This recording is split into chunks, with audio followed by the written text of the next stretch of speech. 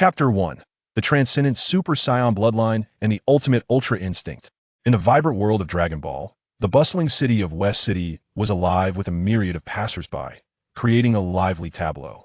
Yifeng gazed at the unfamiliar surroundings and the hurried pedestrians, a sense of bitterness gnawing at his heart.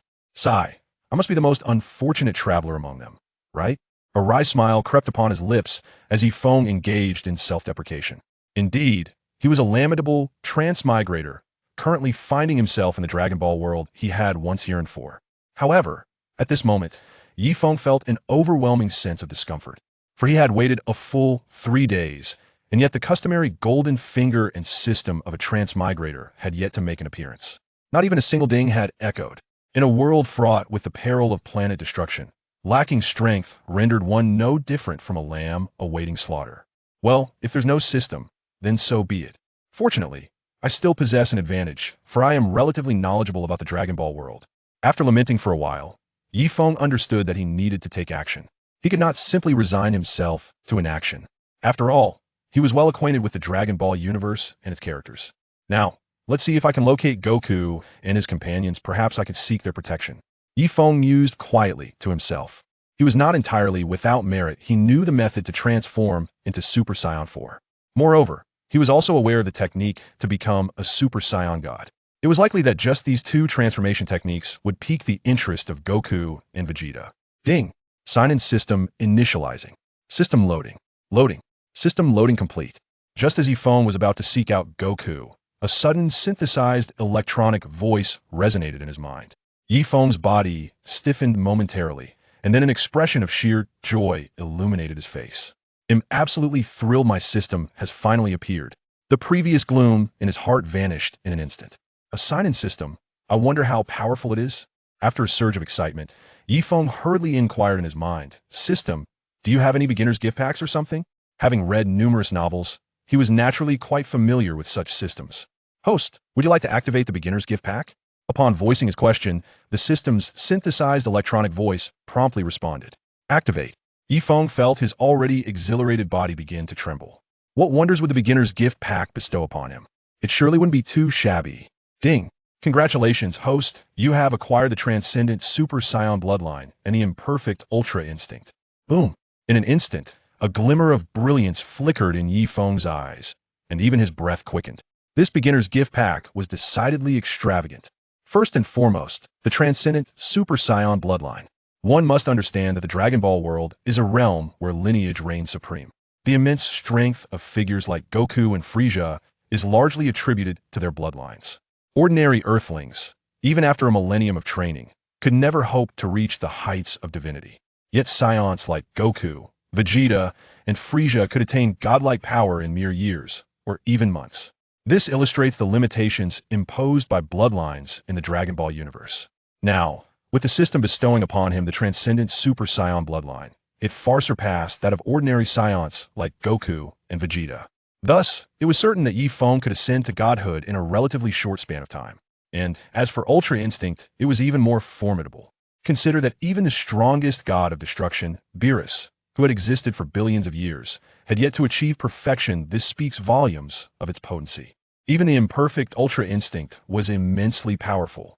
Yifeng, who had originally possessed the bloodline of an ordinary Earthling, had now suddenly transformed into that of a Transcendent Super Saiyan.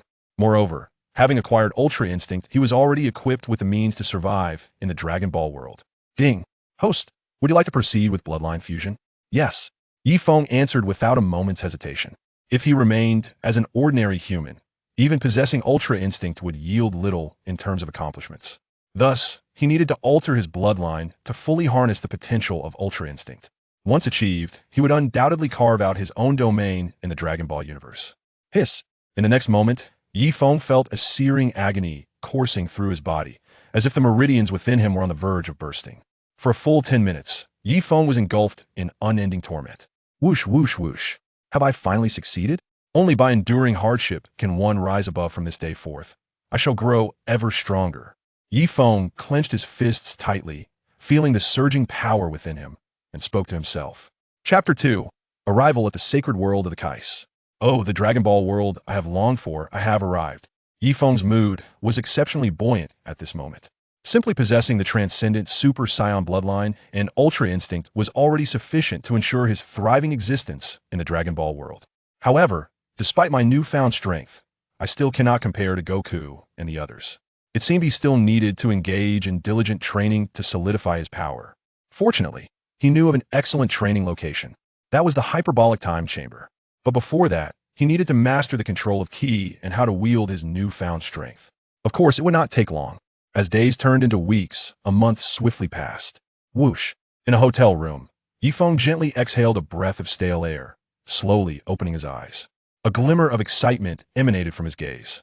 In just 1 month, he had completely mastered Ki control, the instant transmission technique, and other abilities.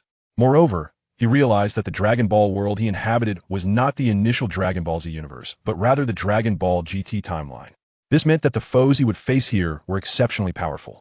Enemies such as Baby, the Ultimate Android 17, and Super Omega Shenron. Even the Super Saiyan 4 forms of Goku, Vegeta, and Gogeta were formidable warriors. The journey ahead was long and arduous. Although Yifeng had acquired the transcendent Super Saiyan bloodline, he still required rigorous training. Otherwise, danger would loom large. Having learned Ki control and instant transmission, it seems I must pay a visit to the hyperbolic time chamber. Yifeng resolved in his heart.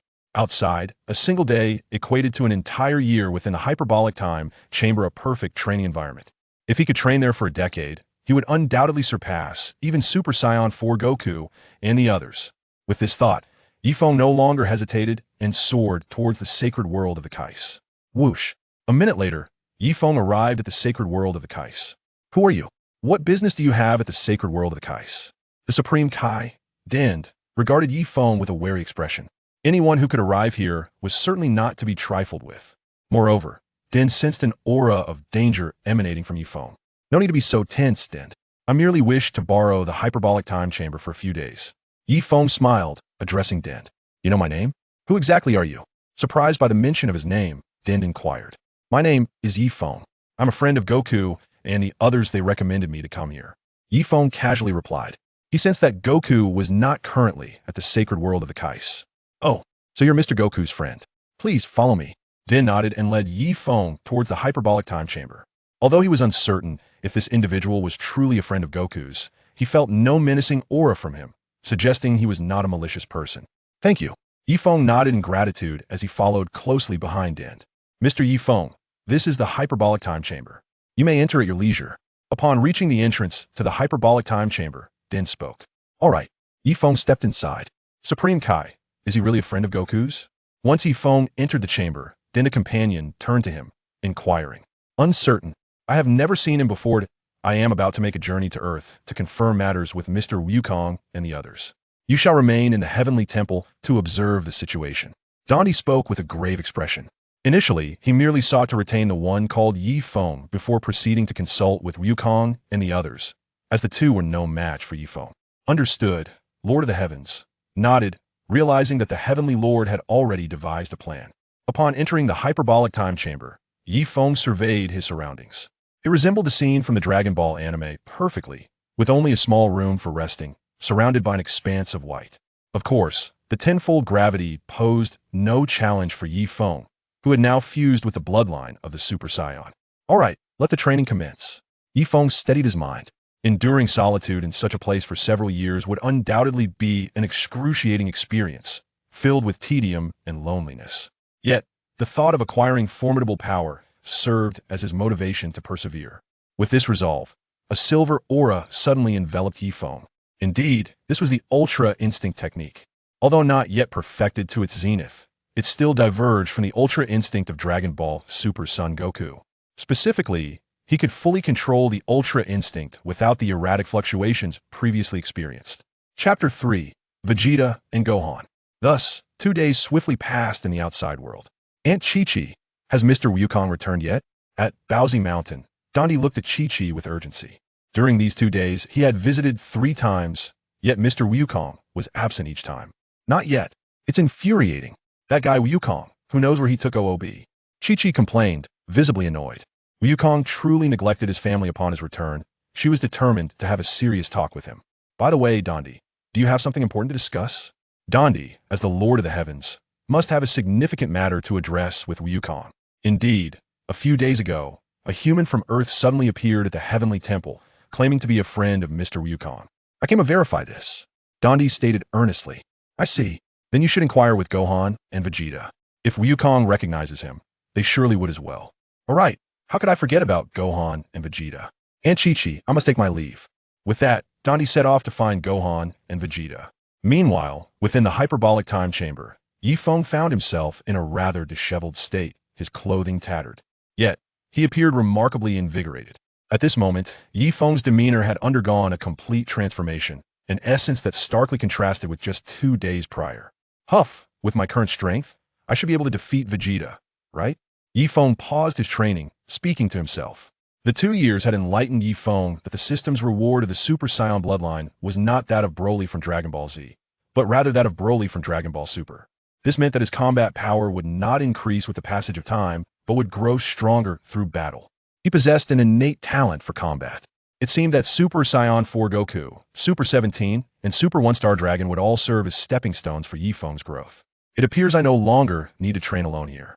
Having clarified his Super Saiyan bloodline, Yifeng resolved to leave the hyperbolic time chamber, for it was through battle that he would become stronger. Creak! The door to the hyperbolic time chamber swung open. Clad in tattered garments, Yifeng emerged from the chamber. Upon stepping out, he was greeted by several familiar faces. Gohan and Vegeta? Indeed, alongside Dondi, and stood Gohan and Vegeta. Gohan, Mr. Vegeta, do you recognize this Earthling? Dondi inquired, observing Yifeng's emergence from the hyperbolic time chamber. I've never seen him before. Gohan shook his head. I have no recollection of him either, Vegeta declared, arms crossed defiantly. Since neither of you recognizes him, it seems he is lying. Dondi frowned, directing his gaze at Yifeng. Hey, who exactly are you? Vegeta stepped forward, confronting Yifeng. Though this individual appeared to be an Earthling, there was an undeniable aura of complexity about him, a feeling that was difficult to articulate. Me? I am merely an ordinary Earthling. Yifeng shrugged and smiled warmly at Vegeta. TCH, there's an unsettling feeling about you, and your smile is particularly disconcerting.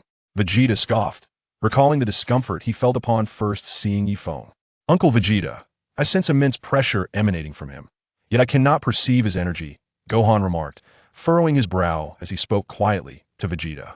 This was indeed a peculiar situation. He had never experienced such pressure before. If he had, it was akin to the Broly he encountered decades ago. Gohan, Mr. Vegeta, judging by your expressions, is this individual a formidable opponent? Noticing Gohan and Vegeta's demeanor, Dondi promptly inquired. He was merely an Earthling, surely not a match for scions like Gohan and Vegeta, right? Uncertain. There's an uncomfortable vibe about him, Gohan replied, shaking his head as he addressed Dondi.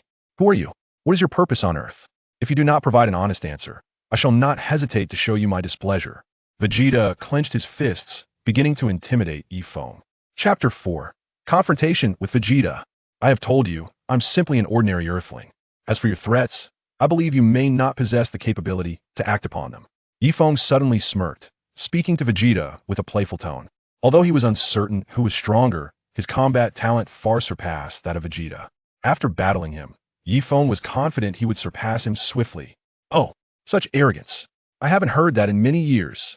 Vegeta's anger turned into a sardonic chuckle ever since defeating Majin Buu. Few had dared to speak to him in such a manner, especially an ignorant Earthling. He was determined to teach this one a lesson and discover just what abilities he possessed. Is that so? Then you should be grateful to me for allowing you to hear words you relish. Yifeng remained composed, entirely unfazed by Vegeta's demeanor. You insufferable brat, more detestable than that cockroach. Vegeta's muscles tensed, clearly infuriated. The world of immortal beasts 1 to 46 in the vast expanse of the world, none surpasses the grandeur of Pangu, and among the great cities, none can rival the majesty of Zhongjing. Nestled in this magnificent land, Zhongjing is graced by the fiery Yang River to the south and the formidable divine Martial Mountain to the north. To the east lies the breathtakingly beautiful Guanyue Sacred Lake. As the capital of the divine Martial Empire, Zhongjing is divided into the outer city, inner city, and imperial city. The outer city further consists of Shijia City and Danxiao City. As the name suggests, the city is flanked by water on both sides. The western region boasts a flat terrain, bustling with streets and throngs of customers, while Danxiao City is interwoven with canals, adorned with countless bridges, large and small. The four great water gates of the eastern city resemble the welcoming embrace of the imperial capital, serving as the nexus of the empire's shipping routes. Managed by the Tax Bureau and the Shipping Bureau, accompanied by an inspection bureau. In the northern part of the outer city stands the Divine Martial Gate, connecting to the sacred site of the Divine Martial Mountain. To the west lies the Wangshi Gate, leading to lands beyond, where envoys from various provinces and foreign realms, including the Peacock Kingdom of the western regions, enter and exit. The southern boundary of Zhongjing is bordered by the Yang River, drawing travelers to linger on the southern beach, also known as Guanyue Beach, where docks are abundant and various factions gather to feast. The southern gate, known as Longmen, carries the meaning of the dragon rising from the river. Longmen Street stretches from the inner city all the way to Guanyue Beach, transforming the riverside into Longtan, a name bestowed by the founding emperor, serving as the royal dock for procurement, managed by the Royal Internal Office, which is perpetually guarded by royal sentinels. Beyond Longtan, Guanyue is divided into 4 beaches, with the easternmost being Yuetang, the territory of the Shipping Guild. Although referred to as a guild, it is merely a grassroots organization formed by the laborers of the city vying for customers amidst competition. They are no different from ordinary folk, engaged in loading and unloading goods, repairing boats, and when members of rival factions encroach upon their territory, the guild leader leads his followers to defend their ground, often resulting in bloody skirmishes. However, the numerous factions at the southern gate are armed with rudimentary weapons, with the most sophisticated being simple charms carried by wandering heroes. And as long as their actions do not disrupt the stability of the city, the authorities turn a blind eye. These factions are composed of laborers, and their brawls do not rise to prominence, especially since the guild leaders often maintain relations with the officials, sharing a lucrative arrangement that encourages the authorities to overlook these disputes. The leader of the Shipping Guild, surnamed Zhu, is named Hozhao, affectionately known as Zhu Laoda, and humorously referred to as Zhu Laodai by some. Zhu Laoda has 3 sons. The eldest, Zhu Yan, manages the Zhu family trade fleet, which is the primary source of income, overseeing thousands of laborers. The second son, Zhu Zheng, is responsible for the operation of the docks, serving as the second source of revenue, while the youngest, Zhu Jun, having been relieved of the financial burdens borne by his brothers, is left to indulge in expenditure. Zhu Jun, as the third son of the Shipping Guild, possesses little in terms of wealth. Although he studied for a couple of years in a private school during his youth, he has become accustomed to the laid-back lifestyle of the dock workers, developing a certain roguish demeanor. After being expelled from school within 2 years, he squandered his days meandering through the bustling streets and brothels. Zhu Laodao remains indifferent to his son's antics, occasionally chastising him, while Zhu Jun handles minor issues himself, sparing his father the trouble of intervention. Gradually, Zhu Laodao has begun to neglect the third son, focusing his efforts on nurturing a successor. Had it not been for Zhu Laodao's wife, Lu, reminding him that their son was of marriageable age, Zhu Laodao would have nearly forgotten about this indifferent child. After much deliberation, Zhu Laodao sought a suitable match for his youngest son, hoping to find a virtuous wife who could help guide Zhu Jun towards a more responsible path. Lu, known as Lu Ernyang in her youth, was a skilled knife thrower and a woman of the world whom Zhu Laodao had met during his early ventures. After marrying into the Zhu family, she transitioned from a formidable figure in the underworld to a devoted mother, a transformation both astonishing and perplexing. Then came the turning point. Upon realizing that his father intended to arrange a marriage for him, Zhu Jun initially felt gratitude, only to suddenly awaken to the implications. In the prime of his youth, endowed with wealth, he yearned to savor the pleasures of life. How could he embrace the responsibilities of a family while longing for the escapades of the brothels and the streets? With a heavy heart, Zhu Jun immersed himself further in indulgence, wishing for his blissful existence to persist indefinitely. Zhu Laodao has found a suitable match in the Luo family from Xiqing. The Luo family, originally from Yuzhou in the northern territories of the empire, is not exceedingly wealthy but possesses several artisan shops, yielding a decent income. They have a daughter, blossoming into womanhood, who, according to the matchmaker, is a delicate beauty at the tender age of 16, possessing an elegant demeanor and gentle grace, truly the epitome of a refined young lady, raised primarily within the confines of her home and seldom venturing outside. Her upbringing is undoubtedly commendable. Lu Ernyang, filled with joy, feels as though this young woman is already destined to be her daughter-in-law. Though Zhu Jun may be shameless, he remains the cherished darling of his mother. In families blessed with multiple offspring, it is a common maternal inclination to favor the weaker child over the stronger one, a sentiment that has persisted through the ages. After several days of preparations, the marriage arrangements have been finalized, and the betrothal gifts have been presented. Now, they await an auspicious date for their son to formally enter the household and bring home the delicate beauty. As the wedding day approaches, Zhu Jun finds himself disheartened, spending his days lost in the company of flowers and indulging in the revelries of his hedonistic friends, who jest about his fleeting youth. Yet, one must recognize that the exuberance of youth inevitably comes with its limits, for nurturing a wife and raising children is the true calling of life. As the wedding date of his son approached, Master Zhu instructed Steward Wang to summon Zhu Jun, for it was his son who was to wed, and many matters required his personal attention. Just as Steward Wang was about to leave, a frantic voice echoed from outside. "Not good, not good. A grave situation has arisen." Moments later, a lean man clad in a short coat rushed through the courtyard, his pallid complexion and blood-stained forehead alarming. This man, Lu Sankai, was a member of the laboring class who had been elevated to serve the third young master due to Zhu Jun's favor. With a heart racing, Wang thought perhaps Zhu Jun had incurred the wrath of another gang and sustained injuries, a most serious predicament indeed, one that could precipitate a bloody clash at Guanyue Beach, leaving yet more orphans and widows in the city. Shaking off the dread, he inquired, "Sankai, what has transpired? Why do you appear so flustered?" Lu Sankai, seeing Steward Wang in his path, quickly replied, "Steward Wang, it's serious. The third young master has been attacked, and now. His words faltered, while Wang's agitation grew. Just then, a throng of laborers surged forward, one of whom bore a man in a white robe on his back, the garment now soaked in crimson. Ignoring Wang, he pressed into the courtyard, shouting, "Make way! Make way!" Hearing the commotion, Master Zhu, who was sipping tea in the back courtyard, hurried over to find a bloodied figure sprawled on a collapsed chair. It was his own son, the source of his disappointment. Fury ignited within him, and he glared at Lu Sankai, demanding, "What is the meaning of this? Go fetch Master Imo at once." Who could have so brutally harmed his third son? Despite his frustrations with Zhu Jun, witnessing him in such a pitiful state stung deeply. As a seasoned figure in the underworld, he was fiercely protective of his subordinates, especially his own flesh and blood. The assault on his son felt like a slap to his own face. Lu Sankai, trembling under Master Zhu's steely gaze, stammered, "Master." It was the third young mistress who struck him. Steward Wang, having struggled to comprehend the identity of Zhu Jun's assailant, was left astounded, his mouth agape as if it could hold a goose egg. The laborers, who had been swept into this chaos, now understood the identity of the assailant, their faces shifting through a spectrum of colors, reflecting their shock and disbelief. Zhu Laoda's countenance darkened, and as the gravity of the situation settled upon him, a weight lifted from his heart, only to be replaced by a tremor of indignation. In a fit of rage and humiliation, he turned and struck Lu Sankai across the face, leaving an unmistakable crimson mark. "You worthless lot! My young master has been assaulted, and yet you all remain unscathed. Get out of my sight, and the farther, the better."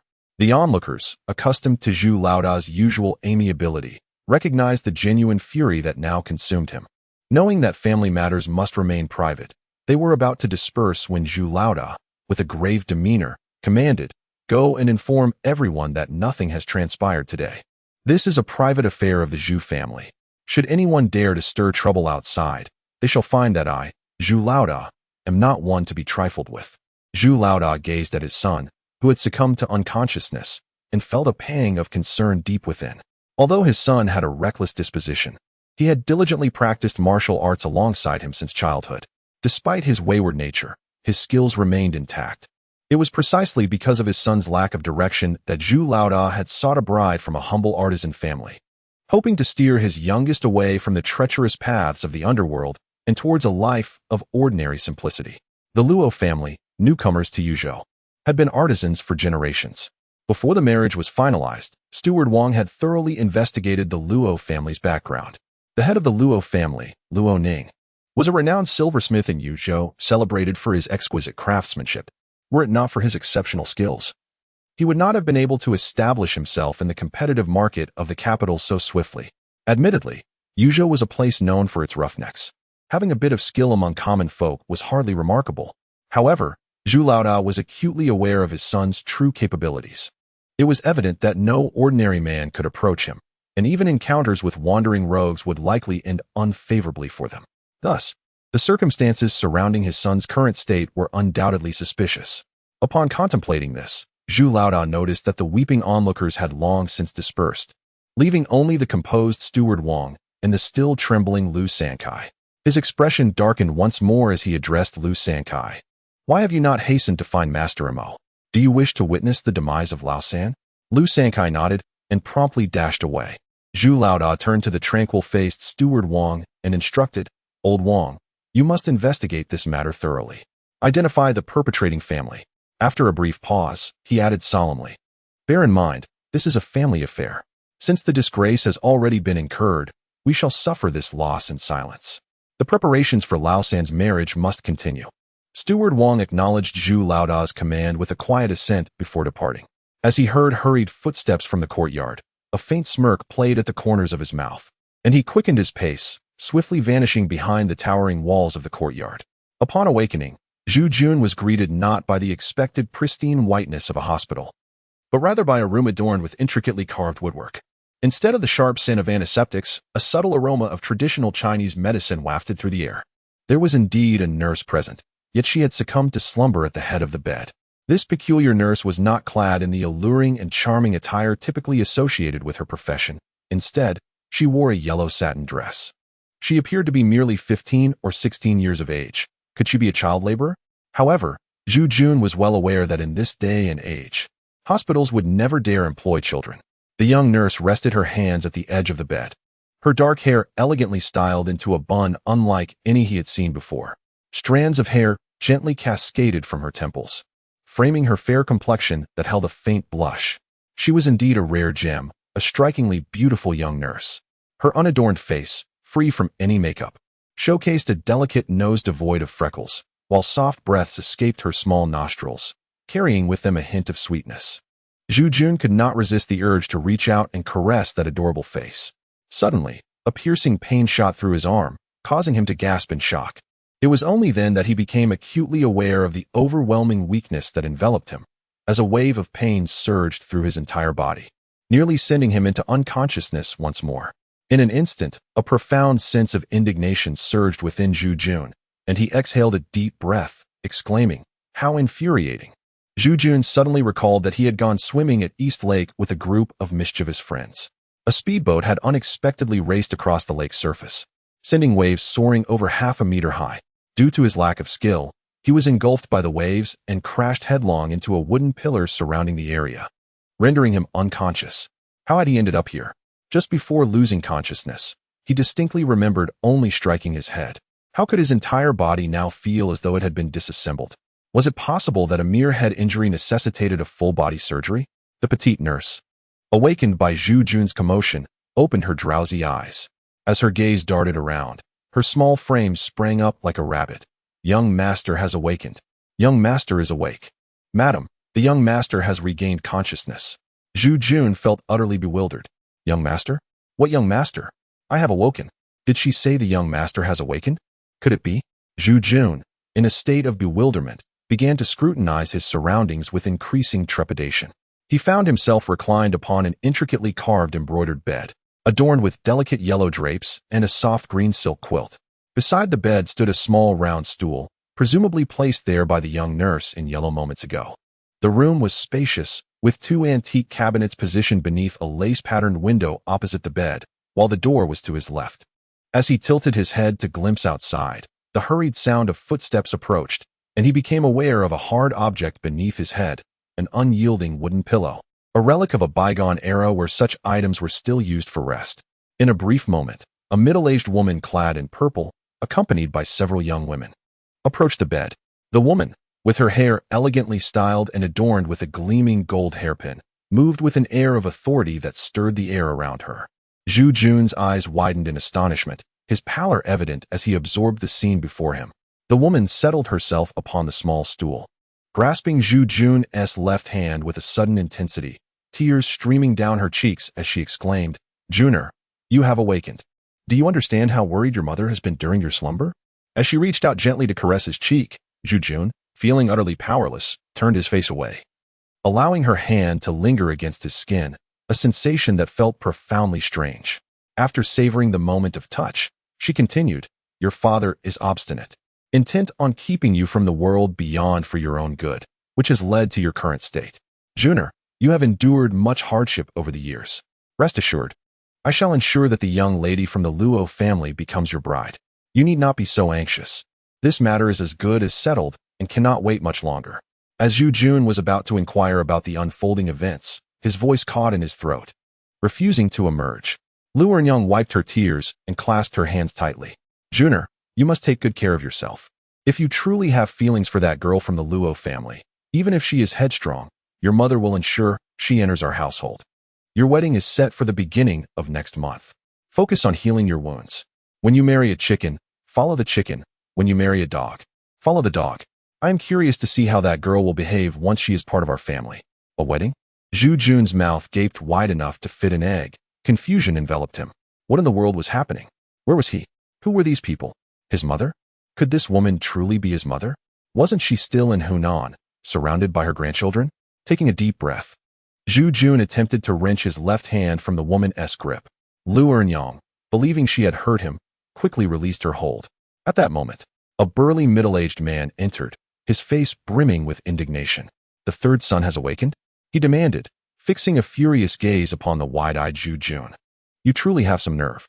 Suddenly sensing something amiss, he turned to the nearby maidservants and commanded, "You all, leave." Zhu Yan, overwhelmed with emotion, could only utter a stunned exclamation. "I am utterly bewildered."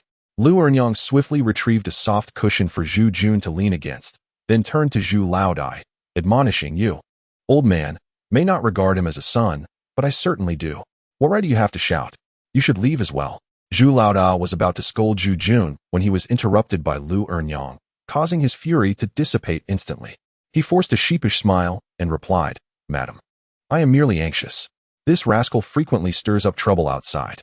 While one might tolerate him bullying others, this time he has been beaten to such a degree and, worse still, suffers in silence. Am I not concerned for his well-being?"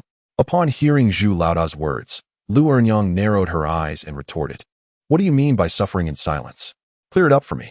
Zhu Laodai suddenly realized he had spoken too freely and decided to divulge everything. "Madam, we are all aware of the background of the third. Even when encountering skilled individuals from the martial world, he should not have been beaten to such a state. Otherwise, he would not venture out without attendance every time. That girl from the Luo family, no matter how headstrong she may be, could she truly inflict such harm upon her fiancé?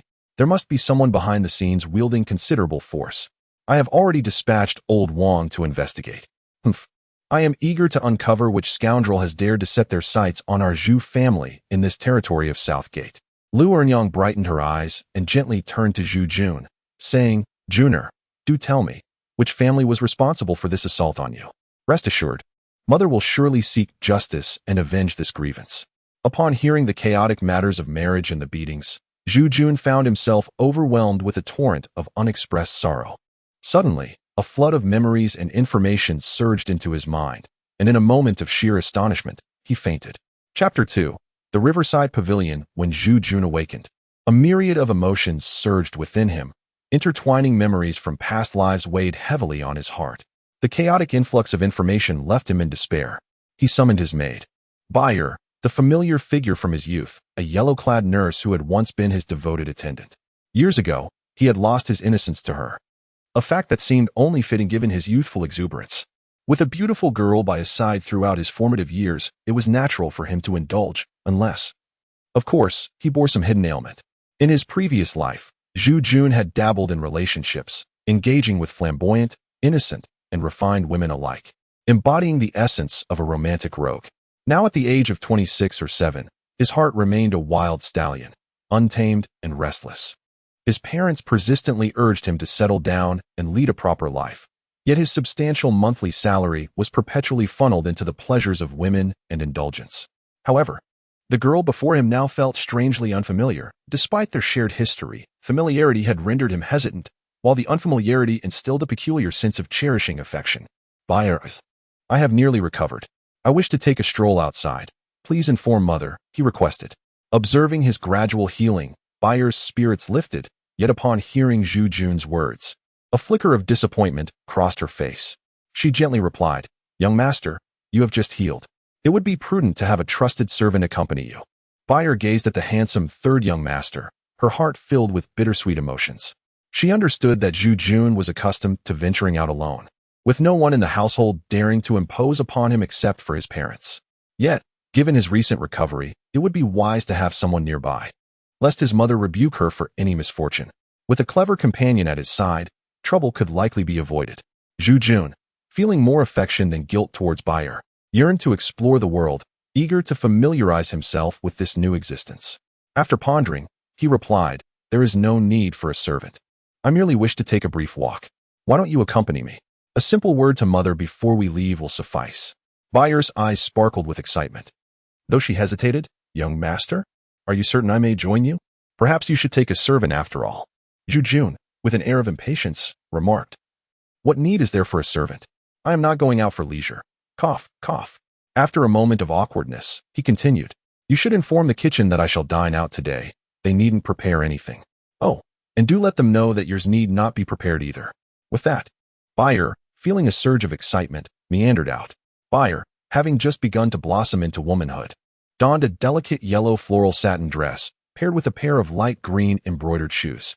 Her dark tresses were elegantly gathered into a simple knot with a silk scarf, cascading naturally over her shoulders.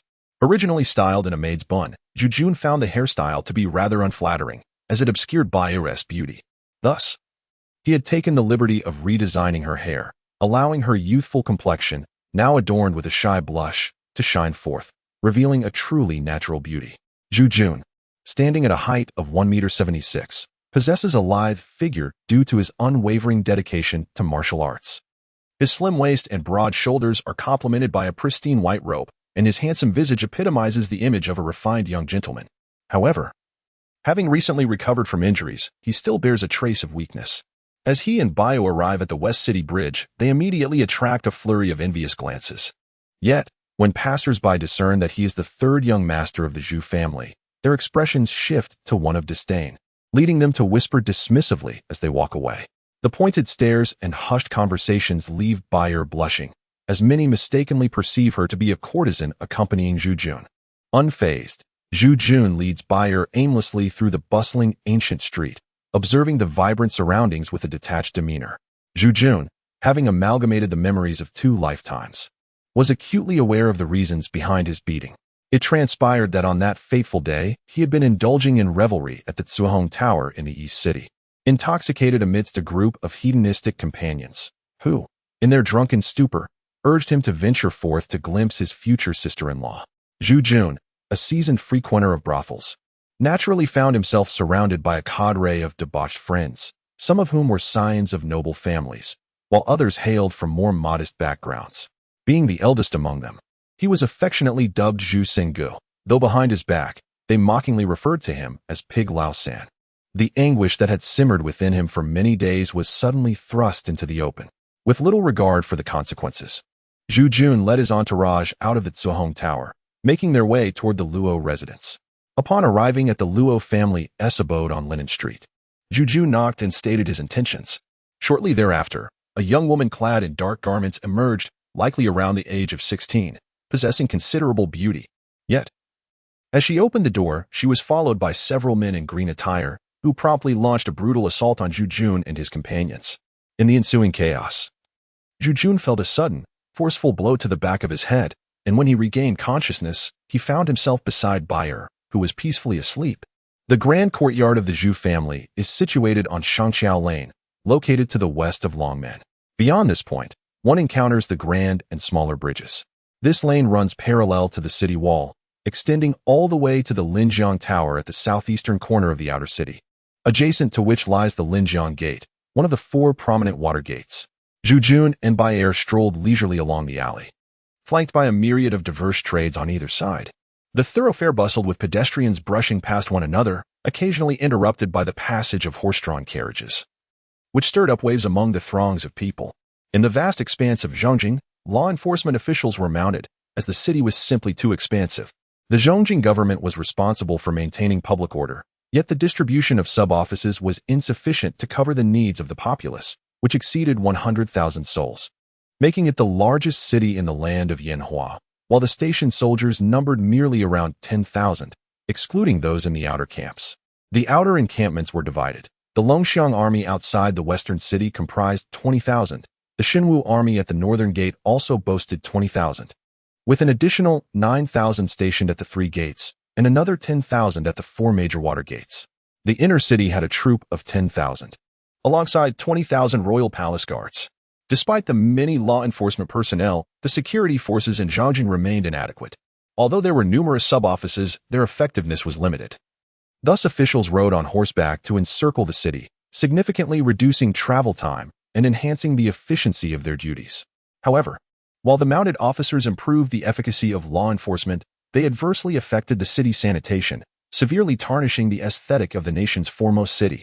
In response, the authorities allocated funds to hire a dedicated group of street cleaners, whose daily task was to clear away horse manure as well as the refuse littering the streets. Although Zhangjing was grand, only the officials rode horses, and those who could afford carriages were either noble families or affluent merchants traveling from various regions, all of whom the common folk sought to avoid. Zhu Jun found himself swept along by several waves of people, and thus he grasped by Air's small hand, wandering along the towering city wall. Unbeknownst to him, had he ventured a little further north, he would have discovered the serene expanse of Qianqiao, where the flow of horse-drawn carriages and officials was significantly diminished, offering a tranquil vista perfectly suited for exploration. As the two meandered, they soon arrived at the end of Shanqiao Alley. Before them stood a magnificent edifice, soaring to the heavens, exuding a grandiose aura, with figures bustling about on its upper levels. This was Zhu Jun's first exploration of the ancient city, and he gazed upon the towering structure, silently appraising it. The building boasted 6 stories, surpassing even the height of the famed yellow crane tower he had previously encountered. It stood at the northern end of the city wall, near the eastern water gate, revealing an unexpected beauty in this southern corner of the city. To the south of the high tower lay a vast square, teeming with activity, its vibrancy matching or even exceeding that of Shanqiao Alley. Zhu Jun led by Air out of the alley, taking in the splendid scenery.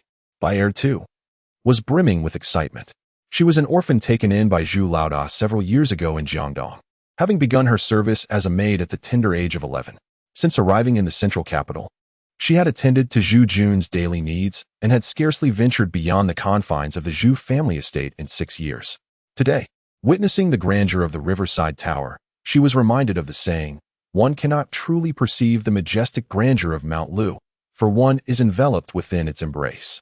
Zhu Jun observed the excitement radiating from Bai Er and could not help but inquire, "Bai Er, is this your first visit to this place?" Bai Er's cheeks flushed slightly as she replied, "Young master, I have served you since my childhood and have never ventured beyond the confines of the Zhu family estate.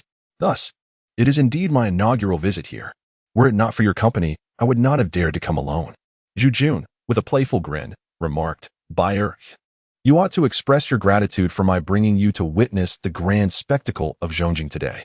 This evening, he paused, suddenly recalling that this young maid should not be his object of jest, and swiftly curtailed his words. Bai Er's cheeks flushed a deeper shade of red. "Young master, you are truly mischievous. Even in broad daylight, you entertain such thoughts." In the lively square, Zhu Jun ceased his playful banter, inhaling the tainted air deeply, and said, "Today, I shall take you upstairs to stroll about. You must comport yourself graciously once we arrive.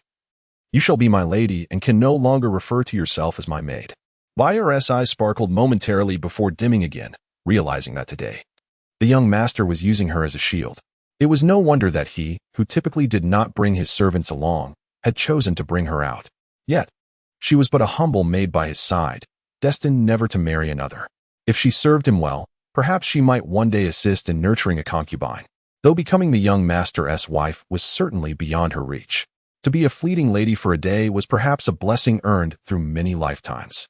Gazing at Zhu Jun's handsome visage, Bai Er nodded in agreement.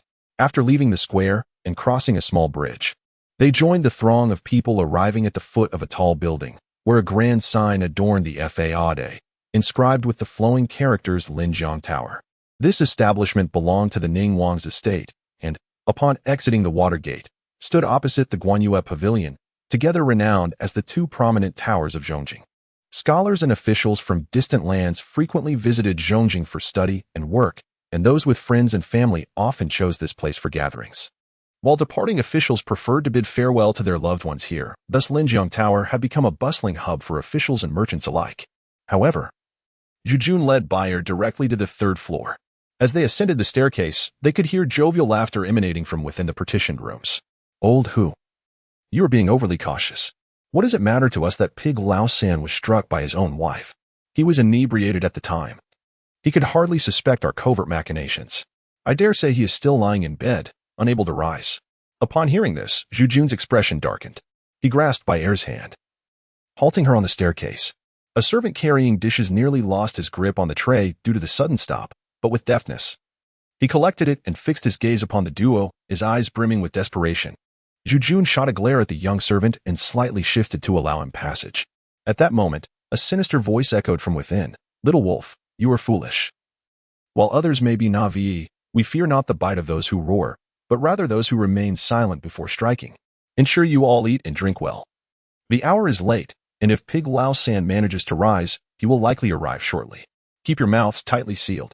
After a brief silence within the chamber, Zhu Jun took Bai Er, who was trembling, and confidently strode inside, beaming as he proclaimed, "Haha, it is delightful to see you all gathered here.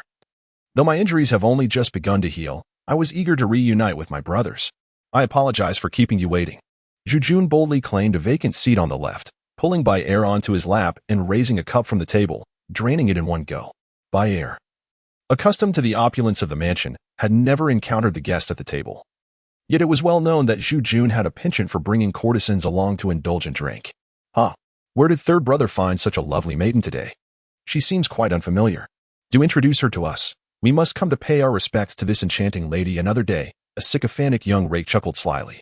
Zhu Jun took another sip of his drink, his handsome face flushed, and with a sardonic smile, he regarded the young man. Xiao Li, what did you just say? Supporting whom? The young man, known as Xiao Li, was the scion of the East City Li's Carriage and Horse Company, a family of considerable wealth, reputedly extending their carriage business as far as the Western Peacock Kingdom, maintaining close ties with major commercial houses in the central capital. As Xiao Li was the youngest among the group, he was affectionately dubbed Xiao Li by his peers. Usually, the group of boisterous friends, accustomed to frivolous banter, delighted in jesting among themselves in the pleasure quarters. Xiao Li cleared his throat and said seriously, "Third brother, this pursuit of flowers is indeed a serious matter for us. Look at this young lady. Her complexion is quite tender. Could she be a newly arrived courtesan from afar?" He then shifted to a beaming, ingratiating tone. "Third brother, your luck is splendid. You've secured the first pick. Surely, you wouldn't leave nothing for us, would you?"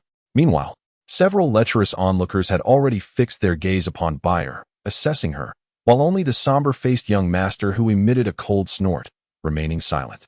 Zhu Jun arrived today, filled with fury. Having just crossed over, he realized he had suffered a silent humiliation. If he did not reclaim his dignity, how could he continue to navigate the social landscape of Zhongjing? Young Li, who was prepared to lavish compliments upon Bayer's beauty, suddenly found himself at the receiving end of Zhu Jun's wrath. In a swift motion, Zhu Jun hurled his wine cup aside, leaping up to deliver a powerful punch to Young Li's face.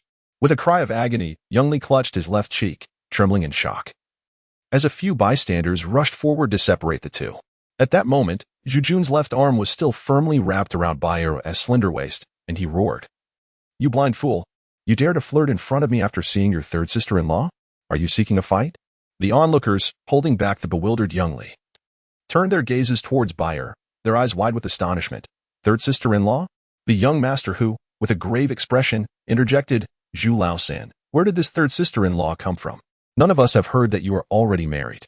Isn't your wedding with Miss Luo still a few days away?" Zhu Jun, whose face was previously contorted with rage, swiftly transformed his expression into a forced smile. "Ah, so you fellows were unaware of this matter. In that case, one cannot fault Xiao Li Zi." He beckoned. Come, Xiao Li Zi, it is indeed my fault. I shall drink to my own misstep." Xiao Li Zi, who had been ready to retaliate after being unjustly struck, was informed by Zhu Jun that the young lady in question was none other than Zhu Jun's wife, the so-called third sister-in-law. His countenance blushed as if he had stumbled upon a dying workshop, and the scathing retort that had been on the tip of his tongue was abruptly stifled. Zhu Jun, with an expression of deep regret, down to drink. His previously flushed face returned to its normal hue as he muttered a curse under his breath. Damn it. Although that girl from the Luo family is indeed beautiful, she simply does not suit third brother's taste. Moreover, she has kept third brother confined to bed for several days. If she were to be brought home, what would become of the family moral code? The brothers need not speak of it any further. I have already persuaded the old man to decline the proposal from the Luo family. This third sister-in-law has been by third brother's side since childhood. Though she has often remained in seclusion, it is no wonder the brothers have not seen her. However, I must sincerely apologize for mistakenly striking Xiao Lizi just now. But it is true that Bayer is my beloved, as my mother has recently formalized our engagement. Bayer and I are childhood sweethearts, although the old man disapproves. I am determined to elevate her to the position of primary wife in the future. Xiao Lizi, your quick tongue can be troublesome. You must tread carefully from now on. Indeed, you did tease my wife today, and though I struck you, do not take it to heart. We can settle this over a drink another day. However, if the brothers bring their families along in the future, you must refrain from careless remarks. Xiao Lizi, having suffered this silent grievance, could only keep it to himself, his face turning ashen, and he refrained from responding. Those who had risen to mediate the conflict returned to their seats, and the atmosphere soon became lively again. Hu Ming, the cousin of young Master Hu, who typically trailed after him, stood up at Hu's directive, raising his cup. Third brother Zhu, congratulations on your recent marriage. We brothers were unaware and did not come to celebrate, which is truly our oversight. Today, let us drink this cup as a penalty, and we shall gather again another time to atone for our negligence. Brothers, fill your cups. A few others, swayed by the moment, also stood to drink, and then resumed their seats. Zhu Jun heartily accepted the cup, saying, Brothers, you were unaware. I have just taken a beating, and now I must be more cautious. I fear I will have less time to socialize in the future. The old man has summoned me to Datong to take over some business affairs, and I must report there shortly. Today may very well be the last opportunity to drink together for some time. Any further indulgence will have to wait until next year. Young Master Hu, appearing skeptical, remarked, Third brother, do not speak so hastily. In a few days, Prince Ning will host a grand banquet at the Linjiang Tower, which promises to be a rare and splendid event. Talents from all over will gather. Are you truly uninterested in this lively occasion? I have heard that Prince Ning intends to celebrate with the common folk at Linjiang Tower. Anyone who can compose a poem will surely gain entry to the upper floor. This is a rare opportunity. Though you hail from the rivers and lakes, I know your literary talent is exceptional. If you were to earn a word of praise from Prince Ning, it would surely be more beneficial than toiling away in Datong for several years.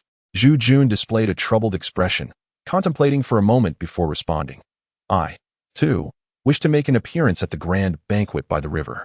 However, my elder's discretion is quite severe, and I fear that my journey to Datong cannot be postponed.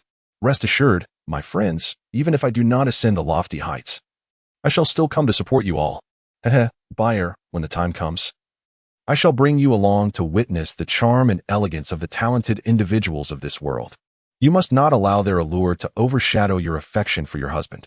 Bayer, whose complexion had been flushed, merely smiled faintly at the young master's teasing without uttering a word, casting Zhu Jun a flirtatious glance, which elicited gasps of admiration from the nearby lecherous onlookers. Today, Zhu Jun demonstrated his authority to a few individuals, shedding his previous airs and revealing a desire to retreat from public scrutiny. After all, the recent scandal had not gone unnoticed by anyone. He had already conferred with Lu Ernyang regarding his marriage to the Luo family, and their consensus was clear: to delay. As long as the Zhu family remained silent on the matter of annulment, the Luo family, having accepted the betrothal gifts, would find it difficult to voice any objections. Moreover, the Luo family, being of modest means, dared not exercise their influence to coerce others, since the true cause of the situation did not lie with the Luo family. It was evident that the Zhu family had suffered a loss of face, and it was also undeniable that the Luo family held some fault. Zhu Jun was acutely aware that in contemporary marriages, while the groom's family could afford to postpone matters, the bride's family could not. It would not be long before the Luo family yielded. Part 3. Divorce and Marriage. As Zhu Jun bid farewell to a few acquaintances, he made his way home accompanied by Bayer. While Zhu Jun traversed the path on foot, the others opted for the convenience of a carriage. Observing the bustling departure of the horse-drawn carriages, Zhu Jun let out a quiet sigh. He turned to Bayer and said, Bayer, today I have taken the liberty of presenting you as my wife, in order to vent this lingering resentment. The young master is in good spirits today. Do you have any desires? I shall spare no expense to procure whatever your heart wishes. The Zhu family resides at Yuan, possessing their own fleet and commercial enterprise, yielding substantial income. Although they maintain thousands of followers, they are indeed among the few affluent households in the capital. As the day wanes, the outside air has grown considerably cooler. The gentle river breeze has restored Bayer's originally flushed complexion to its natural hue. However, upon hearing Zhu Jun's words, her face instantly pales, leaving her speechless and hesitant. Zhu Jun forced a bitter smile and gently spoke. Bayer, your fate is irrevocably entwined with mine. Though I, Zhu Jun, have acted recklessly and taken your body without your consent, I was young and impetuous then, unaware of the delicate sentiments of a young woman.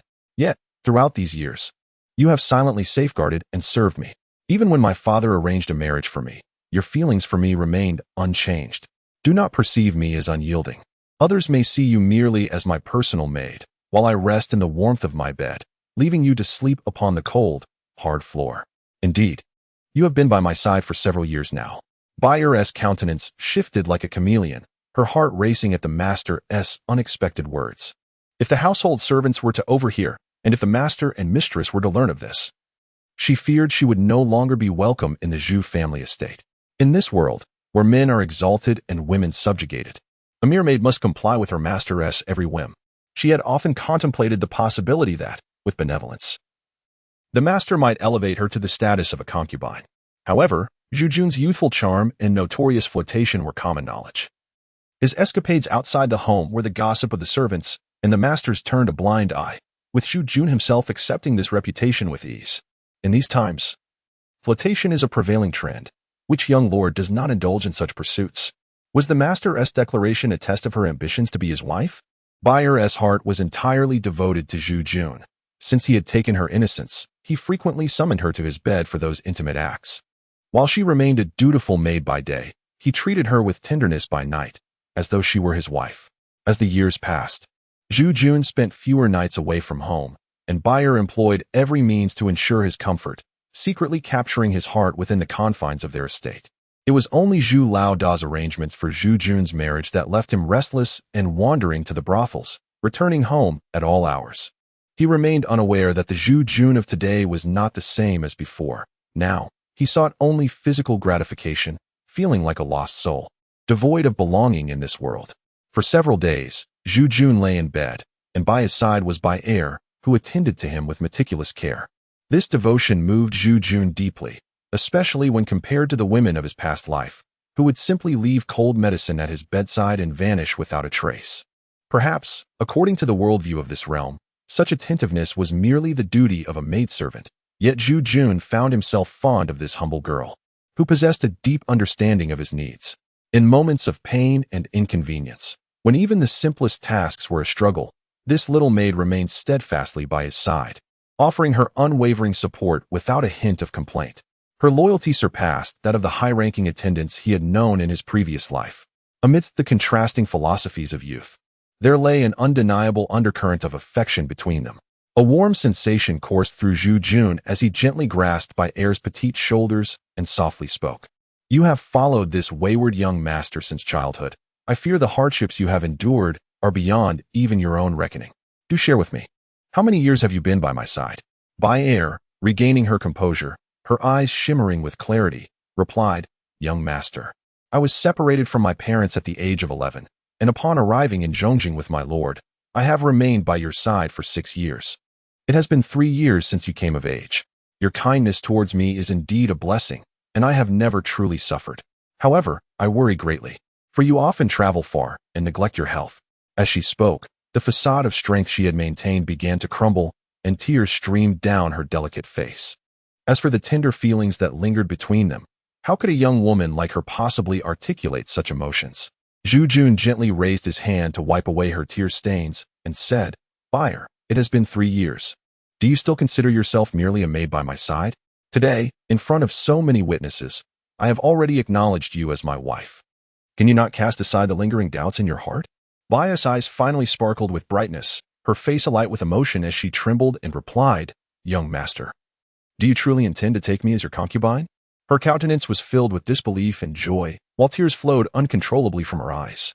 Zhu Jun chuckled and said, "You little girl, you truly seem to be made of water," and as he spoke, tears began to stream down his face. "Over the years, I have acted foolishly in countless matters, yet you have never once reproached me.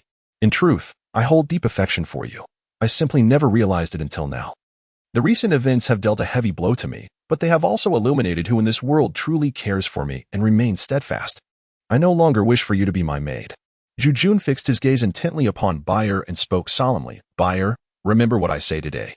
Upon my return, I shall ask my mother to betroth you to me as a concubine. Once I have established my own fortune, I will elevate you to the status of my principal wife.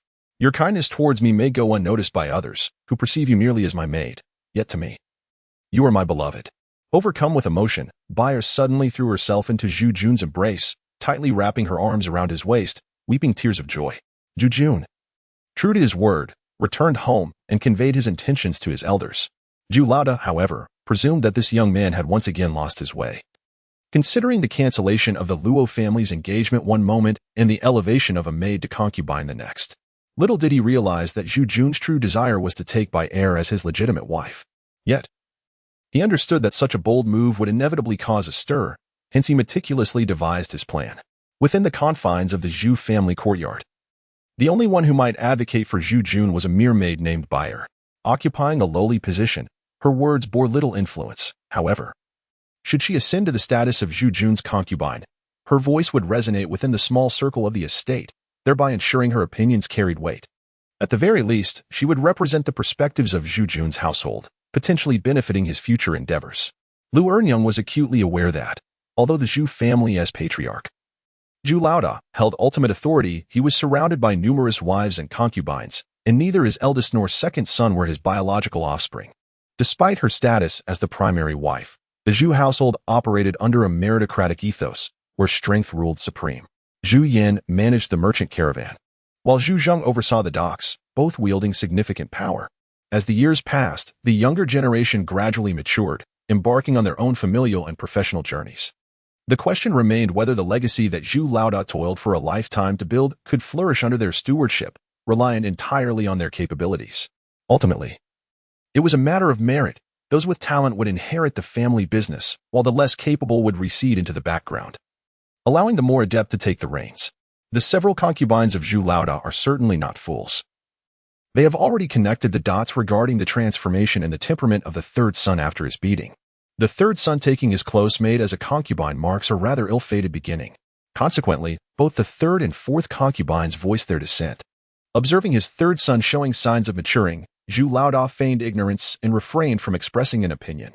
Meanwhile, Lu Ernyang swiftly interjected, endorsing Zhu Jun's perspective.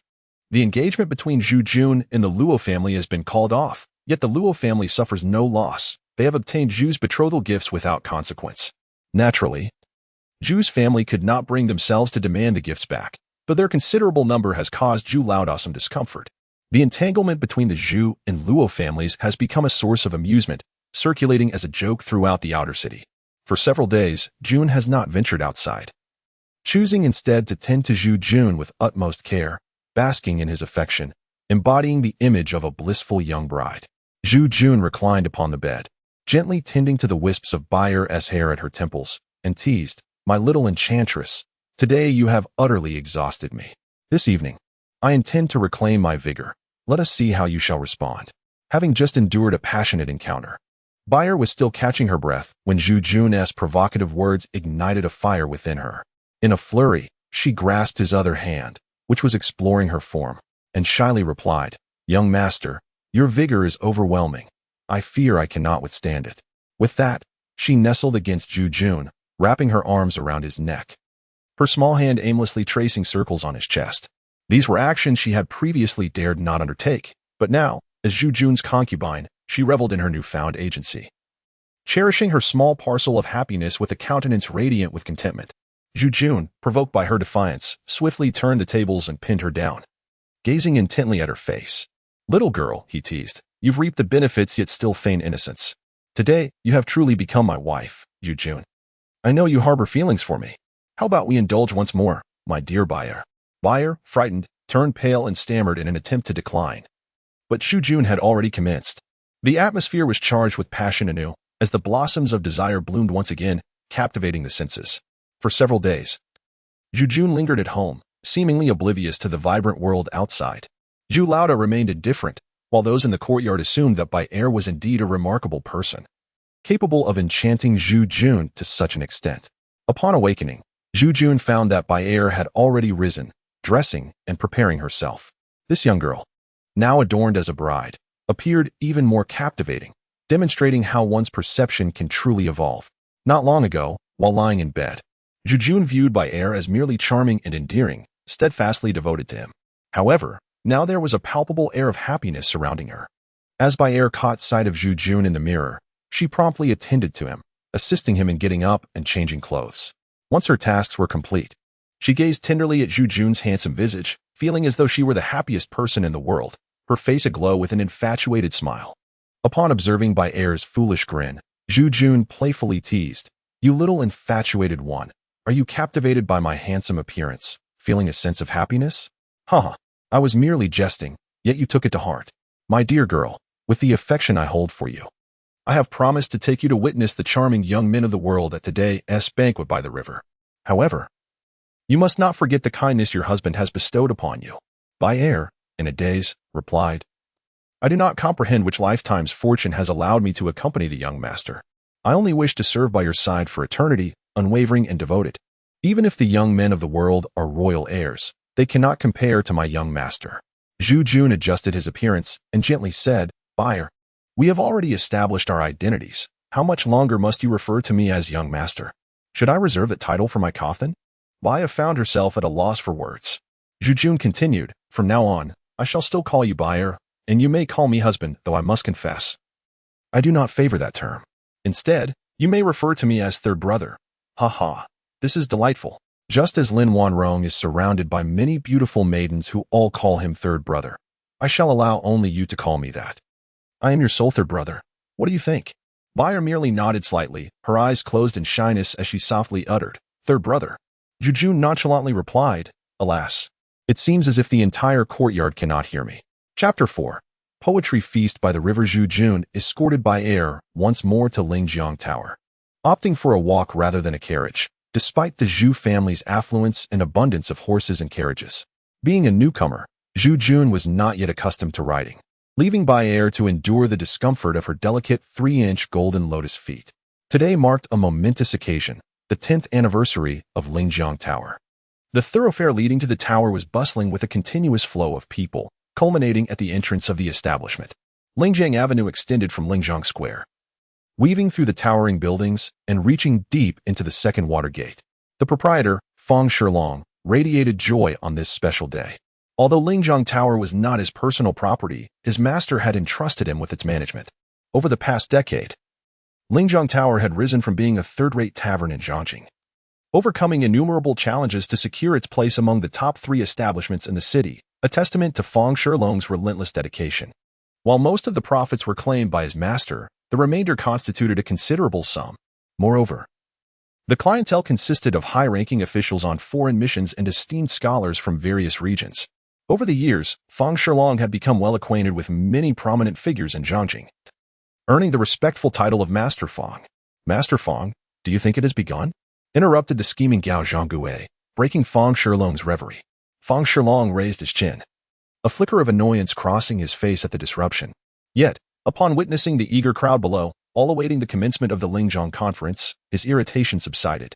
Today, in celebration of Lingjiang Tower's 10th anniversary, his master had instructed Fang Shilong to host a grand banquet to attract talented individuals from all walks of life. Anyone who could compose a poem for Lingjiang Tower would gain free entry to this lavish feast, where they could indulge in food and drink, and also receive a generous red envelope. The top 3 poets would even have the honor of meeting the mysterious owner of Lingjiang Tower, potentially elevating their status in literary circles. Thus, renowned and obscure poets alike flocked to Lingjiang Tower, eagerly anticipating the festivities. Fang Shilong surveyed the crowd, a sense of superiority washing over him as he proclaimed, "Esteemed friends, talented scholars, and visitors from afar, today marks the 10th anniversary of Lingjiang Tower. To express our gratitude for the support we have received over the years from our neighbors and guests, we are hosting a celebratory banquet. Anyone who can compose a poem in honor of Lingjiang Tower, be they high officials or common folk, local talents or travelers, will be granted free access to our 9th-floor banquet hall. Here, we shall enjoy the scenic views of the river, raise our glasses, and compose poetry.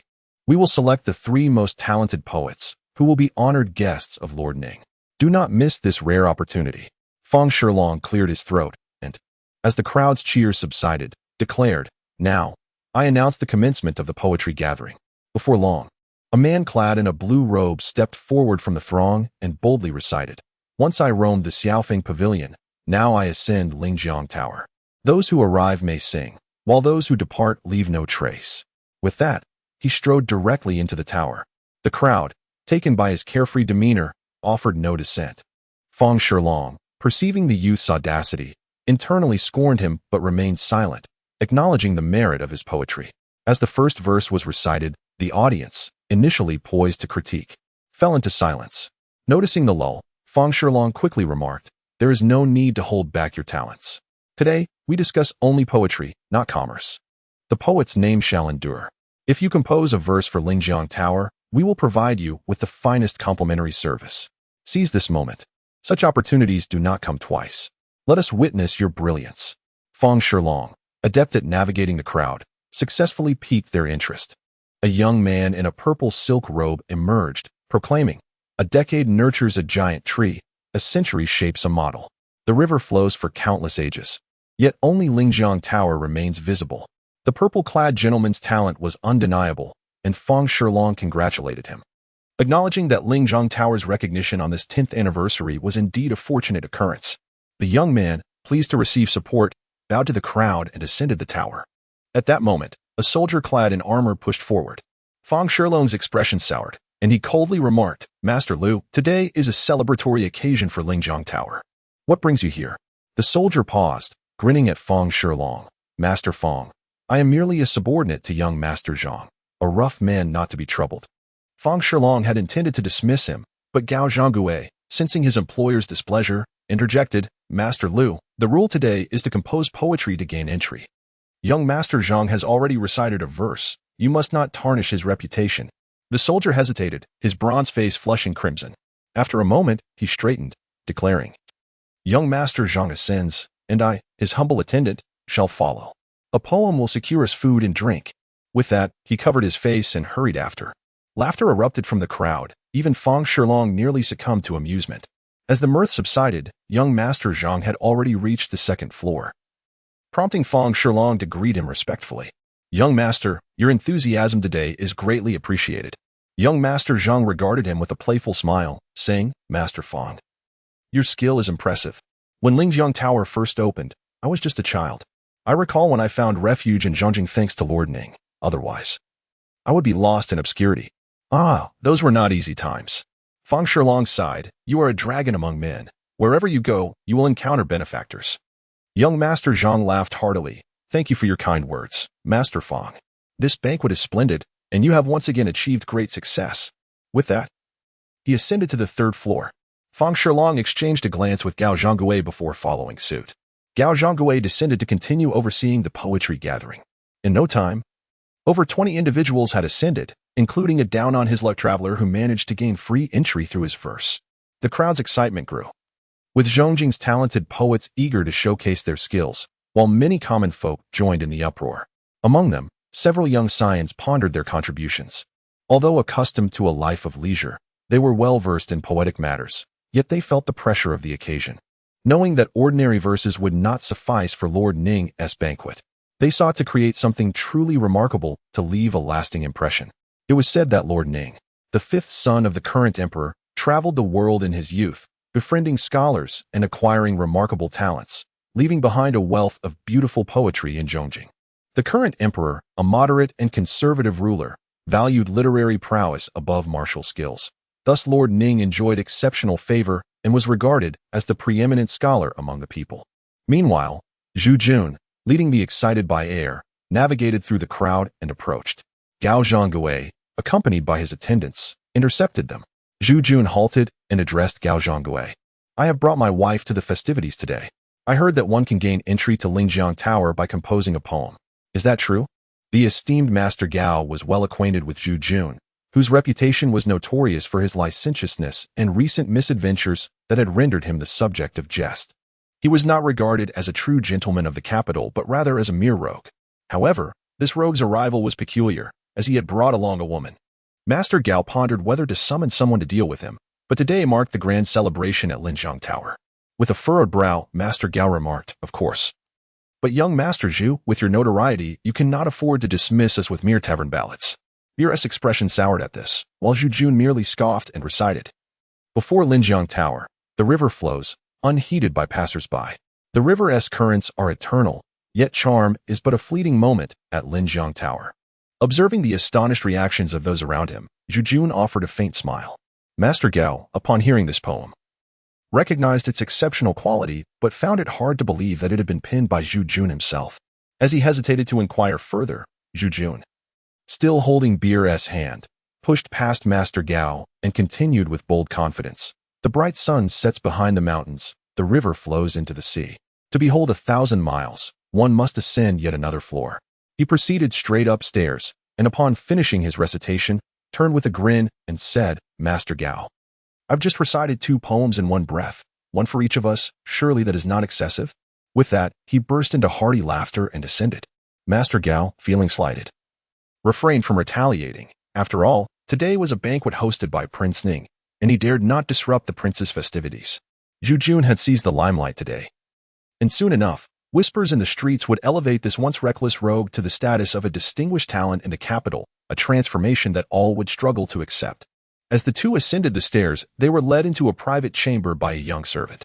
Zhu Jun, with a playful smile, addressed Beer, "You must not be aware of my hidden talents, for I, your third brother, have only attended a year of private school and possess limited literacy. Yet these 2 poems I crafted after days of contemplation, they did not come easily." He could not confess to having borrowed these astonishing verses from another world. Such secrets would likely remain buried in his heart for a lifetime. Beer, not daring to dwell on this further, believed instead that her young master had endured a beating that nearly claimed his life, only to emerge enlightened, taking her as his concubine and composing 2 remarkable poems. The more she reflected, the more she felt a swell of happiness. With a smile, Beer replied, "While others may not recognize your brilliance, third brother, I am well aware of your cleverness." Zhu Jun remarked, "Indeed, if Sangu were not astute, he would not have dared to take Beer as his wife, thus enjoying the blessings of such a delicate partner. The pleasures therein are not for outsiders to discern." Upon hearing this, Beer's face flushed with embarrassment. Shortly after, a young gentleman with a fair complexion was ushered into the room.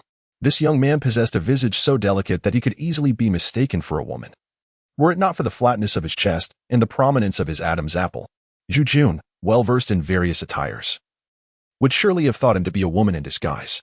Having previously witnessed Zhu Jun's charisma, the young gentleman merely offered a faint smile to the two and chose to remain silent, taking a seat without uttering a word. Beer presumed he was aware of Zhu Jun's reputation and was reluctant to engage, which left her somewhat displeased. However, Zhu Jun, with a smile, introduced himself, saying, "This esteemed young gentleman, I am Zhu Jun, son of the Zhu family from Yuedang outside the city. It is a pleasure to make your acquaintance. May I ask your name?" The young man, taken aback, stammered in response, "Young Master Zhu's reputation precedes him. I have indeed heard of you. Alas, I am here merely to fulfill an obligation after being reprimanded by my father. I find myself disinterested in this poetry gathering and beg your pardon for my indifference. I am Zhang Li, the third son of Zhang Yukai from the Ministry of Revenue." Ah, a scion of an official family, no wonder he exhibited such reticence. These sons of ordinary bureaucrats from the central capital often looked down upon the sons of commoners, yet lacked connections with those of influential stature, finding themselves in a predicament of social standing.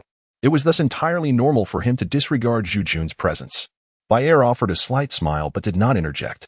Before long, the small compartment was filled with guests, all of whom, aside from Beer, were talented individuals of various backgrounds. Yet they appeared to be enjoying a congenial atmosphere. The atmosphere at the Linjiang Tower began to buzz with liveliness. Even before the banquet commenced, Zhu Jun and Beer shared laughter and conversation, drawing the envy of those nearby. At today's poetry banquet, Zhu Jun stood out as the only one to have brought a female guest, leading others to assume that this lady held great significance for him. unaware that Zhu Jun's intention in bringing by heir was to awaken his family to future possibilities. As the conversation among the guests turned to matters of romance, the door swung open, and a portly man with a jovial countenance entered the room. Fixating his gaze on Zhu Jun and by heir, he proclaimed, "Esteemed poets, I am Fang Shilong from Lingjiang Tower. Today, Prince Ning has graciously hosted a banquet here to honor the talented individuals of the realm. I express my heartfelt gratitude for your attendance. Shortly, this establishment will offer red envelopes as tokens of appreciation, one for each of you." Nearby, sycophants had already begun to flatter him, but Fang Shilong paid them no mind. Smiling, he approached Zhu Jun and said, "Young Master Zhu, you have made quite an appearance today. Your talents are commendable, and the prince has extended his invitation. Please, allow me to escort you both upstairs to continue the festivities."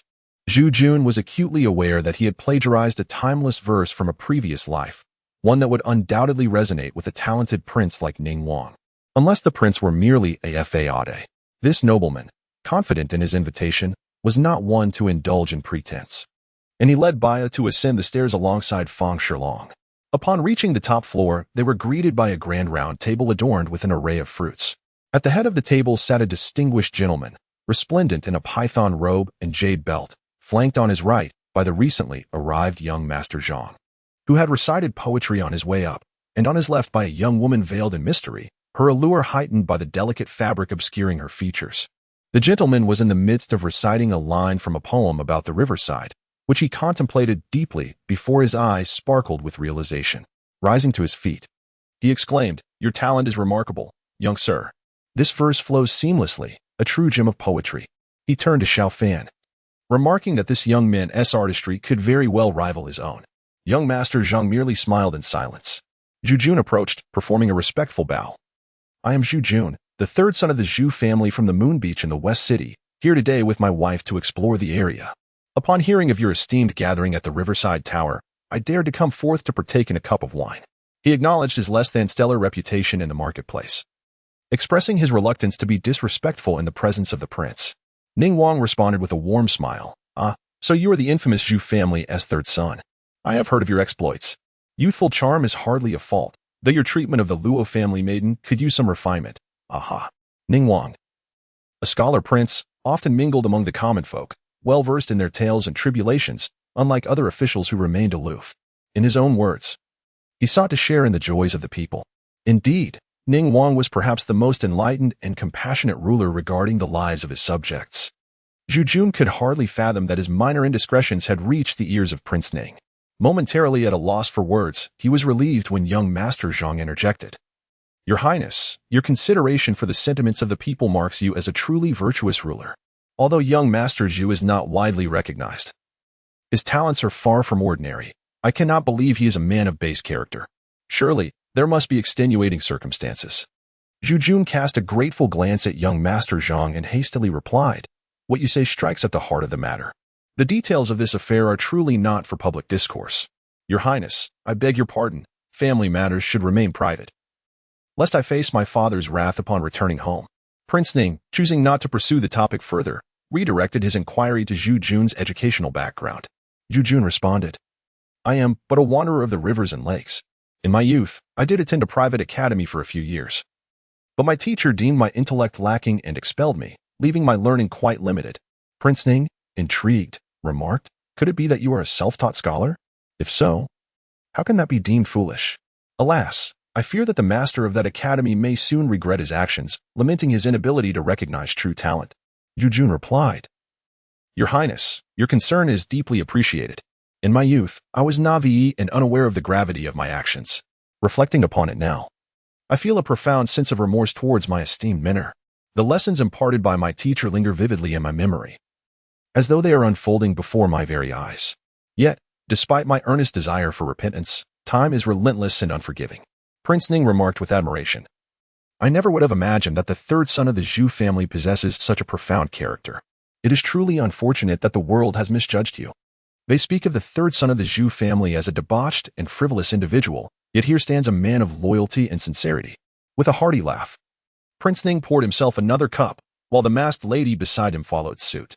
Beneath her white veil, her cherry lips, glistening like dew-kissed petals, exuded an irresistible allure, leaving Zhu Jun entranced. In a fleeting moment of distraction, Zhu Jun caught the keen eye of Prince Ning, who beckoned both Zhu Jun and his companion to take their seats. Zhu Jun hesitated, feeling unworthy, but the prince insisted, "Young Master Zhu, there is no need for modesty. Today, I host this gathering to celebrate the talents of the realm, embodying the spirit of joy shared with the people. Your intellect is remarkable, and to broaden one's horizons is indeed a fortunate endeavor. It is only fitting that we raise a glass in celebration." With that, he lifted his cup. The assembly, witnessing the prince's gesture, stood in unison to toast. Zhu Jun, feeling compelled, approached and raised his cup in deference. Thus, he settled into a position at the lower right, beside young Master Zhang. However, Bai Er found herself without a seat and stood quietly behind Zhu Jun.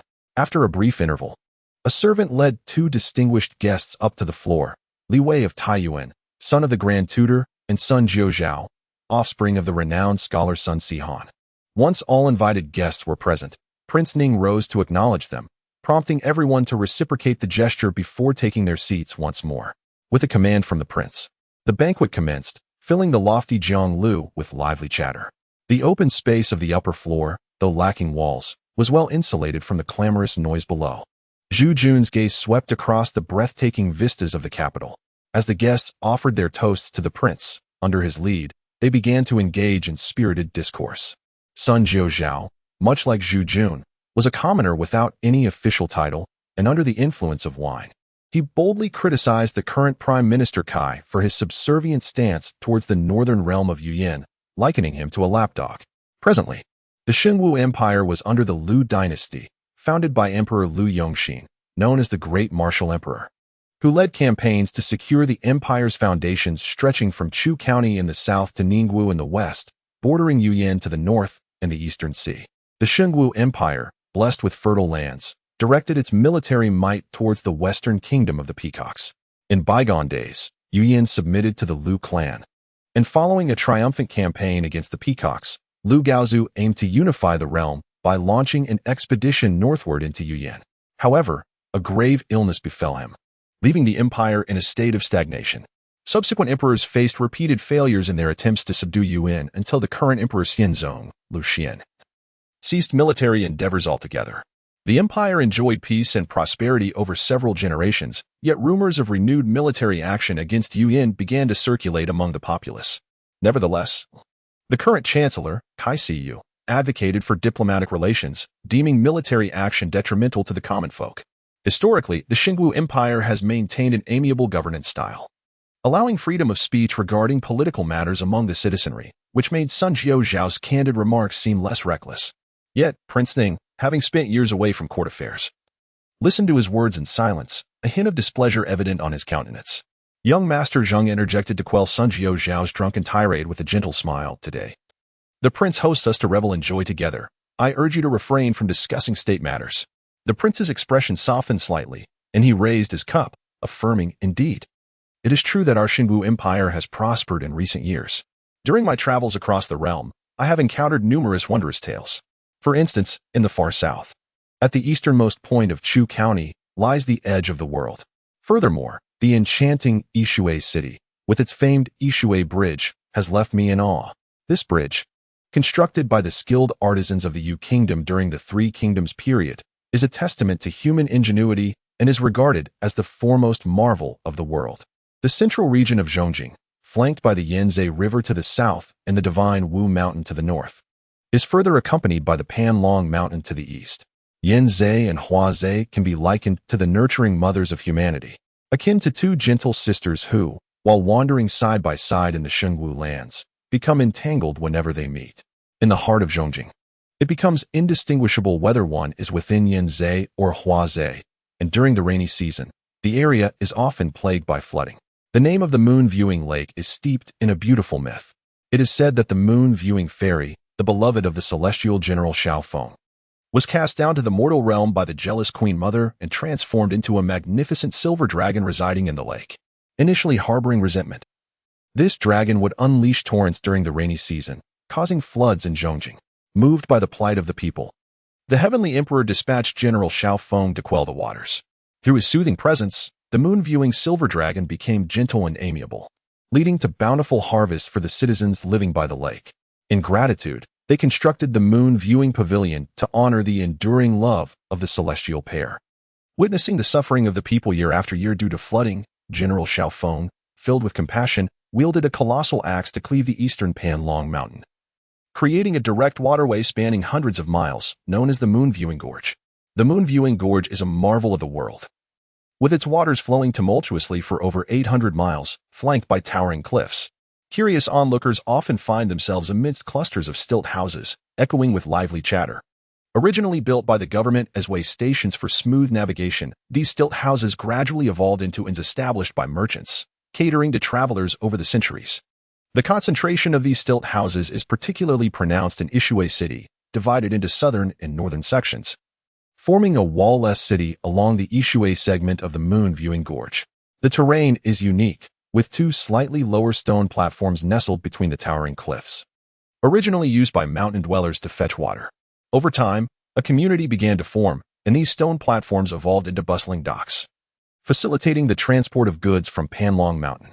Spanning between these platforms is a bridge of 13 massive iron chains, arching over the Yan River, accompanied by the stilt houses on both banks, known as the finest bridge in the world. As Prince Ning reminisced about the wonders of the world, Zhu Yan remarked, "The Ishui Bridge was constructed centuries ago.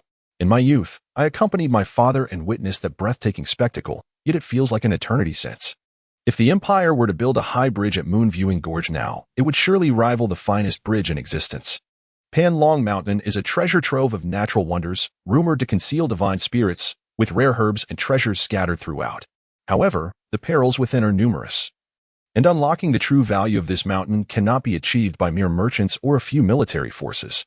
Chapter 5. The Aspirations of Sparrows. Zhu Yan traversed to this era, only to realize that it was the age of ancient feudal monarchs.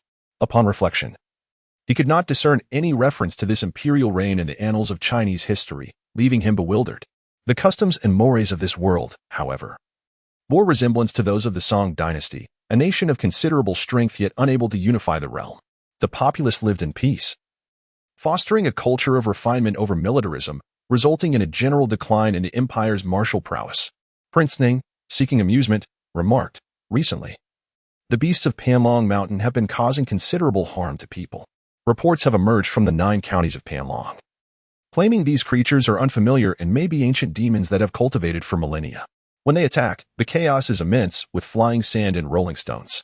In Jiantian County, there exists a valiant man named Bai Qi, whose martial skills are formidable. He has even managed to capture one of these strange beasts and brought it to the capital.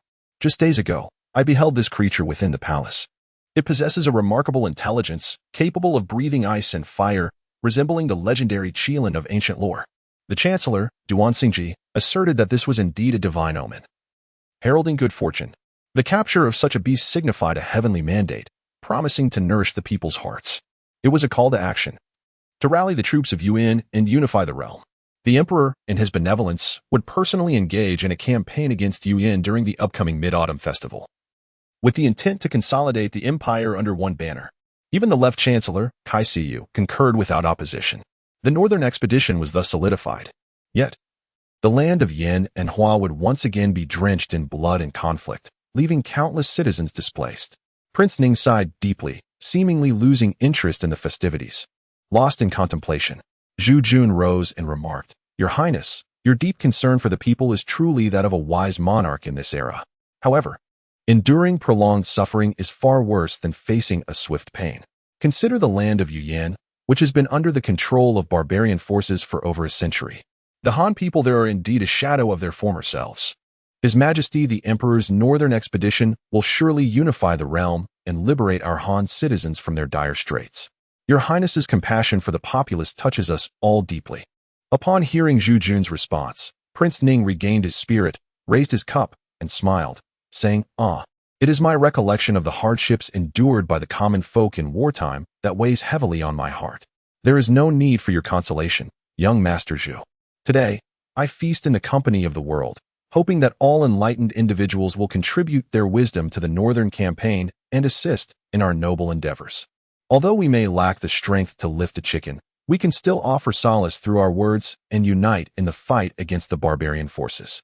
This matter is of great significance to the court, and Prince Ning's candid discourse in this riverside pavilion reflects the current climate of freedom of expression. The passionate youth, Sun Jiao, waited patiently until Prince Ning finished speaking before declaring, "I, a humble scholar in white robes, have diligently cultivated myself since childhood, studying both literature and martial arts, and am resolutely dedicated to serving my country. In matters of such great import, it is only fitting to devote oneself entirely, lamenting only the lack of avenues through which to repay my nation." Prince Ning commended him, saying, "In our nation, there is no distinction between public and private, nor between high and low positions. Zhu Yan boasts an army of millions, and its stature is formidable. Within 5 months, the military headquarters will be established at the Western Gate, calling forth heroes from across the land to embark on this grand undertaking. It shall then be an opportune moment for us to fulfill our patriotic duties." Zhu Jun's heart was tumultuous. In times of national discourse on military affairs, it was undoubtedly the fervent duty of a young man to serve his country. Yet, thoughts of his newlywed bride buyer and the obligations entrusted to him by his father compelled him to steady his mind. With a deep sigh, he expressed, "The prince is gracious to the world, yet I am bound by paternal duties. Tomorrow, I must attend to familial matters in Dayuan. As a humble merchant's son, I can only contribute to the holy war in a modest manner. I shall inform my father of my intent to donate 50,000 to serve as military funds in support of our patriotic men." The disappointment on Ning Wang's face was evident, but it was soon replaced by a smile as he remarked, "Master Zhu, even amidst your familial obligations, you are willing to contribute to the nation, which reflects the true spirit of patriotism. This moment calls for a united effort for both family and country. Everyone must do their part. With countless contributions, the only variance lies in our respective positions. There is no need for you to worry, Master Zhu." Zhu Jun, his expression filled with gratitude, replied passionately, "Though I cannot partake in the battles, I shall sing a song to console the hearts of countless men. A decade spent honing my sword, yet its frosty edge remains untested. Today, I shall reveal it to you. Who among you bears grievances?" After reciting these lines, Zhu Jun pondered the world and his existence. A sense of melancholy enveloping him as he downed a cup and sank into his seat, lost in thought. The once spirited youth seemed to have taken on the air of twilight. Prince Ning, having received a fine poem, thought little of it. Yet, the veiled lady beside him, who had remained silent until now, let out a long sigh and remarked, "Young sir, your talent is indeed remarkable, yet you are ensnared by familial obligations. Do you not understand that the family and the nation are intertwined? Without a nation, how can one truly have a home? I am but a foolish girl. Yet I deeply resent being a woman, unable to serve my country. You, burdened by family matters, exhibit the vigor of youth. Yet there lingers a hint of the twilight of age, which truly disheartens me." Though her words expressed disappointment, they flowed with exquisite grace, resonating beautifully. Prince Ning, taken aback, noted the lady's mysterious and noble demeanor, and even he dared not offend her in the slightest. Today, she had graciously accepted an invitation to the grand banquet, thus allowing herself a place at the table. The fiery youth, Sun Jiao, spouted nonsensical words without stirring any ripples in her composure, yet to Zhu Jun, she unexpectedly displayed anger, which was utterly bewildering. Zhu Jun remained composed, a serene smile gracing his lips as the young woman rose and said, "I had anticipated witnessing the eloquence of esteemed scholars at the Lingzhong Tower today, hoping to contribute to the nation. However, it seems that with the prolonged peace, the fervor for martial prowess has waned, leading to such a gathering. Although the prince has extended a gracious invitation, my spirits have dampened, and I must take my leave." The Ning Wang, reluctant to keep her, stood to escort her out, saying, "Your Highness, with a heart for the world, I am deeply grateful for your kindness. It is regrettable that my gathering has disturbed your noble intentions. I will come to apologize another day. Please travel safely, as I cannot bear to detain you." Upon hearing the title Your Highness, the assembly was filled with confusion. Could this lady truly be the saintess of the divine martial temple? Legend spoke of the saintess commanding the divine martial sect, yet she was said to be well over 50, making it implausible for her to be this young and beautiful. In truth, none had beheld her true visage. They could only discern her noble demeanor. Zhu Jun then rose, expressing, "I am profoundly grateful for the prince's hospitality today. However, I fear I have disrupted your esteemed gathering. I must take my leave. Tomorrow, I shall journey to Datong, where I shall reflect upon myself and contribute to the sacred cause." With that, he led Baya downstairs and departed. What a jest it was for a mere wanderer like him to consider serving the nation. As for the loyalty to the sovereign, Zhu Jun, having traversed through centuries, had never entertained such notions. If others were to exert their efforts, he would merely provide financial support, which he deemed a fair contribution. Yet, the cost of this banquet had reached an exorbitant 50,000. Upon returning home, he feared he would face his father's ire once more. Tomorrow's journey to Datong was indeed imperative. Zhu Yan descended the stairs accompanied by Bai Er, observing the throngs below. Some, having indulged in wine and feasting, departed with exuberance and spirited chatter, while others, unable to compose verses, lingered outside with forlorn expressions, their faces ashen and filled with a sense of shame. Among them were the common folk, envious of the talented individuals, their faces alight with admiration, lamenting their own lack of literary prowess. Zhu Yan pointed towards the throng outside the building and said to Bai Er, "My dear Bai Er, the world is bustling, all in pursuit of profit. The masses are in a frenzy, all for the sake of gain. Do not be deceived by the scholarly gentlemen who profess loyalty to the state. In truth, national affairs are but familial matters. Some seek survival through domestic concerns, while others aspire for advancement through the matters of the state. Now, as the nation edges towards conflict, and talents abound, everyone professes patriotism. Yet, when their family interests are at stake, they may very well become obstacles. Ultimately, everything is rooted in self-interest. I, Zhu Yan, a mere rogue from the streets, have nonetheless been thrust into the tempest of these times. Alas, this grand banquet by the river today may well be better left unattended. Observe that son of the Sun family. He is but a hot-headed youth, and the common folk who speak grandly of national affairs are merely engaging in idle talk." Bai Er, unversed in such profound matters, replied, "Third brother, I believe in your vast intellect. You simply do not wish to compete for fame and fortune with the world." Zhu Yan let out a hearty laugh and said, "Only Bai Er understands the depths of my heart. Haha, how could a soaring swan comprehend the aspirations of a mere sparrow?" Nearby, within a finely crafted carriage, sat a veiled woman, the very saintess mentioned by King Ning. Upon hearing Zhu Yan's boastful words, her expression shifted slightly. She let out a disdainful snort, secretly lamenting that although this young man possessed remarkable talents, he was ultimately a man of shallow ambitions, a mere vagabond of the Jianghu. Her disappointment deepened, and she instructed the driver to proceed slowly. Zhu Yan remained oblivious to the disdain directed towards him, striding forward hand in hand with Bai Er. Upon returning home, he beheld the grand hall where Master Zhu sat at the center, a smile gracing his face as he observed the pair's entrance. Beside him, Lu Arnyang chuckled. "Today, Juner made quite the impression at Linjiang Tower. Who would have thought that our Zhu family would produce such a remarkable talent? Ha ha, this is simply too amusing." Zhu Laodao's complexion turned slightly rosy as he spoke. "Madam, I urge you to choose your words with caution. My Zhu family hails from the illustrious martial lineage of Datong, and it is through generations of toil that we have established our presence in this central metropolis. The world may cherish literature, often oblivious to the prowess of martial arts. It is indeed a joyous occasion for our Zhu family that the third son has emerged as a talented scholar in the capital. Although your journey to Datong is of significance, the military campaign against the north will not commence until the Mid-Autumn Festival. You may take your time. I have heard that Prince Ning holds your talents in high esteem, even bestowing upon you the honor of sharing a table for drinks. If you can secure the support of the officials, the interests of our Zhu family in Datong will be even more firmly established." Zhu Yan could hardly fathom that his flamboyant display at the Linjiang Tower had already reached his family's ears. It seemed that one of the servants from the Zhu household had ventured to Linjiang Tower, given the Zhu family standing in the capital through their connections with various factions. It was not surprising that they had many eyes and ears. However, having already defied the good intentions of Prince Ning, how could he possibly return to seek his favor? Moreover, even if he were to go back, it would be of no avail. After contemplating for a while, Zhu Yan replied, "Father, please do not mock me. You are well aware of my humble origins. I am merely a vagabond who has spent but 2 years in a private school. How could I possibly aspire to be a literary genius? It took me several days of intense thought to compose those few lines of poetry, and now I find myself unable to utter even a single verse. As for the matter of Prince Ning, I must inform you that I have, on your behalf, pledged a donation of 50,000 for military funds. Please do not scold me for this misstep. The circumstances were quite urgent, and had I not acted, I would have been compelled to take up arms myself. There would have been no time left to attend to affairs in Datong."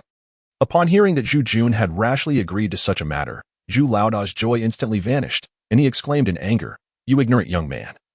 After indulging in a mere feast, you have squandered 5,000 strings of cash from me.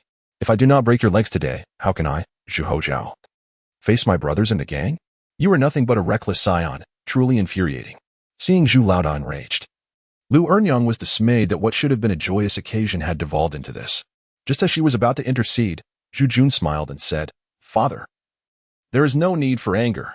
Although 5,000 strings is a considerable sum, it merely represents half a month's earnings for the Zhu family's trading caravan. However, I have already made a commitment to Prince Ning. It is a settled matter that cannot be reversed unless you were to strike me dead. Consider this. Father, how this 5,000 strings will be donated and into whose hands it will fall is indeed a matter of great significance. Our Zhu family and the Chao gang, despite having past connections with the magistrate, has never truly established ties with the officialdom. This has hindered our ability to extricate ourselves from the shackles of the underworld. No matter how much the Chao gang has developed over the years. Now, with this donation of 5,000 strings, is it not the very key that allows our Zhu family to unlock the door to the bureaucratic realm?" After careful contemplation, Zhu Laodai gradually quelled his anger, remarking, "I never anticipated that the third would possess such foresight. Indeed, I shall personally attend to this matter. The funds will be presented in a transparent and honorable manner, and I believe that the prefect will find himself in a favorable light." He then inquired, "Dear third, do you truly not wish to linger in the capital for a few more days? It is indeed true that your third uncle is gravely ill in Datong. Yet Datong is the very foundation of the Zhu family, and there are many learned and capable individuals among our kin. The empire's military affairs present a remarkable opportunity for the development of the Datong Zhu clan, and even in your absence, they would undoubtedly seize such a chance." Zhu Jun remarked, "My father is mistaken. The fortuitous opportunity for the Zhu family of Datong does not align with that of the Zhu family of Zhongjing." Zhu Laodai's countenance darkened upon hearing this, rendering him speechless. The Zhongjing Chaobang, originating from the esteemed martial lineage of Datong, was established by Zhu Shaoqiu, the fifth descendant of the Zhu family, through years of toil in Zhongjing. Zhu Shaoqiu had only one son, Zhu Hozhao, who inherited his father's martial arts and gradually expanded the Caobang's influence to its current magnitude. The Chaobang stands as the second largest faction in Zhongjing, surpassed only by the Zhongyan society in the West City, and is recognized as the leading maritime power in the region, commanding the finest dock at Guanyue Beach and boasting the largest merchant fleet, with trade flourishing in all directions. Over the years, there has been a subtle tendency to break away from the Datong lineage and establish autonomy, resulting in a gradual decline in support from the Datong family. As the saying goes, one generation is close, 2 generations are distant. With the dilution of blood ties, although the Chaobang still retains some influence in Datong, it has gradually waned. Intrigues and power struggles for mutual benefit have become commonplace, leaving Zhu Laodai disheartened and contemplating independence. However, the Caobang's roots lie in Datong, and despite its stronghold in Zhongjing, substantial interests remain tied to Datong. For instance, the 100 acres of fertile land once owned by Zhu Shaoqiu continues to yield considerable profits despite the exploitation by the family. Following Zhu Jun's recent display of talent after enduring hardship, Zhu Laodai decided to send him to Datong to resolve certain entanglements with their lineage. Once Zhu Jun addresses the interests in Datong, he can focus on strengthening the Caobang's power in Zhongjing. To the east of Guanyue Lake lies Panlong Mountain, rich in natural treasures. Zhu Laodai's next plan involves dispatching a portion of his followers to settle in Panlong Mountain, where its mountain goods are highly coveted in the major cities of the empire. However, due to the treacherous nature of the mountain, few factions have dared to venture there, making it a prime opportunity for development. Recently, rumors of auspicious beasts have attracted the attention of the royal family, who are likely to lead expeditions into the mountains in search of treasure, prompting other factions to seek their share as well. Under Zhu Laodai's direction, Zhu Yan has already acquired a parcel of land north of Ishui City in Panlong Mountain, intending to establish a base for the Chaobang to seize opportunities there. Chapter 6. Arriving in Datong. Datong is a significant stronghold in the northwest, serving as a bulwark for Zhongjing alongside Ningyi Prefecture, with several counties nestled between them. The terrain here is flat and fertile, watered by the Huai River to the north and expansive plains to the south. Based on Zhu Jun's recollections, this Datong bears little resemblance to its counterpart from his previous life. If Zhongjing is likened to Nanjing from his past, then this Datong should correspond to the location of Zhengzhou, with Ningyi representing the former Jinan. However, he lacks a map of China from his previous life, and maps of the Divine Martial Empire are a costly commodity, available only within the military stronghold. Other merchants traversed the land relying solely on official roads and way stations, never carrying maps. Initially, he anticipated a journey spanning several months, yet he reached Datong in under half a month. The journey unfolded across vast fields, with few mountains rising, leaving Zhu Jun perplexed, as the Huai River he expected to encounter was nowhere to be seen. Stopping intermittently along the way, he grew weary of the scenery, lamenting only the absence of Bayer, whose delicate constitution made him reluctant to subject her to the hardships of travel, thus diminishing the joy of companionship on this journey. Zhu Jun found himself in a state of perplexity as a dark silhouette of a city wall emerged on the horizon. He had caught sight of the ancient city of Datong several days prior, but the slow pace of the carriage meant that it took him several days to finally arrive at its base.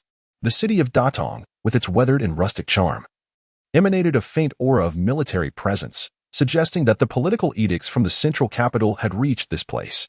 To the west of Datong stood a solitary hill, resembling a guardian servant watching over the city.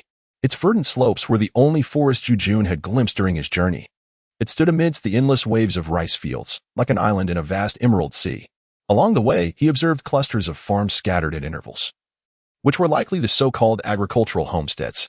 As the carriage approached the city gates at noon, the sun blazed fiercely upon the expansive plain, enveloping the area in a steamy atmosphere akin to that of a steamer. Only as the carriage passed through the city gates did Zhu Jun experience a momentary respite from the heat, though the air still retained a lingering warmth. The driver, Lu Sankai, a beleaguered servant, appeared as wilted as a sun-dried garlic bulb after days of toil. It was only in this brief shade that he seemed to rejuvenate. Turning to Zhu Jun in the carriage, he inquired, "Young master, the servant sent to fetch you has arrived. Would you like to disembark and make your presence known?" The Zhu family, renowned within the martial arts circles of Datong, boasts dozens of estates and an abundance of arable land, wielding considerable influence. The clan has produced several military generals stationed at the borders, albeit with modest ranks that do not extend their reach into the political arena of the Central Plains. Nevertheless, the Zhu family stands as one of the preeminent noble houses in the Datong region, with every member possessing martial prowess. At the behest of their patriarch, they could swiftly assemble a formidable contingent of thousands, compelling even the local commander, Mei Yoli, to accord them due respect. Datong is garrisoned by a formidable force of 80,000 troops, strategically positioned alongside the 12,000-strong Nguo army at Ningyi, securing the critical juncture of the Huai River.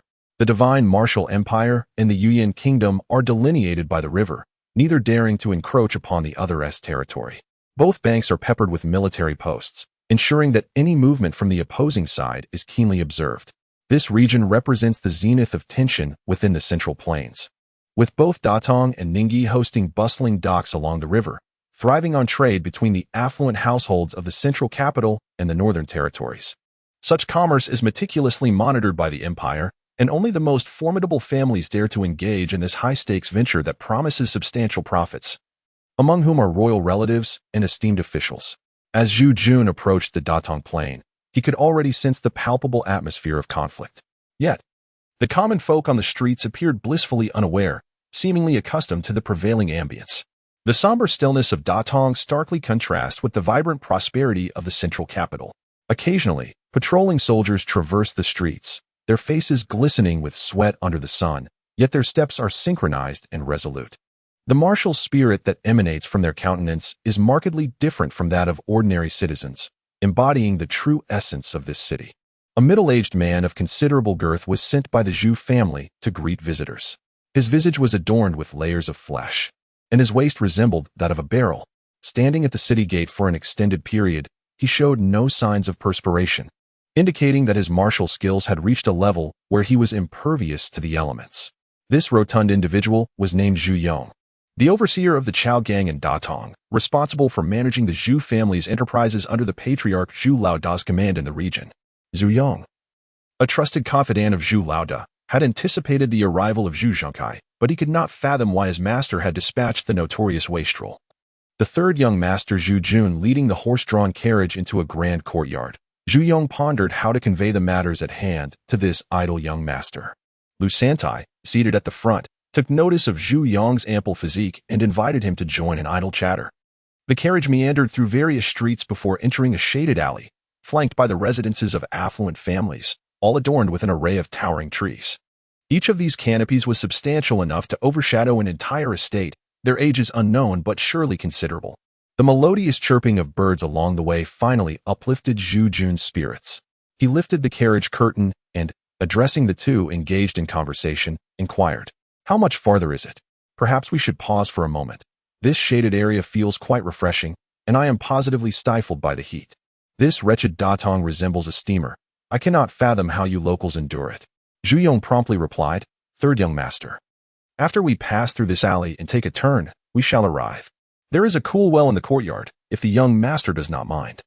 I shall have the maidens draw some water for a refreshing wash, and you will feel revitalized." Zhu Jun responded with a sound, and then drew the curtain aside. Before long, they arrived at the entrance of the courtyard. Zhu Jun could hardly contain his excitement as he leaped from the carriage and dashed into the yard in search of the well. Behind him, Zhu Yong instructed the household servants at the entrance to unload various items from the carriage, leading Lu Sankai to follow closely behind. As Zhu Jun made his way into the back courtyard, the cool shade was no longer sufficient to quench his thirst. He noticed that the back courtyard was adorned with a flower garden, beside which two young maidservants were washing clothes by a well. The two maidens, while pouring water from their buckets into a large wooden basin, playfully splashed water at each other. Suddenly, a young man burst in, leaving them flustered and on the verge of screaming. However, Zhu Jun paid them no heed, stripping off his upper garments without a care for propriety. Seizing a bucket of water, he doused himself thoroughly and exclaimed in delight, turning to the two stunned maidens, "Continue with your washing. I shall tend to myself. Do not be afraid. I am your third young master, hee." Afterward, he muttered under his breath, "What a pair of fine maidens." Zhu Jun, having drawn a bucket of water from the well, gulped it down eagerly, nearly losing his breath in the process. He then sat down at the edge of the well and called out to the approaching Lu San, "Old Lu, this water is refreshingly cool. Would you care to indulge as well?" "Aha, Zhu, you speak truly. It is indeed invigorating." Zhu Pongzi cast a glance at the two maids beside him and offered a wry smile to Zhu Jun before addressing the two young women. "This is the third young master from Zhongjing. Shouldn't you hurry to fetch a set of clothes for the young master? He needs to change after his bath." The two maids, visibly intimidated, hurried away. Zhu Jun handed a bucket to Lu Sankai, allowing him to draw a mouthful of well water, before he himself indulged in a refreshing cold shower. Only after that did he follow Zhu Pongzi to the room that had been prepared for him. Having enjoyed his cold bath, Zhu Jun donned the white shirt provided by the maids, instantly transforming back into the elegant young man from Zhongjing, exuding an air of youthful vigor that left the two maids wide-eyed in astonishment. Observing their starry-eyed expressions, Zhu Jun couldn't help but smile with satisfaction as he strode towards the expansive courtyard. Zhu Pongzi and Lu Sankai had been waiting at the entrance. Zhu Pongzi led the way, with Lu Sankai cautiously trailing behind.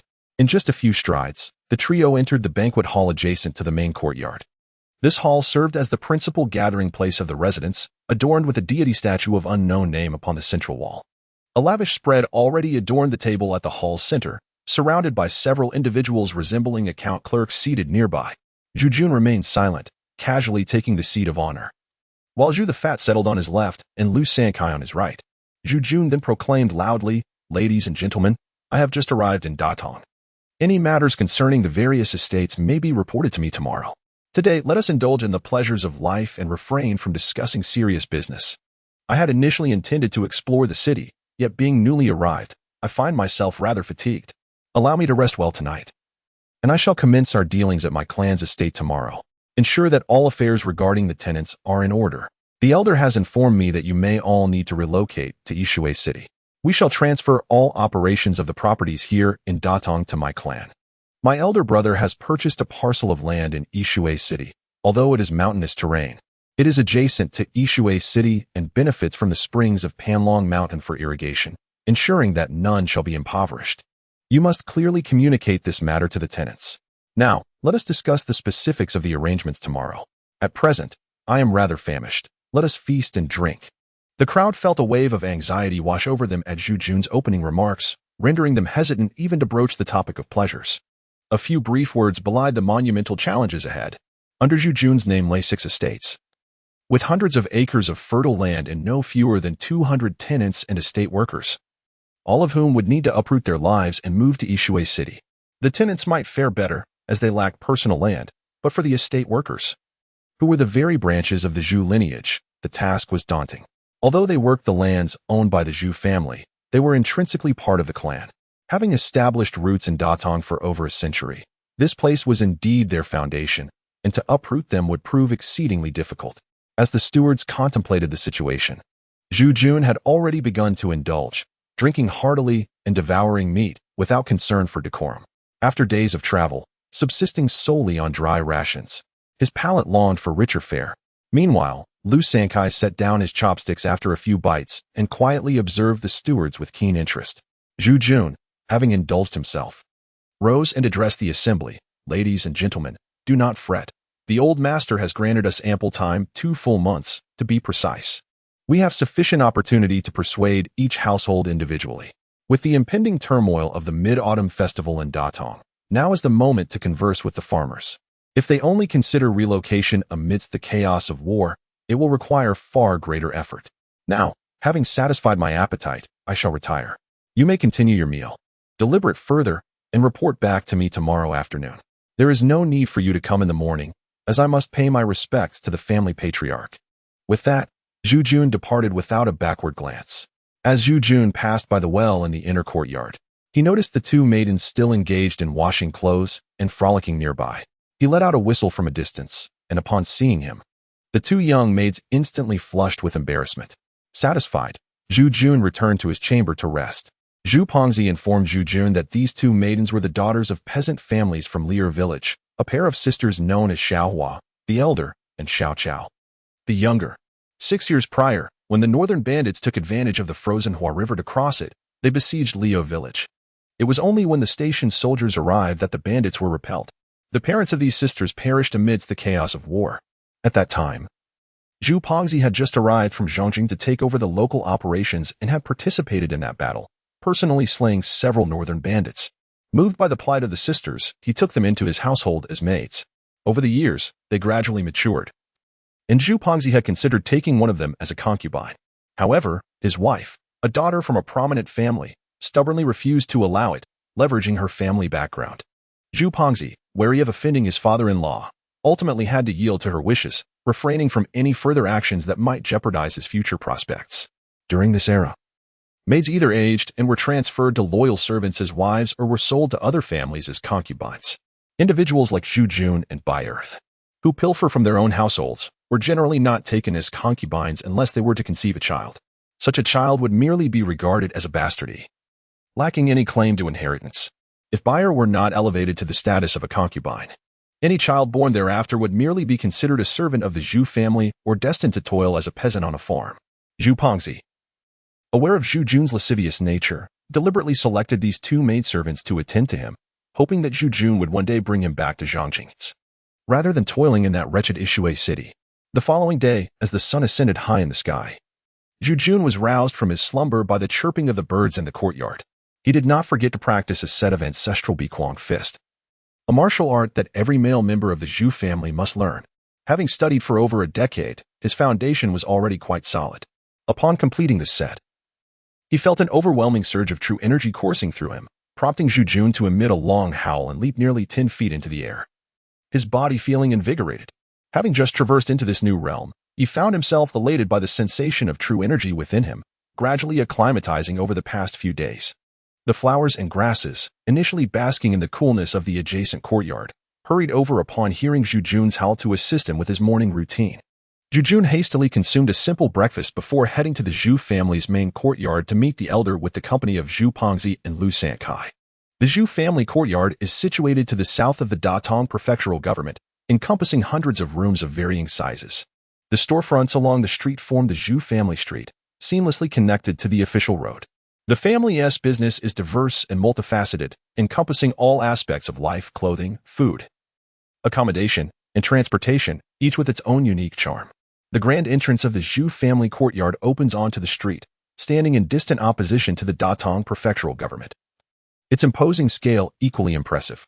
Zhu Jun disembarked from the carriage and, pointing at the grand entrance of the Zhu residence, remarked with a smile to Lu Sankai, "Old Lu, if we were to place a gong for public announcements here, those seeking to lodge complaints might inadvertently wander into the Zhu household." Lu Sankai broke into a cold sweat, pondering the audacity of the young master. Such words, if they were to circulate, could undoubtedly embroil the Zhu family in considerable trouble. Lu Sankai nodded, feeling a mix of embarrassment and concern. At that moment, the sound of approaching carriages echoed from the small east gate beside the main entrance, and several figures emerged, all clad in martial attire. Leading them was a rugged man with stubble, a broad forehead, and prominent temples, exuding an air of internal mastery. He approached Zhu Jun, bowing respectfully and stating, "Might this be the third young master from Zhongjing?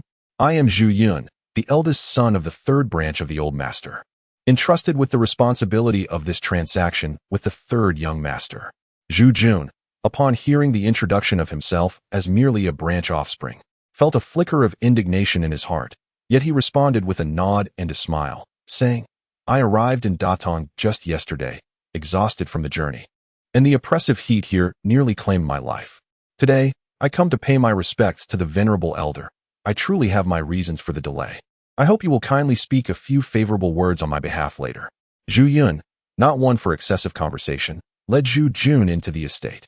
Typically, the gates of such noble families remain closed, only opening for significant clan affairs or visits from esteemed guests. Despite Zhu Jun's considerable holdings in Datong, as a minor branch scion, he was not afforded the same privileges. He felt a tinge of disrespect in the fact that the elder, being a senior to his father, had sent a mere branch offspring to greet him. As he observed his surroundings, he noted the numerous robust servants bustling about the estate. Passing by the martial training grounds within the courtyard, he saw instructors teaching disciples. The uneven blue stone floor bore the marks of numerous feet, indicating that these warriors were of modest skill, having gradually honed his own skills in the Azure Sky Fist. Zhu Jun possessed a discerning eye and noted that the disciples seemed to have some foundation in internal martial arts, prompting him to nod in quiet approval. It appeared that the reputation of the Zhu family in Datong as a martial lineage was indeed well-founded, far surpassing the struggles of the downtrodden members of the Chaobang in Zhongjing. The Chaobang also had its own training grounds, situated by the riverbank at Yuetan. Yet its members were largely preoccupied with the toil of daily life, limiting their time for martial practice, which paled in comparison to the focused dedication of these martial families. Before long, Zhu Jun followed Zhu Yun into a reception hall, where an emaciated elder sat prominently at the head of the table. This venerable figure was none other than the infamous Zhu Biao, known as the Soul Chaser of Datong. Surrounding him stood several gaunt men, all bearing the attire of seasoned practitioners. Zhu Jun approached, kneeling on one knee to pay his respects. "I am Zhu Jun, the third son of Zhu Hojiao, the 13th generation descendant of the Zhu family, here to greet the esteemed clan patriarch." Once Zhu Jun completed his bow, the elder rose to assist him, placing a hand on his shoulder with a warm smile. "Juner, it has been a decade since we last met, and you have grown into a remarkable young man. I wonder if you still remember me.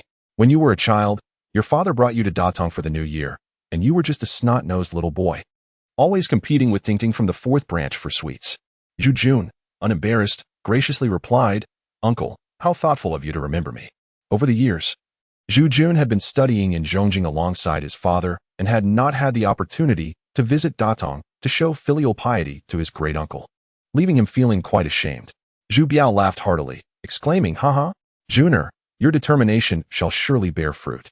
Your father, engaged in monumental endeavors in the capital, is perpetually entangled in affairs, yet he has significantly elevated the stature of our Zhu family in the realm. Every time that old Lu from Nushan converses with me about your father, his praise is boundless, and I, as your granduncle, bask in his reflected glory." After Zhu Jun waited for Zhu Biao to take his seat, he himself sat down and continued, "Great uncle, this time, Father has sent me to Datong primarily regarding the matters of those several estates. Father has instructed eldest brother to purchase a piece of land in Ishui City. However, due to a shortage of manpower, we can only transfer the tenant farmers from this side. As for the fields of the several estates here, Father intends to transfer the land rights to our clan's name, and the distribution will primarily follow great uncle's wishes, with Father having only 2 requests." Zhu Biao, taken aback by Zhu Jun's singular focus on the matter at hand, was well aware of Zhu Jun's character. The Zhu family of Zhongjing held a considerable influence in Datong, and he had acquired a fair understanding of the lifestyles of several prominent figures. After stroking his beard thoughtfully, he remarked, "I am somewhat familiar with the situation.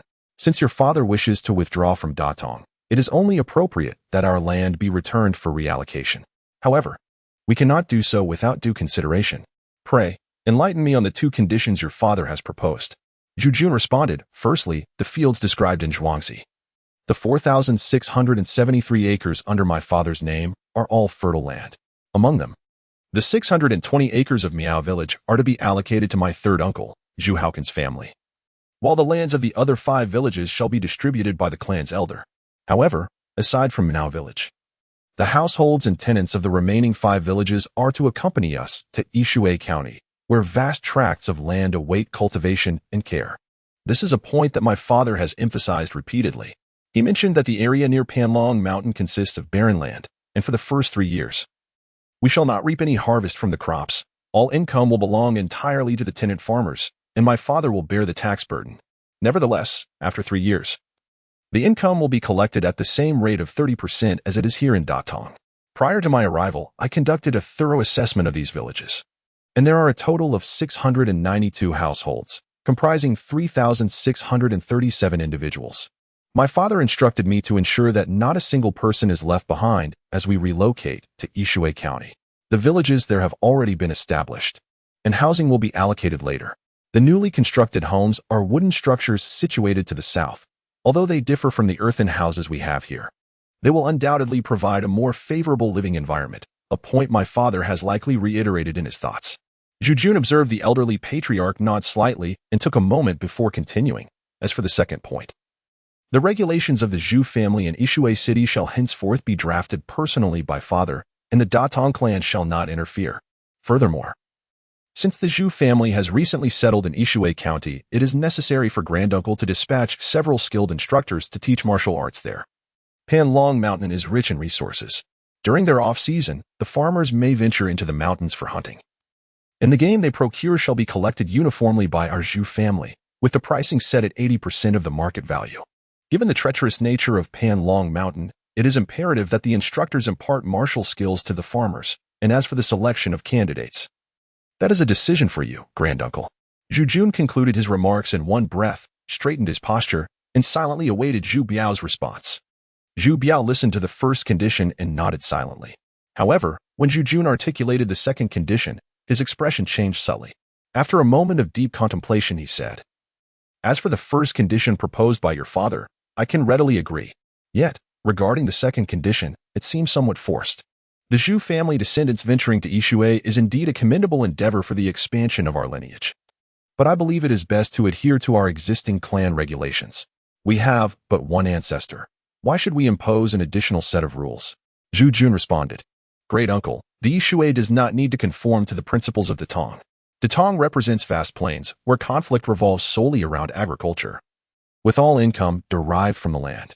However, Yishui is nestled beside Panlong Mountain, and in the future, our descendants shall rely on the mountain for sustenance. The revenues here are divided into 2 segments.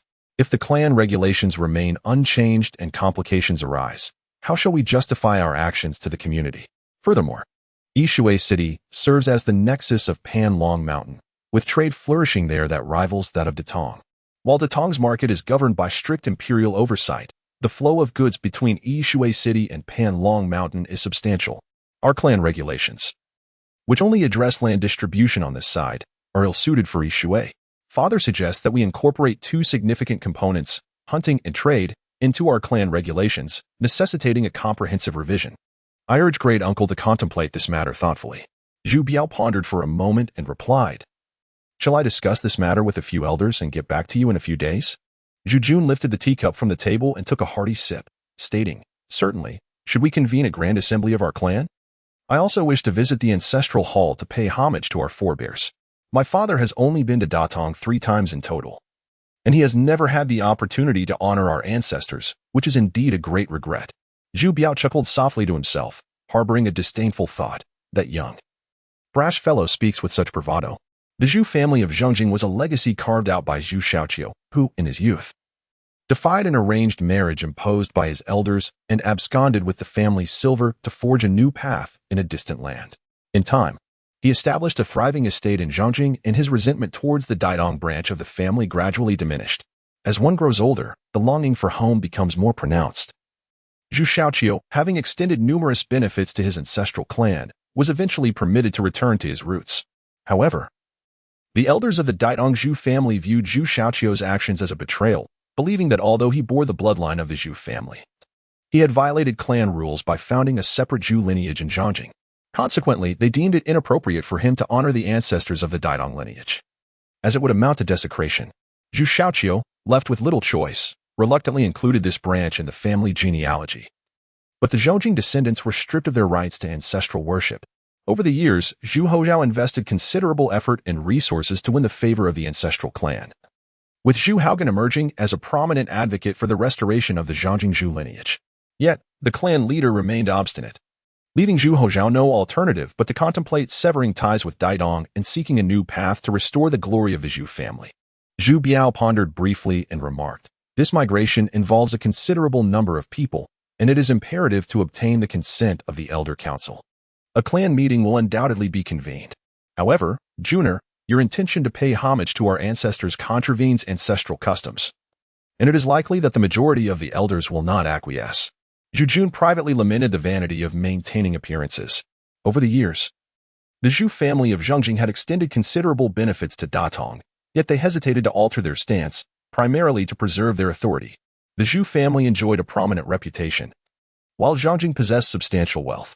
Should war erupt in Datong, chaos would undoubtedly ensue, and even the esteemed Zhu clan, known for their prowess in the martial world, would find it challenging to safeguard the vulnerable, women, children, and the elderly. Ultimately, they would be compelled to seek assistance from Zhangjing, testing the resolve of these obstinate elders. With no resolution in sight, Zhu Jun took his leave from the estate, and Zhu Biao made no effort to retain him. Upon returning to the courtyard, he found the several stewards from the previous day seated upright in the hall, awaiting his return. Upon noticing Zhu Jun, they promptly offered their respects. Zhu Jun, with a genial smile, urged them not to be overly formal and inquired about the matters at hand, asking them to share any difficulties they had encountered. The stewards exchanged glances, and one of the lean gentlemen rose and bowed respectfully, saying, "Third young master, we conducted a count yesterday. Among 6 estates, there are a total of 837 households slated for relocation. However, 12 households are certain to resist, as they hold significant influence within the village and are led by formidable heads of families. This matter may prove to be quite challenging," Zhu Jun remarked. "There is no need to relocate the farmers from Sanshu's estate. Please provide me with information regarding the circumstances of the other 5 estates." The thin steward pondered for a moment and replied, "Aside from Yao Zhuang, there are also 7 such stubborn households. They hold considerable influence and power in Datong, so persuading them may prove to be quite challenging." Zhu Jun remarked, "Is it just these few families? That simplifies matters greatly. I shall personally go to explain the situation. You mentioned that these farmers are all instructors, correct? These instructors serve as the esteemed mentors within their villages and must be relocated. It is said that ferocious beasts have been sighted near the Ishui River, and the more skilled the martial artists, the more we must endeavor to recruit them. In a few days, I will pay them a personal visit. I am confident they will not refuse my request." Zhu Jun was well aware that the martial arts instructors of these estates were reluctant to leave their comfortable lives here for the hardships elsewhere. With a bit more incentive, who would not be tempted? However, as the saying goes, the wool comes from the sheep. The harder they worked, the more prosperous the Zhu family would become. In the 8th section, the small county official S-Lane, there was also the matter of preparing the carts, horses, and livestock for migration, which required careful planning. The rice would soon be ripe for harvest, and the farmers were loath to part with this season's yield. One of the stewards cautiously inquired about whether they should wait until after the harvest before beginning the relocation. While this yield may not be substantial for the Zhu family, for the tenant farmers, it represented a glimmer of hope for survival. It remained uncertain whether this dashing young master possessed the empathy to understand their plight. With a grand gesture, Zhu Jun proclaimed, "These matters are trivial. We shall forego the rent for the first half of the year. I have the authority to make this decision, but I must ask that they refrain from harvesting only when their skills are perfected. Most of this grain is likely destined for Ishui. Inform them that we will provide the vehicles and horses for transportation, but the livestock required for the conveyance of grain must be arranged by themselves. There is no rush, yet I must caution them that by mid-August, the Empire will mobilize forces against Zhu Yan. At that time, chaos will ensue, making movements difficult. Kindly remind them to prepare as early as possible. We must commence our relocation by early July at the latest." The steward contemplated this, realizing that the rice would be ready for harvest in early June. Since the relocation would not begin until early July, there was ample time. and he chose to remain silent. Observing the lack of further discussion, Zhu Yan inquired. By the way, esteemed steward, what is your name? I am yet to know it. The steward promptly replied, I am Zhu Tong, the steward responsible for the rental properties. Zhu Yan nodded and remarked, so it is the landlord overseeing the rentals, who, then, manages the oil shops in the city. It was understood that in Datong, relying on the Hua River, only one crop of Huai rice could be sown each year, while the remainder of the land was dedicated to planting oilseeds. Wealthy families universally acquired these seeds, and the oil mills in the city provided farmers with an additional season of income, allowing the grains and oils to be traded far and wide. Datong serves as a pivotal base for the empire's vegetable oil, with a dedicated oil market within the marketplace. Under Zhu Hojiao's name, several oil shops thrived, and the vegetable oil produced there constituted a significant commodity for the central capital merchant caravans. Zhu Yan was well aware of these facts, hence his inquiry. In truth, it was not a matter of great concern for him. He merely sought an excuse to wander the streets. Having arrived in Datong the previous day, he had nearly been scorched by the sun, leaving him devoid of any inclination for enjoyment. Now, idling in the courtyard, although he had 2 young maidservants to amuse him, the atmosphere felt rather dull. At that moment, a steward clad in coarse garments promptly stepped forward and said, Young master, I am Zhu Di, responsible for managing the shops in this area. Zhu Yan was taken aback. To his astonishment, his father, Zhu Hojiao, had already managed to intimidate him once, and now he found himself confronted by an even more formidable presence. He then inquired, This first season lacks any substantial business, does it? It appears that our several estates are about to be relocated, and the raw materials for these oil mills were previously sourced from those estates, correct? The steward, Zhu Di, promptly affirmed. Zhu Yan continued, In the future, the land from these estates will be entrusted to our clan for cultivation and rearing. You must coordinate with those involved in the land distribution. We cannot afford to lose our foothold in the grain and oil trade in Datong. You are to ensure a stable supply here. My father has emphasized that this is a preliminary issue, and should complications arise, the merchant association may find themselves unable to procure goods. You understand the implications of this. Zhu Di quickly acquiesced, though a faint displeasure flickered across his face. Zhu Yan paid him no heed and proceeded, For now, there is nothing pressing. I shall go inspect the shop. Lead the way. Old Lu, wake up. Goodness, you have actually fallen asleep. Just wait until I deal with you. Zhu Yan turned to find Lu Sankai dozing off nearby, his frustration mounting as he roused Lu Sankai with a firm hand, rubbing his bleary eyes. Lu Sankai finally regained his senses and asked, Young master, what is it? Is there something you need me to do? Zhu Yan laughed and scolded, Well, old Lu, I intend to go out, and you let me fall asleep. Lu Sankai hurriedly stood up, flustered, and replied, Please do not be angry, young master. This is my first time venturing so far from home. These past few days accompanying you on the journey have truly exhausted me. Last night, the horses pulling the cart suddenly stumbled, and I tended to them until midnight before I could calm them down. I merely closed my eyes for a brief moment, and now I find myself lacking in energy. I beg for your understanding, young master. Zhu Yan suddenly recalled that Lu Sankai was merely an ordinary twaller, while his own martial prowess had been dulled along the journey. He bore no ill will, saying, If the young master wishes to stroll through the streets, I notice your spirits are lacking. It would be best for you to return to your quarters and rest. Zhu Guanshi will guide the way. Lu Sankai hurriedly replied, That cannot be, for my master has instructed me to attend to the young master's needs along the journey. Naturally, wherever you go, I must follow. I shall merely wash my face with cold water by the well for a moment. Please wait for me. With that, he hurried off to fetch a cloth for washing. As the sun dipped towards the west, the heat was no longer as unbearable as at noon. Yet the city resembled a vast steamer, the air distorted like a mirage. Zhu Yan harnessed his internal energy, rendering the sweltering discomfort manageable. Lu Sankai, panting like an eager puppy, was drenched in sweat, as his lack of martial training made him suffer more than the others. However, his loyalty and resilience kept him steadfastly by Zhu Yan's side. Before long, the trio arrived at an old alley bustling with lively sounds and the incessant calls of vendors. Zhu Yan, taken aback, remarked, I did not expect to find such a place in Datong. Zhu Guanshi, where is this? Just yesterday, I observed the streets of Datong to be stifling and sparsely populated. It appears the townsfolk have congregated here. Zhu Guan replied, Young master, this is the renowned Zhouguan Alley in Datong. Zhu Yan inquired, Does this ancient alley not possess a tale of its own? Zhu Guanshi remarked, It is said that during the previous dynasty, Datong was merely a provincial city, not yet considered a military stronghold.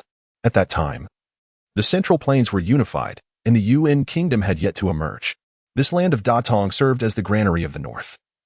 And there was a provincial official named Wu Tinglan. Zhu Jun, taken aback and filled with astonishment, inquired, "What name?" Zhu, the steward, initially puzzled by the young master's interruption, soon recalled that his recounting of the historical anecdote was accurate. He continued, "Indeed, in the previous dynasty, there was a provincial official named Wu Tinglan, and at that time, this place was known as Green Shade Lane. One winter, when snow had not fallen, the trees stood barren and withered, during a child's playful detonation of firecrackers. For reasons unknown, a dry branch from a grand tree was ignited, leading to a conflagration. The provincial official resided at the time on Official's Lane, and that fire nearly consumed the provincial capital. Consequently, Wu, the provincial official, decreed that henceforth, the common folk were forbidden from igniting fireworks during festive occasions. However, on one such occasion, a former friend of the official happened to pass through during a festival and, upon visiting the official's residence, witnessed Wu reveling with his numerous wives and concubines, setting off fireworks. The friend inquired, "Did you not proclaim a ban on fireworks during the festivities?" Caught in a moment of embarrassment, the official hastily concocted a response. "I have misplaced an item in my courtyard and am searching for it by candlelight." This incident soon spread through the city, leading a scholar to jest. Only the official may light candles while the commoners are forbidden from igniting fire. From that day forth, the common folk began to refer to Green Shade Lane as Official's Lane. Hearing the tale, Zhu Jun found himself both amused and bewildered, laughing heartily as he remarked, "Who would have thought that Mutalan possessed such remarkable abilities?" As the two pondered Zhu Jun's words in confusion, he quickly urged, "Come, let us venture inside and take a look." This alley, adorned with lush greenery beneath a cerulean sky and caressed by a gentle breeze, is indeed a splendid spot. "Mr. Zhu inquired, "Have you not yet visited the oil shop? It is merely a few streets away from here." Zhu Jun gazed at Lu Sansai's appearance and remarked, "Zhu, do you think old Lu can still manage to walk? Let us retreat indoors for a respite. We can venture out again once the sun descends." Zhu, the steward, had no choice but to acquiesce. The alley was approximately 2 zhang wide, flanked by a plethora of bustling shops. Behind these establishments stood a row of majestic trees, their thick canopies casting a shadow over the blazing sun. The alley stretched straight for about 50 zhang, teeming with various stalls selling refreshments, fruits, meals, and even delicacies like candied fruits and tofu, creating a lively atmosphere as if all the inhabitants of Datong had converged in this narrow passage. The three of them followed the flow of people and entered a tavern, ascending to the second floor, where they fortuitously secured a prime table by the window. Just as a group of patrons vacated it, a young attendant approached with a smile and said, "Esteemed guests, it is not merely early but rather fortuitous that you came. This window-side seat provides a refreshing breeze and a splendid view of the lively scene below. May I inquire what libations you wish to partake in?" The trio ordered some cold dishes, while Zhu Jun opted for a fruit wine he had never tasted before. It was a delightful blend of sweet and sour, with a hint of alcohol that tantalized the palate, refreshing him immensely. Zhu Jun could not resist indulging in several cups, and as he was about to order more, Zhu, the steward, cautioned, "Young master, although this fruit wine is indeed refreshing, its potency should not be underestimated. Overindulgence may lead to inebriation. Perhaps it would be wiser to purchase a few bottles to take home, allowing for a modest sip later in the evening while enjoying the cool night air." The young attendant, who was just ascending the stairs, chimed in proudly, "What Zhu, the steward, says holds true. This fruit wine is our establishment's signature drink, perfectly suited for a leisurely sip during the cool of the evening. The elder Zhu from the southern city is particularly fond of our fruit wine and has sung its praises endlessly." Zhu Jun, feeling amused, said, "All right, old Lu. Remember to buy a few jars on your way back. I intend to linger here for a while, indulging in leisurely pursuits." Lu Santai nodded eagerly in agreement. The young lad, upon hearing this, approached with delight and remarked, "Esteemed young sir, your demeanor is captivating and your appearance remarkable. Might you be from the capital? I have yet to encounter such a dashing gentleman in the city of Datong." Zhu Jun, thoroughly pleased, remarked, "You, young lad, are quite clever. You even know how to flatter me, the young master. Old Lu, reward him." In a moment of elation, Zhu Jun exhibited the former demeanor of a debauched youth. At that instant, a nearby patron abruptly smashed his cup and furiously exclaimed, "Bah! I see this little establishment thrives, and I presume the food and drink to be exceptional. To my dismay, the wine is sour and tasteless, lacking any vigor, yet it is sold at such exorbitant prices. Young lad, do you take me for a fool? Merely because I hail from afar, seeking to swindle me? Zhu Yan turned his gaze and beheld a rough-looking man clad in a coarse robe, his face marred by stubble and resembling a fierce creature. The man's countenance was dark and full of wrath, having just smashed a cup in a fit of anger. Beside him sat an elderly gentleman with white hair and a youth in military attire, whose complexion was fair.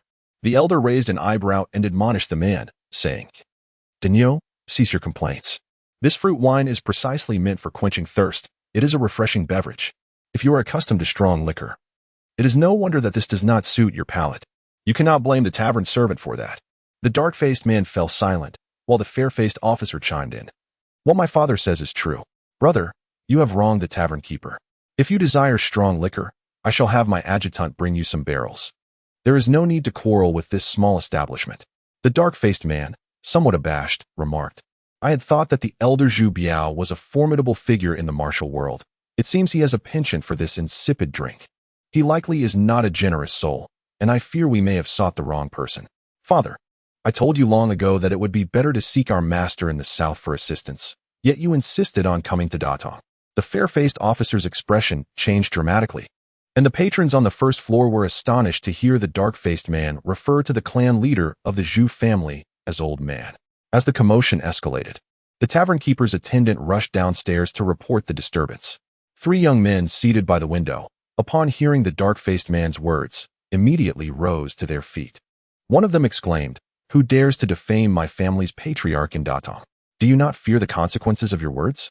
The dark-faced man, having quelled his anger at the elder's reprimand, could no longer restrain himself upon hearing this. He pointed at the young man who had spoken and retorted sharply, "Whom are you barking at, little pup?" The young man replied defiantly, "I am barking at you, little pup." To this, the dark-faced man unexpectedly laughed. "Indeed.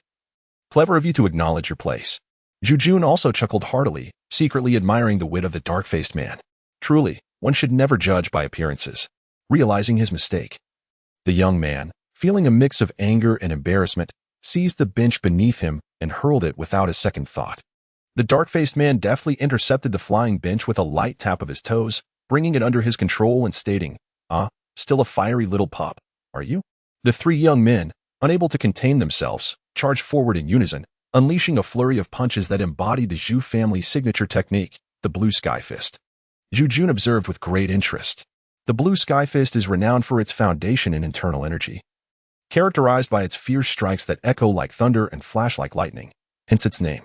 However, the 3 young men had not trained extensively and were likely ordinary members of the Zhu family, lacking guidance from a master. Their moves appeared seasoned but lacked the depth of internal energy, resulting in a display that was more noise than impact. The dark-faced man wielded the bench with remarkable agility, effortlessly defending against their attacks. Despite their combined efforts, the 3 youths could not even graze the hem of his garment, which only fueled their frustration further. The dark-faced man, while skillfully maneuvering the bench, taunted them, "Little pups, did you not boast of your prowess? Why do your hands feel so feeble? Perhaps you should return and train for a few more years before coming to challenge me. Your Zhu family's blue sky fist is nothing remarkable. It is laughable that you aspire to dominate the martial world." Hearing these words, Manager Zhu felt a flush rise to his face. Noticing Zhu Yan offering him a slight nod, he rose and bowed, addressing the man with respect. "Esteemed hero, may I inquire about your origins? Your prowess with the bench is indeed remarkable, flawless in execution, yet is it not rather unbecoming to intimidate these young lads?" With that, he bellowed at the youngsters, "Why do you not withdraw?" The young men, evidently recognizing Manager Zhu, quickly ceased their actions and stood to the side. Manager Zhu straightened his posture, disregarding the dark-faced man, and scrutinized the elderly gentleman with white hair. The old man appeared gaunt, yet his eyes sparkled with vitality, clearly indicating he was a master of internal martial arts. At that moment, the fair-faced officer rose and said, "Manager Zhu, this young man is Qing Yi, the gatekeeper of Shimen. My senior brother has a tendency to speak without restraint, and I hope you will forgive any offense caused. In Datong, who does not know of the formidable reputation of the Zhu family's behung fist? My senior brother's understanding is limited, and I apologize on his behalf for any embarrassment he may have caused you. Under normal circumstances, the Zhu family would prefer not to provoke those in official attire. However, Today, this dark-faced man had audaciously insulted the Zhu family's renowned technique, Bihong Fist, clearly seeking to stir trouble. If they did not subdue him today, the Zhu family's reputation in Datong would undoubtedly suffer. Manager Zhu replied with a smile, so it is a person of authority. Yet, your senior brother has unjustly besmirched my Zhu family. Do you believe a mere apology suffices? How shall my Zhu family maintain our standing in Datong thereafter? The dark-faced man scoffed. Ah, another bold challenger has arrived. Come, today I, Yang Hu, shall thoroughly experience the Bihong Fist of the Zhu family. With that, he hurled a bench towards Manager Zhu. As the steward Zhu struck a leisurely punch, the air reverberated with the force, shattering the bench into splinters. This was the fragmented gold fist from the Bihong Fist technique. Zhu Jun was taken aback by the prowess of a mere steward from the Zhu family. Marveling at the martial capabilities of the Datong sect, which indeed surpassed those of the Zhongjing Chao gang, it was no wonder the elders of his sect held the Zhongjing Zhu family in contempt. The Bihong Fist consists of 5 stages. The first stage, Stone Shatter, serves as the foundational level, where one can fracture stones with sheer fist strength. The second stage, Gold Shatter. While the Stone Shatter is relatively easy to practice, requiring only a robust physique and a basic understanding of internal energy, the Gold Shatter demands the ability to break through metals, necessitating the internal energy to corrode iron and gold. It transcends mere brute force, employing a soft approach to overcome rigidity, and at its pinnacle, one can shatter a silver ingot into gold foil, marking the realm of a true master. The third stage, Water Shatter, presents a formidable challenge, as water embodies softness. Achieving this level means one's internal energy is profound and reined in, allowing for fluid control. The Water Shatter technique can evaporate mists with internal energy, delivering such force that it can turn an opponent's internal organs into mush. The fourth stage, Void Shatter Fist, was once practiced by Zhu Jun's grandfather, Zhu Xiaoqiu. The punch, when unleashed, could rend the fabric of space itself, instilling a sense of dread that could prove fatal to those with lesser martial abilities. Zhu Xiaoqiu famously defeated He Jian, the leader of the Zhongjing Five Ghosts, using this technique. Witnesses recounted how Zhu Xiaoqiu's punch shattered He Jian's protective energy, the resulting sound shattering porcelain aboard a cargo ship, leaving many of the Chao gang members traumatized by the incident. The fifth stage, Dream Shatter Fist, is said to be attainable only by legendary ancestors.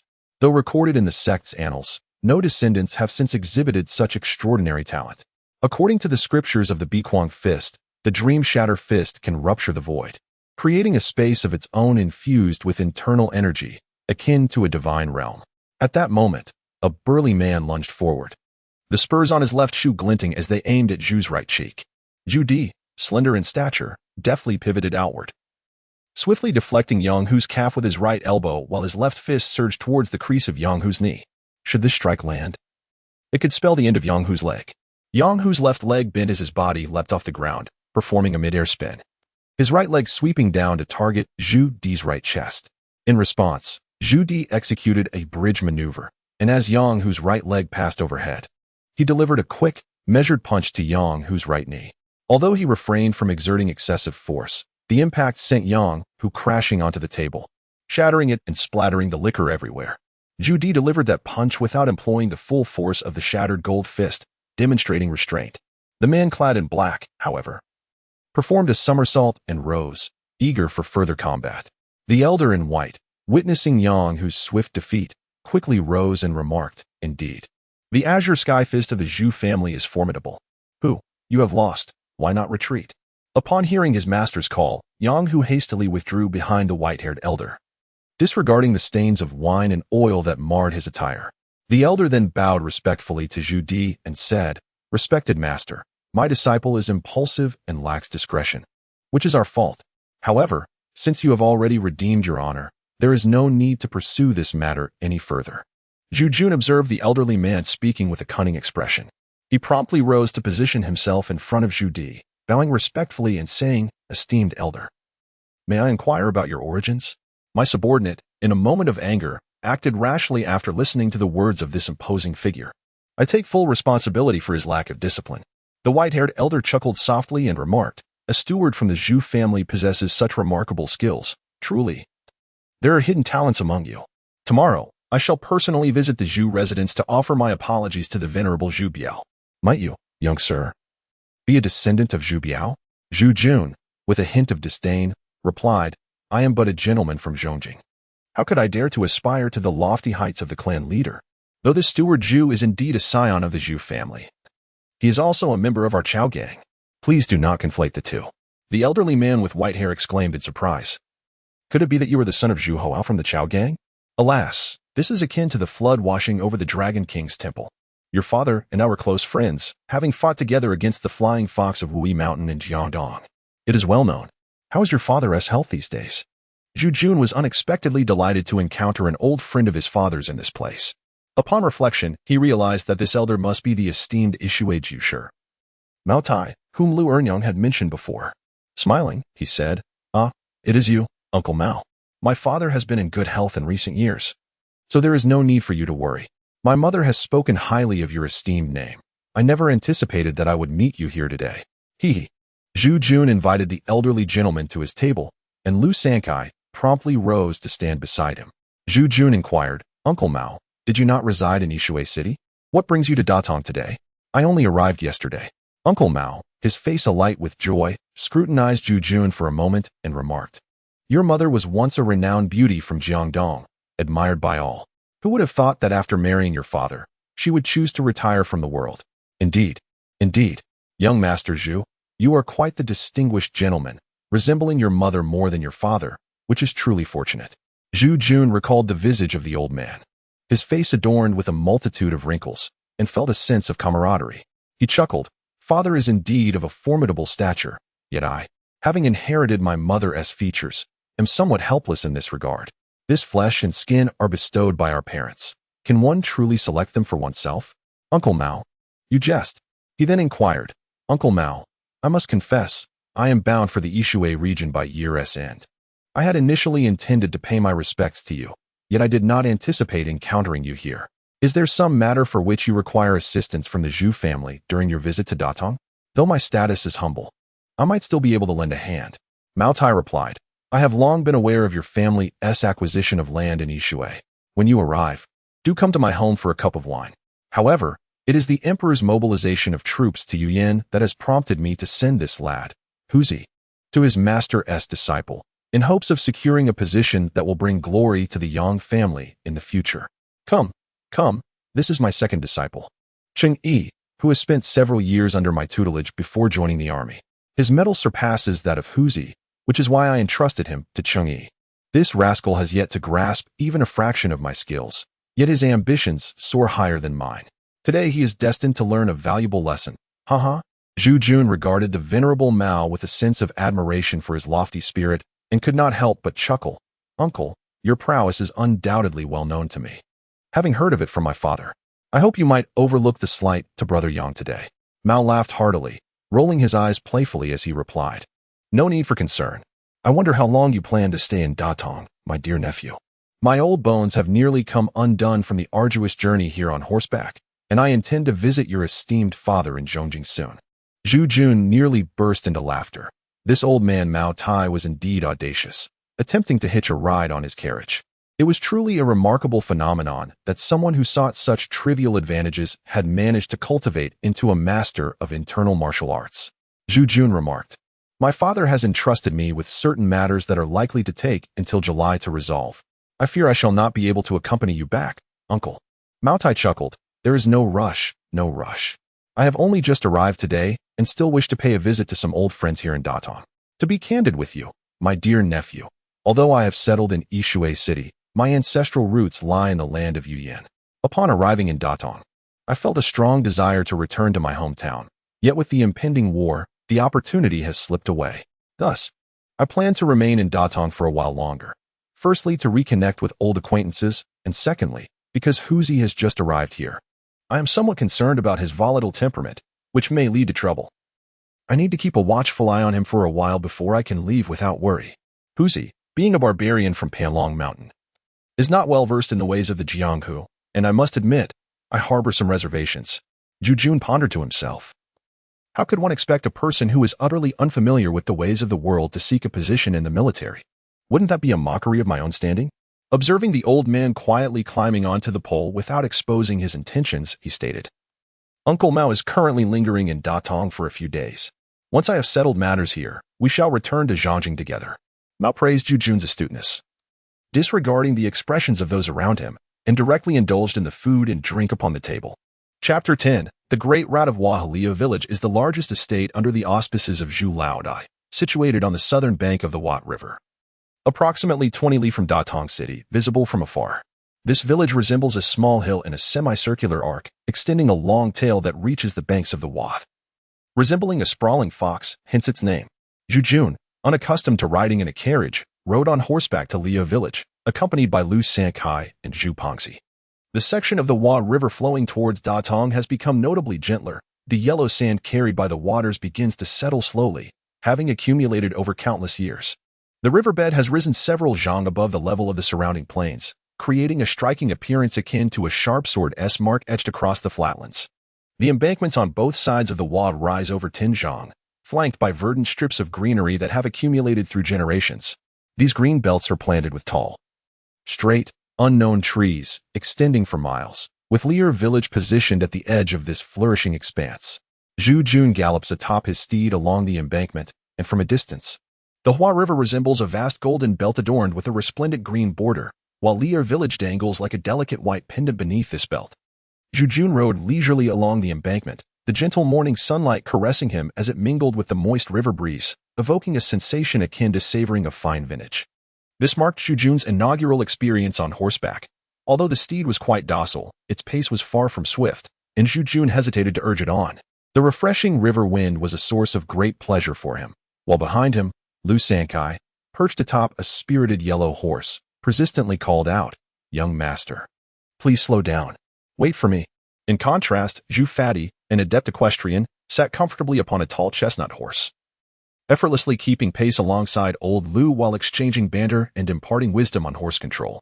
Lu Sankai, having never ventured beyond Zhongjing in his lifetime, was thrilled to accompany Zhu Jun to Datong, as it was a journey to his ancestral roots.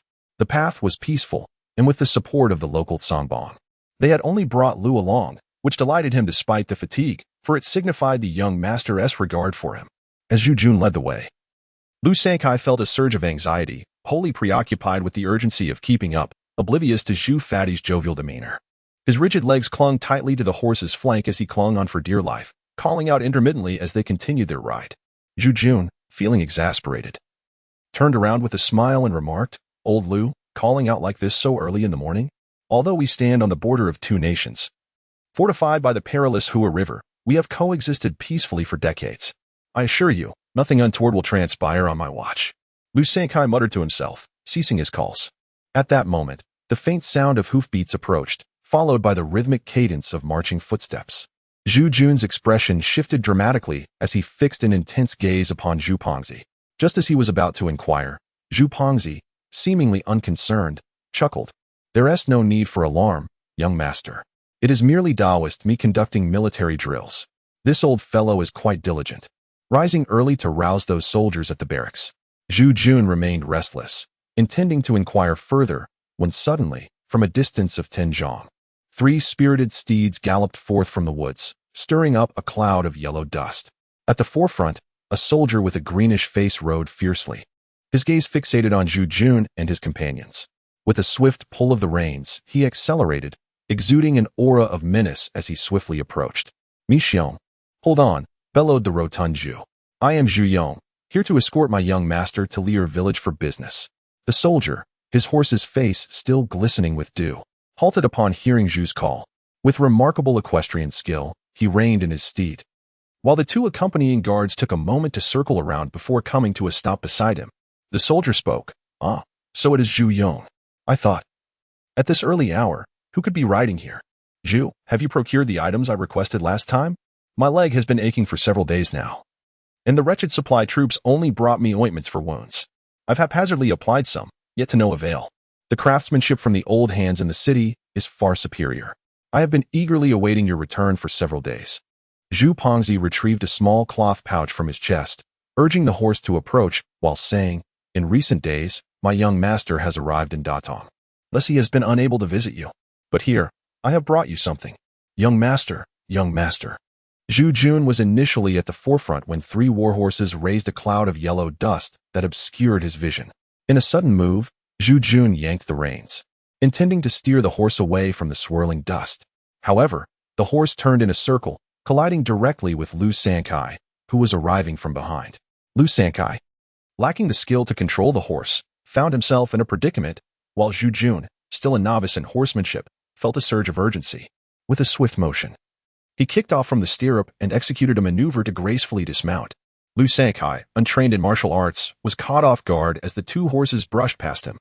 In a moment of panic, Zhu Jun seized Lu Sankai and pulled him down from the horse. Meanwhile, Zhu Punzi had approached, grasping the reins of the two horses, which, after a few restless stomps, gradually came to a halt. Zhu Fatty then turned and asked, "Young master, have you been injured?"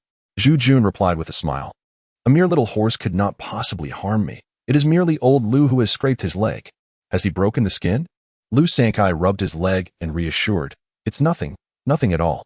Yet his body still trembled, clearly shaken by the fright. At that moment, a troop of infantry emerged from the thicket ahead, their footsteps chaotic. Clad in leather armor and covered in dust, they showed no inclination to clean themselves. Evidently accustomed to such drills.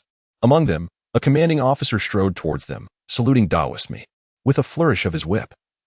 Daoismi instructed his two personal guards to guide the horses aside, saying, "You may continue your advance. Zhu Fatty and I have matters to discuss. We shall join you at the riverbank shortly." The soldiers did not linger, continuing their jog, but the swirling dust prompted Zhu Jun to grumble inwardly. Zhu Jun stepped forward and remarked, "This general is quite diligent, rising early to train the soldiers."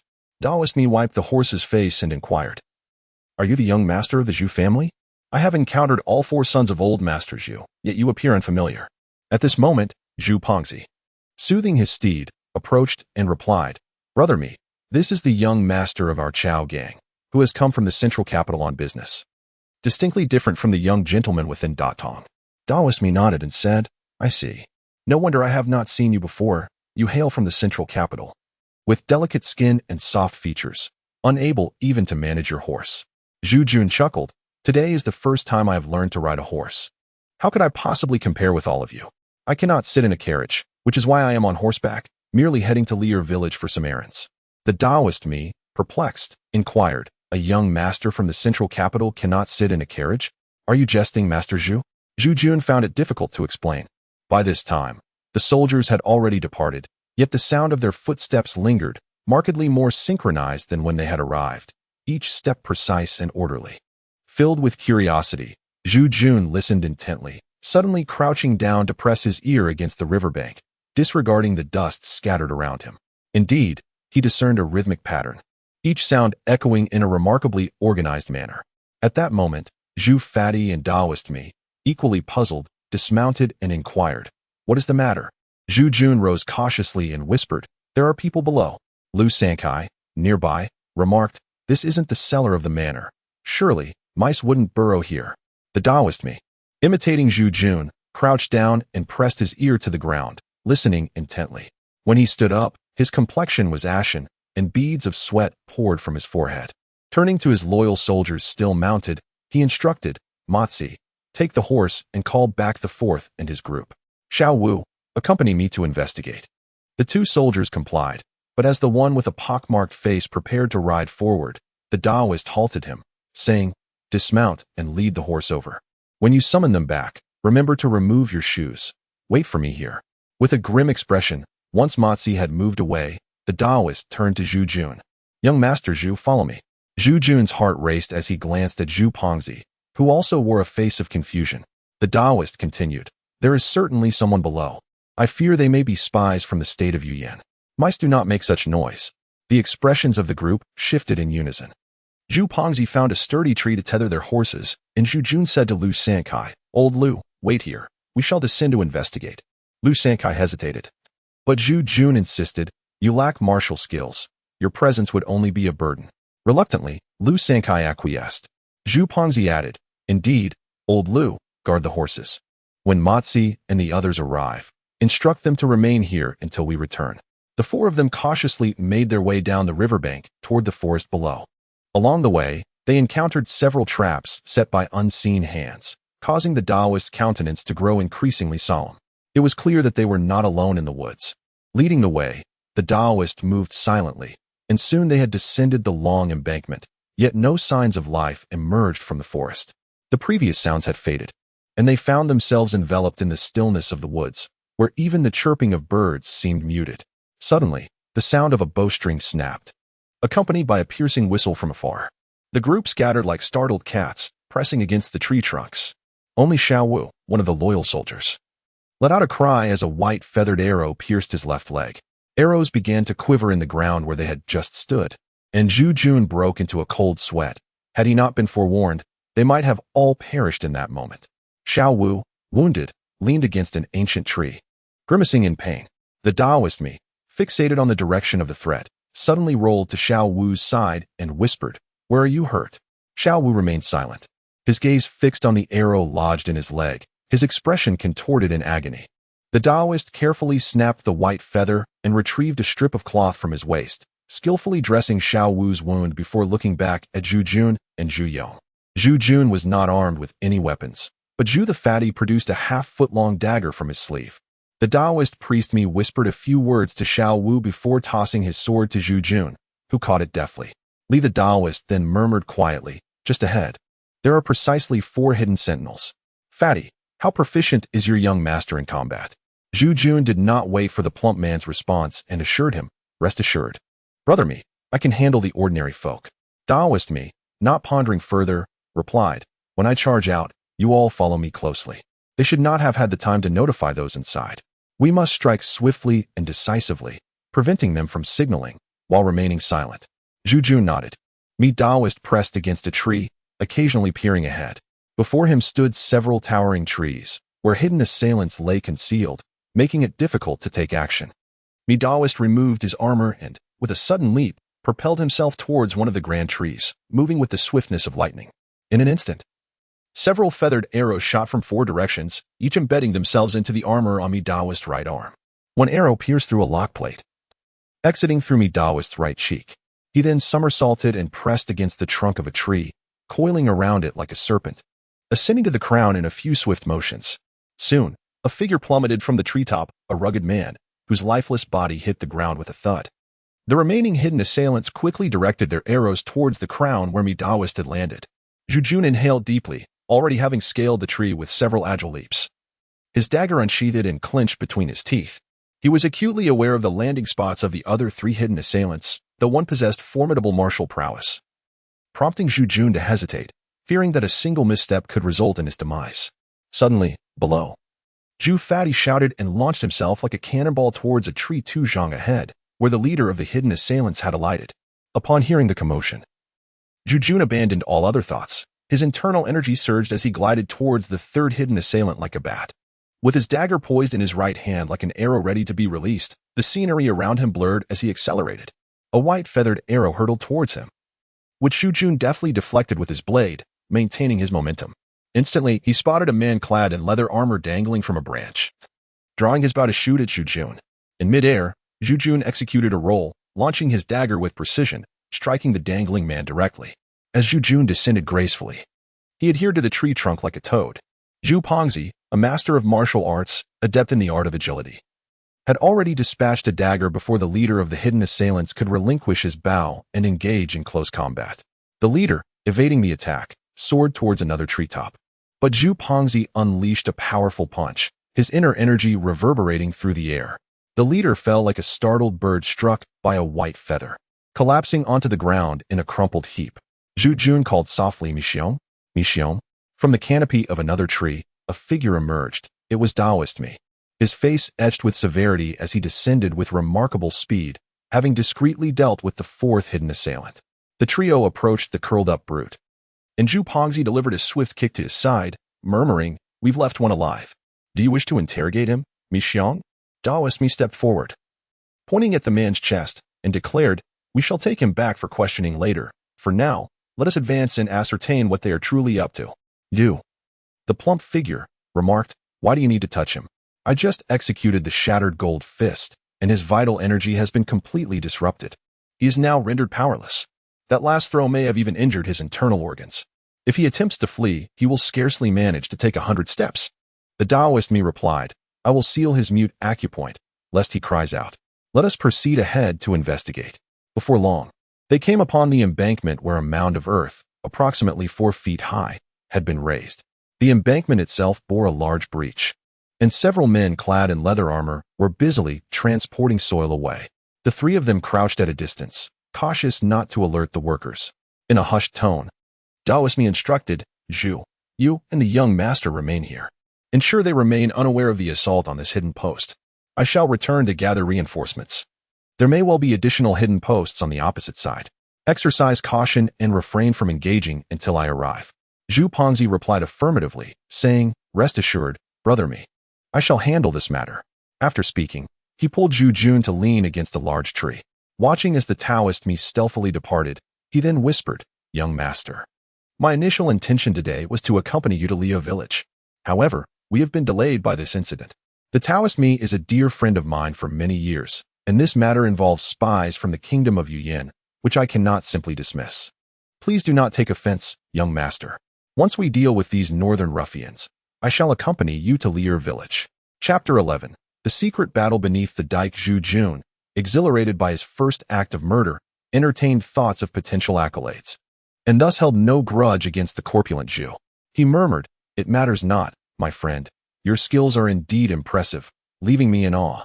I shall remain a mere observer, refraining from involvement. The two then fell silent, their breaths held in anticipation of Daoist Mi's summons for reinforcements. Before long, Daoist Mi appeared, leading a cohort that approached stealthily, their military boots removed, clad only in socks, moving with the silence of seasoned hunters. The party was modest, comprising around 20 individuals. Daoist Mi instructed them to crouch on the ground, each wielding a machete, its slender, elongated blade resembling a sword, yet with one side thickened and the other sharpened, akin to the eastern blades he had encountered in his past life.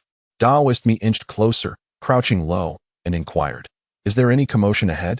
Zhu Jun replied, Brother me, it appears there are quite a number of individuals ahead, yet they remain engrossed in their excavation, oblivious to our presence.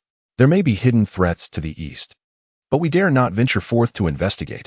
Daoist Mi remarked, There is no need to rush. Since the barbarians are intent on digging the embankment, it is likely they have received news of the central capital's intention to dispatch troops for a northern campaign, prompting them to act preemptively. However, their plan to undermine the southern bank of the Hua River could result in a catastrophic flood upon its collapse, transforming the Datong Plain into a vast marshland. Young Master Zhu has achieved a significant victory today. I shall personally commend you for your merits at a later date. For now, let us first deal with a few pesky rodents. Zhu Jun remarked, Since they intend to dig a trench, I fear there may be more infiltrators than just this one. Brother me, do you have enough men for this? Daoist Mi replied, I have already dispatched Ma Zi to report to Datong. Lord Mei will undoubtedly send a large force to search the river embankment upon learning of the situation, so there is no need for you to worry. He gazed at the mound of yellow earth ahead and continued, It appears the barbarians have not been here long. Dispatching a large army now would be a timely response to mend the situation. Let us first deal with these few vermin. With a decisive wave of his hand, he commanded the soldiers behind him to scatter, moving stealthily like hunting hounds towards the mouth of the cave. Daoist Mi led the way and observed a barbarian at the cave entrance, dragging a basket filled with soil. The entrance stood over a man's height and was about 2 feet wide.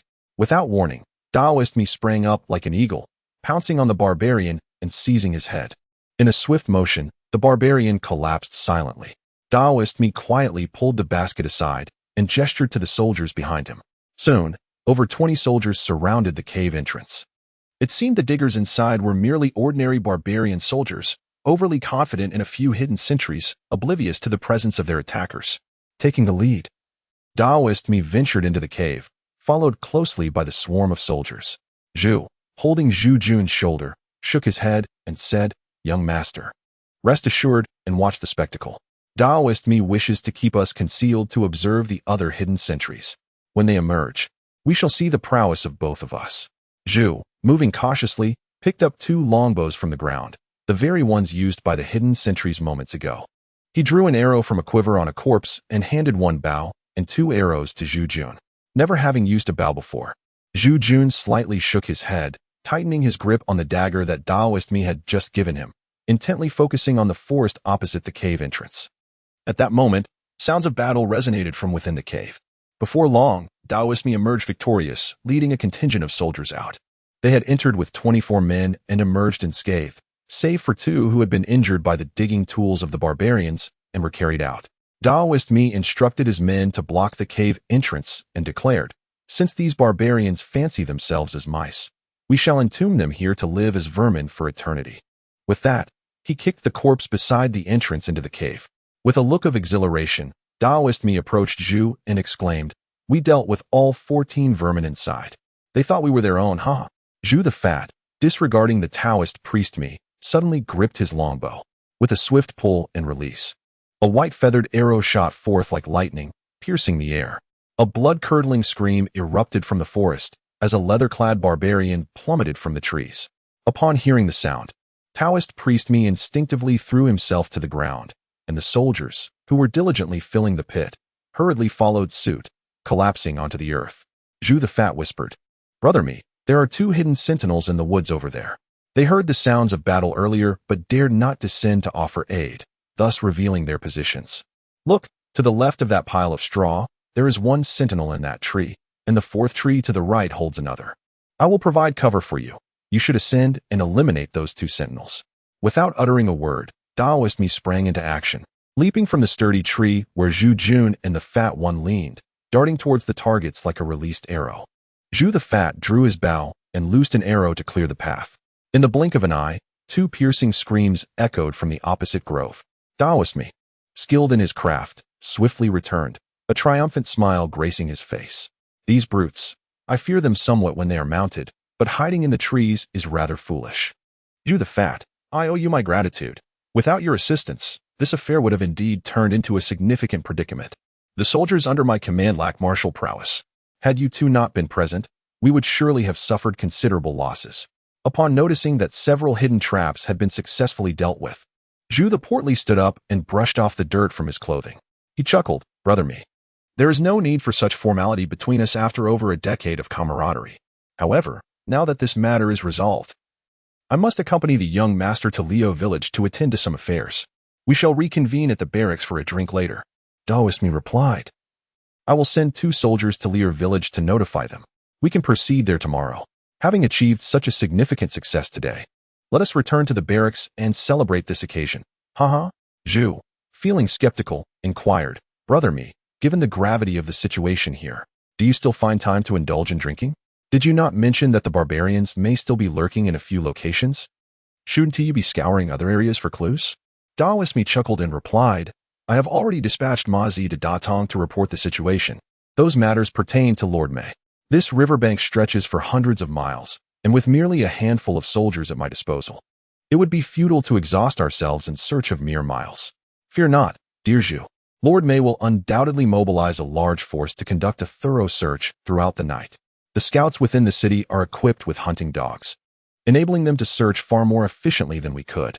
By tomorrow night at the latest, we shall have news." Zhu Panji then felt relieved and said, "That is certainly agreeable, but whether we can indulge in a drink depends on whether my young master consents." Upon witnessing the rotund fellow kick the ball towards him, Zhu Jun discerned that it was an act of consideration for his dignity. Zhu Jun, harboring a desire to befriend the skilled Daoist remarked, "Brother I am at your service. How could I possibly refuse? However, we must first fetch old Lu from the embankment, for I fear he may be growing anxious with the weight." Daoist replied, "Indeed, these few soldiers are among the most capable I selected. There remains a contingent on the embankment that I must escort back to the barracks." He then turned to the foot soldiers below, instructing, "Guzi, ensure that this area is thoroughly filled in before returning. Xiao Wu, take a few men to carry the injured back. Xiao Wu, remain over there. You have been struck in the thigh by an arrow, and you too must be brought back. First, attend to the bodies and be sure to retrieve the incapacitated prisoner." With that, he gestured towards the site of the earlier skirmish. As Zhu Jun returned to the embankment alongside Daoshi, old Lu was anxiously pacing around a few horses, while several soldiers were attempting to comfort him. Upon seeing Zhu Jun's return, Lu San's heart felt as if a heavy stone had finally settled within him. He hurriedly approached, patting Zhu Jun on the left and right, exclaiming, "Young master, have you sustained any injuries? If anything were to happen to you, I fear the master would have no choice but to take my life." At the mention of the last incident involving the Luo family's girl, he abruptly ceased his speech. Zhu Jun expressed his gratitude for Lao Lu's concern with a smile, saying, "Rest assured, Lao Lu, I am not as fragile as tofu. Today, Brother Mi has invited us. Come with me to the barracks for a few drinks to ease the tension." Seeing that Zhu Jun was unharmed, Lu Sankai felt relieved and did not object. The group mounted their steeds and, accompanied by a few remaining soldiers, made their way towards the barracks. Zhu Jun, brimming with vitality, resembled a triumphant general. Engaging in hearty laughter and conversation with Daoist Mi along the journey, the barracks were quite modest, accommodating a mere 120 soldiers and a standard flag unit. With 8 of those positions unfilled, enclosed by wooden fences, the camp lay beneath the long embankment of the Hua River. Along the banks of the Hua River from Datong to Ningyi, such barracks could be found every few dozen miles, established since the reign of Emperor Liu Yangxin. Marking the division of territories. In recent years, the borders had seen no conflict, and tensions had diminished, allowing for the unnoticed infiltration of outsiders. Daoist Mi guided the trio through the main gate of the barracks, revealing a cluster of low earthen houses, which served as the soldiers' quarters. After passing a series of these structures, they entered Daoist Mi's main tent, where soldiers promptly took charge of their horses.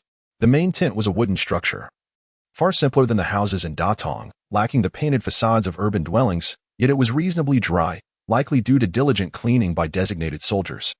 Daoist Mi invited Zhu Jun and Zhu Yong to sit in a small hall and instructed a nearby soldier to arrange for food and drink from the kitchen, concluding with, "Have the kitchen prepare a pig.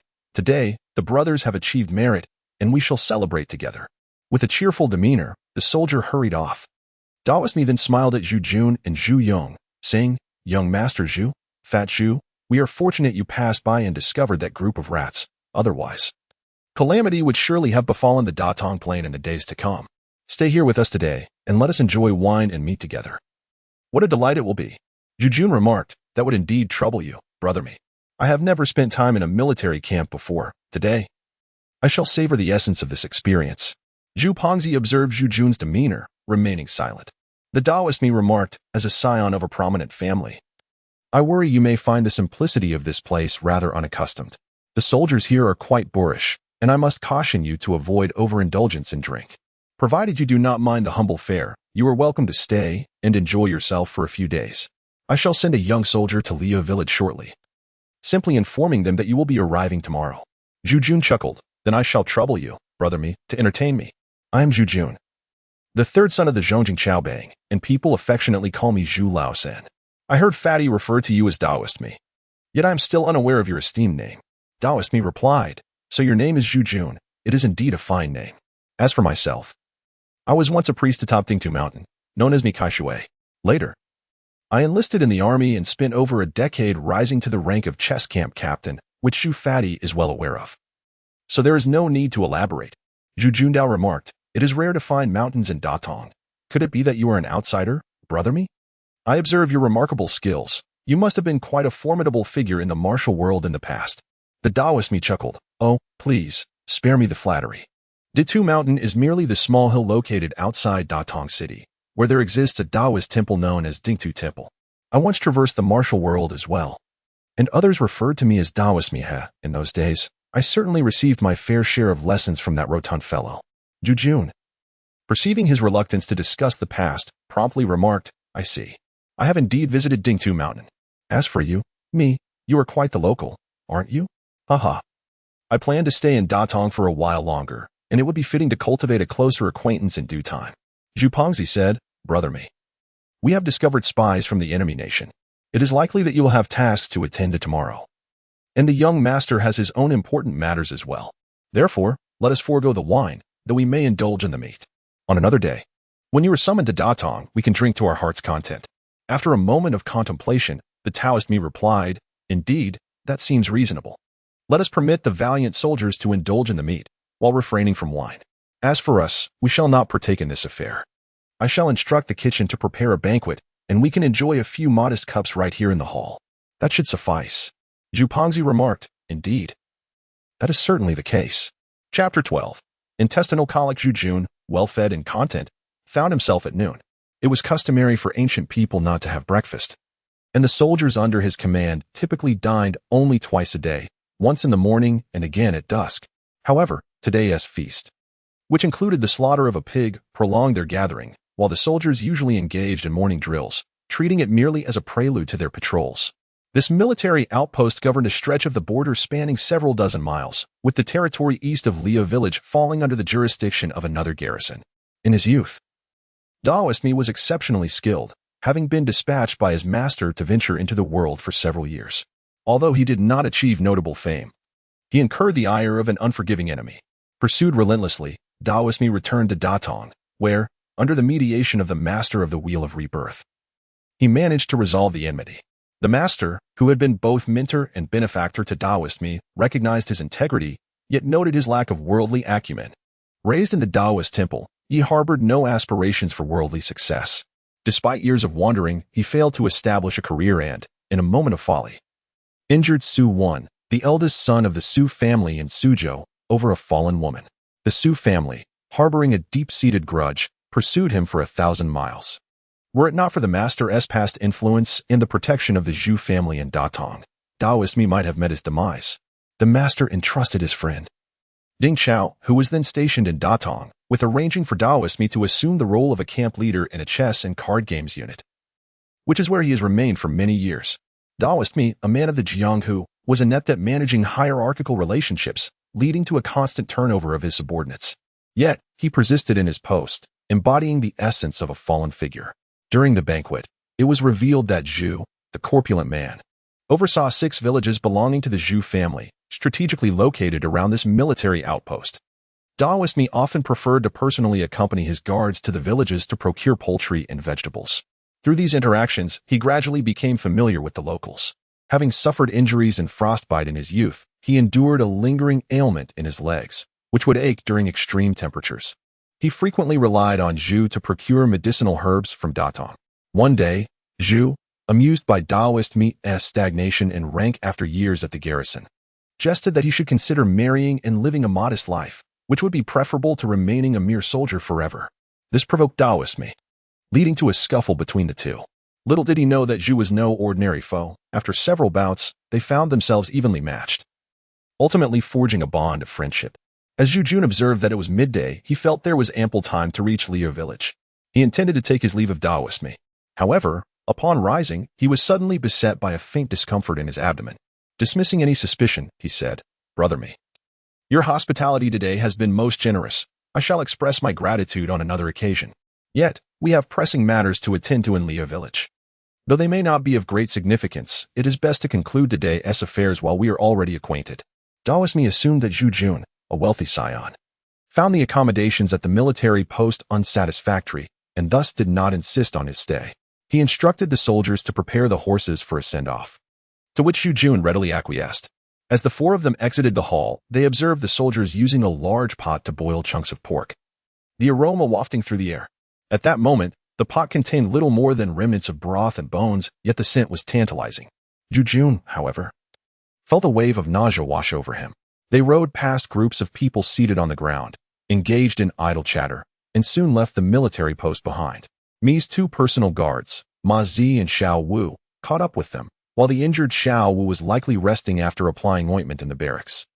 As they journeyed forth, the pain in Zhu Jun's abdomen intensified. He summoned his inner strength to suppress the discomfort, trailing silently behind the 2 men. A troubling thought crossed his mind.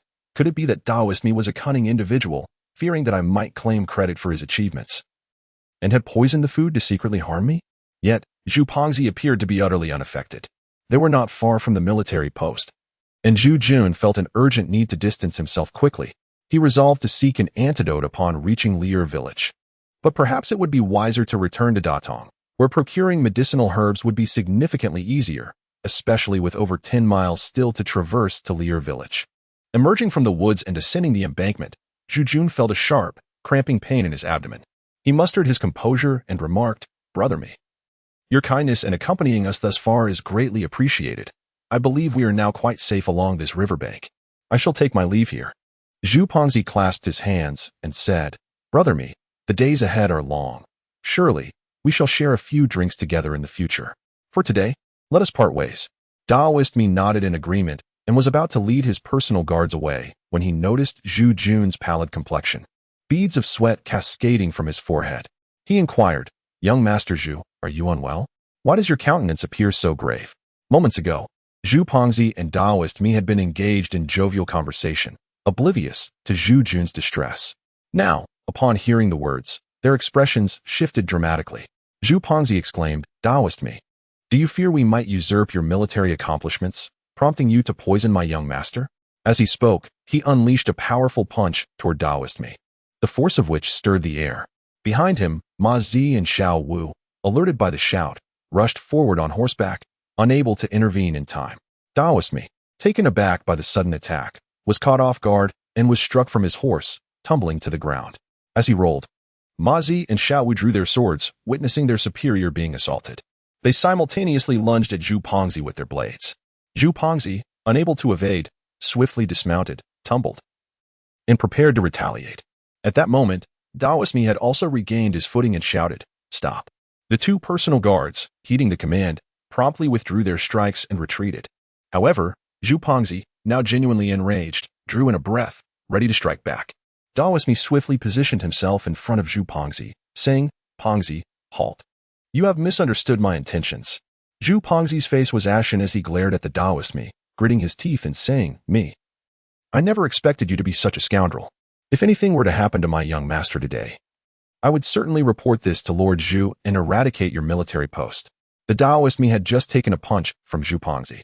Although Zhu Pongzi acted out of desperation and did not use his true energy, the blow had left him breathless and his blood boiling.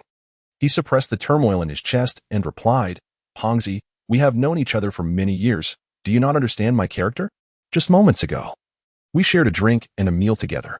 Why, when Zhu Gongzi is in trouble, are we unscathed?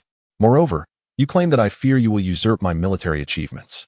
It is laughable. You have never served in the army. How could you comprehend its regulations? Today, we uncovered spies from the enemy nation, which is indeed a significant accomplishment. However, this is of paramount importance to the people of Datong. If we were to be judged by military law and had failed to detect them, resulting in them breaching the riverbank and flooding Datong, the soldiers here would perish in the deluge and would likely be condemned for eternity. Reflecting on this, I was filled with dread, which is why I expressed my gratitude towards you and hosted a banquet." Pongzi pondered this carefully. It was indeed the case. Yet, he found it difficult to swallow his pride after having struck first. Additionally, it was true that Zhu Jun had felt unwell after the feast. He remarked, "But this does not discount the possibility that you intended to poison my young master." The Daoist Mi countered, "Pongzi, do you not consider that if I, Mi Kai Shui, were indeed coveting military merit and seeking wealth and glory, would I have remained in this desolate place for so many years?" Pongzi replied, "Yet it is a fact that my young master is unwell. What could be the reason for that?" At that moment, Zhu Jun, enduring excruciating pain, suddenly fell from his horse. Lu Sankai, who had been frozen in shock, quickly dismounted to assist him. The Daoist Mi swiftly approached and supported Zhu Jun, asking, "Young Master Zhu, where do you feel unwell? Could you share it with me?" Zhu Jun found himself overwhelmed by an uncontrollable surge of vital energy, his complexion ashen and his body devoid of strength. "I am afflicted by excruciating pain in my left abdomen. I attempted to suppress it with my internal energy, but now it has become uncontainable, and I feel an overwhelming urge to vomit," he lamented. The Taoist priest, skilled in the art of healing, grasped Zhu Jun's wrist to examine his pulse with meticulous care. After a moment, he proclaimed, "It appears you may be suffering from intestinal colic. This ailment strikes suddenly, often without any prior indication. In my youth, I witnessed my master treating such cases. It is imperative that we act swiftly. My medical expertise is limited, and I cannot make any definitive assertions." Without hesitation, he lifted Zhu Jun into his arms, swiftly mounting his horse. He urged the portly Zhu, "Endure for a moment longer. Young Master Zhu, we must seek my esteemed master. His medical prowess is unparalleled, and he can assuredly save your life." Zhu Jun trembled violently, unable to respond. As he slipped into unconsciousness, the Taoist priest cast a worried glance at Zhu's companion and insisted urgently, "Why do you hesitate? Mount your horse and accompany me to my master. This affliction can bring a person to the brink of death. We cannot afford to delay. If you do not trust my abilities, surely you have faith in my master? His reputation is well known to you."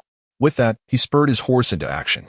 Zhu Pongzi hastily mounted his horse, disregarding whether Lu Sankai was willing or not, and pulled him onto the steed, urging the horse forward at a swift pace. Chapter 13. Ancient Remedies for Acute Appendicitis on Dingtu Mountain. Lush greenery enveloped the landscape. In truth, Dingtu Mountain was merely a small hill, crowned by a Taoist temple. hidden amidst verdant groves. The city of Datong lacked gates on its eastern and western sides. Thus, to ascend Dingtu Mountain, one had to circumvent the city walls, traversing the moat until reaching the eastern rampart. The path up the mountain was straight, as Daoist Mi led Zhu Jun and Zhu Yang in a frenzied dash, stirring up dust that rose like a prostrate golden dragon. As the purple star descended and the golden dragon danced, the cycle of life revealed itself, filled with the suffering of sentient beings. Master, Ding Sashishi mused, it seems my disciple has finally arrived. But in this world of peace, with the populace in good health, can he truly alter fate and overturn the dichotomy of black and white? Standing atop the building, Ding Sashishi gazed down at the swirling dust of the golden dragon, lost in thought as he stroked his grizzled beard, his slanted eyes glimmering with brilliance. After a moment of contemplation, he descended the stairs and witnessed Daoist Mi entering the temple with Zhu Jun on his back. Master! Master! He called out. Ding Sashishi replied solemnly, Disciple, do you remember how I instructed you? Have my words been etched in your heart? Hearing his master's reproach, Daoist Mi abruptly halted, stepping outside to gently set down Zhu Jun before kneeling on the ground and bowing deeply. Master, I have vowed never to summon you again, but in my impatience, I momentarily forgot. Please do not hold it against me. He assisted the still, trembling Zhu Jun, addressing Ding Sashishi within the temple. Master, I have come today because this young Master Zhu is gravely ill and suddenly suffered an attack. He has shown me kindness, and I implore you to provide aid. With that, he bowed once more. Ding Sashishi, stroking his white beard, scrutinized the unconscious Zhu Jun on the ground for a long while, his expression shifting as if wrestling with internal deliberation. Meanwhile, Lu Sankai, having been dragged along for so long, was filled with trepidation, clinging tightly to Zhu Pengzi's ample waist, terrified of being thrown from the horse. Zhu Pengzi, however, remained calm. He dismounted and helped the quaking Lu Sankai down, who, his legs trembling, hunched over like a panting hound. Seeing that the white-bearded Daoist seemed reluctant to treat his young master, Lu Sankai, disregarding his own state, crawled forward and fervently knocked his head against the ground, pleading, Daoist, please save my young master. Please save my young master. Ding Sashishi observed the loyal servant, whose forehead had been bloodied from his fervent bowing, yet remained indecisive about whether to provide assistance. He silently recited his master's dying words. As the purple star descends and the golden dragon dances, the cycle of life reveals the suffering of all beings. Over and over again, Daoist Mi, noticing his master's fluctuating demeanor, exclaimed loudly, Master, I have diligently adhered to your teachings all these years without the slightest negligence. However, had it not been for this young Master Zhu, who astutely uncovered the treacherous plot of northern spies intending to breach our riverbank and flood Datong, countless lives would have been lost in the ensuing deluge. Master, this young Master Zhu is not only my savior, but also the benefactor of hundreds of thousands in Datong. Upon hearing this, Ding Sashishi's expression shifted multiple times before he sighed deeply, saying, I observe this young man has a sinister aura, suggesting a propensity for violence, which made me reluctant to offer aid. Yet, to think he has accomplished such a noble deed for the people of Datong. Very well. Even if he were the embodiment of calamity, I shall render him assistance. Instantly, the crowd erupted with joy. With a wave of his hand, Ding Sashishi commanded, Disciple, take these two and assist this young master into the Western Wing's apothecary. I shall commence treatment forthwith. Upon observing the reincarnation observer fixate on Zhu Jun, Zhu Pengzi felt a sense of certainty and boldly guaranteed a remedy, though he internally harbored doubts.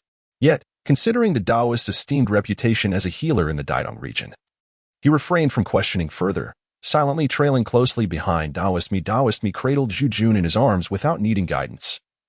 Traversing through the main hall to a small chamber, the room was suffused with the delicate fragrance of medicinal herbs, where a young acolyte was rummaging for supplies. Upon seeing Daoist Mi enter, the acolyte joyfully exclaimed, Senior brother, what brings you here? Who is this? Daoist Mi laid Zhu Jun gently on a small bed, evidently designed for the ailing. Shunzi, my dear junior brother, he began, this friend of mine is afflicted with a grave illness. After much pleading, Master has consented to provide care. In recent years, Master has become wary of treating unsavory characters. I recall a time when he never inquired about a patient's background. The young acolyte chuckled, recounting, last year, a bandit from Sisui arrived with a leg mangled by a beast, swollen to the size of a barrel. Master treated him. unaware that he was the infamous leader of mountain bandits who had previously raided the Liu family's caravan and killed one of their concubines. Upon learning of the bandits' recovery here, the Liu family members pursued vengeance, threatening to burn our temple. I was terrified at the time. Eventually, the bandit, once healed, stealthily avenged himself on the Liu family members. Master, feeling guilt, crippled the bandits' martial prowess, and from then on, he insisted on knowing the backgrounds of all seeking his aid. Daoist me sighed. I see, it seems this incident weighed heavily on Master. The young acolyte continued to jest. Indeed, Master used to be compassionate, treating anyone in need. Yet now, he understands that saving a wicked person harms the virtuous, hence his newfound caution. By the way, senior brother, does this fellow on the bed happen to be one of those wicked individuals? Or else why would Master hesitate to assist him? Daoist me playfully chided. You mischievous boy, how can you so recklessly judge others? Do I seem like one who brings villains to seek help? But why then would Master be reluctant to assist? Making you plead for so long before agreeing? The acolyte countered. It seems you endured quite a bit to gain Master's approval. At that moment, Ding Sashi entered the room, admonishing, Shun speak not frivolously, lest Master punish you with solitary reflection. The young acolyte responded with a cheeky grimace toward Daoist me and fell silent. Daoist me, unfazed, affectionately ruffled the young acolyte's hair, saying, Shunzi, you've grown quite a bit. It's been years since I last saw you, and now you've reached my shoulder. The acolyte's face flushed with embarrassment, and he quickly turned away, about to speak when Ding Sashi shot him a glance, prompting him to bow and retreat. Ding Sashi seated himself before the bed and addressed the three. You three must step outside. I need to tend to the patient without disturbance. You are to remain at the door and only enter upon my call. Shun you stay behind to assist me. As Zhu Fatty was about to inquire, he suddenly recalled the severity of Zhu Jun's condition. He feared that the practitioner might employ some secret remedies, unwilling to allow outsiders to observe, and thus fell silent. Being pulled out of the room by Daoist me Lu San, sensing the gravity of the situation, remained silent and followed with his head bowed. Master Ding sat before the bed, slowly unfastening Zhu Jun's garments, revealing a delicate, pale body soaked with sweat. He bared Zhu Jun's upper body entirely. Although Zhu Jun had trained in martial arts for many years, his physique was now marred, with muscles twisted and distorted. A clear testament to his struggle against the torment within. The young acolyte beside him felt his face flush crimson. Previously, when the master had saved others, it had mostly involved taking pulses while clothed, followed by administering medicine. He had never witnessed a man's bare torso, and his heart raced in confusion. Master Ding seemed to sense the boy's embarrassment and turned to him, saying, Shunner, a healer's heart is akin to that of a parent. There is no need for you to feel troubled by such matters. He is merely a patient. The young acolyte replied, Disciple understands, though his face remained flushed. Master Ding then carefully took Zhu Jun's pulse, and suddenly, he pressed a finger on Zhu Jun's philtrum, channeling his vital energy into him. Zhu Jun stirred awake. Gazing at the elder Daoist with a pained expression, his face contorted in agony.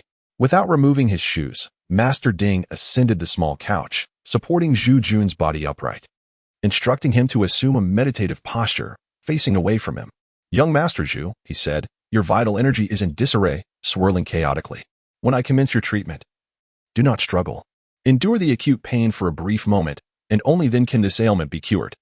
Without waiting for Zhu Jun's response, though Zhu Jun lacked the strength to speak, Master Ding placed his left palm on Zhu Jun's crown and his right palm against his right side, channeling his vital energy into Zhu Jun's body.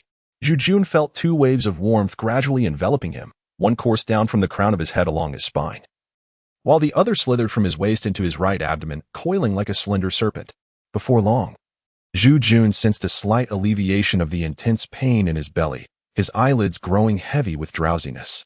It was then that the voice of the old Taoist echoed in his mind. Gather your spirit. You must not succumb to sleep, lest all your efforts be in vain.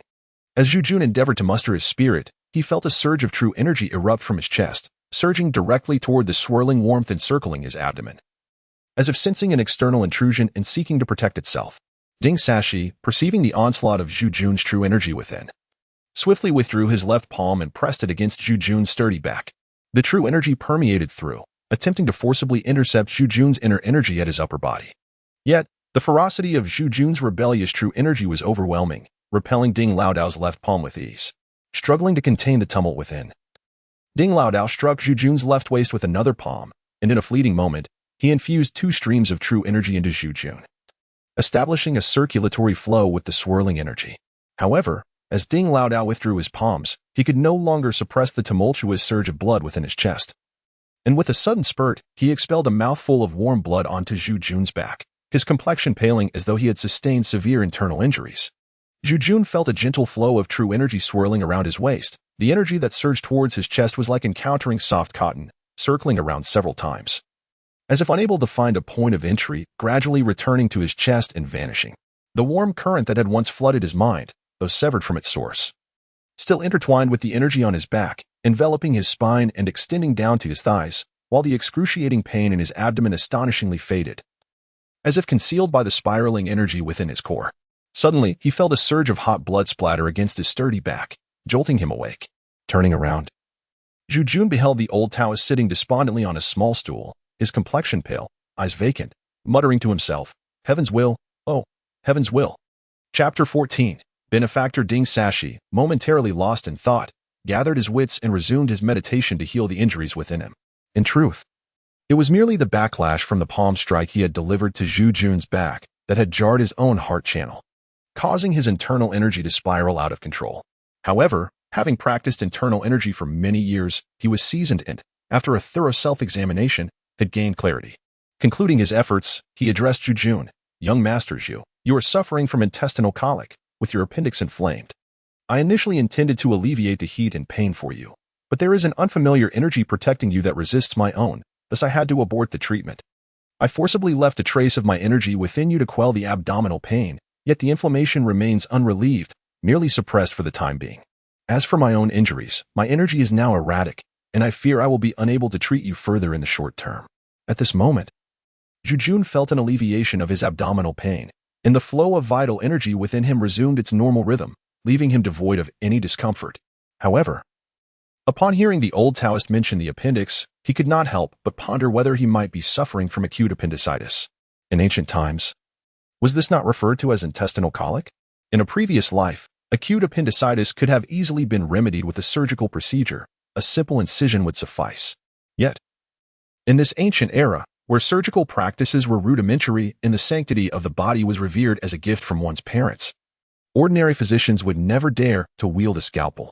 An acute case of appendicitis could indeed prove fatal.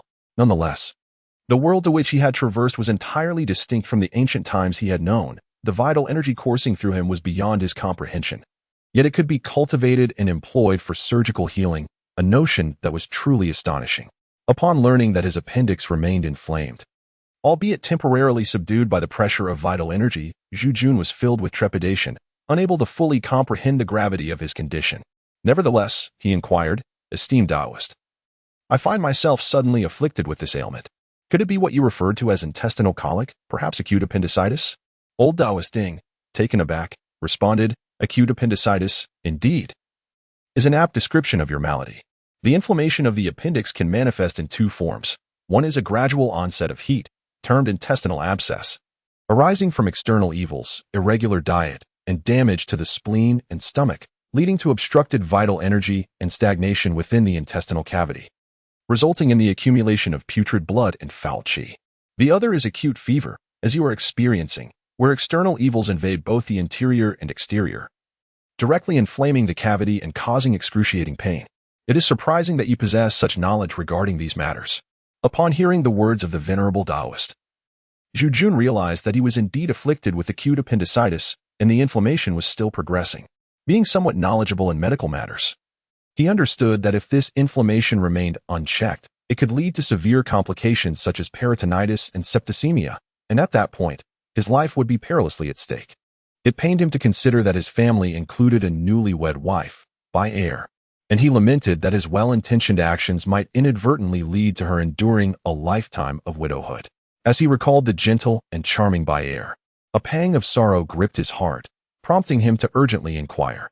"The Taoist mentioned that my pain is merely suppressed for the time being. Is it the inflammation that has been subdued, or is it the neural pathways that are dampened, leaving the inflammation to persist unnoticed?" Old Taoist Ding, taken aback, responded, "I must say, young master, it is remarkable that at such a tender age, you have delved into a vast array of knowledge, even exploring the realm of neurology. Fear not, for I shall envelop your appendix with my vital energy, isolating it from the external environment. Even if it succumbs to necrosis, it will not infect the surrounding abdominal cavity. However, this vital energy, once detached from its source, will gradually dissipate, sustaining its effect for only about 6 months. Hearing this, Zhu Jun felt an overwhelming sense of despair, as if he were on the brink of tears. After approximately half a year, he feared that his vital energy would dissipate completely, and that his appendix might have already sprouted mushrooms. He could hardly bear the thought that he might only have 6 months left to live. The more he pondered, the deeper his despair grew. Observing his despondent expression, the old Taoist, Ding, reassured him, saying, "Young master, there is no need for concern. Before your vital energy wanes in 6 months, you may return to the cycle pavilion, and I shall assist you in replenishing your vital essence. Moreover, I will prepare a prescription for you, which may gradually alleviate your feverish condition." At this moment, Zhu Jun felt a sense of reassurance. Just then, several Taoist priests, upon hearing the call of the young disciple Shun, entered the room. They were taken aback to see the old Taoist Ding with blood at the corner of his mouth, their faces filled with confusion. They knew their master possessed extraordinary martial skills and miraculous medical knowledge, having witnessed him heal several patients afflicted with intestinal ailments. They could hardly believe that he had sustained internal injuries while attempting to save Zhu Jun. The Taoist priest Mi felt a deep sense of guilt in his heart and dared not inquire further. Old Taoist Ding rose from the bed and took a seat at the small desk beside him. He retrieved a piece of paper from the drawer and wrote down a prescription. "Shun, go and fetch these herbs, and prepare them for young master Zhu to take," he instructed the young disciple. Shun took the prescription and noted the ingredients: 1 tael of purple flower dandelion, 1 tael of honeysuckle, 1 tael of red vine, 6 qian of frankincense, 1 tael and 7 qian of winter melon seed, 6 qian of myrrh, 6 qian of fresh rhubarb, 7 qian of red peony, 6 qian of yuan hu, 7 qian of forsythia, and 1 tael of potentilla. The medicine was to be taken in 3 doses. Shun committed it to memory and pulled out a small scale from another drawer, deftly beginning to measure the herbs with great skill. Old Taoist Ding watched him, nodding silently with a smile. When the Taoist priest Mi entered, he had already overheard the conversation between his master and Zhu Jun. Now, he offered words of comfort, saying, "Young master Zhu, your ailment came on quite suddenly, and you have endured considerable suffering. Fatty, do you now believe that I did not poison your young master?" With that, he rolled his eyes at the plump Zhu. Zhu the fat's face flushed crimson as he stammered, "I have wronged Brother Mi. I come here to offer my sincerest apologies, and I hope Brother Mi will no longer hold my transgressions against me." With that, he abruptly bent his knees, preparing to kneel. However, Taoist Mi hastily supported him, chuckling, "Fatty, do you wish to shorten my lifespan? If you kneel now, how shall I face you in the future, when we are bound to meet again?" Zhu Pongzi sincerely expressed, "My young master has suddenly fallen ill. If it were not for Brother Mi bringing us here, and the esteemed leader's timely intervention, his life would have been in peril. By saving my young master, you have saved my entire family. Your kindness is akin to a rebirth, and I, Zhu Pongzi, am genuinely grateful." Elder Ding replied, "I never imagined that you, Zhu Pongzi, renowned as you are, would prove to be a person of true loyalty. Others have misjudged you. You have known my young apprentice for many years, so there is no need for formality." Zhu Fatty was taken aback to discover that this old Taoist actually recognized him, prompting him to abandon any pretense. At that moment, Zhu Jun had already risen from his small stool and said, "I cannot express my gratitude enough, Brother Mi. The future is long, and if there is ever a need for my assistance on behalf of the Zhu family, do not hesitate to inform me." He then turned to kneel before the old Taoist, saying, "Taoist, you have saved my life. Your kindness is akin to a rebirth. Please allow me to pay my respects." With that, he bowed his head to the ground. However, the old Taoist hastily rose to support Zhu Jun, saying, "Young master Zhu, you exaggerate. I have heard from my young disciple that you uncovered the spies of the Yuyan kingdom and thwarted their efforts to flood Datong. You are indeed a benefactor to the people of Datong. If outsiders were to witness this bow, it might very well bring ruin to my humble temple." In truth, he was harboring a guilty conscience and dared not accept Zhu Jun's gesture, fearing that disclosing such matters might attract divine retribution. The old Taoist helped Zhu Jun to his feet and, after a moment of contemplation, retrieved a scroll from his chest. He addressed Zhu Jun, saying, "In truth, the heat within you has yet to subside. However, your own true energy is forceful and overwhelming. You have been practicing the Zhu families by Kong Fist, which is not suited for healing. I possess a martial arts manual that contains the method for cultivating the true energy of our reincarnation school, a gentle energy ideal for treating internal injuries. I perceive that you, being young, have already reached the shattered gold stage with the Baikong fist, demonstrating your exceptional talent. I believe that within 6 months, you will be able to cultivate a strand of reincarnation true energy, at which point you will be capable of healing yourself from this ailment. Hearing this, Zhu Jun was filled with delight, yet he hesitated and said, "Your kindness is greatly appreciated, esteemed Taoist, but this reincarnation technique is a treasure of your sect, and I dare not ask for it." However, the old Taoist had already resolved his inner turmoil. He reflected that although this young man was a celestial being from the purple star destined to bring about great calamity, such was the decree of heaven, immutable and unchangeable. He replied, "There is no need for such reluctance, young Master Zhu. Since I am unable to assist you with your ailment, it is essential that you rely on yourself for healing. The necessity of this half-volume of scripture is indeed a matter of fate. You need not feel burdened." With that, he handed the scroll to Zhu Jun and added, "I have sustained internal injuries today and require several days of recuperation. Young Master Zhu, having recently recovered from a serious illness, might also consider lingering here for a few days. Once my injuries have healed, I will have one more matter to discuss with you." Zhu Jun hastily replied, "The esteemed Taoist has summoned me. How could I possibly refuse? Whatever commands you have, I shall comply without hesitation. Why delay until another day?" The elderly Taoist stroked his beard with a knowing smile and said, "This matter weighs heavily upon my heart, and I shall share it with you in due time." He then turned to Taoist me and advised, "Disciple, it seems that conflict may soon arise again in Datong. You should return to your military camp and serve your country diligently, without succumbing to fear or negligence." Upon hearing his master's order to depart, Taoist me, unable to linger any longer, reluctantly turned to Zhu Jun and said, "Zhu Jun, I have pressing military duties to attend to. I must take my leave. Please take care of yourselves." Zhu Pongzi clasped his hands and said, "Brother me, take care as you depart. We shall meet again in due time." After the Taoist priest me exited the room, the elder Taoist summoned the young acolyte, who was outside brewing medicine. "Shunner, once you have prepared the medicine, go and tidy up 2 rooms for our esteemed guests. Young Master Zhu has just recovered from a serious illness. You must attend to him with utmost care, without any negligence. I shall retreat for a period of meditation now, and for the next few days, do not worry about preparing meals for me. However, you are the only one left to oversee this establishment, so do not neglect our honored guests." The young acolyte pouted, seemingly displeased, and replied, "Oh, I understand, Master." Yet, a hint of a bashful smile danced upon his lips. The elder Taoist rose to leave, but his once upright posture now appeared slightly hunched. Zhu Jun, eager to see him off, suddenly felt a wave of dizziness and weariness wash over him. The intense pain in his body, having just undergone a rigorous cleansing of his vital energy, compelled him to rise from his bed. However, the stimulation from this vital energy had caused his body to become accustomed to the strain, leaving him completely drained of strength. Zhu Jun stood rigidly for a moment, but soon could bear it no longer and sank back onto the couch. The young acolyte chuckled and remarked, "My lord, having just recovered from your illness, your constitution remains rather unsettled. You will need a few days of recuperation before you can resume your normal activities and diet. Allow me the honor of attending to you during this time." Zhu Jun, feeling utterly weak, sat on the small stool and couldn't help but chuckle at the words of the young Taoist. "A patient, my lord?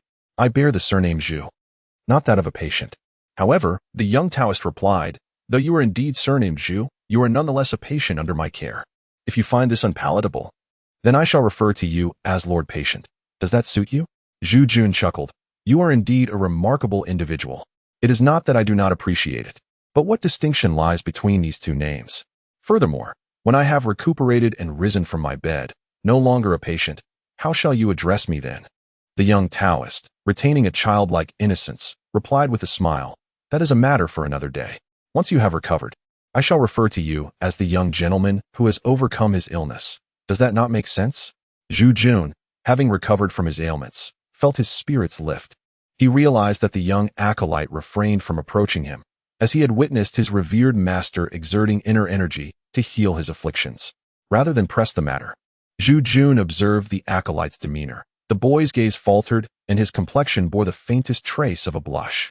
Upon closer inspection, Zhu Jun discerned a slight protrusion at the acolyte's chest and an absence of a pronounced throat, revealing that the boy was, in fact, a girl. Amused, Zhu Jun remarked, "Your name is Shun, is it not? I am uncertain how to address you. Should it be little true person Shun or young maiden Shun?" Upon realizing that Zhu Jun had uncovered her true identity, Shun's face flushed crimson, and with a disdainful spittle, she turned away, saying, "So you are but a lecher. No wonder my master is reluctant to aid you." Upon hearing this, Zhu Jun remained unperturbed and turned to Lu Sankai beside him, saying, "Old Lu, please assist that girl Shunner in tidying up the room. I will take a moment to recover my strength here. The medicinal scent in this small chamber is rather overwhelming for me." After speaking, he reclined and began to regulate his breathing. At that moment, Zhu Fati added, "The young master shall rest on this mountain for a few days. As for the matters in the estate, I shall handle them. I will return in a couple of days to escort you back." With that, he bowed and exited the room, to Zhu Jun's surprise. The small bed was equipped with a pillow, though there was no quilt. Lu Sankai departed to fulfill his task, leaving the room in silence. It was then that Zhu Jun recalled he was still holding a scroll, the legendary manual of martial arts. Although he had already practiced the Bikong Fist of the Zhu family, he had never encountered any true secret manuals. All he had known were the teachings passed down from the elders. Not long after Zhu Jun reclined, a restless urge compelled him to sit up. Cautiously, he unfurled the secret scroll, loosening the delicate threads that bound it. It revealed a silk-bound tome, its cover adorned with the two resplendent characters, Reincarnation. In an era devoid of movable type printing, most books were handwritten, and this particular volume bore a script whose origin was unknown to Zhu Jun. His understanding of calligraphy was limited. However, he merged the memories of his past life with the present and recognized those two characters. The written language of this world bore striking similarities to that of ancient times, yet some symbols were entirely unfamiliar, embodying the concept of disparate forms conveying similar meanings. As Zhu Jun turned the pages, he encountered the opening lines. The path of reincarnation is characterized by both rigidity and flexibility. Rigidity is prone to fracture. While flexibility knows no bounds, rigidity leads to loss, while flexibility enables harmony. In loss and harmony, nothing remains unbroken. After a moment of contemplation, Zhu Cixi found a striking resemblance between this cycle of rebirth and the Tai Chi he had learned in his past life. Perhaps it was indeed the legendary Tai Chi divine art. Just as he was about to delve deeper, a sudden scream pierced the air from outside the door, followed by the sound of porcelain shattering upon the ground. It turned out that Shunno had found a room for Lu Sankai, but had left him to tidy up alone. He returned to check if Zhu Jun's medicinal concoction was ready, only to accidentally knock over the lid of a ceramic jar, scalding his finger in the process. Hearing the commotion, Zhu Jun hurriedly inquired, "Shunner, what happened? Did you burn yourself?" To which Shunner retorted, "Why do you care? Did you call for Shunner?" Zhu Jun chuckled. "Fortunately, it seems you have not been burned by your accent. Otherwise, it would indeed be my fault. I shall not call you Shunner. Would you prefer the cumbersome title of Shunnerjinren?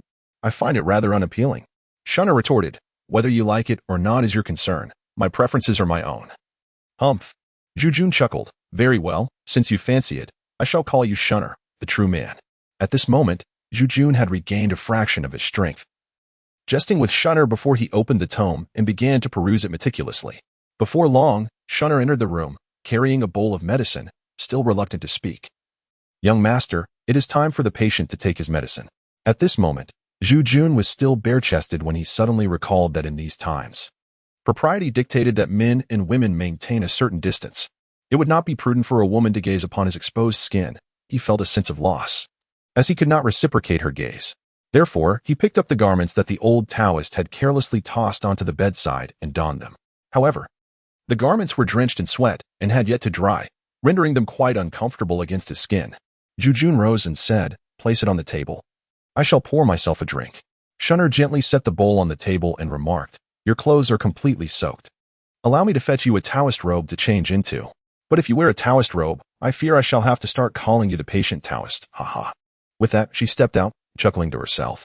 Zhu Jun gazed upon her, noting her pearly white teeth, resembling exquisite shells, gleaming with a pristine radiance, perfectly complementing her cherubic lips, which curled into a delightful smile.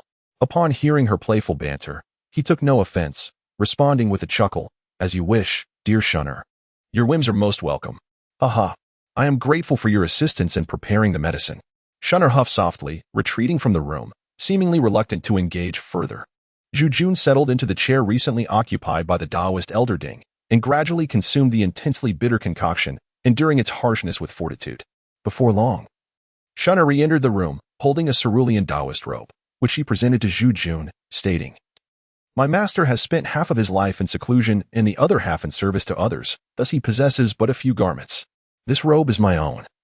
The Taoist attire knows no distinction between genders. However, it may be somewhat small for you, so I hope you do not find it lacking. My master has instructed me to attend to your needs diligently. Once I have laundered your clothing, I shall provide you with something more suitable. Zhu Yan readily agreed, feeling quite uncomfortable in his damp, clinging garments. Noticing that Shunner had yet to step outside, Zhu Yan rose and said, Shunner, I must change my attire. I kindly ask you to turn away for a moment. Shunner replied, I still need to measure out a few more doses of medicine for you. Go ahead and change. I have seen it all before, so why should you feel embarrassed? Zhu Yan was taken aback. Could it be that this young girl had cast her gaze upon his physique, yearning for another glimpse? He felt a profound sense of loss at this realization. Just as he was about to speak again, Shun, undeterred, rummaged through the items and began to gather another set of medicinal herbs for Zhu Yan. However, Zhu Yan only consumed one set of herbs every 3 days, and since he could not remain here much longer, her urgency in collecting the medicine was a mystery known only to her. Zhu Yan pondered to himself, let her look as she pleases. I am a grown man, not a novice. Do I truly fear that she would devour me? Though this young Taoist is bound by her master's orders, she finds herself in a predicament. And it is only fitting that I teach her a lesson to dissuade her. With that, he boldly removed his garments, even shedding his shorts, for in this era, undergarments were seldom worn. However, Zhu Yan felt a sense of discomfort and had beer tailor a few pieces for his convenience. Standing bare, he was about to don the Taoist robe when he heard Shunner snort and remark, Humph. I thought you men prided yourselves as great husbands, with your robust limbs. What distinguishes you from us women? You possess but one head and 2 legs. Do you believe that an appendage beneath sets you above us? I, too, possess more than you in that regard. When I grow to your towering height, shall I not be a great husband as well? Upon hearing this, Zhu Yan was drenched in cold sweat. It turned out that Shunner was utterly oblivious to social nuances. Just moments ago, her cheeks had flushed crimson. Could it have been an instinctive reaction? Alas, today, I have lost face at Zhu Yan's face burned with embarrassment. Just as he was about to express his anger, he recalled that this young girl had grown up under the tutelage of the old Taoist, who led a reclusive life and spent years in seclusion. With no one to guide her, it was no wonder she had a limited understanding of such matters. Upon reflection, Zhu Yan felt less ashamed and jestingly remarked, Shunner, my dear, the way I express myself and the way you do are entirely different. Mine is intended for creation, while yours is meant for nurturing. Aha! Zhu Yan turned around and draped the robe over his head, only to discover that it was far too snug. As he attempted to pull it down, the fabric, made of cotton and lacking elasticity, resisted his efforts. His hands had already emerged from the long sleeves. Yet the robe remained stuck under his armpits, in a predicament reminiscent of a scarecrow. Zhu Yan extended his arms beneath his armpits to tug at the hem of the robe. As he lifted his chin and straightened his back, he suddenly felt a peculiar grip around his lower region, sending a shiver throughout his body. Alarmed, he glanced down, nearly fainting at the sight. The young Taoist boy, with one hand clutching his own member and the other holding a small scale, remarked, It's nothing extraordinary, really. Humph, can this even create life? You underestimate my ignorance. Who doesn't he know that childbirth is a woman's affair? What concern is it of yours? As he spoke, he pinched a little, exclaiming, Oh, this thing can actually grow larger. How curious. He then added, Hey, why are you kicking me? Zhu Yan leapt up abruptly, tugging at his robe with fervor, managing to pull it down to cover his lower body. However, this sudden motion nearly caused him to lose his balance, and as his knee bent, it inadvertently struck Shunner's face, sending her sprawling onto the small couch. The small scale in her hand flew from her grasp, and she clutched her face, ready to unleash a torrent of invective. Zhu Yan had now donned his robe, and although he felt a draft swirling around his lower half, he found some solace in it. His face flushed crimson as he admonished, You, young lady, should understand that propriety dictates a respectful distance between the sexes. Is a man's body to be treated so casually? Especially in such a manner. Has your master not imparted these lessons to you? Even if he has neglected to do so, surely the many patients who frequent this place must have shared some wisdom with you? Moreover, you have pursued the study of medicine. Shun rubbed her sore cheek, her indignation flaring. My master is perpetually in seclusion, emerging only to traverse the mountains or to tend to the ill. Those patients are constantly groaning in pain, immersed in their own misery. I hardly wish to engage with them. Besides, what my master has taught me is of no concern to you. After a moment of contemplation, she continued with a hint of confusion, Pray tell, What exactly did you imply by saying my master instructed me? He claims I possess a purely Yin constitution, rendering me incapable of martial arts. He merely directs me to peruse medical texts, which, though they articulate the human anatomy and the intricacies of the body, lack any personal tutelage. My literacy is rather limited, and I simply memorize the prescriptions he has written, matching them with the labels in the drawer.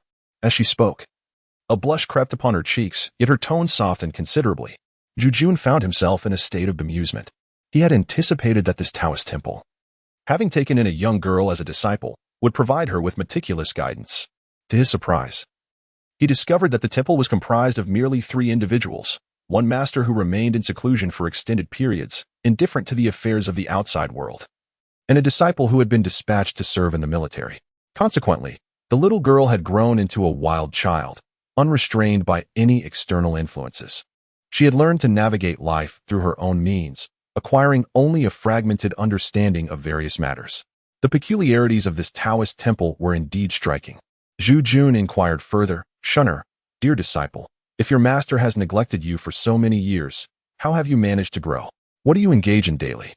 Shunner replied, "In the past, my senior brother would bring provisions to the mountain each month. However, my master forbade him from entering the temple, so he would leave the supplies at the gate for me to collect. In recent years, for reasons unknown, my brother has visited less frequently and now relies on others to deliver the food. Thus, I have naturally grown up sustained by these provisions."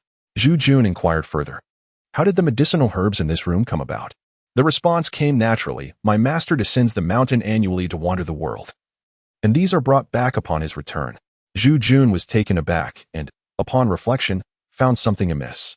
He inquired further, "Given that your location is so close to the city, has no one ever come to visit? And have you never ventured into the city for leisure?" Shunner replied, "When I was quite young, there were indeed visitors who came here for amusement. However, after that occasion when the bandit leader descended from the mountain, few have dared to come since. As a child, I too wished to accompany my elder brother down the mountain to play, but he warned me that the people below were wicked, even rumored to feast on the brains of children. Thus, I no longer had the courage to descend for merriment. By the way, since you hail from the foot of the mountain, do you also partake in such ghastly consumption?" Zhu Yan, overwhelmed with emotion, slumped into a chair, caught in a bewildering mix of laughter and tears. However, his weight caused the robe to tear with a sharp sound, creating a rip beneath his armpit. Shunner, witnessing this, exclaimed in anger, "I lent you my robe, and you have torn it. Truly, those who come down from the mountains are not to be trusted." Chapter 16. Reincarnation. As Zhu Yan was on the verge of losing his temper, Lu Sankai entered the room.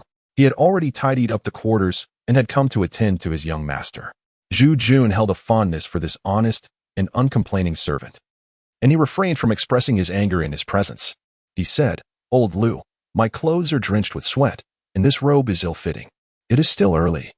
Are you able to venture down the mountain to fetch me a few changes of clothing?" At this moment, Lu Sankai had regained his composure. After riding all morning, and being hastened by Zhu Fatty for an hour, he was understandably anxious. He had never encountered such a series of events before. However, after a bit of recovery, he was reluctant to ride down the mountain again. He considered that if he walked, he would likely arrive in the city after dark and would not be able to pass through the city gates. After careful contemplation, he replied, "Young master, my legs are still quite weak. I fear that by the time I reach the city, it will be dark and I won't be able to exit the gates. I am unable to ride the horse. How about I wash the clothes you have changed out of and dry them quickly? You can make do for the night, and I shall return to the city tomorrow to fetch more." Zhu Yan remarked, "Indeed." It was only at this juncture that he felt a gnawing hunger. The journey had been fraught with violence and illness, although he had consumed some meat in the barracks. The ride with Taoist me had left him in a state of nausea, resulting in him vomiting profusely along the way. Now, feeling weakened, he was acutely aware of his hunger, a sensation that had eluded him amidst the turmoil of his earlier quarrel with the young Taoist. Zhu Yan inquired, "Shun, dear Taoist, might you have any sustenance available? My relentless vomiting has brought me to this point, and now that my illness has subsided, I find myself quite famished." Shun pouted and replied, "Humph, you disparage my garments yet dare to ask for food? The provisions are in the kitchen, help yourself." Seeing her so fond of arguing with him, Zhu Yan lamented that she was merely a woman, and moreover, the disciple of his savior. Otherwise, he would have long since taught her a lesson. Now, having to ask her for food, he found it truly beneath his dignity to inquire further. He quickly glanced at Lu Sankai, who gave a subtle nod, prompting him to address Shunner. My dear, could you kindly direct us to the kitchen? Shunner shot a glance at the elderly Lu before responding to Zhu Jun. You need only pass through the main hall. The kitchen lies adjacent to the woodshed. Humph. Always ordering the servants around. With that, her lips curled in defiance. Zhu Jun intended to say, Old Lu is my personal servant. Why shouldn't I ask him to do things? Suddenly, he recalled his journey through time, realizing that in his previous life, he had always taken matters into his own hands. Having adapted to the indulgent habits of a wealthy young master in just a few days, he couldn't help but feel a twinge of embarrassment. Choosing not to respond further, he returned to his small bed to rest. Old Lu, having barely spent a moment in the room, soon exited. Shun then leaned closer, sitting by the edge of the small bed, and remarked, You didn't answer me earlier. You mentioned that my master would guide me. What exactly will he teach me? Zhu Jun felt a profound fatigue coursing through his body and chose to disregard her. He mused to himself, pondering how such matters of romance and affection were never imparted to her by her master. Must a young man like himself take on the role of educator? Yet, upon reflection, he realized this reasoning was flawed. The allure of love is a natural inclination, and surely this young acolyte, as she matures, would come to comprehend such feelings. At her age, her body was just beginning to blossom, likely still untouched by the arrival of certain changes, leading to a perplexing awareness of these matters. A shiver of discomfort ran down Zhu Jun's spine. The situation felt inherently wrong. How could he, of all people, be subjected to such an inappropriate advance from a mere child? It was utterly absurd. Hastily, he shut his eyes, wishing to ignore her presence. Yet his hunger gnawed at him, and sleep eluded him as the afternoon wore on. She persisted in her inquiries, chattering incessantly in his ear. When she sensed his disinterest, she huffed and declared, If you refuse to speak, then so be it. I shan't bother you further. Your servant, however, is quite obedient. I shall seek answers from them. With that, she exited the room. Upon hearing these words, Zhu Jun erupted with laughter in his heart. The mere thought of old Lu's reaction to Shunner's inquiry conjured a scene so comical that it might even drive one to despair. Once Shunner departed, the room fell into a tranquil silence. Zhu Jun opened his eyes and retrieved the scroll he had been studying, delving into it once more. As he read, his astonishment grew exponentially. This particular scroll detailed a method of reincarnation, mentioning that true energy could penetrate stone and metal, akin to sound traversing all things. Zhu Jun skimmed through it hastily, realizing that this technique could condense true energy into various waves. The deeper one practiced, the shorter the wavelength and the higher the frequency. A cold sweat broke out on Zhu Jun's brow as he felt a surge of excitement. Just imagine, if one were to reach a certain level of mastery, one could refine true energy into ultrasonic waves or even more formidable energy rays. Would that not render one invincible, striking down foes without a trace? Had he possessed such a skill that morning beneath the Huha embankment, there would have been no need for a daring assault. By merely employing this divine technique, those lurking in the shadows would have met their demise without a grave. The more he contemplated, the more alluring the prospect became. Zhu Jun silently committed the scroll's contents to memory, practicing discreetly in the depths of his mind. Zhu Jun promptly rose, following the instructions in the book, and settled into a cross-legged meditation, calming his mind and spirit. Before long, he sensed a faint, ethereal energy manifesting in his consciousness. The brain, being the most intricate organ of the human body, demanded his utmost focus. He diligently followed the guidance provided in the text, gradually directing that wisp of energy, feeling it spiral gently around his mind, forming a small cycle.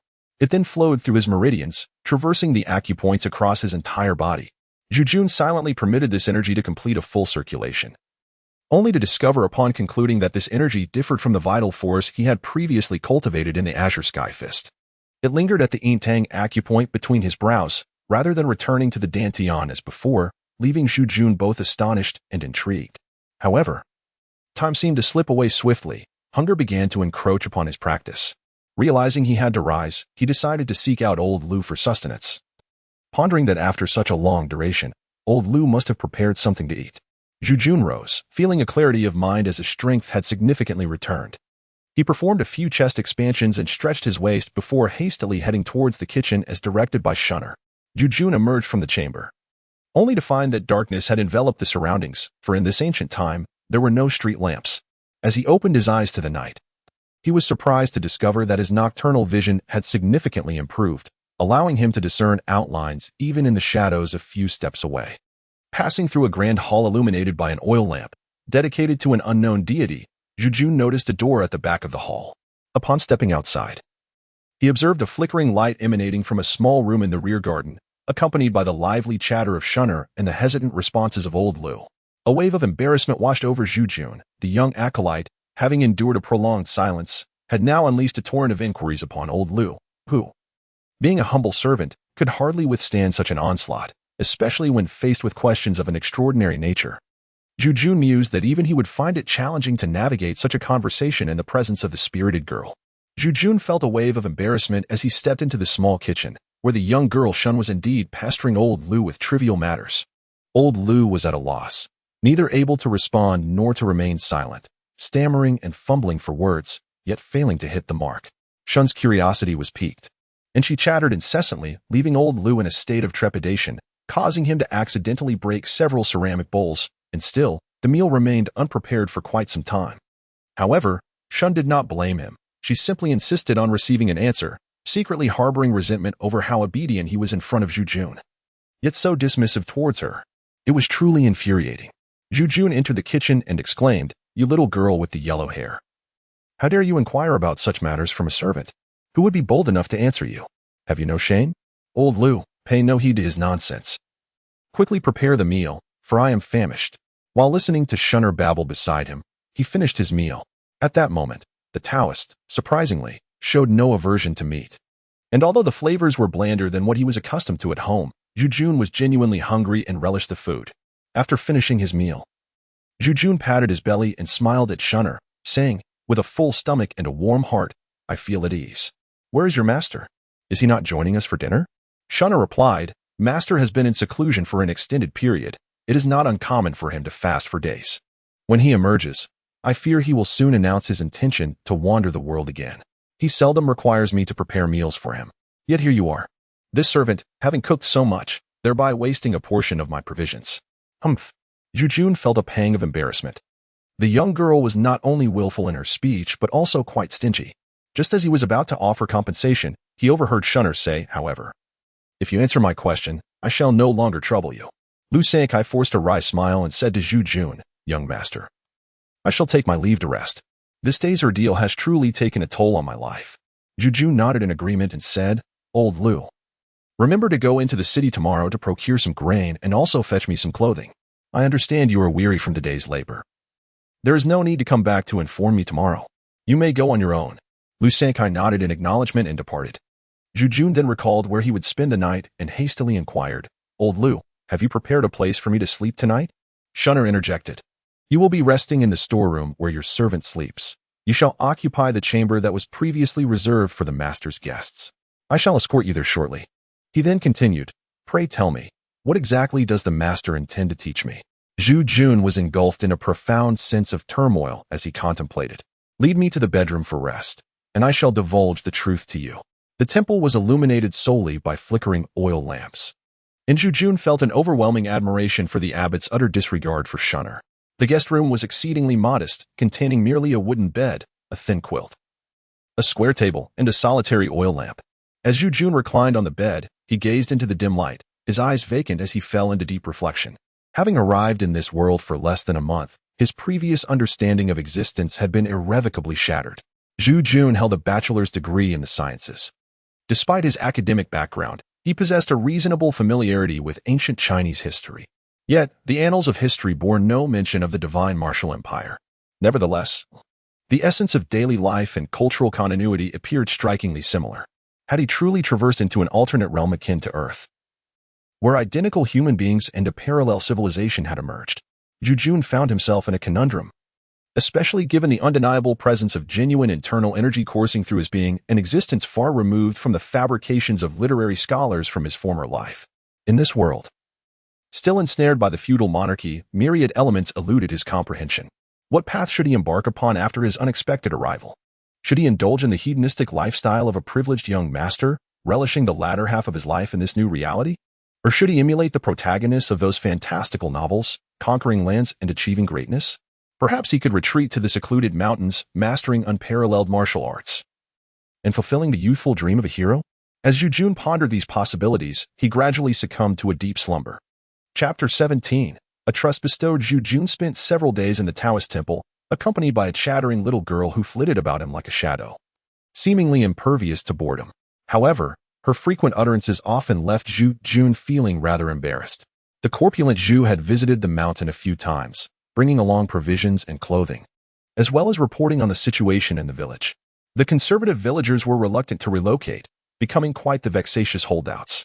Lu Senkai, rarely venturing out, found the Taoist temple, shielded by trees, to be even cooler than the city of Datong. Since descending the mountain the previous day, he had remained there to keep Zhu Jun company. Shunner led the two of them on an extensive exploration of the small hill, which was primarily a thicket, home to various small creatures. Shunner could name them all, from Wankai to Shaoqiang, leaving Zhu Jun in a state of inner turmoil. On this day, old Taoist Ding finally emerged from his retreat. Remarkably, despite days without food, his complexion was rosy, which astonished Zhu Jun. He expressed his curiosity, "Old Taoist, after several days of seclusion, you appear even more spirited, whereas I, after merely half a day of hunger, feel quite faint. It seems your martial prowess is indeed profound, while my own understanding is woefully shallow." Emerging from his retreat, old Taoist Ding, in a rare moment of delight, inquired, "During my period of seclusion, have you fared well? Young master, is your health restored? Has my mischievous disciple caused you any trouble?" A sly smile danced upon his lips. Zhu Jun naturally refrained from mentioning the difficulties posed by Shunner, and he replied, "Master, you are overthinking. Shunner is quite considerate, and I truly hold him in high regard." The old Taoist continued, "Speaking of seclusion, as your cultivation deepens in the future, you will come to understand that in this realm, time slips away unnoticed. When you reach the state of knowing one's destiny, even fasting for several months will seem unremarkable. By the way, since you have taken a liking to my little disciple, would you mind keeping him by your side in the future?" Zhu Jun was taken aback. The old priest's words held deeper meaning. He promptly inquired, "What do you mean by that, esteemed Taoist? Even if you venture forth from your seclusion, having a young adept like Shunner guarding the mountain gate is indeed a fortunate circumstance."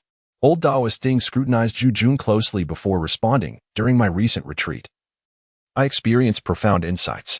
The borders of Datong are on the brink of turmoil. I wish to avoid witnessing a scene of bloodshed and carnage. Thus, I intend to embark on a pilgrimage, seizing this opportunity to seek out friends from the kingdom of peacocks and engage in discussions of Taoist philosophy." Although Shunner has been secluded in this modest mountain, untouched by worldly affairs, the impending chaos is likely to encroach upon our sanctuary. Therefore, I am entrusting you, young master, to look after him for a few years. Should fate permit, we shall meet again in the future. Upon hearing this, Zhu Jun pondered quietly, realizing that this old Taoist was indeed a remarkable figure, possessing acquaintances in the distant Peacock Kingdom. Could it be that he was a celestial being? Zhu Jun had no precise understanding of the whereabouts of the Peacock Kingdom, only aware that it lay 1,000 miles to the west, a grand nation said to be accessible only through numerous mountains and deserts. It was evident that his ordinary appearance belied his significance. He expressed his confusion, saying, "Master, you intend to embark on a journey of 1,000 miles, yet I am merely a commoner. Even high-ranking officials and nobles are like drifting reeds in the face of turmoil. How could I possibly ensure the safety of a small immortal?" The old Taoist replied, "Young master, there is no need for such modesty. I perceive that your destiny transcends the mundane realm, marking you as a person of noble fate. Moreover, there exists a connection between you and my disciple. The secrets of heaven are not to be divulged lightly. I beg your pardon for my words. I only hope that you will treat my disciple with kindness." Zhu Jun smiled wryly and said, "Could it be that the matter you entrusted to me, Dao Chang, is this? However, Shunner, the young adept, possesses a remarkable intellect and has developed strong opinions at such a tender age. We ought to honor his wishes. Perhaps he would prefer to accompany you, Dao Chang, over great distances." Elder Ding laughed heartily and replied, "Haha, I trust that in these past few days, the young master has already experienced Shunner's formidable prowess." Zhu Jun recalled those disgraceful incidents, and his face flushed with embarrassment. At that moment, the old Taoist Ding solemnly stated, "As I embark on my journey to the Peacock Kingdom, the distance is considerable. Shun possesses a unique constitution and has never practiced martial arts. Thus, he cannot accompany me. Shun is an orphan I discovered many years ago in the colorful clouds of Yunnan, born with an exceptional physique that precludes him from mastering martial skills. Over the years, I have wandered extensively, failing to provide him with proper guidance, which has led to his wild nature. Young Master Zhu, your fate is extraordinary. transcending the confines of the earthly realm. Your arrival in Datong, coinciding with your illness that I was able to remedy, is indeed a predestined connection I had foreseen. However, as fate intertwines and diverges, your bond with me has waned, while a new connection with my disciple has just begun. Therefore, I entrust him to you, hoping you will consent. Zhu Jun found himself utterly perplexed as the old Taoist spoke in vague and ambiguous terms, his serious demeanor contrasting sharply with the nebulousness of his words. Moreover, this venerable figure had saved his life, a debt of gratitude that felt akin to being reborn. Thus, he could not refuse such a solemn request, and replied, "In that case, I shall not decline any further. As long as I, Zhu Jun, have a drop to drink, I will ensure that you, my master, will not go hungry. We shall await your return from your travels to rekindle our bond." The old Taoist, pleased with Zhu Jun's agreement and the matter settled, smiled and said, "I am most grateful to you, young master Zhu. With your generous support, I shall indulge in my whims without worry in the future." Zhu Jun, with a heavy heart, contemplated that although the young girl was a wild child, she possessed no cunning thoughts. Once she returned home, he could nurture her well, and as she gradually learned some common knowledge of life, she would become an ordinary young lady. However, he feared that during his stay in Datong, he might have inadvertently offended someone. Old Taoist Ding seemed to have anticipated Zhu Jun's thoughts but chose not to reveal them.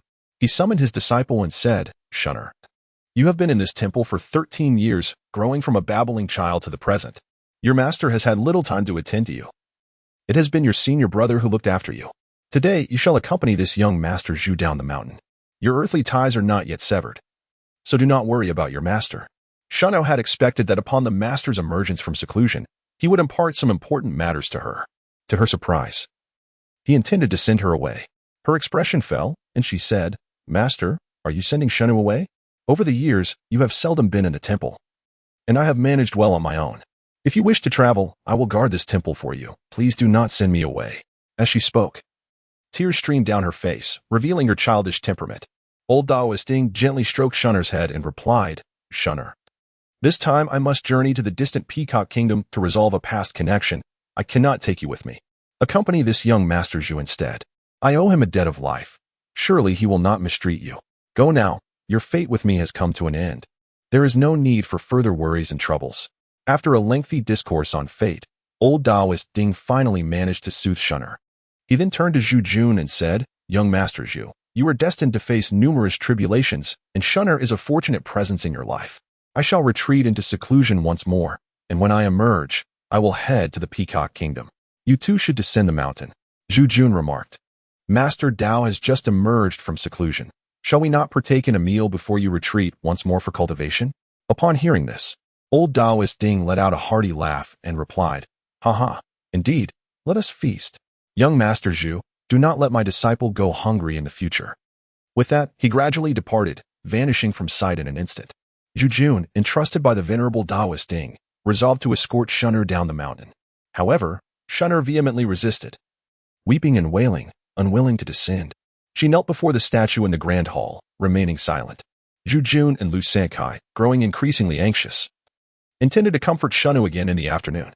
Little did they know that Shunner, utterly exhausted, had succumbed to slumber while kneeling. Seizing the opportunity that might not present itself again, Zhu Jun lifted Shunner into his arms, while Lu Sankai led the horses away, leaving behind the tranquil mountain, now devoid of human presence. As Zhu Jun returned to the city, the sun was already sinking beneath the horizon. In the courtyard, only two maids, Xiao Hua and Xiao Chao, remained. All the house servants had departed, having followed Zhu Fati to various estates. After settling Shunner, the little girl, Zhu Jun finally let out a sigh of relief. The child had slept soundly throughout the journey, leaving him with sore and numb arms. As he laid Shunner on his bed, he realized just how fatigued he had become. Sitting at the bedside, he discreetly circulated his energy for a brief moment, regaining his strength. He then instructed the two maids, Xiao Hua, "Please fetch some food for the young master. Xiao Chao, prepare a room for our guest. I wish to rest for a while. Do call for me later." He turned to Lao Lu, "You should also take some time to rest. You must be quite exhausted from these past few days." Lao Lu merely offered a wry smile, acknowledging that his fatigue stemmed not from labor, but from the antics of the little imp in his charge. He quietly withdrew to rest. The following day, noticing Zhu Fati's continued absence, Zhu Jun contemplated sending someone to inquire at Zhu Fati's residence. However, The response from the doorman indicated that Zhu Fadi had ventured outside the city and had yet to return, which left Zhu Jun feeling rather discontented. Since waking, Shuno had been well cared for, demanding food and clothing without uttering a word. The two maids, assuming their strange guest was mute, were puzzled. Yet Zhu Jun found solace in her silence. This wild child, known for her incessant chatter, had granted him a rare moment of peace. "Young master! Young master!" The distant sound of Xiao Hua's voice broke the tranquility, filled with urgency. Zhu Jun strode out, exclaiming, "Zhu Fadi, where have you been these past few days? I've been searching high and low for you." In the next moment, a familiar rotund figure hurried through the courtyard gate, wearing an expression of distress. "Young master, oh dear. You nearly frightened me to death," he exclaimed, collapsing into a wooden chair, panting heavily, and wiping the beads of sweat from his forehead, muttering to himself, "Thank goodness. Thank goodness." Seeing Zhu Jun in such a state of agitation, the portly man, usually composed even during intense physical exertion, appeared genuinely flustered. It was evident that he was truly anxious. Zhu Jun hastily inquired, "My friend, what troubles you so? I have been residing peacefully on the mountain these past few days. I only descended yesterday and have been searching for you, only to hear that you have gone to the village. What significant event has transpired to render you in such a state of distress?" Zhu Pongzi smacked his forehead, his expression turning serious as he said, "Young master, have you not heard the rumors circulating in the city? Last night, the earth dragon stirred, awakening countless citizens from their slumber." Zhu Jun chuckled, "So it is. Upon my return yesterday, I carried the young master Shun in my arms, and it was indeed quite exhausting. I slept profoundly. Alas, did the earth dragon turn, causing grievous harm to many of the common folk? With tens of thousands of soldiers stationed within the city, my friend. Could it be that a great calamity has befallen us outside?" Zhu Pongzi chuckled bitterly, remarking that it was not the case. The earth dragon's upheaval merely produced a resounding noise that startled many, nearly inciting a riot within the barracks.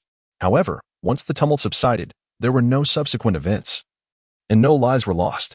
It was only this morning that someone discovered the complete disappearance of Dingtu Mountain beyond the city. The land it once occupied was now filled with undulating rice waves, as if the small mountain had never existed. Upon hearing this news, I hurried back, relieved to find that the young master had already returned from the mountain. Had anything happened to him, I would have had no choice but to take my own life in atonement. Zhu Jun's complexion was ashen, his eyes wide open, and his mouth agape, capable of accommodating a goose egg. Chapter 18. The ominous clouds over Datong. The Datong garrison commander, Mei Yoli, received the report from Daoist Mi and immediately assembled 2,000 troops to search along the Yellow River. This extensive search over the past few days startled the steadfast General Mei, who had defended Datong for many years. To his astonishment, he discovered that 4 riverbanks had been excavated from Datong to Dongming County and Shandong, revealing hundreds of spies from Yuan. Without delay, General Mei galloped to report to the Central Court while simultaneously mobilizing troops to fortify the Hua River defense line. The riverbed of Hua, stretching from Datong to Dongming, was elevated above the plains, making it an ideal location for a potential flood to inundate Datong. Should Yuan succeed, it would coincide with the seasonal flooding of the Hua River, which would not only obliterate the corpses of the tens of thousands of defending soldiers in Datong, but would also spell disaster for places like Xuchang and Maizhou, tearing apart half of the empire's northern defense line. Reflecting on this, Mei Yoli felt a deep sense of dread. He ordered Captain Li Yu to lead 4,000 troops to guard Lanqiao County, Captain Bai Yunhe to command 7,000 troops at Kaifeng County, and 10,000 House Commander Shursang to station 10,000 troops at Baima. The forces were divided into 3 routes, and the army surged forth from the city. The citizens of Datong, having not witnessed such a large-scale military mobilization in a long time, began to speculate that the northern expedition was imminent, shrouding the city in the ominous clouds of war. Yet, the prominent families of Datong remained unperturbed, as if steadfast as mountains. In the grand hall of the Zhu family estate, Elder Zhu Biao sat majestically at the head of the table, while the seats below were filled with guests. With Zhu Jun occupying the lowest position on the right, Zhu Biao proclaimed loudly, "The army of Datong is on high alert.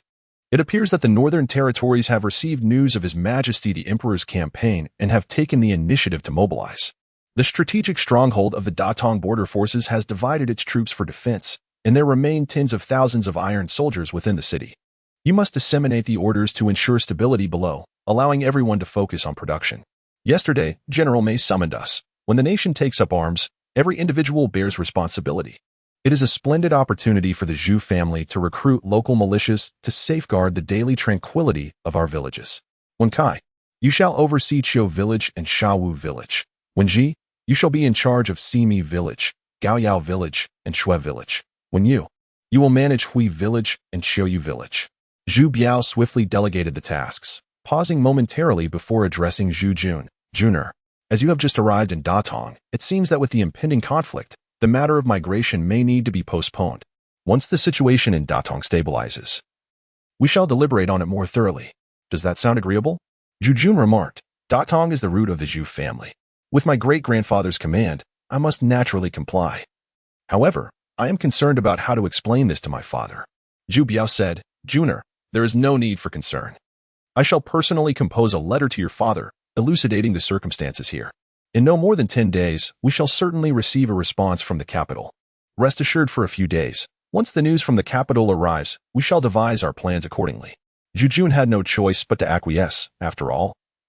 The individual responsible for several estates within his domain was Zhu Pongzi, and both the people and the estates were firmly under the control of the Song gang, rendering him temporarily untroubled by the prospect of loss.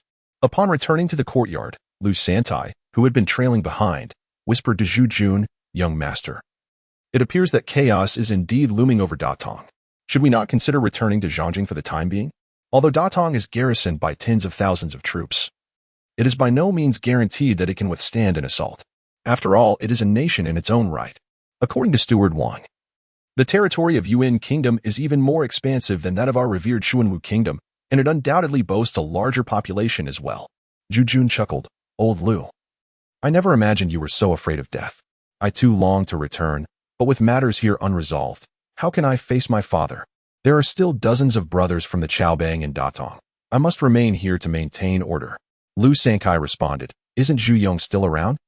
He's also a significant figure in the gang. Having overseen the estate for so many years without incident, wouldn't it be better to have him hold the fort here? Zhu Jun remarked, Old Lu, while Zhu Fati is indeed capable, the affairs in Datong also belong to our faction. With the impending chaos of war, it is unwise for every leader to remain at their posts. Eldest brother traverses the world, and second brother holds fort in Zhangjing. Why should I not stay here in Datong? Old Lu, I have made up my mind. You shall escort Shun back to Zhangjing. For I must remain here to see matters through alongside Zhu Fati. Old Lu quickly replied, No. I have served the young master for many years. How could I abandon you in this perilous time? Since the young master is unwilling to retreat, I, Lu San, would rather face death than not accompany you through thick and thin. Zhu Jun spoke with a solemn tone. Old Lu, my intention in sending you back is not to urge you to flee, but rather due to the current state of Shunner. I find it concerning to have her here, especially since she is a disciple of Ding Xianren and a benefactor to me. I ask you to escort her back to Zhangjing, where I trust Baya to take good care of her. Whether in Zhangjing or Datong, my utmost confidence lies in you and Bayer. The young master has tasked you with this duty. Do you not wish to comply? Lu Sankai, upon hearing this, dared not respond further. Zhu Jun continued, Very well. Tomorrow you shall seek out Zhu Pongzi to select a few capable servants, so that Shunner may return to Zhangjing with you. If the old master inquires about Shunner's identity, simply inform him that she is my lifesaver. The sudden disappearance of the reincarnation temple on Dinghead Mountain had a profound impact on the people of Datong. Many lamented their missed opportunity, realizing that the old abbot of the temple was indeed a celestial being, and regretted not having sought him out over the years. Even the esteemed Zhu Bai, the patriarch of the Zhu family, sighed in contemplation. Numerous wealthy households lamented their daily acts of devotion, unaware that true divinity resided so close at hand, filled with regret. However, this wave of celestial reverence was soon overshadowed by the ominous clouds of war. Individuals with connections had already begun to migrate inland, carrying gold and silver with them, while those without wealth were left to await their fate in the city. Only the Zhu family in the south and the Yang and Lu families in the west remained steadfast. The Zhu and Yang families had gathered the tenants from various estates, selecting the larger ones to repair and fortify. They organized militia training. Though it was a hasty endeavor, both families hailed from martial lineages, with their kin skilled in the arts of combat, far surpassing the ordinary soldiers in individual fighting prowess. Zhu Jun bid farewell to Old Lu and Shunner, finding solace in the city of Datong for a few days. Following the arrangements and directives concerning the Zhu family's courtyard, within 3 days, a proclamation was posted throughout Datong. declaring the city to be in a state of military readiness. The hours for the opening and closing of the city gates were altered. Originally set to open at the hour of the rabbit and close at the hour of the rooster, now changed to open at the hour of the snake and close at the hour of the monkey. A curfew was imposed throughout the city during the night. During this time, no unauthorized individuals were permitted to venture outside, with violators facing charges of treason. The once lifeless military city began to spring into action, akin to a colossal mechanical beast revealing its fangs. Soldiers were frequently seen patrolling the streets, and for the first time, Zhu Yan felt the palpable tension of impending conflict, causing a stir of anxiety within him. Over the past few days, Zhu Fatty had been exceedingly busy. His family, originally residing in Datong, took advantage of old Lu's return to Zhongjing with Shunner to request some attendance for protection, taking his wife and children along.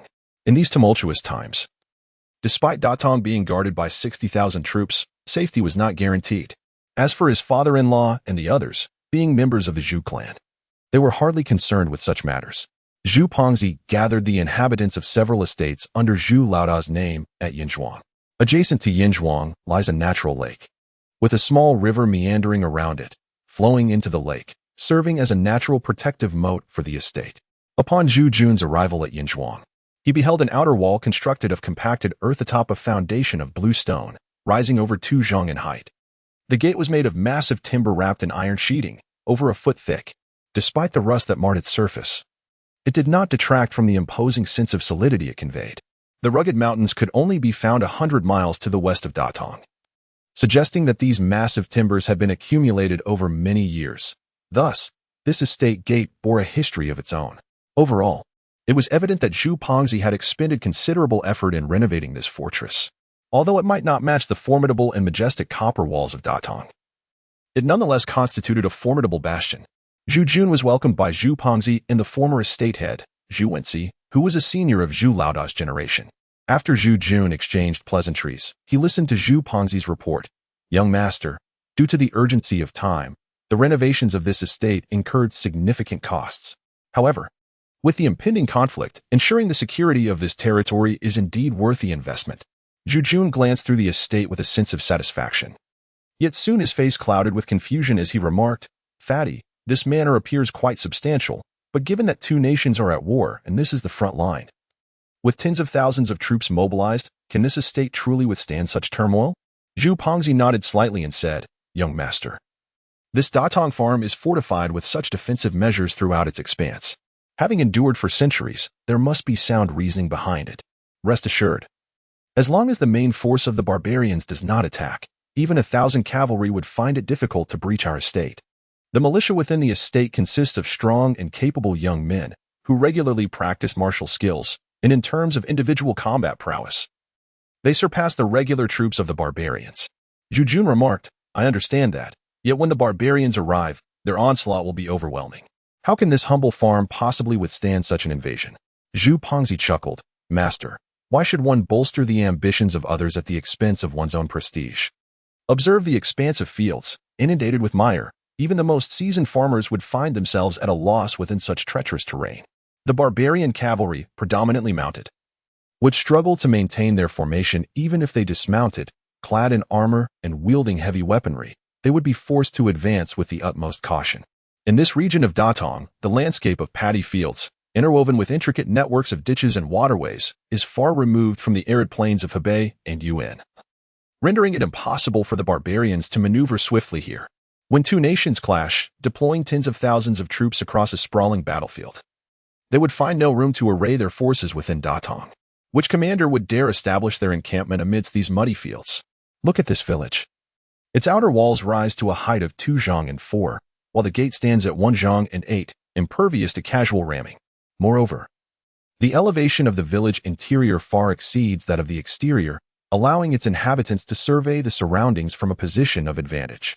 Should the barbarian cavalry dare approach the gate, they would face a deluge of arrows and heavy projectiles.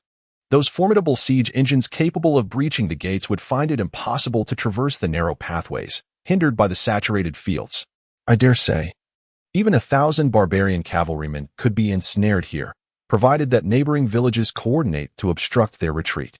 As long as Datong remains unassailable, these farmlands shall undoubtedly remain secure.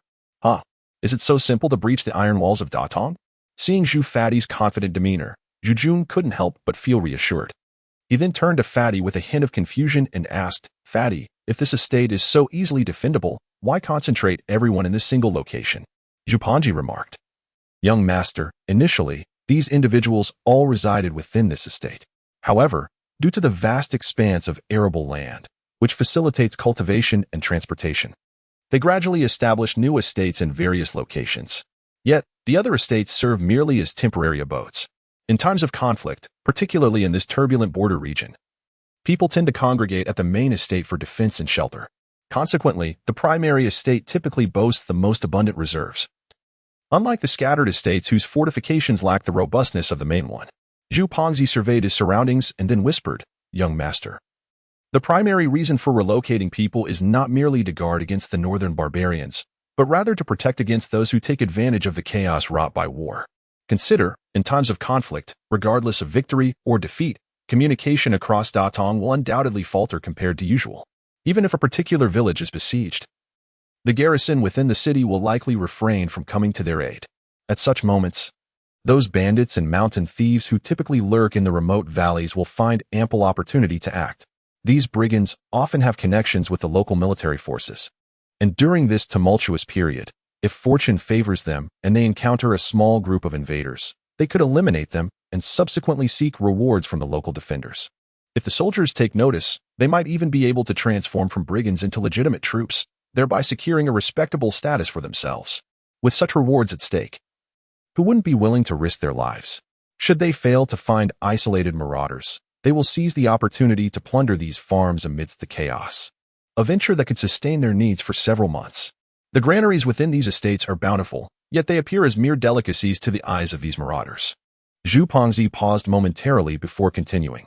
Furthermore, there are certain noble families with long-standing grievances, well acquainted with the local terrain. Seizing the opportunity amidst the chaos and misinformation, they frequently engage in the ruthless slaughter of rival estates. These acts are often executed covertly, leaving no survivors to testify. Once the conflict subsides, who can discern whether these tyrants were responsible or if it was merely the work of marauding bandits? Thus, these incidents frequently become unsolved injustices. Zhu Jun initially nodded slightly in agreement, but soon his face flushed with anger as he exclaimed, These murderous fiends! With the barbarians launching an attack, we ought to unite in our efforts to repel them. Instead, they indulge in treacherous schemes and infighting, seeking to eliminate dissent. This is truly despicable. Zhu Fatty's expression was peculiar as he mused to himself that this third young master was still rather inexperienced, who in Datong was unaware that the Zhu family had risen to prominence in precisely this manner.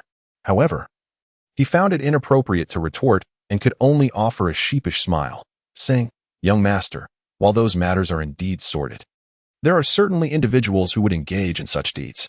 Your kind heart is commendable. We merely need to steadfastly protect our estate and ensure that those who come seeking trouble are unable to leave. Chapter 19. The arrival of the eldest brother Zhu Jun spent several days in the village, enjoying a delightful respite. The villagers, well aware of his status as the young master of the estate, treated him with utmost reverence and deference, allowing him to truly relish the privileges of a wealthy heir. However, the finest fare in the village consisted merely of a few pieces of pork, as the cattle were regarded as indispensable tools for plowing. The villagers, even if they were to perish, would be loath to slaughter them in order to please the young master. Though the village was modest in size, it was self-sufficient, boasting a variety of resources, including a blacksmith shop, resembling a microcosm of agriculture and commerce. Yet, they were compelled to procure crude iron ingots from the city, as these were recorded resources sanctioned by the authorities. As for meat, each household raised their own poultry and livestock. The only notable deficiency was the absence of a winery. Thus, wine was exchanged for grain at the shops and taverns in the city. Zhu Jun contemplated in silence, reflecting on Zhu Pongzi's assertion that this village was even safer than the city. Should the barbarians launch a successful siege and breach the walls, those residing within the city would face a perilous fate. In contrast, finding refuge in this village during times of conflict would provide a considerable degree of safety. The border stronghold of Datong bore immense responsibility. If the city fell, the commanding officer would be held accountable. Typically, the fate of the border guards was intertwined with that of the city, as the barbarians regarded Han people as mere livestock, often engaging in rampant acts of arson, murder, and pillaging. When a city fell, its inhabitants faced either slaughter or abduction to the northern lands as slaves, with survivors being a rare exception. In the midst of such warfare, no matter how skilled an individual might be, without extraordinary powers akin to those of the revered Taoist Ding, one would be rendered powerless. Having settled these thoughts, Zhu Jun promptly instructed Zhu Pongzi to return to the city and bring the small flowers and plants from their courtyard into the village, along with all their valuables.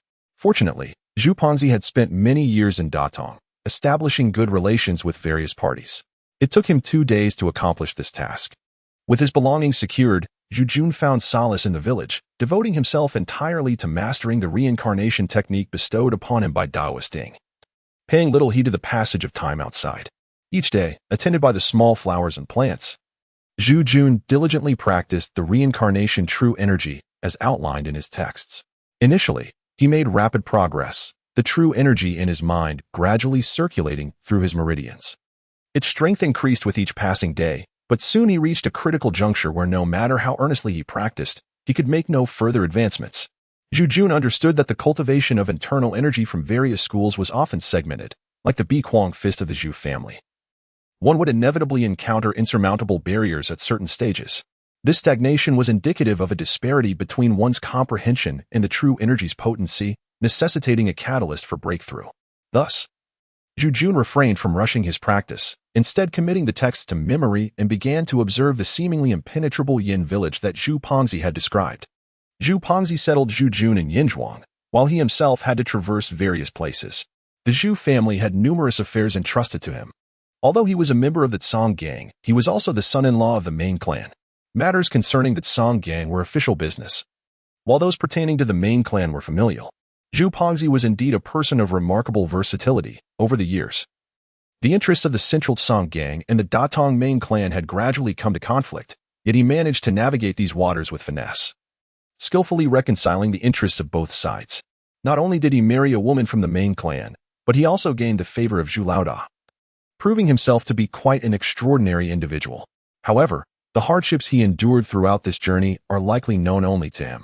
Zhu Pongzi often humorously lamented his fated life of toil, yet his corpulent figure betrayed him completely. On the 6th day of June, the sun in Datong blazed ever more fiercely.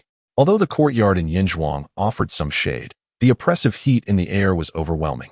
Even though the courtyard assigned to Zhu Jun was nestled beneath the trees, it remained stiflingly hot. Fortunately, there was a small well in the courtyard, allowing Zhu Jun to occasionally indulge in refreshing cold baths, though this brought discomfort to the 2 young maidservants, Xiao Hua and Xiao Chao, who often found their faces flushed with embarrassment. These 2 maidservants, unlike Shunner, who had just begun to bloom, were of an age where girls from ordinary families would typically be married. However, as they were slaves, they had no control over their own lives. Each day, they witnessed Zhu Jun's bare torso, their hearts fluttering uncontrollably. The new young master was handsome with a noble status, a stark contrast to Zhu Pongzi, leaving the 2 maidservants smitten yet too timid to indulge in such fantasies. Zhu Jun enjoyed playfully teasing these innocent girls, whom he regarded as still quite naive. At their age in his previous life, they would have been mere middle school students. At noon, while Zhu Jun was enjoying a cool bath by the well, he noticed Zhu Pongzi entering the courtyard, bowing and scraping as he led a man inside.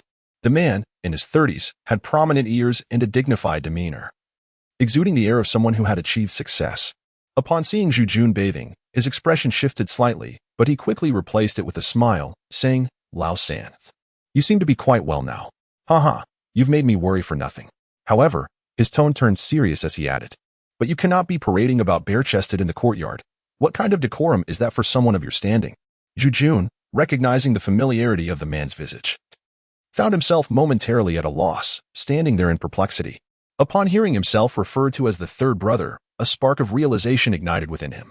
He hastily set down the water bucket, disregarding the moisture clinging to his arms, and swiftly approached the man, seizing his hand. "Brother, what brings you here?" he inquired. "Oh dear, why have you arrived so late? These past few days have truly worn me out." Zhu Jun is aware that he has an elder brother who has been constantly wandering far from home. His 2nd brother, however, is a frequent presence in his life. This elder brother, Zhu Yan, ventured out into the world at the tender age of 18 and has seldom returned home over the years. In the span of more than a decade, Zhu Jun can recall having seen his elder brother only 4 times, and each visit was fleeting, as he would soon depart again. This peculiar sensation of both strangeness and familiarity is quite extraordinary. The unfamiliarity resides in the sensory experience, while the familiarity is rooted in their shared bloodline. Zhu Yan patted Zhu Jun's damp hand and laughed. Why do you still behave like a child, unaware of proper etiquette? Zhu Jun was taken aback, and then remarked, Elder brother, you have been away for so many years. I almost hesitated to acknowledge you just now. He scrutinized his elder brother closely, and within him stirred an indescribable sensation. In his previous life, he was an only child, unaware of the profound bond that connects siblings by blood. Now, having traversed into this new existence with two brothers, the mingling of their memories brought forth feelings that are truly incomprehensible to others. His second brother at home treated him with indifference, regarding him with a gaze akin to that of a father, laden with pity and disappointment. The intimacy he had envisioned, forged by the ties of blood, was nowhere to be found. Upon hearing the reproachful words of his elder brother Zhu Yan, a wave of despondency washed over him, and the excitement he had felt just moments before began to fade away. Zhu Jun slowly withdrew his hand and let out a dry laugh, saying, Brother, it has been years since we last met, and I couldn't help myself. Haha, how unbecoming of me. Zhu Yan gazed at Zhu Jun, whose youthful visage still bore a trace of excitement, an emotion that could not be concealed. She found herself momentarily lost in thought before letting out a sigh and speaking, Third brother, I have long been traversing the world, not out of necessity, but because the Song gang represents the culmination of our family's efforts over generations. As the eldest, I bear a heavy responsibility and must tread carefully, exhausting my energies, which has shaped my current demeanor. Do not take offense, for in truth, seeing you brings me great joy. A hint of fervor crept into her voice as she spoke. Zhu Jun observed with keen awareness the fleeting yet heartfelt display of Zhu Yan, irrespective of its authenticity, which deeply moved him. Zhu Yan toiled outside, undoubtedly for the prosperity and well-being of their family. As Zhu Jun gazed upon Zhu Yan's slightly reddened eyes, he smiled gently and said, Elder brother, you and second brother labor tirelessly for our family's sake. I hold profound respect for both of you in my heart. However, being youthful and inexperienced, I sometimes act impulsively. In the future, I shall endeavor to work diligently and alleviate your burdens. With a hearty laugh, Zhu Yan dispelled the sentiments that weighed upon her heart. She patted Zhu Jun on the shoulder and exclaimed, Dear third brother, there is no need to indulge in such sentimental musings. As sons of the Zhu family, we ought to harbor grand ambitions and embrace our untamed spirits. I am well aware of the trivial matters in the capital. At your age, I was even more reckless. Aha. Then, turning to grasp Zhu Jun's shoulders, she surveyed him intently before continuing, Third brother, Lu San mentioned upon his return to the capital that you had fallen ill here, which greatly alarmed our father and mother.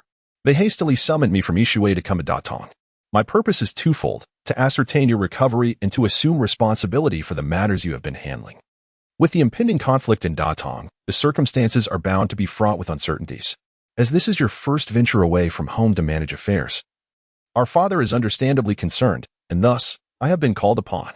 Zhu Jun remarked, Brother, at the outset, I believed it was merely a matter of relocating a few peasant families, a trivial affair. However, during my recent investigation, I stumbled upon a treacherous plot by northern spies intent on breaching the Hua River, which would inundate Datong. Once the authorities became aware of this, they swiftly declared Datong a war zone. I was afflicted by illness at that time and lost the opportunity to act. Now, these tenants remain trapped in Datong, and it will be quite difficult to evacuate them in the short term. Thus, I find myself compelled to stay here, awaiting the cessation of hostilities. Fortunately, Zhu the Plump has proven quite capable, managing our estate commendably. If all goes well, once the conflict concludes, we can commence the relocation of the farmers. Zhu Yan, having already heard of these matters from Zhu the Plump, nodded slightly and said, Third brother, for the time being, you should remain at the estate. I must continue my observations. With these two nations at war, the situation is fraught with uncertainties, and it is wise to exercise caution. Zhu Jun remarked, Since you have taken charge of matters here, please attend to your duties. I shall remain in this manner, patiently awaiting developments. In truth, had you not come, I would have been at a loss regarding how to proceed. Chapter 20. The city of Biming, also known as Longshan, is said to be the burial ground of the gods. Thousands of years ago, it was a towering mountain, and in the primordial era, a monstrous dragon wreaked havoc upon the land, stirring storms and causing great suffering among the people. The gods gathered here to vanquish the beast, and after years of struggle, The dragon was subdued and confined beneath Biming Mountain. Though many deities suffered grievous losses, their loyal bones interred in this place. It is said that the battle transformed the dragon's essence into a waterway, nourishing the Huahua River, which flows eternally, its dragon veins unbroken. Present-day Biming lies on the southern bank of the Huahua River, and from a distance, it resembles a great dragon coiled in repose.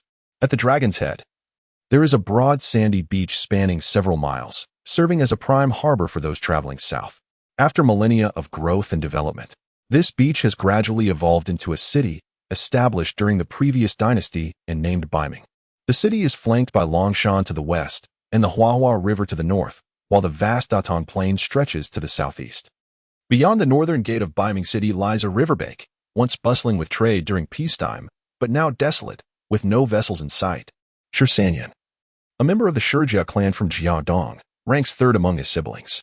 He excelled in martial arts from a young age and joined the military, enduring years of hardship before rising to the rank of a general in command of 10,000 households, serving under the capable Mei Yuli in defense of Datong. The divine military empire was founded on martial prowess, yet over time, it gradually shifted towards literary pursuits, resulting in a system that balanced military and civil authority. Standing atop the walls of Biming City, Zhu gazed towards the Huahua River to the north. The river, which flows from the Xiling Highlands into the Datong Plain, has a tranquil current. Since the issuance of battle readiness orders by General Mei, no ships had graced its surface until today, when a multitude of sails appeared. A fleet of warships gathered. Once, civilians would scavenge the remnants along the riverbank, but now they have been forcibly brought into the city. Observing the shadow of sails that darken the sky, Zhu sighed. Lordly, I did not expect the barbarians to amass such a fleet in just a few days. There are likely no fewer than 60,000 of them aboard. It seems our task in Biming City is formidable. Has the messenger to Datong already departed? He inquired. Lu Dan, the captain of his guard, replied, General, the messenger left through the southern gate and has been gone for 2 hours. The highest-ranking civil official in Biming City is County Magistrate Li Weihua. Though his position is minor, he possesses the authority to oversee the military actions of General Shi, who is stationed here. Li Weihua stood to Zhu right, his body tense as he surveyed the hundreds of vessels on the river. His voice trembling slightly as he spoke, General Shi, with so many barbarian ships, our defenses in Biming City cannot compare to Datong's deep moats and fortifications. We have only 11,000 soldiers. What shall we do? Zhu cast a disdainful glance at Magistrate Li and replied solemnly. How many repairs have been made to Biming City since its establishment? Li Weihua maintained his composure and responded. The city was built during the previous dynasty and has not been repaired since the time of the divine military emperor. I have only been in office here for less than a year and was planning to initiate repairs by year's end, having already submitted a request to Datong. However, with the onset of war, it is not my fault. Zhu snorted derisively and said, You exaggerate, lordly. Although the city may be dilapidated, my men are brave and skilled in battle. They will surely defend Biming. I ask that you refrain from interfering with military matters. Magistrate Li hastily replied, General Shi. As a commander of 10,000 households, you are far above me, a mere county magistrate. I may not be well versed in military affairs, but I understand the principle of striking the enemy mid-crossing. If the barbarians establish their formations and launch an assault, it could spell disaster. Though Magistrate Li technically had no authority to engage in military matters, according to imperial tradition, civilian authorities in regions without garrison troops possess the right to supervise any stationed military forces, a precautionary measure against potential abuses of power. Zhu, a frontier general, harbored a deep disdain for the bureaucratic constraints imposed on the military by the Datong civil system. Indeed, the relationship between the military and civil governance throughout the empire has always been fraught, a tacit understanding that serves to balance local military power. Observing the slightly portly, well-fed local official, Zhu scoffed inwardly and asked, Are you suggesting we venture outside the city to confront them? Sighing, Magistrate Li realized that as a minor official, he could not oppose the general's authority. However, military strategy dictates that striking the enemy as they cross could yield significant advantages. Yet, he feared that Zhu's obstinacy would lead to a missed opportunity. With Biming's dilapidated walls, if the barbarians crossed the Huahua and set up their formations, the city would be in dire peril. After much hesitation, and recalling his own supervisory rights, he resolved, General Shi, although I am but a humble magistrate, I do possess the authority to oversee military matters. I hope you will consider my advice." Shi Sanyan's face flushed with anger. He had endured humiliation from the civil officials in Datong, and now this minor magistrate invoked his supervisory rights to constrain him. Enraged, he shouted, "You, a mere county magistrate, dare to speak on military matters?" He then turned to his guards, coldly instructing Lu Dan, "If the barbarians attack, this is a battleground. Who permitted Lord Li to ascend the walls? Be cautious. Should anything happen to him, I will hold you responsible. Please escort Lord Li down at once." Lu Dan, his expression stern, obeyed the order, addressing Magistrate Li, "My lord, please." Seeing the fierce gazes of the guards around him, Magistrate Li sighed heavily and descended the city wall with Lu Dan, seething with rage. Shi Sanyan thought to himself how infuriating it was for this minor magistrate to attempt to subdue him. Had he not spoken, he would have been able to lead an offensive against the barbarians as they crossed. Now, if he ventured out, what face would he have left? Resolving himself, Shi Sanyan commanded, "Order the 4 gates to hold steadfast and await reinforcements from Datong." The order was swiftly disseminated, instructing the other 3 gates to maintain their positions and refrain from engaging. The troops stationed at Baiming watched helplessly as the barbarian army crossed the river and began to set up camp, preparing for an assault. Shi Sanyan took charge of the defense of Baiming, keenly aware that the northern bank offered the clearest field for the deployment of a large army. The northern gate was the primary target for the barbarian assault. The enemy first sent out archers, advancing to within 100 paces of the city walls before launching a hail of arrows. The soldiers atop the walls hurriedly sought shelter behind battlements, though some were struck in the chaos, and anguished cries echoed from above. As the rain of arrows subsided, the infantry behind began to push a battering ram against the city gate. This ram, constructed from massive logs wrapped in rawhide, was covered with damp quilts. A dozen warriors concealed themselves beneath the quilts, exerting their combined strength to slowly advance the ram toward the gate. The northern city of Ming, situated at the foot of a mountain, lacked a moat, allowing the ram to reach the gate with ease. On the battlements, Shi Sanyan commanded his soldiers to raise their shields against the parapets, while those behind scooped boiling oil, pouring it onto the ram below. The exposed limbs of the assailants beneath the quilts were instantly seared, and their anguished cries echoed, resembling the wails of lost souls in a hellish realm. Within moments of the battering ram striking the gate, Shi Sanyan, unable to quell his anxiety, ordered the messenger to instruct the guards inside to block the gate securely with stone blocks. Although the remaining assailants beneath the ram were not harmed by the boiling oil, they gradually grew weary. Shi Sanyan bellowed, "Drop the heavy timber." At his command, over a dozen soldiers on the wall seized a massive log and together hurled it down. The log struck the ram with a resounding crash, causing it to splinter apart, crushing the warriors beneath into a pulp. A few fortunate ones managed to escape from the wet quilts, only to cry out in agony from the scalding oil. The archers among the assailants began to retreat, sensing the steadfastness of the defending troops. Recognizing this feeble probing as inconsequential, Shi Sanyan ordered the wounded soldiers to be removed from the wall, and the standoff continued. The assailants, witnessing the calm demeanor of the defenders, swiftly organized a second wave of attack. Ladders specifically designed for siege warfare were unloaded from the ships, and hundreds of them began to advance toward the walls, accompanied by a dark tide of infantry. Shi Sanyan hastily commanded the catapults to prepare. As the ladders drew within 100 paces, the catapults unleashed their fury, shattering several of the ladders into splinters. However, the sheer number of ladders and the inaccuracy of the catapults allowed some to inch closer to the walls. Below the ladders stood shield bearers, undaunted by the rain of arrows. Once the ladders were secured against the wall, the densely packed infantry began their assault. The true siege had commenced. The Imperial soldiers atop the walls were momentarily suppressed by the barrage of arrows, yet some valiantly thrust their spears at the assailants on the ladders. Meanwhile, the engineers poured boiling oil down the ladders, causing many attackers to scream as they fell. Casualties mounted on both sides. With Shi Sanyan observing the battlefield intently from the parapet, he noticed a particularly agile warrior among the assailants on a nearby ladder. Evidently, he was a minor leader of the enemy. With remarkable agility, he ascended the ladder and, as he peered over the parapet, found himself confronted by several spears. With a swift kick, he broke a rung of the ladder, sending those climbing behind him tumbling down with cries of despair. In a deft maneuver, he leaped, balancing on the spear tips, and with a flourish of his curved blade, he felled several defenders. Seeing this, Shi Sanyan's personal guards drew their swords and charged into the fray, engaging in fierce combat. The wall was illuminated by flashes of steel as the assailant, his eyes ablaze with fury, dispatched one of Shi Sanyan's guards before lunging toward him. Shi Sanyan, shielded by his loyal soldiers, seized a spear and, channeling his inner energy, thrust it toward the assailant. The warrior attempted to parry, but lacked the strength and was pinned to the ground, lifeless. Shi Sanyan chuckled. "You little barbarian, dare you grasp the tiger's whiskers? Scatter. There are many minor leaders among the enemy. If they breach the walls and gather, we shall face dire consequences. Quickly, assist in repelling the invaders." The fallen assailants numbered in the thousands, and those elite warriors who had managed to reach the wall were swiftly dispatched by Shi Sanyan's personal guard. The second wave of the enemy's assault was repelled, leaving only hundreds of corpses below. The remaining assailants appeared to reconsider their approach, sounding the retreat.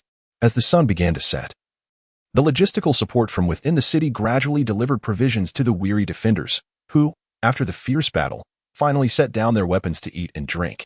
As twilight fell, the assailants refrained from further attempts to storm the city. However, Shi Sanyan remained vigilant, dispatching the soldiers on the walls to replace them with those who had rested, ensuring the defense continued. True to Shi Sanyan's anticipation, at the third watch of the night, the assailants launched a third wave of assault, precisely when the defenders were at their most fatigued. The dark mass of enemy troops surged toward the walls once more. Shi Sanyan, refusing to let the flames of the boiling oil die down, maintained their intensity. Knowing that nighttime assaults were the most arduous, despite having lost hundreds during the day, the enemy did not relent. Their nighttime offensive was even fiercer. Waves of infantry surging onto the battlements, leading to brutal hand-to-hand combat. Shi Sanyan, a seasoned veteran of battle, led his personal guard from one end to the other, where those climbing the battlements were sent tumbling down as if crushed by a millstone. Though he had switched weapons multiple times, his fervor remained undiminished, growing stronger with each clash. Encouraged by his prowess, the defenders fought with renewed vigor, repelling wave after wave of assailants. Having dispersed several of the enemy's surges, morale surged among the defenders, but the assailants remained undeterred, their resolve intensifying with each subsequent wave. The number of enemy soldiers atop the walls grew, signaling their determination to capture the northern city of Meng. Shi Sanyan remained on high alert, issuing commands to his guards to relay messages for reinforcements from within. Before long, a messenger returned, crying out in distress as he scrambled onto the battlements, exclaiming, "General Shi, the west gate has fallen. We must flee the city at once." Shi Sanyan, furious, kicked the messenger to the ground and thundered, "Dare disrupt my troops' morale? Take him away and execute him."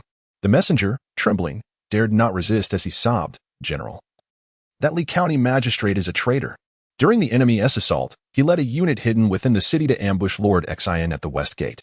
Unprepared, Lord Xian was slain by Li's blade, and the west gate was seized. Li opened the gate, allowing the enemy to pour in. Our comrades are engaged in battle with the barbarians and cannot ascend the walls." Hearing this, Shi Sanyan's face paled, nearly falling victim to a blade from an enemy who had climbed the wall. With a furious shout, he dispatched the assailant and declared, "Brothers, that Li County magistrate is a traitor. He has surrendered the city to the enemy, intending to slaughter our forces from Datong. Quickly, regroup. This city cannot be held any longer." The remaining defenders, upon receiving his command, gradually assembled around Shi Sanyan, and soon they numbered around 300, the true elite among the city's defenders. They advanced along the wall toward the east gate, leaving a path of destruction in their wake, cutting down both the enemy and their own beleaguered soldiers. The forces of Shi Sanyan arrived at the east gate, where the commander was his trusted confidant, currently embroiled in fierce combat. Shi Sanyan instructed him to rally his soldiers, thereby swelling their ranks to more than 400 veterans from Datong. Shi Sanyan addressed his brothers, stating, "We have journeyed from Datong to defend the city. Yet the county magistrate within has turned traitor, allowing the barbarians to infiltrate through the west gate. We cannot concern ourselves with the other brothers in the city. We must swiftly summon those at the south gate to hold our ground at the east gate. Once our comrades arrive, we shall exit the city together and seek refuge with General Mei in Datong." In the year 179 of the Divine Martial Era, in June, the Zhu Yan kingdom dispatched troops to Hunan's Datong prefecture. The North Meng fell, and the city's commander, Shi Sanyan, abandoned the city and fled to Datong. The county magistrate of North Meng betrayed his post, surrendering the city and becoming the first Han traitor in the annals of the Divine Martial Empire, marking the official commencement of the Northern Expedition War. Chapter 21. The Siege of Datong. Shi Sanyan furiously denounced Li Xianwen as a traitor. leading over 600 remnants of his forces to burst through the east gate and escape the city. In the vicinity of Guangwu village, east of North Mang, he encountered the reinforcements led by the 1,000-man commander, Shi Dai. After deliberation, they resolved to return to Datong together. Mei Yuli had opened the north gate, allowing the defeated soldiers to enter the city. Although Shi Sanyan had lost North Mang, the fault did not lie with him.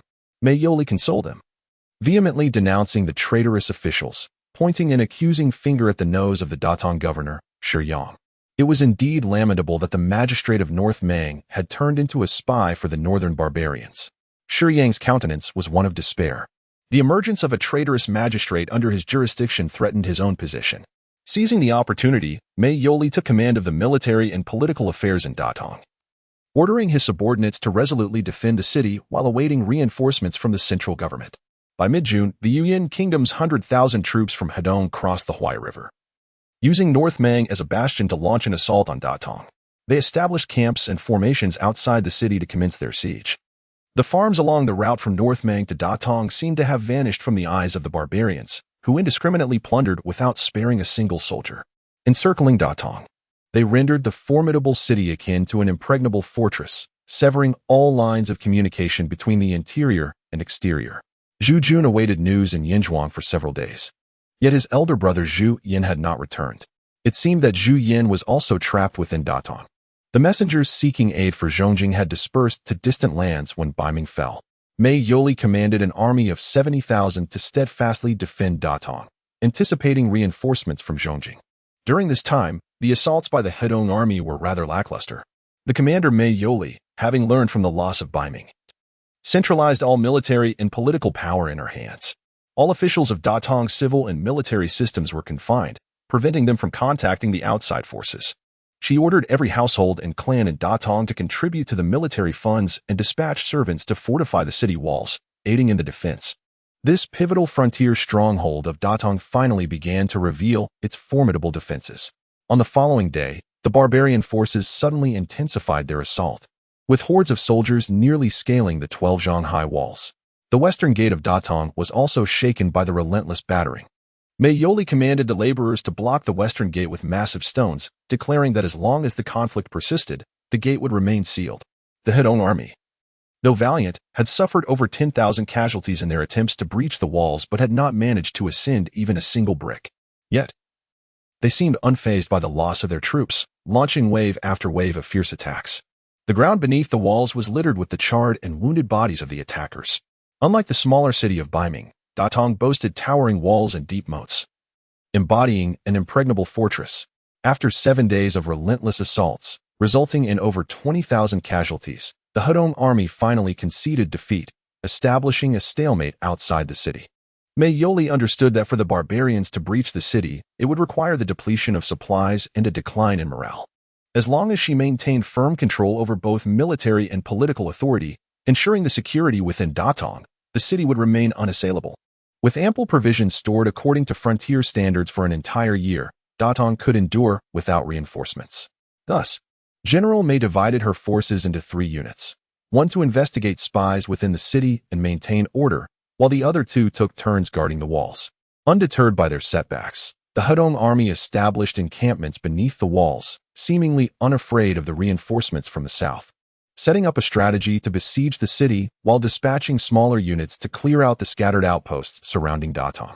These outposts acted as the eyes of the army, and only by dismantling them could they effectively isolate Datong, obscuring the true situation of the conflict from potential aid. However, these outposts proved to be more resilient than the barbarians had anticipated. Initially, small detachments of 1,000 soldiers attempted to assault the outposts, but they quickly discovered that the narrow paths leading to them made it nearly impossible for their siege equipment to advance. Consequently, they abandoned their battering rams and instead launched direct attacks on the gates. Yet, the defenders within the outposts proved formidable, and repeated waves of attackers yielded no results, leaving the barbarians to suffer heavy losses. The Hedong soldiers resorted to archery against the outposts, while the defenders used planks to shield themselves. The attackers unleashed fire arrows, but the defenders countered by dousing the flames. The outposts, constructed from rammed earth, were impervious to large-scale fires. Faced with the inability to conquer, the Hedong army urgently requested reinforcements, Yet the main force could not navigate the narrow roads, as even 1,000 soldiers would require considerable space to advance. They would need to fill the rice paddies with dry earth to create a suitable path. The Hudong forces were not inept. They gradually widened a small path with dry soil, eventually enabling them to bring their battering rams to the gates. After several days of siege, they managed to breach one outpost, resulting in a massacre that left no survivors. However, at this rate, the barbarians would require years to eradicate these resilient outposts. The ground around Datong had transformed into a quagmire of war, with both nation soldiers engaged in a protracted struggle. As time passed, some outposts, witnessing the brutal slaughter inflicted by the barbarians, began to surrender, supplying them with resources and intelligence from the periphery. The Hudong army's clearing operations came to a halt after half a month, and within a radius of several miles outside Datong. No local forces remained visible. Either they had surrendered or had been decimated. With the cessation of the barbarian offensive, local factions began to stir once more. Zhu Ponzi dispatched several skilled equestrians from his estate to gather intelligence. However, Datong was already besieged by a formidable encirclement, and the estate's men dared not approach the barbarian camp too closely. Upon sighting scouts on the periphery, they hastily turned their horses and retreated. The barbarian scouts, having spotted these southern riders, galloped in pursuit. The few scouts, inferior in horsemanship to their northern counterparts, gradually found themselves at risk of being overtaken. Leading the charge, Zhu Jiao swiftly guided a handful of men towards the Wat embankment, hoping to evade their pursuers by seeking refuge in the woods below. Ironically, the very area they entered was under the control of Mi Daoshi's troops. Zhu Jiao sprinted along the field ridges with a few companions, evading several deserted checkpoints along the forest trails. He and Daoist Mi were well acquainted with the area and intended to seek assistance from Mi Daoist's 100 soldiers to confront the 20-odd barbarian cavalry pursuing them. However, upon entering the barracks, they found it completely deserted. It seemed the soldiers had anticipated the encirclement of Datong and the imminent dispatch of barbarian troops to cleanse the coastal garrisons, prompting them to hastily retreat with their supplies. Zhu Jiao dared not linger. He led a few scouts onto the embankment along the official road, racing eastward. Upon reaching the vicinity of Lier village, they spotted the silhouettes of barbarian cavalry ahead and promptly took refuge in the woods to observe closely. The tenants of Lier village had already been entirely relocated by Zhu Fadi to Yin village, yet these barbarian horsemen evidently intended to assault Lier village. From the edge of the forest, Zhu Jiao caught sight of Daoist Mi subordinates confronting the barbarians within the village. At that moment, the barbarian scouts trailing behind had lost their way. Zhu Jiao made a swift decision. He and a few comrades galloped out of the woods, heading straight for the defensive line of Yin village to the south. On their journey, one scout's horse stumbled and fell into the rice paddy, but Zhu Jiao could not afford to rescue him. If they paused now, the barbarians lurking outside Lier village to the east would surely catch up, leaving no chance for any of the scouts to escape. Upon hearing Zhu Jiao's report, Zhu Pang was instantly agitated, akin to an ant on a hot stove. With Zhu Yan absent from the village, Zhu Jun stood as the highest commander within the settlement. Zhu Pang was acutely aware that Daoist Mi and his soldiers had retreated to Lier village. The fortifications at the military post were so minimal that a mere handful of cavalry could seize it. There was essentially no substantial defense. Although the surrounding woods could provide a temporary delay, they were far too insubstantial. Concerned for Daoist Mi's safety, Zhu Pang yearned to dispatch troops for assistance. Yet he was uncertain whether Zhu Jun would acquiesce. In haste, he rushed into Zhu Jun's courtyard to seek his counsel. Zhu Jun was diligently practicing the cycle True Qi in his chamber when he heard the urgent shouts of Zhu Ponzai from outside. He hastily concluded his session and stepped out of the room, only to find Zhu Ponzai, his face flushed with anxiety, rushing towards him. "Young master," he exclaimed. "Shunner's master, the Daoist Mi, is besieged by the barbarians at Lier village." Zhu Jiao, who returned with the news, reported that the barbarians have dispatched approximately 400 cavalry. If it were merely my village, there would be little cause for concern. However, Daoist Mi commands only 100 soldiers, and the defenses of Lier village are alarmingly weak. Should we not hasten to their aid and rally Daoist Mi's forces to our side? Upon hearing that the Daoist Mi was besieged, Zhu Jun felt a surge of urgency. The master of this Daoist was his benefactor, and it would be remiss not to offer assistance. However, the village comprised fewer than 1,000 farmers, and it was uncertain whether they could withstand the assault of the 400 barbarians. Moreover, the journey spanned several dozen miles, and racing there would likely leave them breathless. If they sent too few, They risked being overwhelmed by the cavalry of the barbarians. Conversely, if they sent too many, the village would be left vulnerable to incursions from other directions. After much hesitation, Zhu Yan declared, "Fatty, it is not that I am unwilling to rescue him. However, sending too few would be futile, while sending too many could leave the village defenseless against other threats. How then can we ensure our own safety?" Zhu Pongzi said, "Young master, we merely need to dispatch 200 elite cavalry to scatter the vanguard of the barbarians and rescue Daoist Me and his companions. At that moment, I shall take a few individuals to hold the rear while you and Daoist Me lead the others back to the estate. The narrow paths through the fields are easily defensible. As long as we guard a few key intersections, the barbarians will be unable to pursue us." After contemplating for a moment, Zhu Yan promptly replied, "Very well, you hasten to gather the troops, and I shall prepare myself shortly to join you." Chapter 22, Lier Village.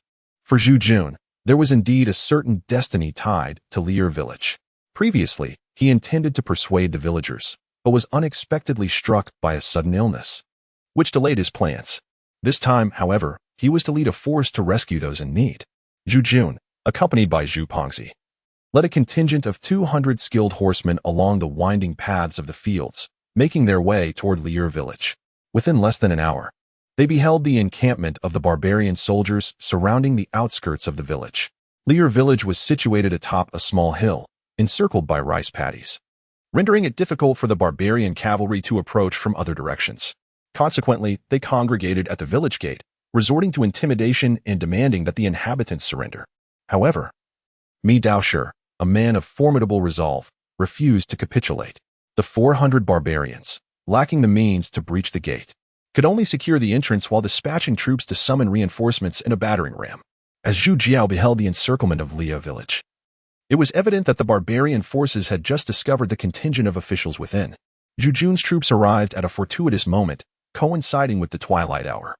Some of the barbarian cavalry had dismounted, tending to their steeds while grazing on the tender rice seedlings in the waterlogged fields.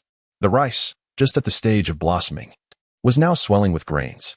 The approaching villagers, witnessing this scene from a distance, were filled with immense indignation. In ancient times, nutrition was inferior to that of the modern era, leading to a prevalence of night blindness among many. By this juncture, numerous barbarians had gathered timber from the northern woods to kindle bonfires outside the village. In the event of a nocturnal skirmish, the absence of torches would plunge the area into darkness, rendering the soldiers within the village vulnerable. Should they charge out, a chaotic melee could ensue, and the barbarian cavalry might not fare well. As Zhu Yan's cavalry neared Lier Village, approximately 3 to 4 miles away, they were suddenly detected by the barbarians, who hastily mounted their horses and readied themselves for battle. Zhu Pongzi led the charge, brandishing a saber that measured over 3 feet in length. With the blade raised high, he galloped forward with an air of formidable authority. Zhu Yan, recognizing Zhu Pongzi's exceptional prowess, rallied the troops to hasten their pursuit. Before long, the two cavalry units collided. The narrow path through the fields proved ill-suited for formation fighting, and the village men, being mere farmers with limited martial skills, were no match for the ferocity of the enemy soldiers. Zhu Pongzi bravely felled several of the foes obstructing their path, causing the horses, now without riders, to be jostled into the muddy rice paddies, where they struggled helplessly, some bolting onto the narrow trail, creating chaos among the enemy ranks. The village cavalry managed to sever the enemy's lines, leaving those at the rear unaccounted for. Zhu Pongzi and Zhu Yan pressed forward, relentlessly slashing their way towards the gates of Lier Village. Many of the enemy's steeds remained stationary, but the onslaught of the village cavalry forced numerous horses into the muddy water. Zhu Pongzi's valor unleashed a torrent of bloodshed. Several village men were ensnared by the enemy, unseated from their mounts, and fell into the muddy fields, where they were quickly overwhelmed by the frenzied adversaries. The village men, bound by friendships and familial ties, were spurred to seek vengeance for their fallen comrades. Zhu Pongzi, wielding his long blade, bellowed, "Brothers, do not falter. Push the enemy into the water. Without their fighting spirit, they are ripe for slaughter." In no time, they reached the gates of Lier Village, their passage resembling a sugarcane stalk pierced by a sharp implement, as the enemy cavalry scattered disarrayedly in the fields beside the path. Zhu Pongzi, skilled in horsemanship, reined in his steed and called out to the Taoist priest Mi atop the village wall, "Old Mi, open the gates. Let the troops follow me to Yin Village. This settlement is poorly defended. We cannot hold out against the enemy reinforcements." As the sun began to set, casting a dim light. The Taoist priest Mi remained unaware of the unfolding chaos below. Upon recognizing Zhu Pengzi's voice, he hastily commanded the gates to be opened. 100 soldiers surged forth without delay, crowding the previously spacious courtyard. Zhu Jun's cavalry found it difficult to maneuver and promptly advised, "Brother Mi, do not rush. First, let us bring the troops inside. We shall turn our cavalry around before we proceed." Mi, perceiving the disarray at the gate, quickly shouted, "Hurry, everyone, into the village. Allow Brother Zhu to adjust the cavalry's formation, and we shall return to the fray." As the infantry entered the village and made way, Zhu Jun's cavalry reoriented themselves, having nearly cleared the path of the enemy soldiers. The cavalrymen under Zhu Jun were adept in combat, and in this narrow passage, the advantages of cavalry turned the tide. The bloodthirsty village men had successfully dispatched the enemy who had fallen into the water, but the remaining enemy cavalry, now aware of the situation, began to gallop towards the village with renewed ferocity. Zhu Jun, feeling an urgent anxiety, hastily exclaimed, "Fatty, you and I shall head to the rear of the formation. The barbarian soldiers have already surged forward. If they breach our lines, we shall find ourselves at their mercy. Quickly, gather a few skilled fighters. We must hold back the barbarian cavalry." Zhu Pengzi maneuvered his horse through the gaps among his guards, causing immediate disarray within the cavalry. Meanwhile, the procession of Master Mi had already departed from the village. Master Mi instructed his loyal soldiers to pursue the cavalry closely and with a deft leap. He showcased his exceptional agility, akin to an eagle swooping into a flock of chickens. With a single, powerful thrust, he propelled himself forward. Covering a distance of approximately 20 zhang, the horses of this cavalry came to a halt, transforming the once elongated formation into a compact cluster, now measuring merely 30 zhang in length. Zhu Jun and Zhu Pengzi engaged in a chaotic skirmish, their speed inferior to that of the Taoist Mi, which incited considerable disorder. Fortunately, this tumult did not endure for long, and the formation soon regained its composure. By the time Zhu Jun and Zhu Pengzi reached the forefront of the group, the barbarian cavalry was already several dozen yards away. Zhu Jun bellowed, "What are you waiting for? Run, all of you, charge forth and slay these barbarians." Taoist Mi had arrived before them, finding himself in a flooded field. He stepped upon the corpse of a barbarian and called to Zhu Pengzi, "Take it slow, watch me." The crowd turned their gaze toward him, witnessing me concentrating his energy, then unleashing a powerful shout as he struck the side of a struggling warhorse with both palms. The horse, propelled by the force of the blow, soared like a kite severed from its string, hurtling towards the advancing barbarian cavalry. Mi staggered backward several paces, ultimately reclining in the muddy field, splattering himself with muck, yet he erupted into laughter, and in a moment, another horse soared to land beside Zhu Pengzi. The warhorse collided with the leading barbarian rider, unseating him and sending him tumbling into the flooded field, where he cried out in distress. The vanguard of the barbarian forces was thrown into disarray, creating a tumult as the rear ranks pressed forward. Before Zhu Pengzi could fully comprehend the situation, Zhu Jun surged ahead, wielding his blade as he charged toward the barbarians. Zhu Jun, wielding his sword, felled the barbarian officer and turned to bellow, "Why do you not hasten to follow?" At that moment, the cavalry began to pick up speed, and the two forces collided head-on on the narrow country path, both being forced off into the paddy fields, plunging into a chaotic melee. The barbarian soldiers, seasoned in the northern lands, were far more adept at horseback riding than the local farmers, who were unfamiliar with the conditions of the flooded fields. Within a brief span of time, the remaining 200 barbarian cavalry were annihilated without a single survivor. The farmers also suffered considerable casualties, and as Zhu Jun gathered those farmers still floundering in the water, he counted 37 fewer than before. Many young farmers gazed upon the corpses of their comrades in the paddy fields, their hearts heavy with grief. Zhu Jun gazed upon the mud-stained Mi Taoist and urged, "Brother Mi, swiftly summon your men to gather our fallen comrades' bodies. The reinforcements from the barbarians may be imminent. We must position ourselves at the forest entrance to intercept them.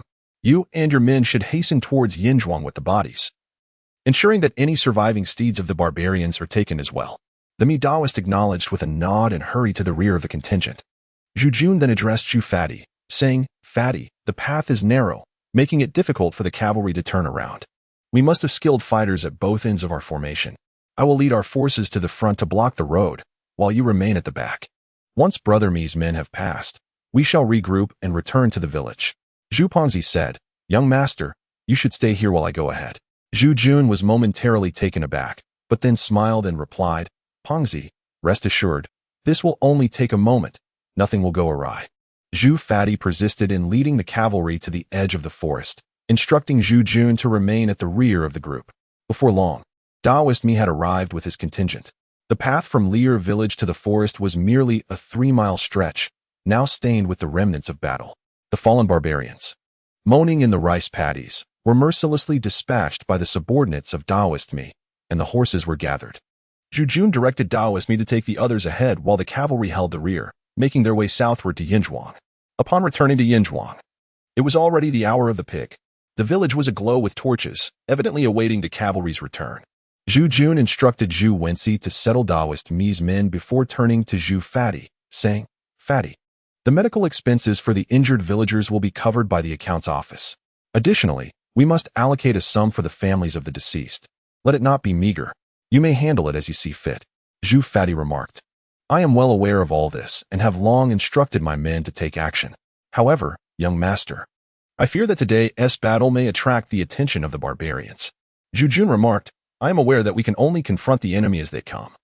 Like water being dammed by earth, the barbarians cannot muster a significant force, so I fear them not."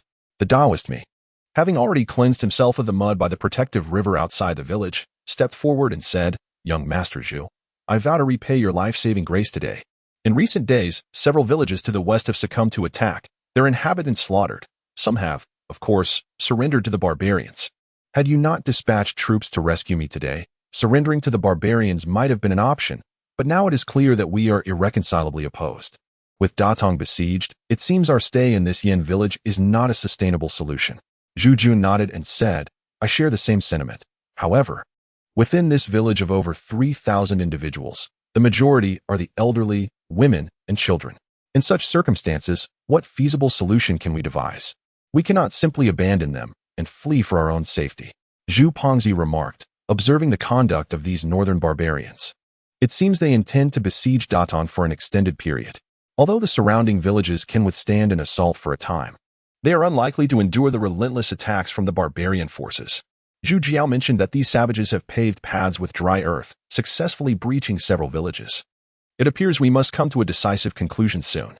Daoist Mi interjected, "In my opinion, while Yin village is indeed fortified, should the barbarians learn of the situation at Lier village, they will undoubtedly mobilize their army for an assault, leading to the inevitable destruction of the village and the loss of its inhabitants. We must quietly depart before the barbarians arrive. Alas, I have burdened you all." Zhu Jun remarked, "Brother Mi, there is no need for such formality. You have bestowed upon me the gift of life, and the Taoist priest has urged me to take care of Shunner. Such trivial matters need not weigh upon your mind. Even if we were to refrain from rescuing you today, the barbarians would inevitably lead their forces to besiege this place. It is merely a question of time. Fadi, if we were to organize our departure from this location tomorrow, would we be able to elude the barbarians' pursuit?" Zhu Ponzi pondered for a moment and said, "If we were to dispatch individuals to sever the roads leading from the west and north, we should have ample time to flee from the grounds of Datong Prefecture. However, it is certain that the supplies and provisions within this village would be abandoned." Zhu Jun remarked, "With life itself at stake, why ponder such matters?" Zhu Fadi, "Hasten to rally the troops and sever the routes to the northwest overnight. Create multiple obstructions on each path to delay the barbarians. I shall seek out Zhu Wensi to gather everyone and prepare to salvage our belongings. We shall commence our exodus at dawn tomorrow." The Daoist Mi, filled with uncertainty, inquired, "To the south lie Weisher and Tungshu. Which path shall we take? Relocating from the entire village leaves us without a refuge, and abandoning our provisions. When shall this end? Are the villagers willing to comply?" Zhu Jun remarked, "Brother Mi, the situation in Datong has become perilous. What can your 100 soldiers accomplish in such circumstances? My intention in coming to Datong was to facilitate the relocation of these farmers to Yishui City, which is our ultimate destination. Since the provisions have been abandoned, the expenses incurred along the journey will certainly be covered by my transport guild. This minor matter is within my purview to manage." Zhu Jun contemplated silently for a moment and then continued, "As for our route, we shall not venture southward. Instead, we shall pass through Suiyang and head directly to Shuzhou, taking the waterways of Weishan Lake to reach Zhongjing, and only then shall we proceed to Yishui. If we can manage to hold on until we reach Shuzhou, we will have the support of the Grain Transport Guild, ensuring our safety. Along this journey, we may encounter some mountain paths. and the village guards must be vigilant in dealing with any bandits we may encounter. Zhu Ponzi nodded slightly and remarked, beyond Weishan Lake lies the Grand Canal, a territory of Artsong gang. Thus it is undoubtedly secure. Daoist me forced a smile and replied, alas, there should be no significant dangers on this journey. Common bandits would certainly not dare to set their sights on us. However, we must ponder how we will explain our situation to General Mei in Datong City. Alas, Zhu Jun remarked, brother me, if you are unwilling to depart, I shall not compel you. However, consider this. If you choose to remain here, you are courting peril. The imperial forces are slow to arrive, and we, the humble farmers beyond the city walls, are akin to meat upon a butcher's block, destined to be severed. Had your 100 soldiers not sought refuge in Lier village, they would likely have been annihilated by now, regardless of how the battle unfolds. The blame for this loss of territory will be inescapable. The soldiers along the coast have either been completely vanquished or have fled in disarray. With Datong besieged, Meiyoli can hardly concern himself with your plight. In his eyes, you are likely already considered lost souls. Daoist me, with a wry smile, replied, indeed, I, Mi Kai Shui, have languished in that wretched regiment for so many years, merely a standard bearer. Now, with my life hanging by a thread, I can hardly afford to ponder such matters. Very well, should Master Zhu not find it distasteful, perhaps I could serve as an instructor for the Zhu family at Yishui in the future. One might encounter numerous rare and exotic beasts within the Panlong Mountains, which would provide an opportunity for exploration. Zhu Jun remarked, let us prepare now, and set off early tomorrow morning. The entire estate shall relocate to Shuzhou, traveling by water to Yishui, in the scorching sun of a clear day. The vast expanse of the Datong Plain was transformed into a steamy cauldron. Within the boundless waves of ripening rice, a long caravan moved slowly. Zhu Jun and his companions guided the convoy towards Qixuan. Initially, Zhu Jun had hoped to enter Kaifeng during their passage to rest and procure additional provisions and horse-drawn carts. Although there were sufficient horses, most of the captured barbarian steeds were exceptional northern breeds, strikingly beautiful yet prone to mischief, occasionally causing disruptions and delaying the caravan's progress. Along the way, they had no choice but to dismount the troublesome horses and replace them with the more docile mounts bred by the estate. The estate's horses, being domesticated, proved to be far more manageable. After spending over an hour, the caravan gradually resumed its normal pace. Many of the villagers were reluctant to leave their homes, but the threats of war compelled them to follow the main group southward. Remaining in their village would likely lead to a grim fate, even if starvation was avoided. The barbarians would undoubtedly seek revenge. The caravan endured the oppressive heat for half a day before reaching the outskirts of Kaifeng. By then, the city had already heard of the siege laid by the Hedong army of the Yuyan kingdom against Datong and had firmly locked its gates, denying entry or exit. Daoist me pleaded at the city gates, but only received a few arrows in reply. With no other option, the caravan continued its southward journey. Under the relentless heat, the faces of the people in the caravan turned pale. Fortunately, the route was lined with marshes, alleviating their concerns about finding water. By afternoon, they had moved to Gagangji, situated west of Qixuan. Originally known as Jexianji, this village was once home to a family surnamed Go. One spring, old man Go, while tending to his pears, inadvertently damaged some fruit. In his frustration, he sought an axe at home. As he fidgeted with worry, two elderly men approached him from the north, bowing deeply, and inquired, "Sir, which path leads to heaven?" In a fit of irritation, Go pointed southward and impatiently replied, "The great willow tree by the roadside is the way to heaven." The two elderly men thanked him and calmly climbed to the top of the tree, ascending to the heavens.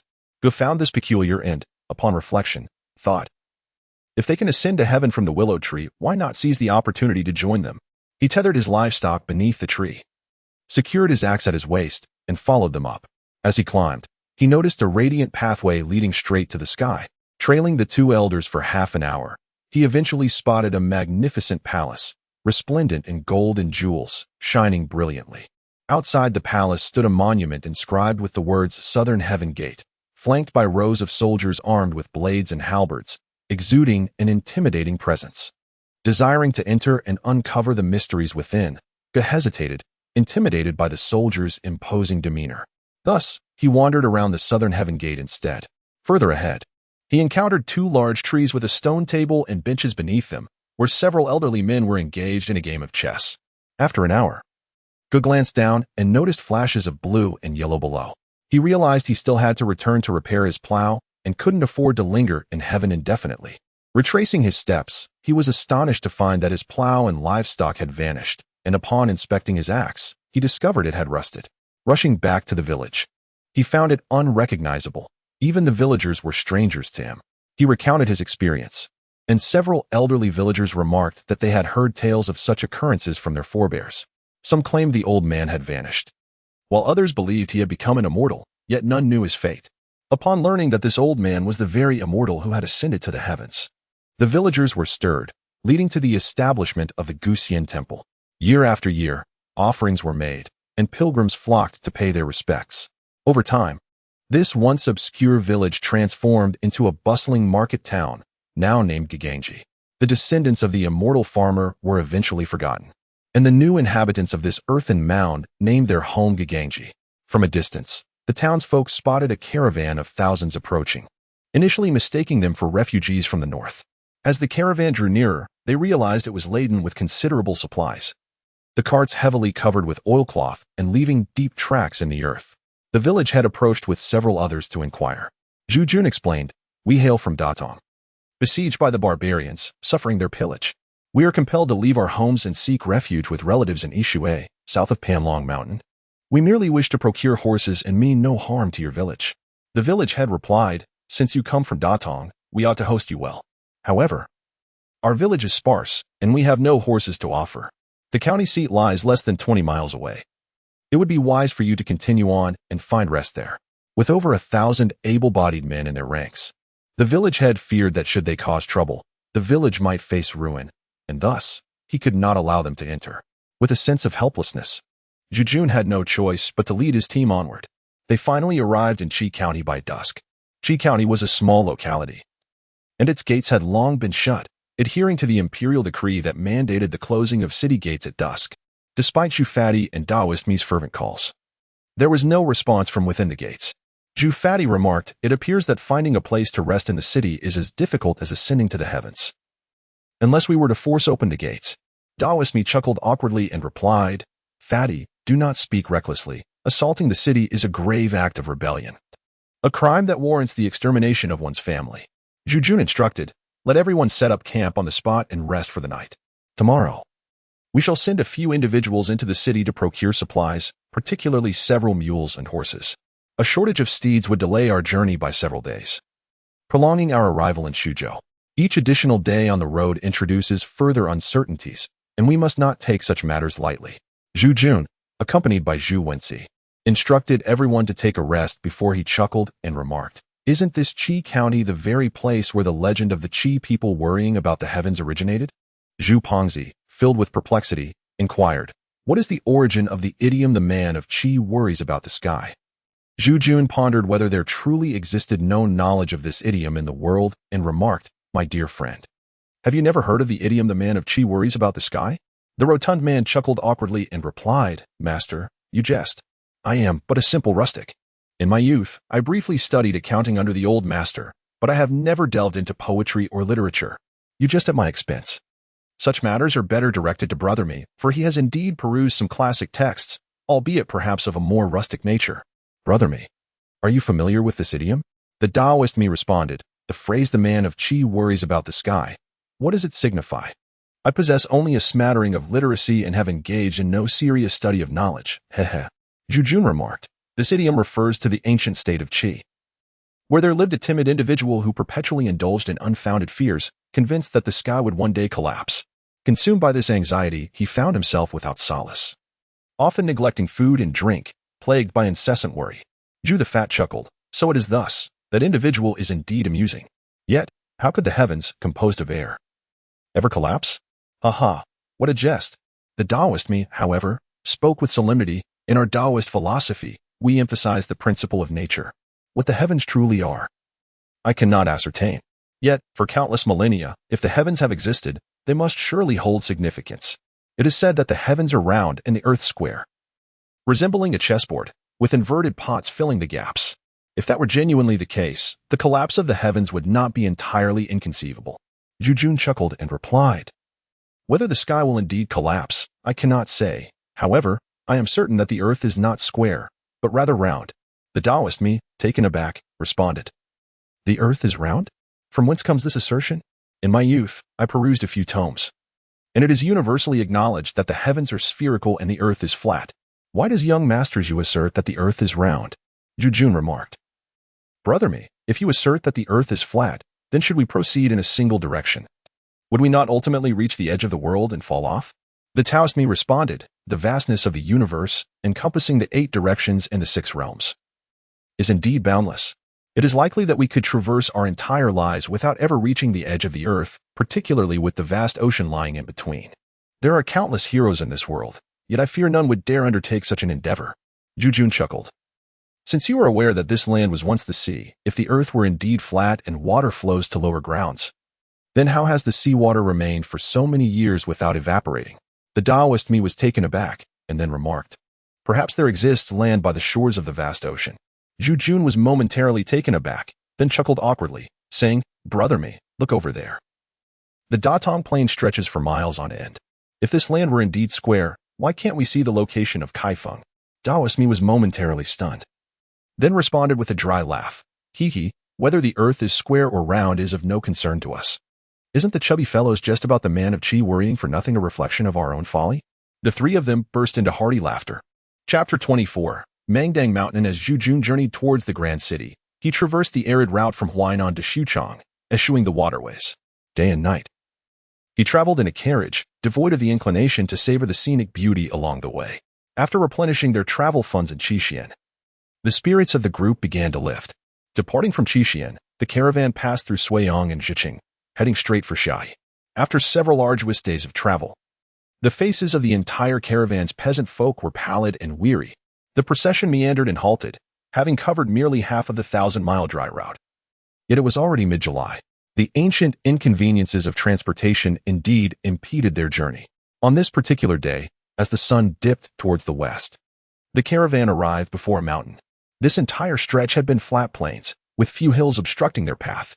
Zhu Yan, mounted upon his steed, addressed Zhu the Plump, saying, Plump fellow, after our long trek, we have finally laid eyes upon a mountain peak. I dare say we must be close to Shuzhou. Zhu Pongzi remarked, in my youth, I journeyed to Datong by this very path. The small hill ahead is known as Mangdang Mountain. Beyond Mangdang lies Shuzhou, where we shall embark on a vessel to sail southward. This Mangdang Mountain is the final perilous stretch of our journey. Zhu Yan expressed his confusion, inquiring, Are there really thieves in Mangdang Mountain, as you suggest, Fatty? Zhu Pongzi remarked, Young master, as we journey eastward, the landscape is predominantly flat, save for the imposing Mangdang Mountain, which obstructs our path. This mountain is strategically positioned at the crossroads of the provinces of Hunan, Anhui, Jiangsu, and Shandong, resembling a natural fortress, and has historically been a coveted stronghold for military strategists. During prosperous times, formidable figures have established encampments here to claim dominion. For years, the Zhu family has relied on this route from Datong to Zhongjing for trade. Within the mountain resides a band of robbers led by 3 brothers, with the chief named Fan Rui, known as the Chaos Demon King, capable of summoning winds and rain, and commanding his troops with remarkable skill.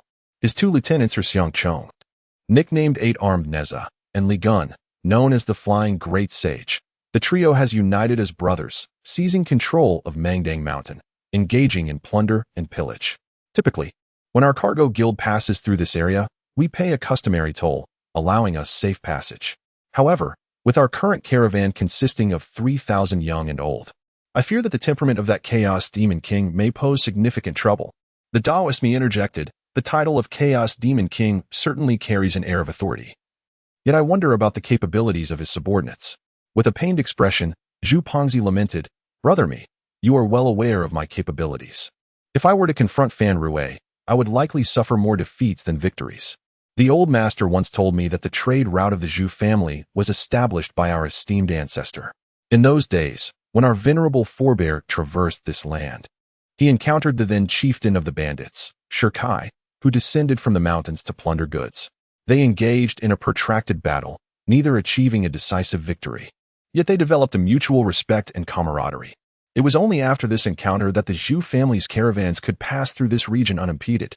However, as time has flowed on, the leadership of the mountain bandits has changed hands several times, and the power dynamics have fluctuated unpredictably.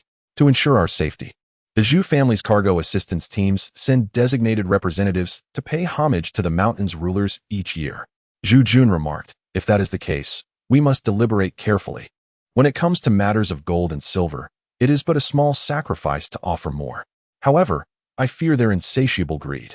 If any harm should come to people, how shall we account to the villagers? Zhu Pongzi said, very well. We shall encamp and rest at the foot of this mountain today. My brother me and I will ascend to pay our respects to the deity. Once we return, we can proceed eastward without delay.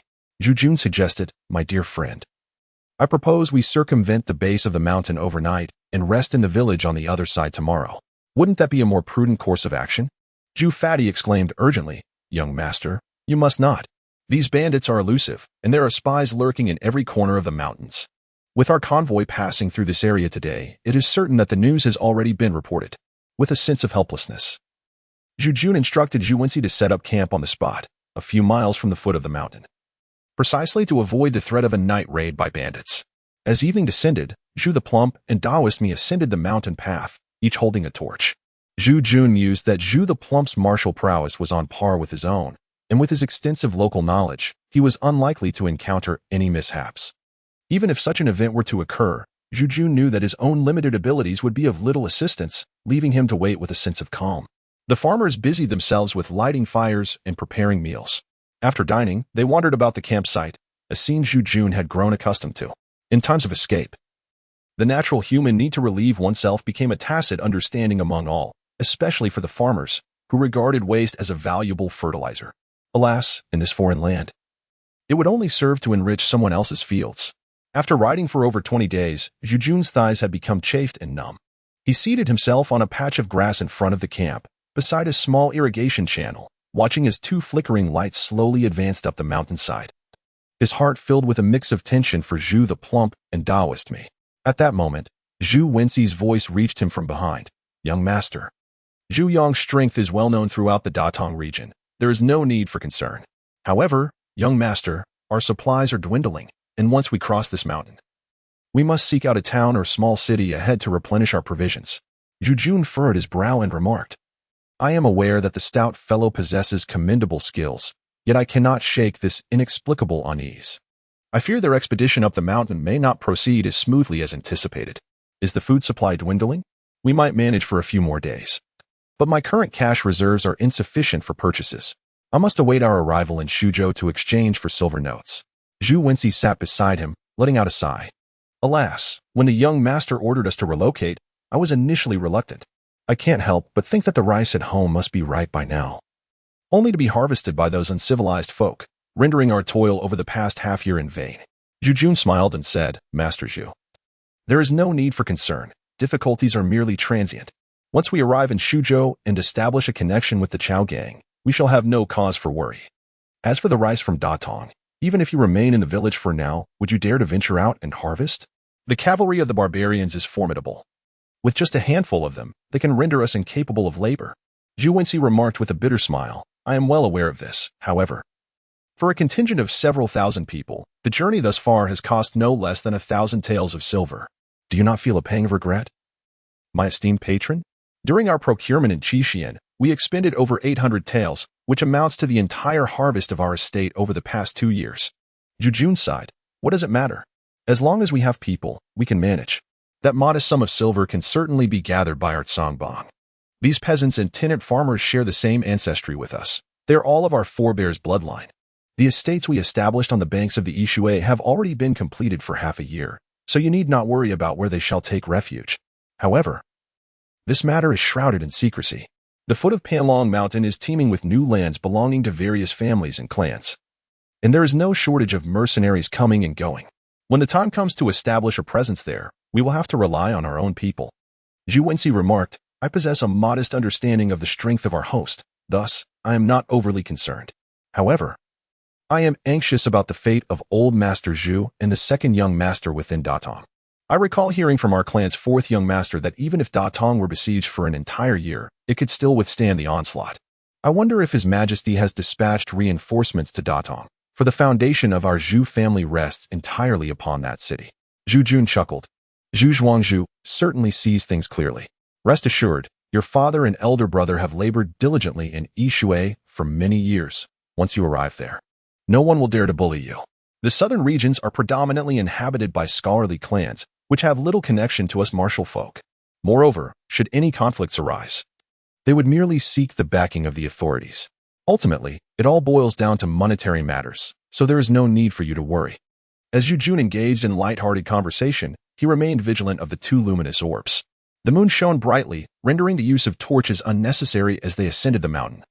This had been a prearranged signal. Suddenly, as the two flames reached the mid-slope, they flickered several times before vanishing.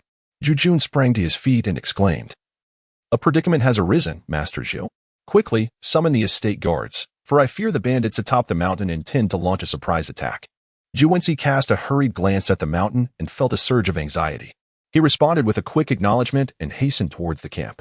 Before long, he had roused everyone, and the entire company of guards, still clad in their garments, was thrown into a state of disarray.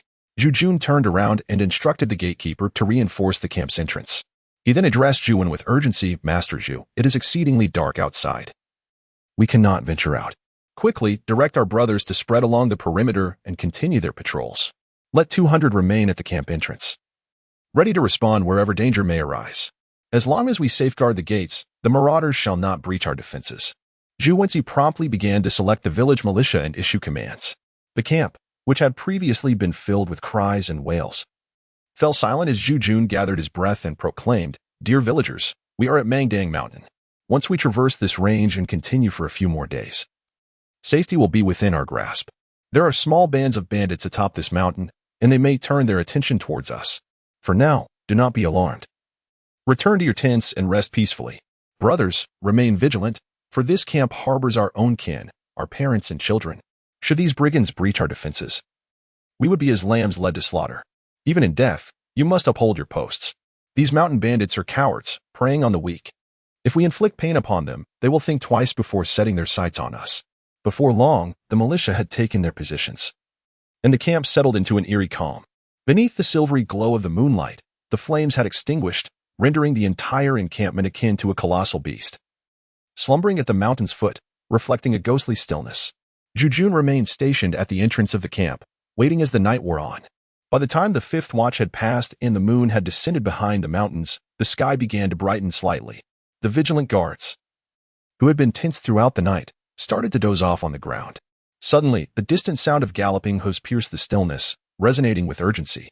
The guards were startled awake, each hastily grasping their weapons and anxiously focusing on the path beyond the camp entrance.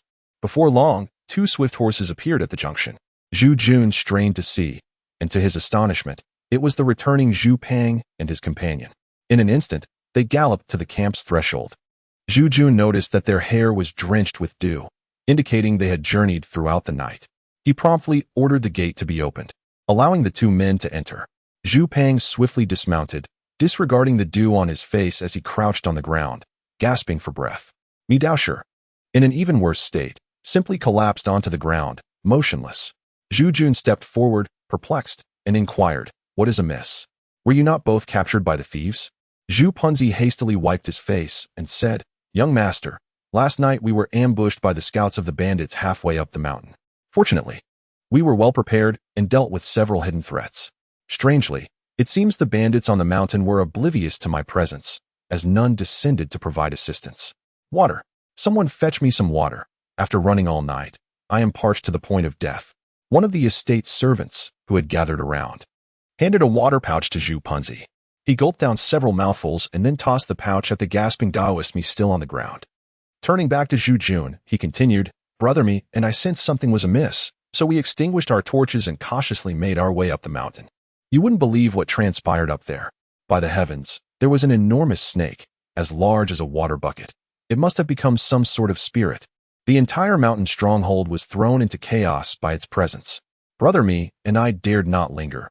We circled around the village, initially dismounting to walk, and only mounted our horses again when we reached the lower slopes, galloping towards this direction. I fear the stronghold on the mountain is doomed." As Zhu Punzi spoke, he gestured with his hands in a circular motion, his face a mask of terror.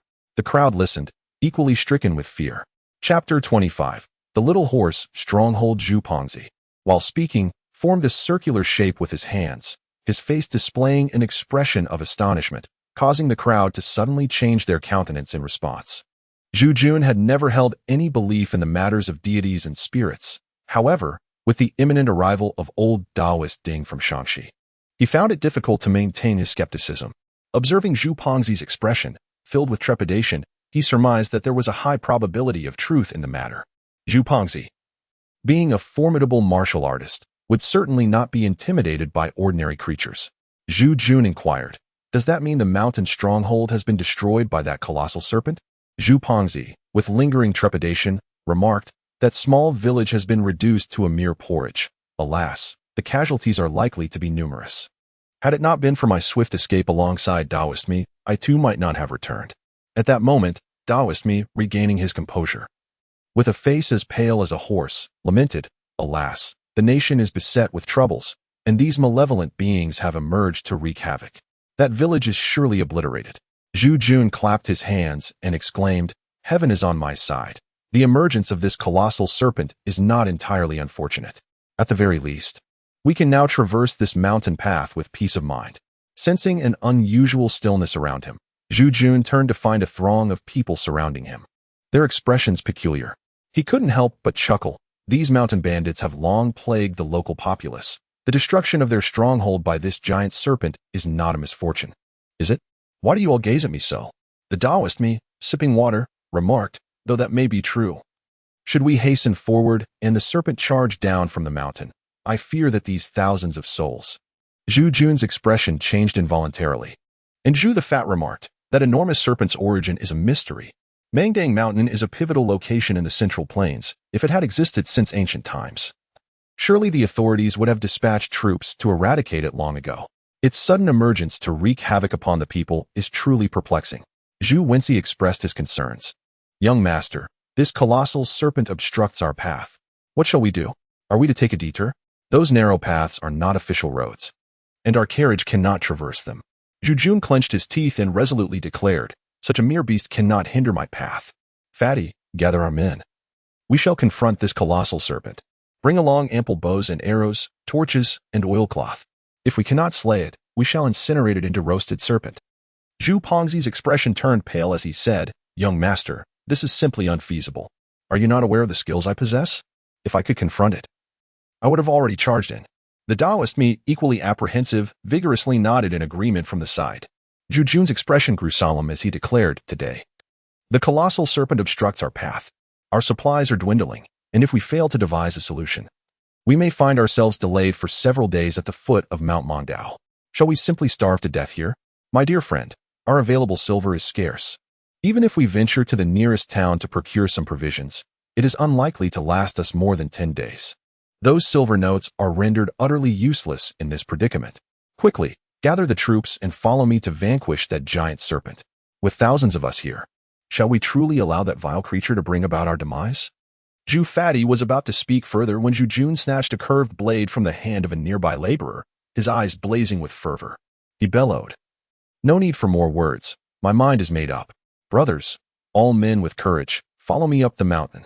Anyone who fears for their life, I shall be the first to strike them down." Zhu Jun understood in his heart that if he showed any signs of weakness or fear at this moment, the thousands of men gathered would likely disperse on the spot, a scenario that was absolutely intolerable. Zhu Jun seized the plump man's collar with fervor, his hair disheveled like a madman as he shouted, "Hurry up, you fool!"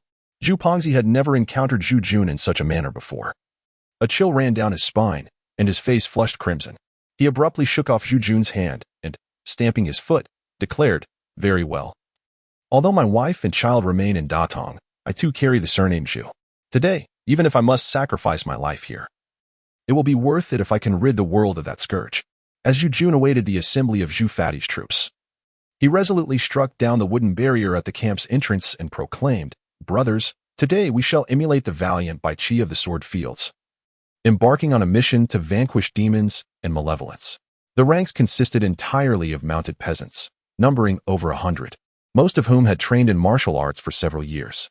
Many wore expressions of grim determination, their faces flushed with resolve.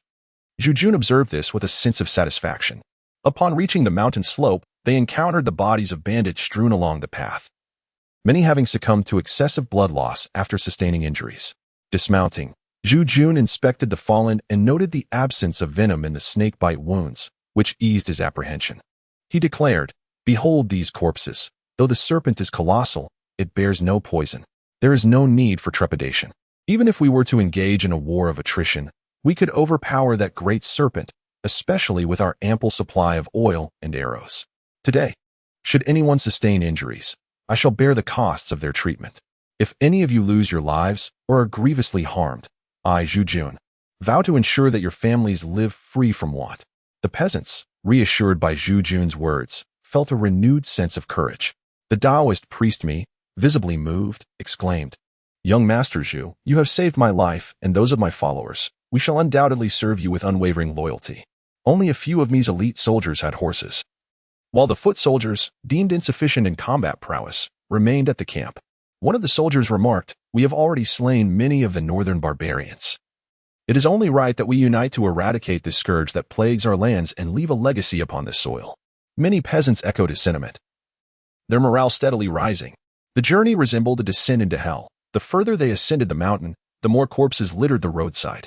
Upon arriving at the outpost, they found the valley's stronghold in utter disarray. Scattered bandits wandered aimlessly, their faces devoid of emotion, while the anguished cries of the bereaved, elderly, women, and children echoed from afar. Witnessing this horrific scene, several peasants collapsed to the ground, retching. Zhu Jun himself felt a wave of nausea, but steeled himself to advance. The gate had long been destroyed, revealing a scene of devastation within. Collapsed wooden huts with thatched roofs and many structures reduced to ashes. A few earthen houses, built of rammed earth, were also in a state of disrepair.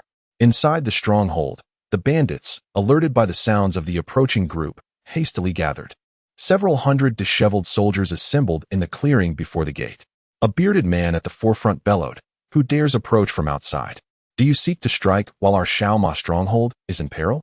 No sooner had he spoken than an arrow whistled through the air, aimed directly at Zhu Jun's face. He swiftly deflected it with his blade, realizing that the shot was merely a warning, lacking the force of a lethal intent. Zhu Jun felt a flicker of anger and coldly snorted, "I am Zhu Jun of the Chao Gang. Before me stands none other than the notorious King Fan Rui, the demon of the world." The man with the splendid beard paused momentarily, his expression shifting as he intently inquired, "Are you perhaps a descendant of Zhu Hozhao from the central capital? What brings you here? Did not the toll for this year get settled by Zhu Qigong in April?" "Humph, our esteemed Majai, a reputable stronghold in the Green Forest. Do you doubt our integrity? Since you have already paid the toll, we would never seize your goods. Why then do you bring troops to the mountain? Is it not to exploit our vulnerable situation and harm us?" Upon hearing this, Zhu Jun let out a hearty laugh. "Ha ha, King Fan, you underestimate the Zhu family. Do not presume that your humble stronghold, even if it were adorned in gold and silver, would entice me. I arrived here yesterday and sent someone to pay respects to the mountain in the evening. However, I learned that your stronghold has been besieged by vile beasts, and I have come to lend you aid, as well as to rid the nearby villagers of this menace." Fan Rui, upon hearing Zhu Jun's audacity, flushed with anger and retorted, "You, young fool, are blissfully unaware of your own insignificance. How dare you insult our humble Ma stronghold? Even your father, Zhu Hozhao, would be required to pay his respects here. As for you, bow before me and offer 3 respectful kowtows, and I may consider forgiving your arrogance." Zhu Jun scoffed, "Arrogance? Have you not considered the current predicament? Your stronghold has been beset by calamity. And while I am disinclined to add to your woes, you dare to provoke me. How laughable and lamentable. Very well, I shall not entangle myself with you further. Reveal to me the whereabouts of that monstrous serpent's lair, and I shall promptly descend the mountain to eradicate this scourge." Fan Rui's face contorted with rage. Ready to unleash his fury, when a gaunt man beside him grasped his arm and whispered, "Brother, given the misfortune that has befallen us today, we ought not to create further formidable enemies. When beneath a low eve, one must bow one's head. Let us bide our time until we have regained our strength, and then we can seek retribution against him in due course. Now is not the time for impulsive actions." Fan Rui turned to survey the grim scene around him. Filled with sorrow and indignation, he could hardly believe that after years of wielding power and influence in the martial world, he was being humiliated by a mere youth. Nevertheless, he resolved to swallow his pride today, knowing that there would be ample opportunity to reclaim his honor in the future. He lowered his longbow and declared, "Why must you insult me, young one? Have you not seen the devastation wrought upon our stronghold by that vile creature? Your minions are scarcely enough to serve as a mere morsel for it. I urge you, depart swiftly from this mountain and refrain from further entanglement in this chaos, lest you bring ruin upon yourself as well. Zhu Jun turned his gaze back, observing the hopeful expressions on the faces of those behind him, each one appearing as though they had encountered a venomous snake, which stirred a sense of displeasure within him. Coldly, he declared, "There is no need to intimidate me. Swiftly reveal the location of that beast's lair, or I shall annihilate your stronghold, leaving not a single creature alive." Fan Rue, initially devoid of anger, could no longer contain himself upon hearing these words. With a furious shout, he launched himself towards Zhu Jun, his form as swift as lightning, accompanied by the sounds of thunder and wind. Zhu Jun, wary of his fierce prowess, did not dare to confront him directly. He deftly dismounted, and in the blink of an eye, drew the sword from his saddle, gripping it firmly in hand. With a graceful spin, he began to engage Fan Rue. Fan Rue's palm strike was formidable, akin to a tempest, landing forcefully upon Zhu Jun's steed. Despite the thick saddle, the horse knelt under the might of the blow, letting out a mournful whinny, blood spilling from its mouth. Enraged, Zhu Jun bellowed, "Scoundrel, you have harmed my mount. Prepare to pay with your life."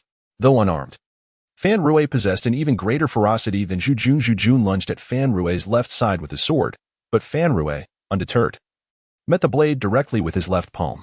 Zhu Jun was taken aback, wondering if Fan Rue had indeed hardened his palms to resist even the sharpest of blades. Quickly gathering his internal energy, he felt the sword tip impact Fan Rue's palm as if striking iron, a tremendous force reverberating back to the hilt. Zhu Jun hastily withdrew his sword, yet Fan Rue's right hand transformed into a claw, aiming for Zhu Jun's left side. Not daring to be lax, Zhu Jun swiftly kicked up a cloud of dust towards Fan Rue while hastily retreating. Fan Rue gathered his palms before him, unleashing a powerful shout that dispersed the dust, propelling himself forward in pursuit once more. Zhu Jun relinquished his sword and clenched his fist, channeling his true energy into the azure sky. The discarded sword fell to the ground, shattering into several pieces, severed by Fan Rue's palm strength. Zhu Jun, wary and alert, summoned his true energy to its utmost limit and swiftly lunged forward, directing a powerful punch towards Fan Rue's palm. The collision of fist and palm unleashed a cacophony of wind and thunder, stirring up a tempest of sand and stones.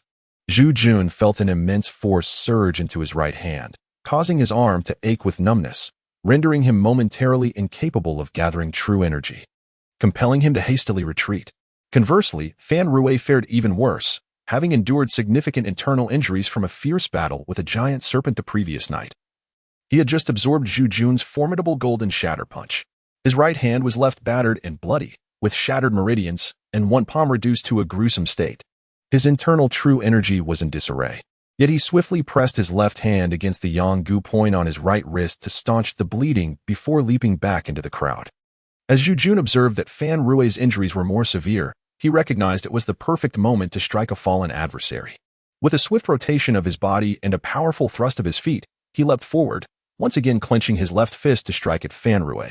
Sensing the impending force of Zhu Jun's punch, Fan Rue, already gripped by fear, realized he was unable to withstand Zhu Jun's azure sky fist due to his internal injuries. He hastily attempted to evade, but the chaos within his vital energy rendered him far slower than usual.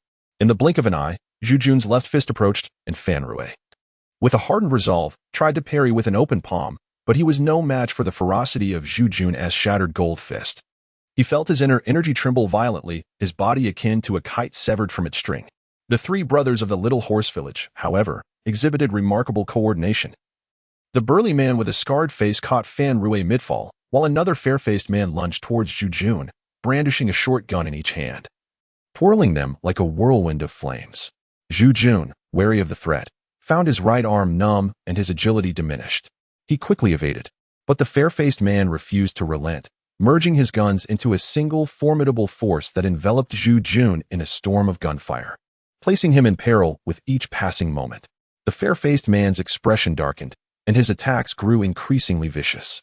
Observing Zhu Jun's vital energy faltering, Zhu Pang swiftly joined the fray to intercept the fair-faced man, urging Zhu Jun, "Master, retreat quickly. Allow me to handle this scoundrel." Chapter 26. Shadows of the Mountain Stronghold. Zhu Jun withdrew from the fray, his right arm hanging limply by his side. Before long, he sensed a gentle flow of reincarnation energy emanating from the center of his brow, gradually enveloping his weary right arm. Zhu Jun felt as though his arm were submerged in warm milk, every pore striving to relax and expand. As the reincarnation energy delicately mended the injuries within his right arm, he promptly settled onto the ground, entering a meditative state to attune himself to the subtle movements of the reincarnation energy. Zhu Panzai's martial prowess surpassed that of Zhu Jun. After a brief confrontation with the pale-faced man, he swiftly gained the upper hand. Despite the man's flurry of spear strikes, Zhu Panzai adeptly identified every opening. As the force of his fist surged like the azure sky, the pale-faced man's complexion gradually flushed red, indicating his dwindling vital energy. With a faint thrust, he retreated. And Zhu Panzai, not wishing to prolong the conflict, returned to Zhu Jun's side. Daoist Mi also stepped forward, inquiring, "Young master, shall we not eradicate this den of thieves today?" Zhu Jun sat on the ground, utterly absorbed, as if oblivious to the words of the Taoist priest, offering no response. Zhu Fati cast a glance at the Taoist and whispered, "The young master has sustained internal injuries. We shall devise our plans only once he has recovered." At that moment, the remaining bandits in the village had congregated in the clearing at the entrance, their expressions somber. The elderly, women, and children wore looks of bewilderment, many appearing as though they had wept for an eternity, numbly gazing at the team of constables outside the village gate. In this tranquil atmosphere, the two factions stood in a tense standoff, the entire mountain stronghold seemingly frozen in the wheel of time.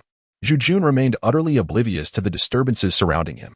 The cycle of true energy coursed through his meridians, infiltrating every sinew and muscle of his right arm, adhering to them as if they were porous paper absorbing water. In an instant, his entire right arm lost sensation, gradually feeling as though it were melting away. The peculiar sensation was akin to a water sack suspended from his right shoulder, rather than his own limb, filled with a viscous substance that seemed to have dissolved even the bones. A chilling dread surged through Zhu Jun's heart. Was his right arm to be rendered useless? As this thought crossed his mind, he suddenly felt the nerve endings in his shoulder responding to an unseen call, racing towards his right arm. A sharp pain pierced through him like a splinter driven into flesh, leaving Zhu Jun's complexion pale and beads of sweat cascading from his forehead like pearls. Zhu Fati, witnessing this, was overwhelmed with fear, observing as Zhu Jun's right arm emitted a faint, grayish-golden glow, incinerating the fabric that cloaked it into nothingness, scattering it into the air. Moments later, Zhu Jun sensed his right arm returning to him, the nerve endings spreading like an intricate web throughout his limb. He meticulously perceived that his arm had been rejuvenated by the cycle of true energy, now brimming with vigor. Within him, the cycle of true energy held a firm dominion over his brain and right arm, standing resolutely against the azure true energy in his chest, displaying no signs of weakness. Zhu Jun struck the ground with a fist, propelling his body upwards like a cannonball. The sound of his punch meeting the earth resonated like a golden bell, causing Zhu Fati and Daoist Mi nearby to experience a surge of blood and qi, instinctively leaping away. Zhu Jun executed a graceful somersault, landing firmly on the ground. He gazed upon the pallid-faced band of mountain thieves before him, and, with a disdainful laugh, proclaimed, "King Fan, do you dare to face me once more?" Ha. Fan Rue, who had been meditating to cultivate his internal energy, was startled by the sound of Zhu Jun's powerful punch striking the ground. His complexion turned ashen, and a mouthful of stagnant blood was expelled. Striving to maintain his composure, he responded, "Young Master Zhu, since you intend to eradicate our mountain stronghold, then come forth and let us see if the men of Dangshan are cowards who fear for their lives." As Zhu Jun was poised to engage once more, a sudden cacophony of snapping branches and collapsing trees resonated from the distant forest. The bandits, who had congregated in the clearing, were instantly stricken with dread. The once vacant expressions in their eyes now mirrored utter despair. A chill raced down Zhu Jun's spine as the rustling sound grew ever closer. However, Fan Rue, well acquainted with such ominous sounds, changed his countenance and shouted, "Everyone, hasten to the cellar for cover." In an instant, the bandits scattered, and within moments, they vanished into the ruins of nearby houses, as if they had evaporated into thin air. Zhu Panzi had also come to his senses and shouted, "Quickly, into the stockade. The giant serpent is approaching." Upon hearing Zhu Panzi's urgent call, the farmers outside hastily urged their horses into the enclosure, creating a scene of utter chaos. Zhu Jun, oblivious to the turmoil, stood resolutely at the gate, his gaze fixed intently on the source of the sound. Emerging from the forest was a colossal white serpent, as thick as a wheel, gracefully gliding along the narrow path. Its wedge-shaped head was held high, nearly surpassing the treetops, while its massive body crushed the underbrush beneath it into fragments. As the white serpent arrived before the stockade, its elevated head surveyed the gathering crowd within. The farmers had already dismounted and formed a square formation, the front line brandishing broadswords and spears, while those in the rear held bows and arrows. Yet, upon witnessing the formidable white serpent, their faces turned ashen, trembling in fear. Zhu Jun stood at the center of the gate, his complexion ashen, gripping a curved dagger that Zhu Pongzi had handed him. Zhu Pongzi, brandishing a spear, stood resolutely beside him, while Daoist Mi anxiously followed closely behind. The first to succumb to the urge to strike was one of Daoist Mi's personal guards, Ma Zi. Perhaps overwhelmed by anxiety, he could not withstand the extreme provocation. His face flushed, he raised his curved dagger and lunged at the giant serpent, resembling a moth drawn to a flame, his mouth filled with desperate cries. However, the serpent remained unfazed by his assault, merely waiting until Ma Zi was close enough to deliver a strike upon its milky scales. The impact resonated like the clash of metal, revealing the impenetrable nature of the serpent's hide. In a frenzy, Ma Zi struck wildly at the serpent's body. Yet his efforts were utterly futile. Finally provoked, the giant serpent swept its enormous tail, sending Ma Zi's body flying through the air. A spray of blood erupting upon the serpent's scales, trickling down through the crevices without leaving a trace. Zhu Jun stared blankly at everything before him. Zhu Pongzi, trembling at the roots of his teeth, said, "Young master, this snake is rather peculiar. It hasn't even flicked its tongue. It seems as though it has no intention of attacking us. Perhaps we should retreat for the time being." Zhu Jun's forehead glistened with perspiration, and his back was already drenched. In a cold tone, he instructed, "Allow the brothers to slowly retreat. This serpent no longer fears blades. Judging by the hardness of its scales, it is likely impervious to our weapons." Zhu Panzai retreated into the crowd, just about to issue a command, when suddenly a piercing whistle pierced the air. An arrow slipped from the grasp of a villager, soaring towards the massive serpent's head with a shrill cry. As if responding to an unspoken order, a hail of arrows rained down before the village gate. Fortunately, Zhu Jun reacted swiftly, recognizing the sound of the whistle, and immediately sidestepped. Otherwise, he might have found himself pierced like a hedgehog. With a furious shout, Zhu Jun demanded, "Who did this?" Just as he turned around, a rush of wind swept past him, and a colossal white shadow soared into view. The immense serpent, akin to a spring, leapt several zhang high, its massive tail sweeping towards him. Zhu Jun swiftly propelled himself into the air, narrowly avoiding the tail that crashed against the gate frame, instantly toppling a section of the fence several zhang long. Shattered wooden stakes whistled through the air, striking the soldiers behind, causing many to fall. Those who remained unscathed scattered in every direction. The Daoist Mi, evading the serpent's tail, shouted loudly as he clung to its body, employing the technique of the gecko to adhere to the gigantic serpent. Seizing the opportunity, Zhu Jun leapt upward, gripping his curved blade tightly, and with all his might, he plunged it into the gaps between the serpent's scales. The scales were as tough as steel, leaving only the minute crevices between them as its vulnerability. The blade, meeting resistance, found its way through the phosphorescent patterns, eliciting a pained reaction from the serpent. It writhed in agony, retracting its scales, which resulted in the blade snapping into two. Zhu Jun hastily released the broken handle, performing a roll to evade the danger, landing several zhang away. Seeing the serpent's scales raise abruptly again, Daoist Mi dared not remain on its body any longer. He sprang off, landing deftly on a nearby broken wooden stake. Inside the stockade, the soldiers, arranged in formation, were struck by the splintered wood, injuring many. Those who remained unharmed were frantically dispersing, wishing they could sprout additional legs to escape the chaos. Zhu Jun rolled back several feet and executed a somersault, intending to signal Zhu Fati to evade.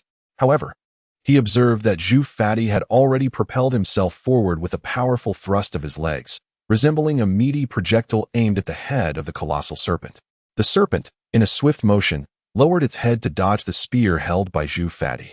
In a retaliatory gesture, it unleashed a plume of toxic mist directed at Zhu Fati, who, defying gravity, ascended an additional foot to evade the poisonous cloud. The spear slipped from his grasp, and with a deft maneuver, he executed a reverse somersault, his right fist coalescing into a formidable punch that struck the serpent's crown. This blow encapsulated the entirety of Zhu Fatty's martial prowess, representing the zenith of his golden fragment fist technique. Yet, upon impact with the serpent's scales, he was met with an overwhelming recoil that rendered him powerless, launching him several feet back to the ground, where he lay motionless, his body seemingly devoid of intact bones. Sprawled helplessly on the earth, Zhu Yan urgently called out, "Fatty, how are you?" He rushed towards Fatty. The enormous serpent, incensed by pain, grew even more furious, lowering its head slightly as its thick, thigh-like tongue lashed out towards Zhu Yan. In a moment of urgency, Zhu Yan hastened his pace, and as the serpent's tongue reached Fatty's side, he swung his fist, striking the formidable appendage. At that moment, with a swift inhalation and exhalation of his true energy, it surged from his right arm to his right fist. The serpent's tongue, harder than gold or iron, rippled with waves of force, immediately fracturing into countless tiny fissures, from which delicate beads of blood began to ooze. The giant serpent let out a pained hiss, retracting its tongue and opening its cavernous mouth to bite at Zhu Yan. Zhu Yan quickly scooped up Fatty and rolled away several feet. However, Fatty's corpulent form, coupled with his grave injuries, rendered him limp and helpless. Zhu Yan, with a wry smile, remarked, "Fatty, you really ought to lose some weight." Before he could finish, the massive serpent's head lunged towards their position once more. Zhu Yan, wrapping his arms around Fatty's bulky body, hurled him towards Daoist Mi, shouting, "Brother Mi, catch him." He himself was forced to sit down heavily on the ground due to the recoil. Hearing this, Daoist Mi leapt forward to catch Fatty, but was also overwhelmed by the weight. In the blink of an eye, the gigantic serpent's head was upon Zhu Yan. Depleted of his strength, he gritted his teeth and launched a punch at the serpent's forehead. Yet, having learned from its previous encounter, the serpent swiftly tilted its head and struck Zhu Yan hard on his left side. Zhu Yan felt as though his very organs were about to burst from his chest. His vision blurred, and he was sent sprawling several feet away like a mere log. After the collision, the serpent continued its assault, extending its tongue to wrap around Zhu Yan's waist. He felt as if iron chains were tightening around him, and with a violent exhalation, he lost consciousness, darkness enveloping him. Witnessing Zhu Yan being knocked over and then swallowed by the serpent's tongue, Daoist Mi's face turned pale with fear. He hoisted Fatty onto his shoulder and fled towards the village, seeking a place to hide. Fatty, draped over Daoist Mi's shoulder, wailed like a slaughtered pig, "Put me down. I must save young master. Daoist Mi, let me down. Please, let me down. You coward, let me down this instant." Daoist Mi, however, ignored Fatty's desperate cries, pouring all his strength into his flight towards safety. Finally, Daoist Mi found the entrance to a cellar. Prying open the wooden cover to reveal a dozen faces filled with despair, those of the old and young bandits in the village. Ignoring them, he laid Fatty flat on the ground and whispered, "Fatty, young master will be fine. Do not worry, as long as we survive this ordeal. We will rescue him." Zhu the fat man, his body shattered and rendered useless, was engulfed in despair as he confronted the formidable serpent. With a surge of blood erupting from his throat, he spat it upon the face of Daoist Mi, his voice laced with an overwhelming sense of anger and hopelessness. "Neo Bizi, after all these years of acquaintance, I have just come to realize that you are nothing but a coward, clinging to life. The young master has already been swallowed by that vile serpent. There is no hope left for him. I am but a broken man, incapable of rescuing the young master.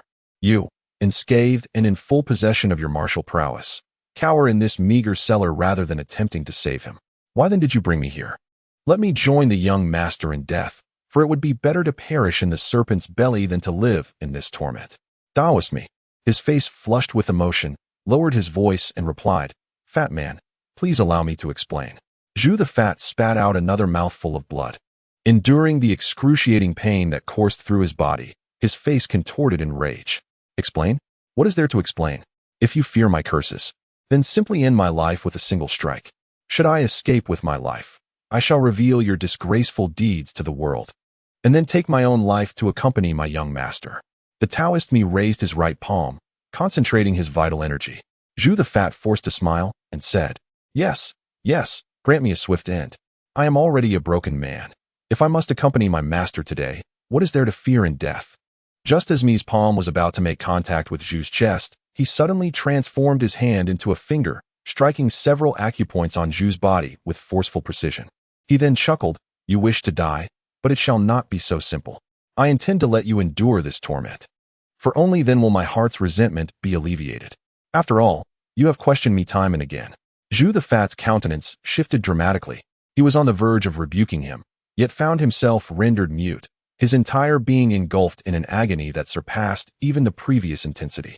His face turned ashen, and beads of sweat, akin to mung beans, began to cascade from his forehead, a testament to the excruciating pain he endured.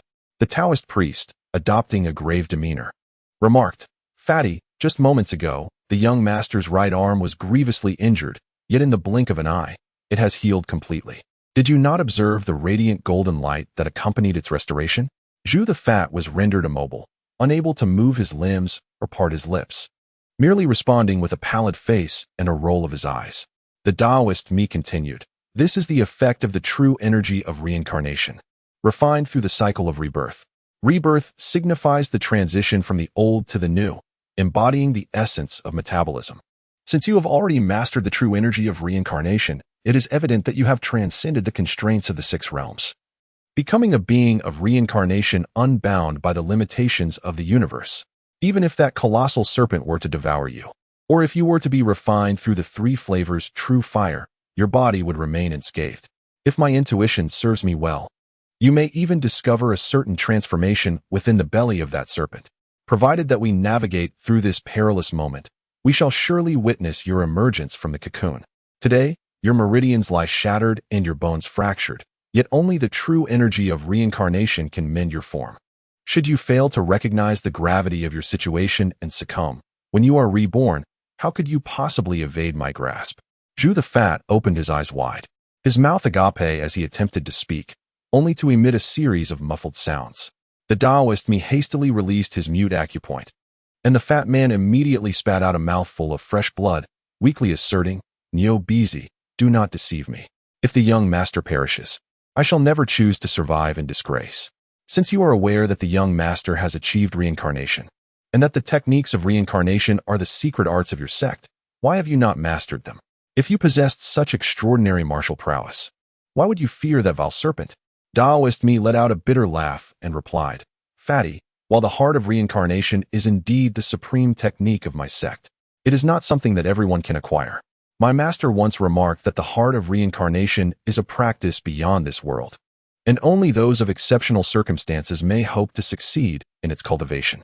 In my youth, I perused the scriptures on that heart technique and, after numerous attempts, found myself utterly fruitless and thus abandoned it, opting instead to practice the 3 blades and 4 swords imparted to me by my master. The heart of reincarnation is truly an otherworldly art. My master has conveyed that our sect bears the duty of safeguarding this heart technique, awaiting the destined individual to reclaim it, at which point it must vanish from the mortal realm. My master has ventured to Shangxi, and he must have learned of the young master's mastery of the heart technique. From that day forth, my sect has effectively been disassociated from all other schools and sections. By the way, Fatty, my master's journey to the west is driven by an ancient grudge, and he would undoubtedly not wish to involve Shunner, my junior brother. You have visited Dingtu Mountains several times. Do you know where Shunner currently resides? Zhu Pongzi gritted his teeth and said, "Before your master departed to the west, he entrusted the young practitioner Shunner to my young lord. My young lord, aware of the impending turmoil in Datong, sent her back to Zhongjing, and it was I who dispatched someone to escort her home." Taoist me sighed heavily and replied, "In that case, I can assert with certainty that your young master is indeed a transcendent being awaited by our lineage for thousands of years, a person of fate. His cessation of cultivating the true energy of reincarnation is, in fact, the will of heaven." That day, on the riverbank, he suddenly suffered from intestinal distress, and it turns out this was also by heavenly design. Pongzi, your young master's destiny is extraordinary. He shall not be an ordinary figure in the future. Having gained his trust, your prospects are undoubtedly boundless. Zhu Pongzi listened in confusion, stammering, "Nyo Nizu, do not deceive me.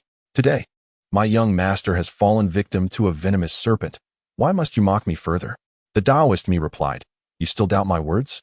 Let me assure you, since your young master has cultivated the true energy of reincarnation, he he shall undoubtedly transform misfortune into fortune and avert calamity. If, indeed, your master were to perish today at the jaws of the giant serpent, I would willingly take my own life before you, never to renege on my promise." Zhu Jun awakened languidly within the serpentine belly, feeling as if submerged in a cauldron of boiling water. His entire body was engulfed in a searing pain, and the slightest movement sent sharp, excruciating sensations coursing through him, leaving only his right arm with a semblance of strength. Enveloped by the constricting walls of the serpent's stomach, he was met with impenetrable darkness and an overwhelming stench of decay. Summoning his resolve, Zhu Jun raised his right arm to feel his thigh, only to encounter the repugnant sensation of decaying flesh, sending chills down his spine. A sudden realization struck him. Could his body already be undergoing digestion and corrosion by the serpent's gastric fluids? In a flurry, he attempted to turn, gathering his strength to strike the serpent's stomach wall with his right fist. At that moment, he felt a tremor in his brow, and the cycle of true energy surged forth, enveloping his deteriorating limbs in a protective cocoon. This energy, a manifestation of reincarnation, coursed throughout his body, mending the ravaged flesh. Ceasing his struggle, Zhu Jun focused intently on the sensation. Similar to the evolution of his right arm, he experienced a transformative process as the true energy flowed through his limbs and bones, filling him with explosive power. The azure energy in his chest gradually merged and dissipated, leaving no trace behind. The cycle of true energy, originating from the point between his brows, traversed his meridians and returned, establishing a harmonious circulation throughout his being. With renewed strength, Zhu Jun delivered a powerful blow to the serpent's stomach wall. The previously soft and elastic membrane reverberated with his force, sending shockwaves through the flesh, resulting in a cascade of visceral carnage. The enormous white serpent, having swallowed Zhu Jun, lay coiled in the clearing of the stockade, preparing to digest its meal. Meanwhile, many villagers and bandits hidden in the cellar, hearing the commotion outside cease, cautiously lifted the wooden planks to peer outside. Upon seeing the serpent resting, they contemplated retreating. Suddenly, its abdomen swelled into a grotesque sphere, accompanied by a cacophony of tearing sounds, as the serpent writhed in agony. Taoist me, sensing the disturbance, emerged to witness the serpent's frantic struggle, akin to a spring gone awry, bouncing erratically. However, Taoist me was likely unfamiliar with the concept of a spring. In an instant, the serpent's massive form transformed into a flurry of silver light, coalescing into a luminous orb that sped down the mountainside. As the silver light vanished, Zhu Jun lay sprawled on the ground, where the serpent had once coiled. This surreal scene left Taoist me in a state of astonished disbelief, while the bandits and villagers were rendered motionless, ensconced in a profound silence. As time passed, Taoist me remained bewildered until the bandits emerged from their hiding places, crawling towards the prostrate Zhu Jun, chanting fervently, "Red Emperor, Red Emperor, Red Emperor." Regaining his composure, Taoist me leaped into the clearing. Fearing the bandits might harm the still unconscious Zhu Jun, he approached Zhu Jun, casting a cold glare at the advancing bandits. At the forefront was a man with a long beard, who, upon closer inspection, turned out to be the infamous troublemaker Fan Rue. Just as Taoist me prepared to admonish him, Fan Rue halted, bowed thrice with great reverence, and proclaimed, "Red Emperor, you have indeed come to rescue us, the damned. By slaying the son of the White Emperor, by the grace of the Sun God, we vow to follow his divine mandate unto death." The bandits echoed in unison, "We vow to follow the Sun God's divine mandate unto death." Taoist me, moved by their fervor, felt a surge of emotion and, trembling, knelt alongside them, offering 3 respectful bows to Zhu Jun. Chapter 28. The injury of Zhu Yong. When Zhu Jun awoke, he found himself surrounded by a throng of people at the edge of his bed. A long-faced figure, reminiscent of a horse, loomed before him. Could this be the visage of the legendary Horse King? Instinctively, Zhu Jun threw a punch, only to hear a pained exclamation of ouch. It turned out to be the Taoist me, who had inadvertently been knocked to the ground by Zhu Jun's awakening blow. In a swift motion akin to a carp leaping from the water, he sprang back up, bouncing with a mix of laughter and exasperation, exclaiming, "He's awake! He's awake! The chubby one, the young master has awakened." Zhu Jun sat up, only to find himself surrounded by a multitude of people. At the forefront were the 3 brothers of the Fan Rue family, who were kneeling before him. he realized he was resting on a bed adorned with bamboo matting. Upon witnessing Zhu Jun's awakening, the three brothers fervently proclaimed, "Son of the Red Emperor, you have vanquished the White Serpent and saved our lives. We hereby pledge our eternal allegiance to you, in gratitude for your life-saving grace." Zhu Jun was utterly bewildered, gazing at Daoist Mi with a look of confusion.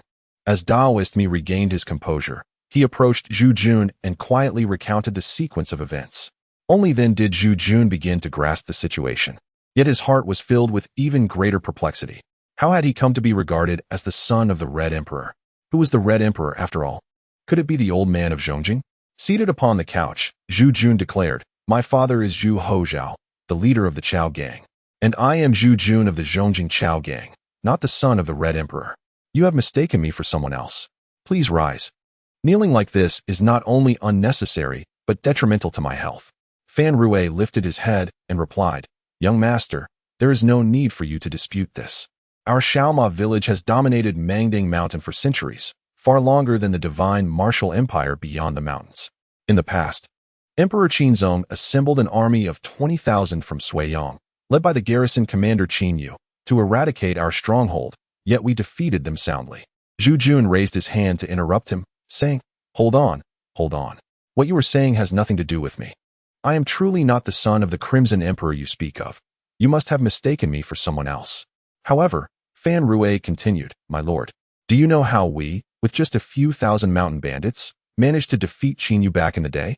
Zhu Jun expressed his perplexity, stating, "The strategy of warfare relies on the harmony of timing, geography, and human factors.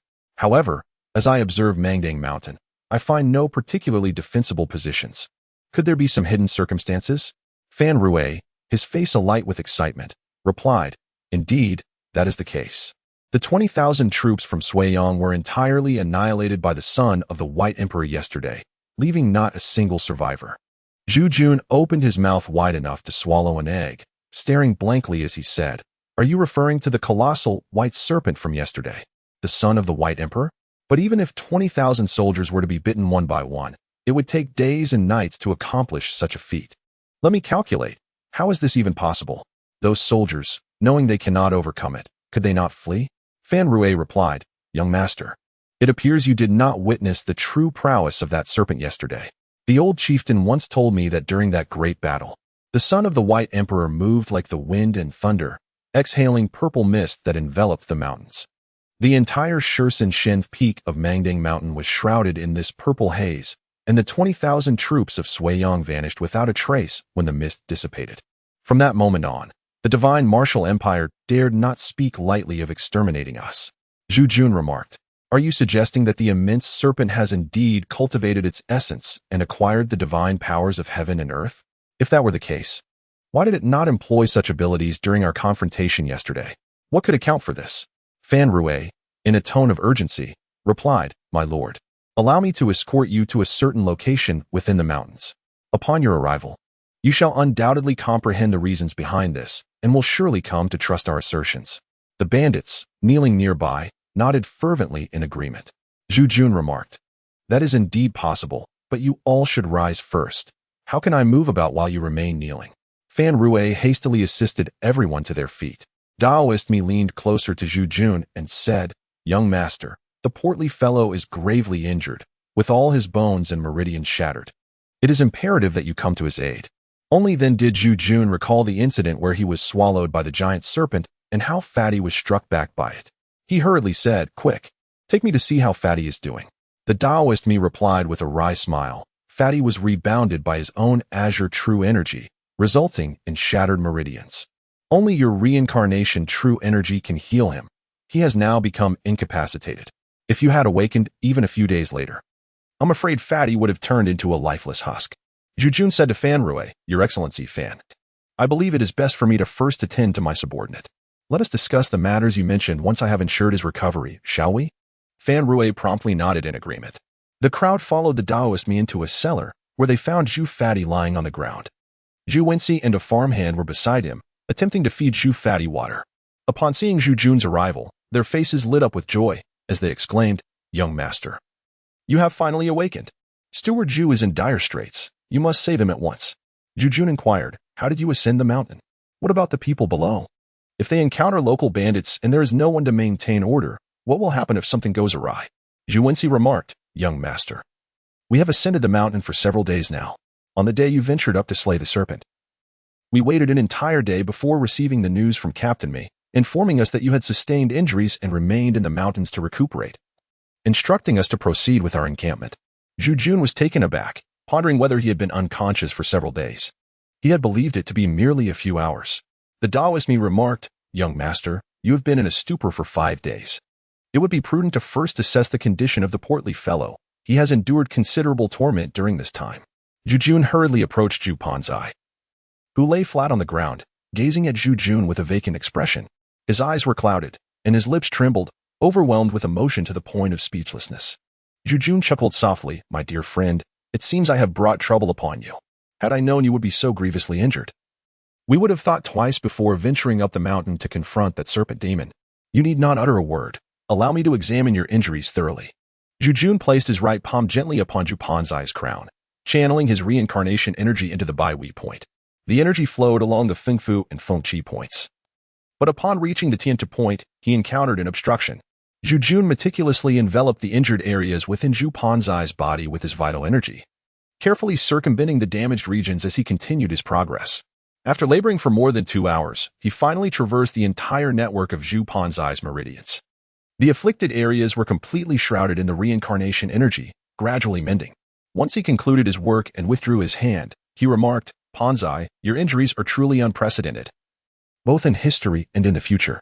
It is remarkable that you have endured for so many days without departing for the realm of immortals. Aha! Zhu Panzai let out a bitter laugh, the pain in his body gradually subsiding. He said, young master, had it not been for this bull's nose proclaiming that you would surely survive, I fear I would have already met my end.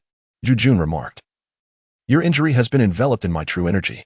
This reincarnation true energy possesses a remarkable utility, specifically in the realm of bone setting and muscle regeneration. I too was nearly reduced to mere bones by the corrosive gastric fluids of that colossal serpent. At a critical moment, I regained consciousness. And this reincarnation true energy cleansed my entire being, purging marrow and revitalizing my essence. It is through this that I attained my divine prowess and ultimately vanquished the great serpent. Take your time to recuperate over the next few days. And as the true energy dissipates, your wounds will heal completely. Rest assured, when you awaken, I shall present you with a delightful surprise. As Zhu Yan spoke, an ingenious idea crossed his mind, causing him to erupt into laughter. Zhu Panzai felt a wave of lethargy wash over him, his body succumbing to a soft languor as he drowsily uttered, young master, you must wait for me to awaken. Do not abandon me. No sooner had he spoken than he tilted his head and drifted into a deep slumber. Zhu Yan turned to Zhu Yan and instructed, find Panzai a more comfortable bed. Inform me when he awakens. I'm still in the early stages of mastering my skills and need to review my lessons. He then addressed Fan Rui beside him, saying, as for the matter you mentioned, let us postpone our discussion until Panzai has fully recovered. In the meantime, please ensure that my tenants are well taken care of. I shall cover any necessary expenses. Fan Rui bowed and replied, young master, having pledged our allegiance to you, we shall serve with unwavering dedication until our last breath. As for those who ascended the mountain, we have made the necessary arrangements. Yesterday, my brother and I descended to procure ample provisions, sufficient to sustain our entire encampment for a month. Zhu Yan inquired of Zhu Yan, Master Zhu, who oversees the finances within the camp. Zhu Yan remarked, Zhu Di is in charge of affairs. Zhu Yan exclaimed, so it is he. He did not remain in Datong, but has come along as well? How is it that I have not seen him amidst the convoy? Zhu Yan remarked, Zhu Guanshi has been tirelessly coordinating the convoy and distributing provisions, laboring ceaselessly throughout the night. During the day, he rests atop the cart, which is why the young master has never laid eyes upon him. And I have only encountered him once. Zhu Yan pondered, a convoy of thousands stretching for miles, it was no wonder. He instructed, go to Manager Zhu and draw 2,000 taels in silver notes. Have King Fan accompany you to venture out for supplies once more. We are likely to remain in these mountains for a while longer. The matter of heading to Shuzhou can wait. We shall address it once the Rotund One's injuries have healed. Zhu Yan received the command and departed, with Fan Rui following closely behind. Zhu Yan sought assistance to fashion a stretcher from cloth, carefully extracting the corpulent Zhu from the cellar. He located a pristine abode to settle him and then returned to his own quarters, where he encountered the pale-faced man, the 8-armed Neza, Xiang Chong, and the masked figure, the Flying Monkey King, Li Gan. initially oblivious to their presence. Zhu Jun eventually seated himself upon the bed and addressed the two. You must be Xiang Chong and Li Gun, whose names I have come to know. Your prowess was commendable in yesterday's battle. Please, take your leave for now and ensure the well-being of my subordinates. As for the matters concerning the stronghold, I shall provide you with an explanation in due time. Upon hearing this, Xiang Chong bowed deeply, saying, My lord, while descending the mountain for supplies yesterday, I encountered some troubling rumors. My elder brother hesitated to inform you, fearing your wrath, and the Taoist surnamed me was similarly reticent. However, we, as brothers, can no longer remain silent. Our small horse stronghold has suffered greatly due to the calamity wrought by the giant serpent, leaving us with scarcely 1,000 able-bodied men. The rest are but the elderly, infirm, and women. With the vile serpent now slain by your hand, should the officials and bandits below catch wind of this, they will undoubtedly rally their forces to assault our stronghold. Our paths forward are all but severed. We wish to follow you, my lord, and endeavor to forge a great legacy. We beseech you to grant us refuge. Chapter 29. The shocking grim tidings. Zhu Jun remarked.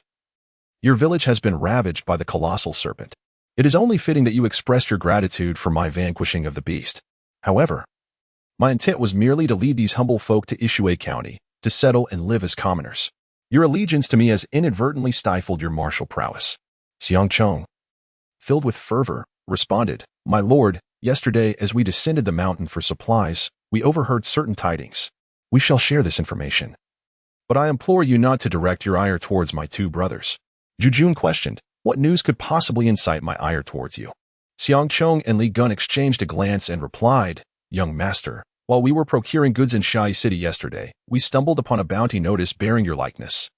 Upon inquiring with passers-by, we learned that 10 days prior, Datong had fallen to the marauders.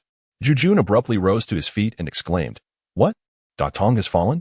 I thought its fortified walls could withstand a siege for years. What of my elder brother? Is there any news? Did Master Me not inquire? Li Gun replied, Young master, Datong is indeed fortified as a bastion. The patriarch of the Zhu clan, Zhu Biao, conspired with the Zhu family members and allied with the great General Weiss of the Yuan kingdom. Under the cover of night, they opened the northern gate of Datong, and the 100,000 troops of Yuan surged into the city, engaging in a fierce battle throughout the night. The city's commander, Mei Jiuli, abandoned his post and fled. Young Master Zhu Yan and others who vowed to resist have been captured by Zhu Brao and are now imprisoned in Jinqing of Yuan. Zhu Jun trembled all over. For this, Zhu Biao of Datong had indeed become a traitor, colluding with the enemy and betraying his nation. How could the central capital's Chao Gang navigate such treachery? Zhu Jun anxiously inquired. How can our central capital Chao Gang respond to this news? Xiang Chong replied. The news of Datong's fall has reached the central capital. His Majesty, in his wrath, has turned against the Zhu family and the Chao Gang, issuing a decree to hunt down and eradicate all members of the Chao Gang across the realm. On that fateful day, the esteemed Lord Zhu of the Chao Gang, accompanied by his loyal subordinates, carved a bloody path out of the city. Seizing a swift vessel at the Lingjiang water gate and fleeing into the moonlit lake, their whereabouts now unknown. Zhu Jun inquired, Did my aged mother and second brother manage to escape? Xiang Chong replied, We, as brothers, are only aware of this much. If you wish to acquire further knowledge, you must seek out the Taoist priest surnamed me, who spent the entire night in the city with Master Zhu and only returned this morning. Zhu Jun hastily replied, then swiftly summoned Taoist me. Wait, I shall inquire of him myself. Zhu Jun, accompanied by Xiang Chong, arrived at the residence of Master Mi. Upon entering, they found Master Mi attending to Zhu Panzai, who lay on the bed, covering him with a quilt. It turned out that Zhu Wenxi and Fan Rui had descended the mountain for supplies, prompting Master Mi to accommodate Zhu Panzai in his own quarters. Originally designed to host thousands, the forge chambers now lay mostly vacant due to the heavy casualties, thus providing a boon for those ascending the mountain, sparing them the need to set up camp. As Master Mi heard the door creak open, he was about to turn and inquire, only to see Zhu Jun enter with Xiang Chong and Li Gun, their faces etched with an ominous intensity. Realizing the cause of their demeanor, his expression shifted. Young master, he began, it is not our intent to keep you in the dark. It is merely that you have just escaped from the jaws of danger and are now tasked with tending to Panzai's wounds. I wish to shield you from further concerns. I was just about to report on Panzai's situation when I discovered that these two had already communicated with you. Zhu Jun sat upon a wooden stool. His countenance darkened as he spoke. Brother Mi, I am well aware of my own thoughts, yet this matter pertains to the very lives and fortunes of my family. Pray, enlighten me swiftly. The Taoist priest me replied, I presume that the esteemed Xiang brothers have already conveyed the information to you, my young lord. My knowledge on the subject does not exceed theirs by much. Zhu Yan remarked, I believe I have previously recounted to you the tale of my small concubine in Zhongjing. It was during a banquet that I mentioned her, the woman who was originally my maidservant. Do you recall? Have you uncovered any news of her? The Taoist me replied, Your father, along with a retinue of loyal guards, fought his way out of Zhongjing, safeguarding numerous family members, including your mother and father, as well as your second brother. However, your concubine, buyer, amidst the chaos, inadvertently entered a room to tidy up and was apprehended by the officials. In the Zhu family of Zhongjing, aside from a few servants who were slain, it was solely your concubine who was captured. She was destined for execution. Yet it is said that a group of enigmatic figures clad in black orchestrated a daring rescue from the dungeons under the cover of night, and her whereabouts remain unknown. Zhu Yan felt a pang of regret in his heart. Had he known earlier, he would have kept Buyer by his side. Now, it was too late for remorse. He then recalled another matter and inquired, Do you have any news regarding old Lu and Shunner? They ought to have arrived in Zhongjing before the swift horses. The Taoist priest's expression darkened as he replied solemnly, Shunner and your steward have not yet reached Zhongjing. Upon hearing the news, they altered their course midway, and their whereabouts remain unknown. However, I believe that if they're aware of our arrival at Mangdang Mountain, they will likely ascend the mountain in search of us. Zhu Yan felt somewhat reassured, yet the thought of Bai Er weighed heavily on his heart, leaving him breathless. The Taoist me remarked, Young master, since Master Zhu has seized a ship and fled, the influence of the Tsong Bang is widespread throughout the realm, and he will undoubtedly evade this calamity. There is no need for you to mourn. Zhu Yan remarked, My father has traversed the world for many years, and with my second brother by his side. Their safety does not concern me. What troubles my heart is my dear Bai Er. He was taken by mysterious figures, and I know not the forces behind this. Alas, he has endured countless hardships alongside me, and just as he was beginning to enjoy a few peaceful days, his fate is now shrouded in uncertainty. I feel utterly helpless. The Taoist me promptly offered words of comfort, saying, Young master, those mysterious individuals may very well be members of the Tsong Gang, arranged by Lord Zhu himself. Given that they are attempting to rescue from the celestial prison, they are unlikely to be affiliated with the authorities. So, please put your mind at ease. In due time, we shall investigate further. Zhu Yan remarked, Thus, it seems there is no choice but to proceed in this manner. Brother me, I have heard that my elder brother has been taken to Jincheng. Given this situation, I wish to embark on a mission to rescue him. Do you believe this is feasible?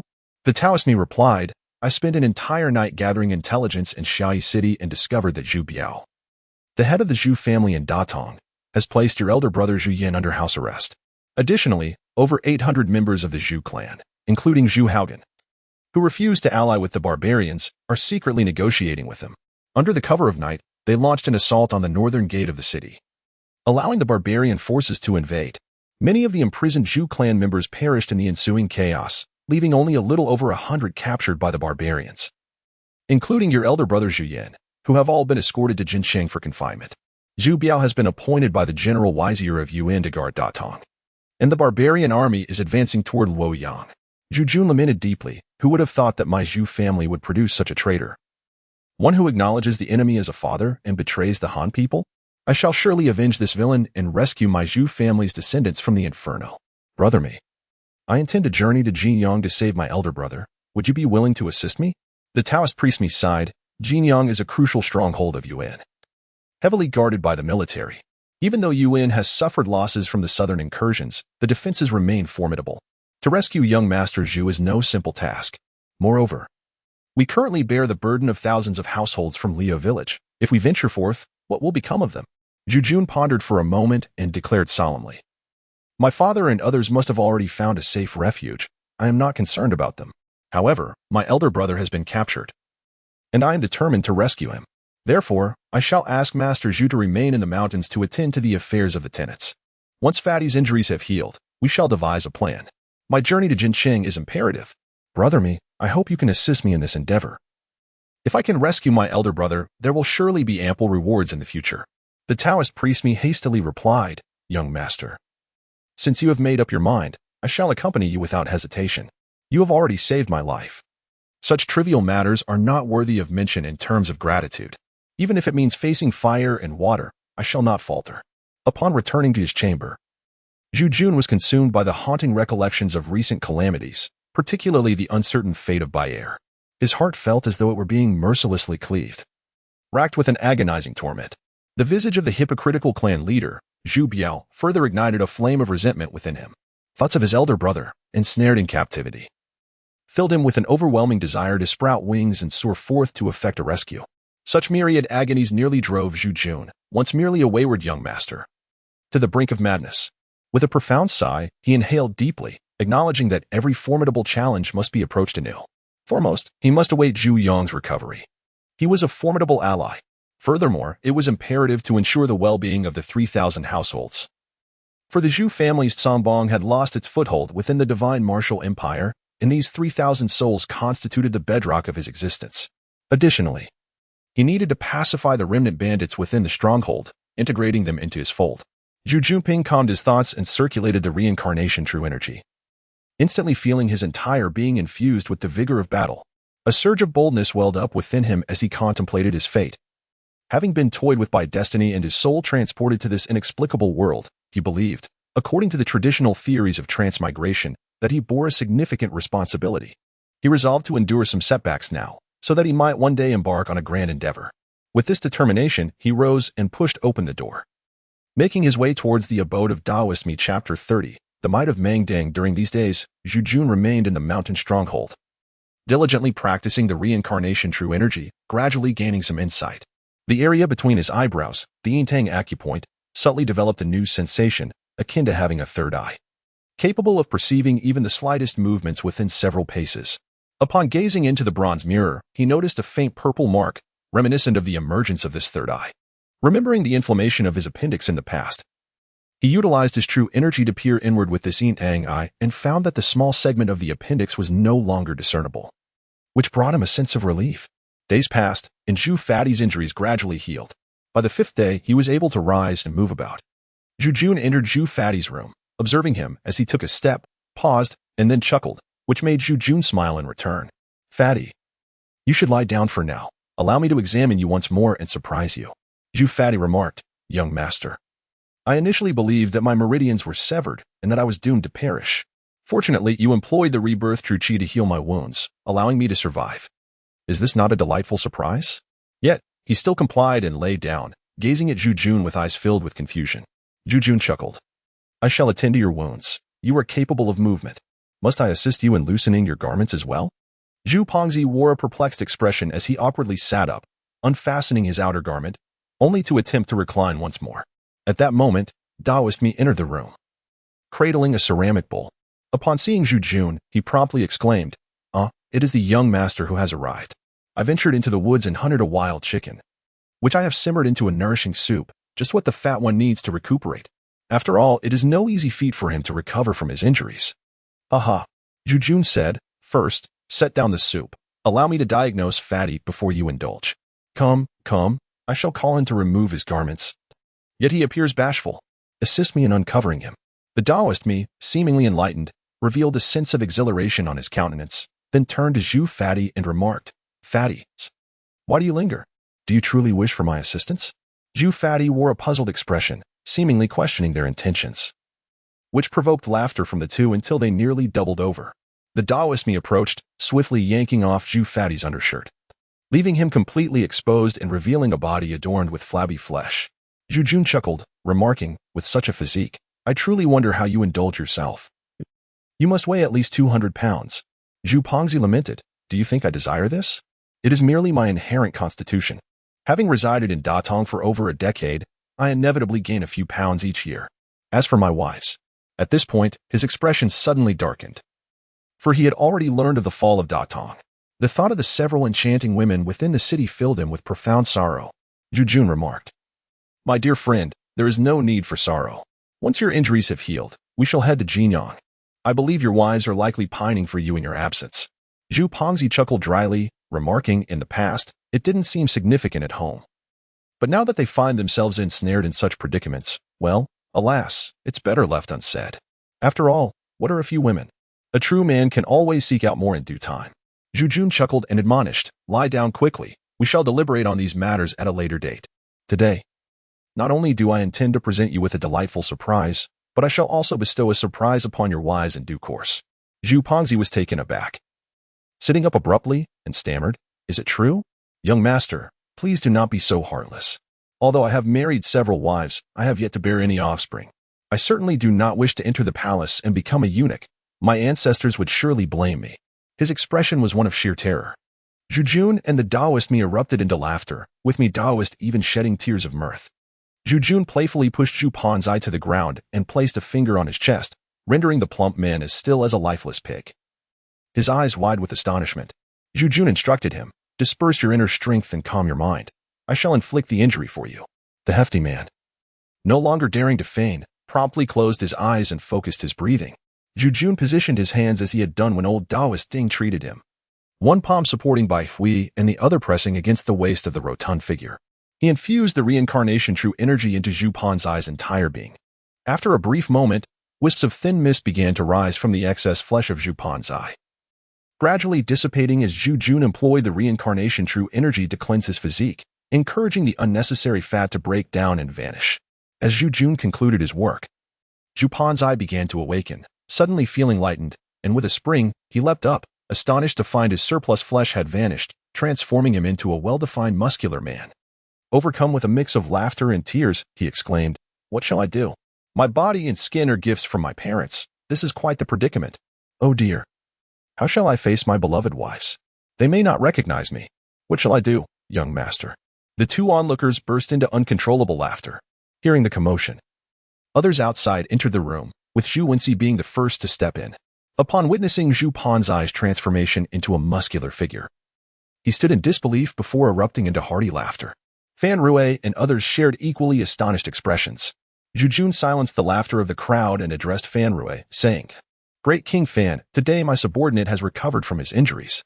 Let us venture together to the place you spoke of and ascertain the veracity of your claims." In truth, Fan Rui had exhibited remarkable kindness in recent days, treating Zhu Jun as the rightful master of their bandit stronghold. Zhu Jun felt a surge of joy. Ever since the grim tidings from the mountains below, he had been burdened by a weighty responsibility that left him nearly breathless. Yet, these matters could not be rushed. They required careful, step-by-step resolution.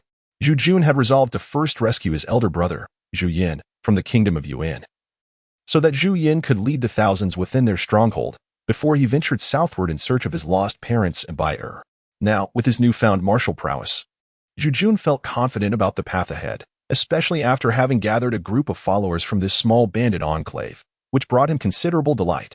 Fan Rui, upon hearing Zhu Jun's words, was visibly excited. "Young master, allow me to summon everyone to witness this extraordinary sight. It will undoubtedly prove beneficial for your future endeavors." With that, he turned and left, followed by Xiang Chong and Li Gun, both equally exhilarated, leaving the others in the room exchanging glances of curiosity. Leading a throng of thousands, Fan Rui navigated through several mountainous forests until they arrived at a secluded valley. This valley stretched several hundred meters deep, lined with enormous boulders, with the distant sound of cascading waterfalls echoing throughout. Upon reaching the valley's floor, Zhu Jun was awestruck by the magnificent scene before him. At the valley's end loomed an unfathomable cliff, beneath which roiled a purple mist resembling boiling water, pursued by a waterfall cascading from the left. The swirling purple fog billowed like the sea, revealing a verdant deep within. It was a breathtaking tableau reminiscent of a grand landscape painting. Zhu Jun inhaled deeply and inquired, "Is this the place you wish to show me?" Fan Rui replied, "Indeed. This is the breathtaking wonder of Mangdang Mountain, a magnificent landscape of boundless beauty. The purple mist signifies the royal dragon's aura, beneath which lies Dragon Mountain and the Dragon Palace. If we traverse the waterfall ahead, we shall reach the isle shrouded in mist, where the answers you seek await." Zhu Jun felt as if something was summoning him, a profound sensation that marked the first heartfelt intention since his transcendence. Zhu Jun said, "Why do you not lead me to behold the mysteries of this grand landscape?" Fan Rui, brimming with excitement, replied, "My lord, this extraordinary sight is one we may admire from afar, yet must not desecrate. According to the ancestral edicts of our little horse stronghold, only a destined benefactor who gathers the essence of the dragon shall be granted a glimpse of the true visage of the landscape." Zhu Jun, filled with perplexity, inquired, "Are you suggesting that I must disperse this dense purple mist before I can descend the cliff? You must be overestimating my capabilities as but a solitary individual." Even if I were to summon a whirlwind, it would scarcely suffice. Fan Rui replied, "Noble sir, with the true essence of the heavenly dragon awakened and your dragon eyes now opened, it is indeed the moment to eradicate the detritus of the world, to restore harmony across the realms, and to establish a resplendent cosmos. This purple mist is laden with venom. Ordinary folk cannot approach it. Should any trace of it adhere to one's being, they would be corroded into purple energy, merging into the vast tapestry of this landscape, becoming part of the myriad dragon energies within." Zhu Yan remarked, "If what you say is true, then does that mean there are no beings within this purple mist? How do we then explain the verdant trees upon the island amidst the fog?" Fan Rui remained silent, while Zhu Yan focused intently on the distant isle, where he could faintly perceive birds flitting joyfully about, though their forms eluded his sight. Instinctively, Zhu Yan summoned the eye of insight at his brow, an act that nearly rendered him senseless with astonishment. This eye was, in truth, a delicate filament woven from the essence of reincarnation, invisible to the naked eye. As his mastery of this essence deepened, these filaments could extend their reach further. Upon encountering the dense violet mist, the threads of energy reacted as if a straw were immersed in water, sending a jolt of electric current surging through his brow and into his mind. Zhu Yan felt himself ensnared in a colossal vortex, as the energy of reincarnation surged with fervor. Fan Rui observed the boundless purple mist being drawn into Zhu Yan's brow, a phenomenon akin to the grand imagery of compressing the vastness of a universe into a mere mustard seed. Witnessing this magnificent spectacle, the hundreds of bandits behind them had already fallen to their knees, uttering incantations in reverence. Zhu Yan felt as though his entire being was on the verge of bursting. The cyclical energy within him had reached a critical point. He hastily focused his mind, attempting to halt the absorption of the purple mist, but it was futile. With a thunderous shout, he urged, "You all must move aside. I am about to explode." Before he could finish his words, his body sprang forth like a coiled spring, soaring towards the precipice below. Zhu, in his haste, attempted to follow, but was restrained by Taoist Mi beside them. Fan Rui remarked, "There is no need for haste. The young master must endure this tribulation to transform into a divine dragon, soaring through the cosmos and unifying the world, compelling all to submit." Zhu Fati, enraged, exclaimed, "Transform into a sphere, traversing the universe. You band of rogues, with your nefarious intentions, have brought my young master to this place. Should anything unfortunate befall him, I shall surely exact a bloody vengeance upon your little stronghold." Me the Taoist tightly embraced Zhu Fati, saying, "Why the agitation? Though your girth may be ample, your spirit is undeniably high. If trouble befalls the young master, there is no need for you to plunge into danger yourself." Zhu Fati was enveloped in a haze of confusion. Having spent several years in Datong, his temperament had long since matured into a calm demeanor. Yet, inexplicably, he found himself seething with rage, unable to restrain his tongue from hurling insults. Could it be related to the vital energy bestowed upon him by the young master? Glancing at his own physique, which resembled that of a handsome man, he felt utterly bewildered. Fan Rui, on the receiving end of Zhu Fati's vitriol, was drenched in humiliation but chose not to engage in a dispute, creating an extraordinarily odd atmosphere. The onlookers were startled by the resounding splash of a large object plunging into the water. It turned out that the cliff was not particularly high, and below lay a tranquil pool. As the crowd approached the edge of the cliff and peered down, they witnessed the violet mist surging towards a small basin of water, transforming its surface into a deep shade of purple. As Zhu Yan felt as though his body were on the verge of bursting, with the internal energy nearly spiraling out of control, he unexpectedly plunged into a pool of icy water. The tumultuous flow of his vital energy was finally subdued to a significant extent. Upon opening his eyes, Zhu Yan was met with a world cloaked in purple, obscuring all visibility. Summoning his strength, he propelled himself upward with a vigorous kick of his legs, soaring from the water's surface. To his astonishment, the purple mist that had once engulfed the canyon had vanished, revealing a majestic, verdant peak before him, the hidden island emerging in its entirety from the sea of fog. From atop the cliff came the urgent calls of Zhu Fati, "Young master, young master." Zhu Yan raised his voice, addressing the portly Zhu above him. "Fati, I am fine. You all wait there. I shall ascend the mountain to take a look." The cliff face was as smooth as if hewn by a blade, towering 6 or 7 zhang high. Under ordinary circumstances, Zhu Jun would have requested Zhu Fatty to accompany him with his lightness of body skills. However, the peculiarity of this valley, coupled with Fan Rue's warning about the toxic purple mist, made him wary.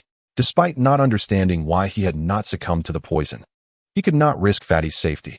As Zhu Jun was about to turn and ascend the mountain, a white figure suddenly leapt from the cliff. Plunging into the pool below, it was none other than the dashing Zhu Fatty. Startled, Zhu Jun dove into the water with urgency. Aware that the purple mist had dissolved into the pool, rendering it exceedingly venomous, he hastily grasped Zhu Fatty by the leg, paying no mind to anything else, and sprang from the water, landing on the bank beside him. Both of their white garments had been stained a deep purple, which soon faded to a pale yellow. Zhu Fatty, smacking his lips, remarked, "This water is indeed frigid. It nearly froze me to death." Zhu Jun expressed his dissatisfaction, saying, "You gluttonous fool. I instructed you to remain above. Why did you come down?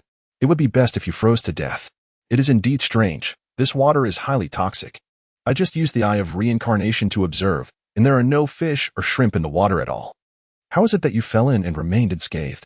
Zhu Pongzi chuckled, "Young master, you have bestowed upon me a surge of true energy, rejuvenating my form. Henceforth, there is no need to refer to me as Pongzi. I believe this transformation is intricately linked to the true energy you have imparted to me." Chapter 31. The White-Haired Mute Girl.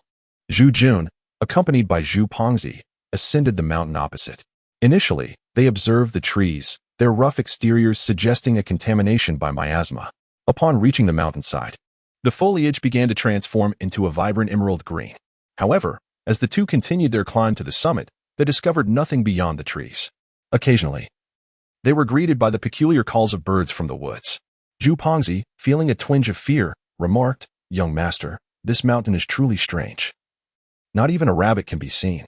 Zhu Jun remarked, "Before our arrival, was there not a purple mist shrouding the area? That mist is highly toxic, and it is entirely reasonable that no living beings inhabit these woods. The trees here have merely undergone natural evolution, adapting to their surroundings. However, the avian and terrestrial creatures do not acclimatize so readily. They require many years of natural selection to achieve such adaptation." Zhu Pongzi ceased to speak further and followed closely behind Zhu Jun. Upon their arrival at the summit, they discovered a vast expanse of level ground, adorned with a lush carpet of verdant grass. Zhu Jun plopped down onto the grassy terrain and remarked, "I had anticipated some extraordinary encounter atop this mountain. Yet it appears I was merely indulging in fanciful delusions." Zhu Pongzi chuckled dryly and said, "Young master, after experiencing a bout of intestinal colic, you have acquired remarkable abilities. Even the ancient giant python cannot contend with you. What further adventures do you require? If anyone deserves such encounters, it should surely be me." Zhu Jun laughed heartily. "My dear friend, you have truly transformed into a dapper gentleman. If your wives were to learn of this, they would surely be overjoyed." However, as he spoke, the thought of the elusive buyer pierced his heart, rendering his laughter abruptly silent.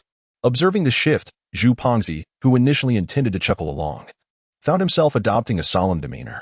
After a brief respite, Zhu Jun prepared to rise and descend the mountain once more, when he suddenly noticed Zhu Pongzi idly plucking at a small blade of grass. The resilient plant resisted his efforts. Despite his attempts, it remained unyielding, eventually uprooting a patch of turf. Beneath the sod, a glimmering purple stone became visible. Just as Zhu Pongzi was about to discard the turf, Zhu Jun interjected, "Wait a moment, my friend." He stepped forward, grasped several blades of grass, and with a firm tug, revealed a palm-sized purple stone that radiated a profound violet luminescence under the sunlight. Zhu Pongzi, astonished, exclaimed, "What is this?" Zhu Jun remarked, "My dear friend, I fear that this time we are destined to strike it rich." "Aha!" Zhu Pongzi exclaimed in astonishment, "Young master, our Zhu family is prosperous and well-established. What further wealth do we need to pursue?" Zhu Jun lifted the palm-sized stone, his excitement palpable, and exclaimed, "Fatty, this is amethyst, amethyst. Do you understand what that means?" Zhu Pongzi's expression shifted as he took the stone from Zhu Jun's hand, remarking, "Is this truly purple gold? I fail to discern any remarkable qualities within it." Zhu Jun remarked, "My friend, observe this piece of purple gold. Its hue is rather light, indicating a high gold content. I can confidently assert that this stone contains no less than 4 taels of gold, though I remain uncertain about the presence of other metallic elements." Zhu Pongzi picked up the stone and, with a firm grip, remarked, "Young master, you claim there is gold within this stone? Gold is malleable. I could easily mold it into a ball with my hand, Yet this stone is remarkably hard and brittle. Zhu Jun chuckled. This is an alloy, not pure gold. Alas, you wouldn't comprehend even if I explained. If this stone were to be crafted into jewelry, it could fetch at least several hundred taels of silver. Do not doubt it. If a skilled goldsmith were to work on it, the value might surpass that. Zhu Pongzi chuckled. What is so peculiar about that? Others can carve a woman out of wood and sell it for several hundred taels. Did not the young master mention that there is gold within? I noticed a number of such stones scattered along the way. Why did you not mention it earlier? Zhu Jun inhaled sharply, exclaiming. No wonder this valley is shrouded in purple mist. It must be related to these stones. If my conjecture holds true, this mountain peak is likely a rich deposit of purple gold. Zhu Pongzi was meticulously admiring a piece of purple gold when he suddenly heard Zhu Jun's commanding voice. Who is there? Step forward at once.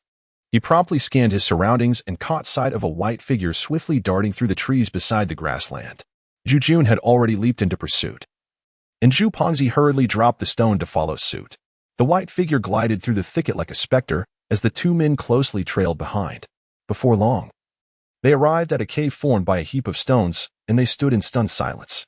The cave was indeed a sanctuary crafted from purple gold, with the entrance adorned by violet-hued stones that radiated a subtle purple glow under the sunlight, exuding an aura of both depth and nobility.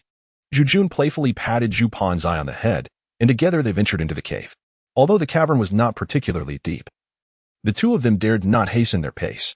Before long, they arrived at the end, where they beheld a cavern measuring several zhang in circumference, surrounded entirely by veins of purple gold ore.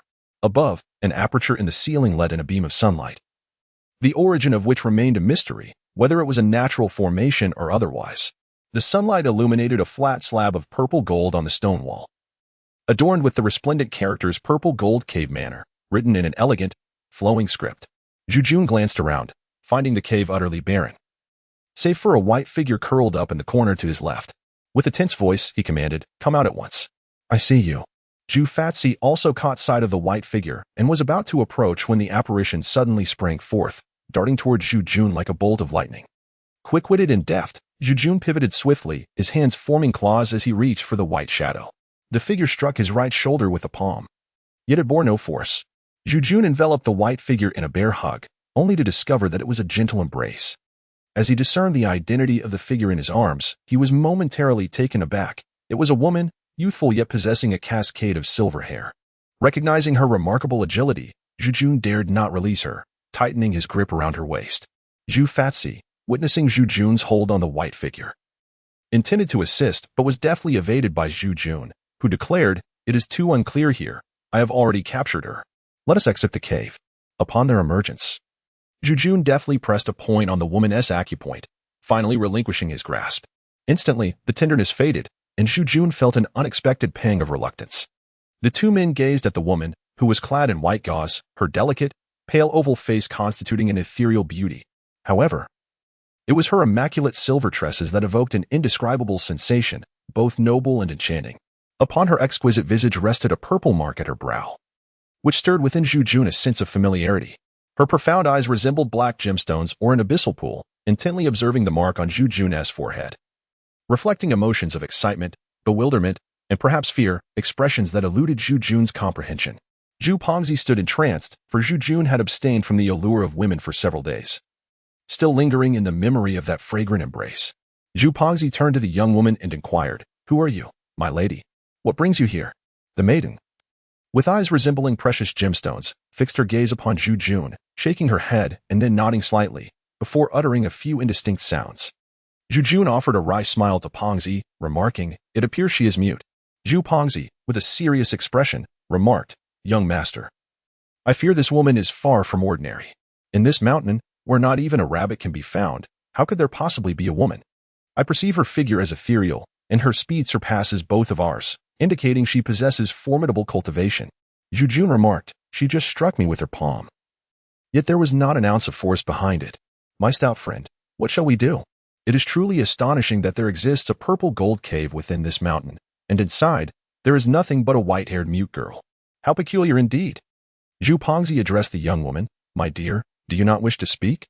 We merely stumbled upon this place by chance, harboring no ill intentions.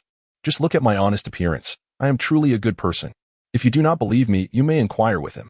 With a friendly demeanor, Zhu Pongzi spoke to the woman, yet he could not help but notice her repeated head shakes, which betrayed a mix of embarrassment and anger. Zhu Jun chuckled, "Chubby. In your current state, you truly resemble that peculiar uncle who deceives young girls into viewing goldfish, haha." Zhu Pongzi scratched his head and, with a wry smile, remarked, "Young master, what do you propose we do?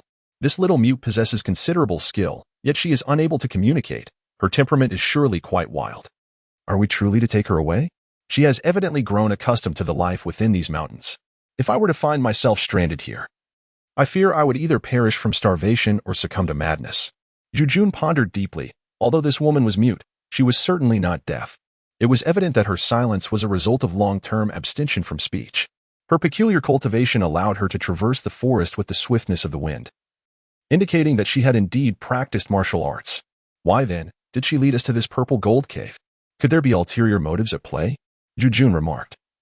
Just now, I observed his figure moving with remarkable speed. His cultivation level is likely on par with ours. However, he harbors no hostility towards us. He has led us to this purple gold cave, which must hold some deeper significance. My dear lady, since you are unable to speak, please guide us into the cave. Is there something within that you wish to show me? The mute girl nodded vigorously. Zhu Jun and the plump Zhu exchanged knowing glances and followed her further into the cave. Having rushed in a moment ago, they now walked slowly, allowing themselves to appreciate the refreshing air within the cave, which invigorated their spirits. Zhu Jun commented, "Fatty, the atmosphere in this cave is even more revitalizing than outside. This purple gold truly is a remarkable substance. If conditions allow in the future, we could develop these purple gold mines and earn a considerable fortune." The mute girl listened to Zhu Jun's words with a look of astonishment. Before long, they arrived at the end of the cavern. The mute girl reached out and brushed her hand across a stone slab, producing a series of crisp sounds. The skylight above gradually closed, plunging the entire cave into darkness. Zhu Fatty, fearing that the mute girl intended to escape in the shadows and trap them inside, sprang into action to seize her. However, while airborne, he was suddenly blinded by the radiant glow of 4 large characters that illuminated the cave as bright as day. The intense light compelled him to shield his eyes. Landing beside the mute girl, she gazed at the glowing characters with excitement, which soon vanished from the stone slab. Another series of clicking sounds ensued, and the slab split in two, slowly revealing a new cavern beneath. Chapter 32. Yin Yang Taiji Zhu Jun and the mute girl continued their descent, arriving at an artificial stone chamber. The texture of the stone walls had evidently changed. No longer was it the purple gold or found above, but rather a composition of limestone. Surrounding the walls were pearls, emitting a gentle, pale green luminescence that illuminated the entire chamber. 6 symmetrically distributed openings penetrated the stone walls, each allowing a stream of subterranean spring water to flow in, converging along the corners to form a small channel. As for the destination of this spring water, it was beyond Zhu Jun's knowledge. Given that the chamber introduced fresh water, it was inevitable that there existed a drainage mechanism beneath. Upon his first encounter with the genuine luminous pearls, Zhu Jun beheld 6 splendid orbs, each the size of an egg.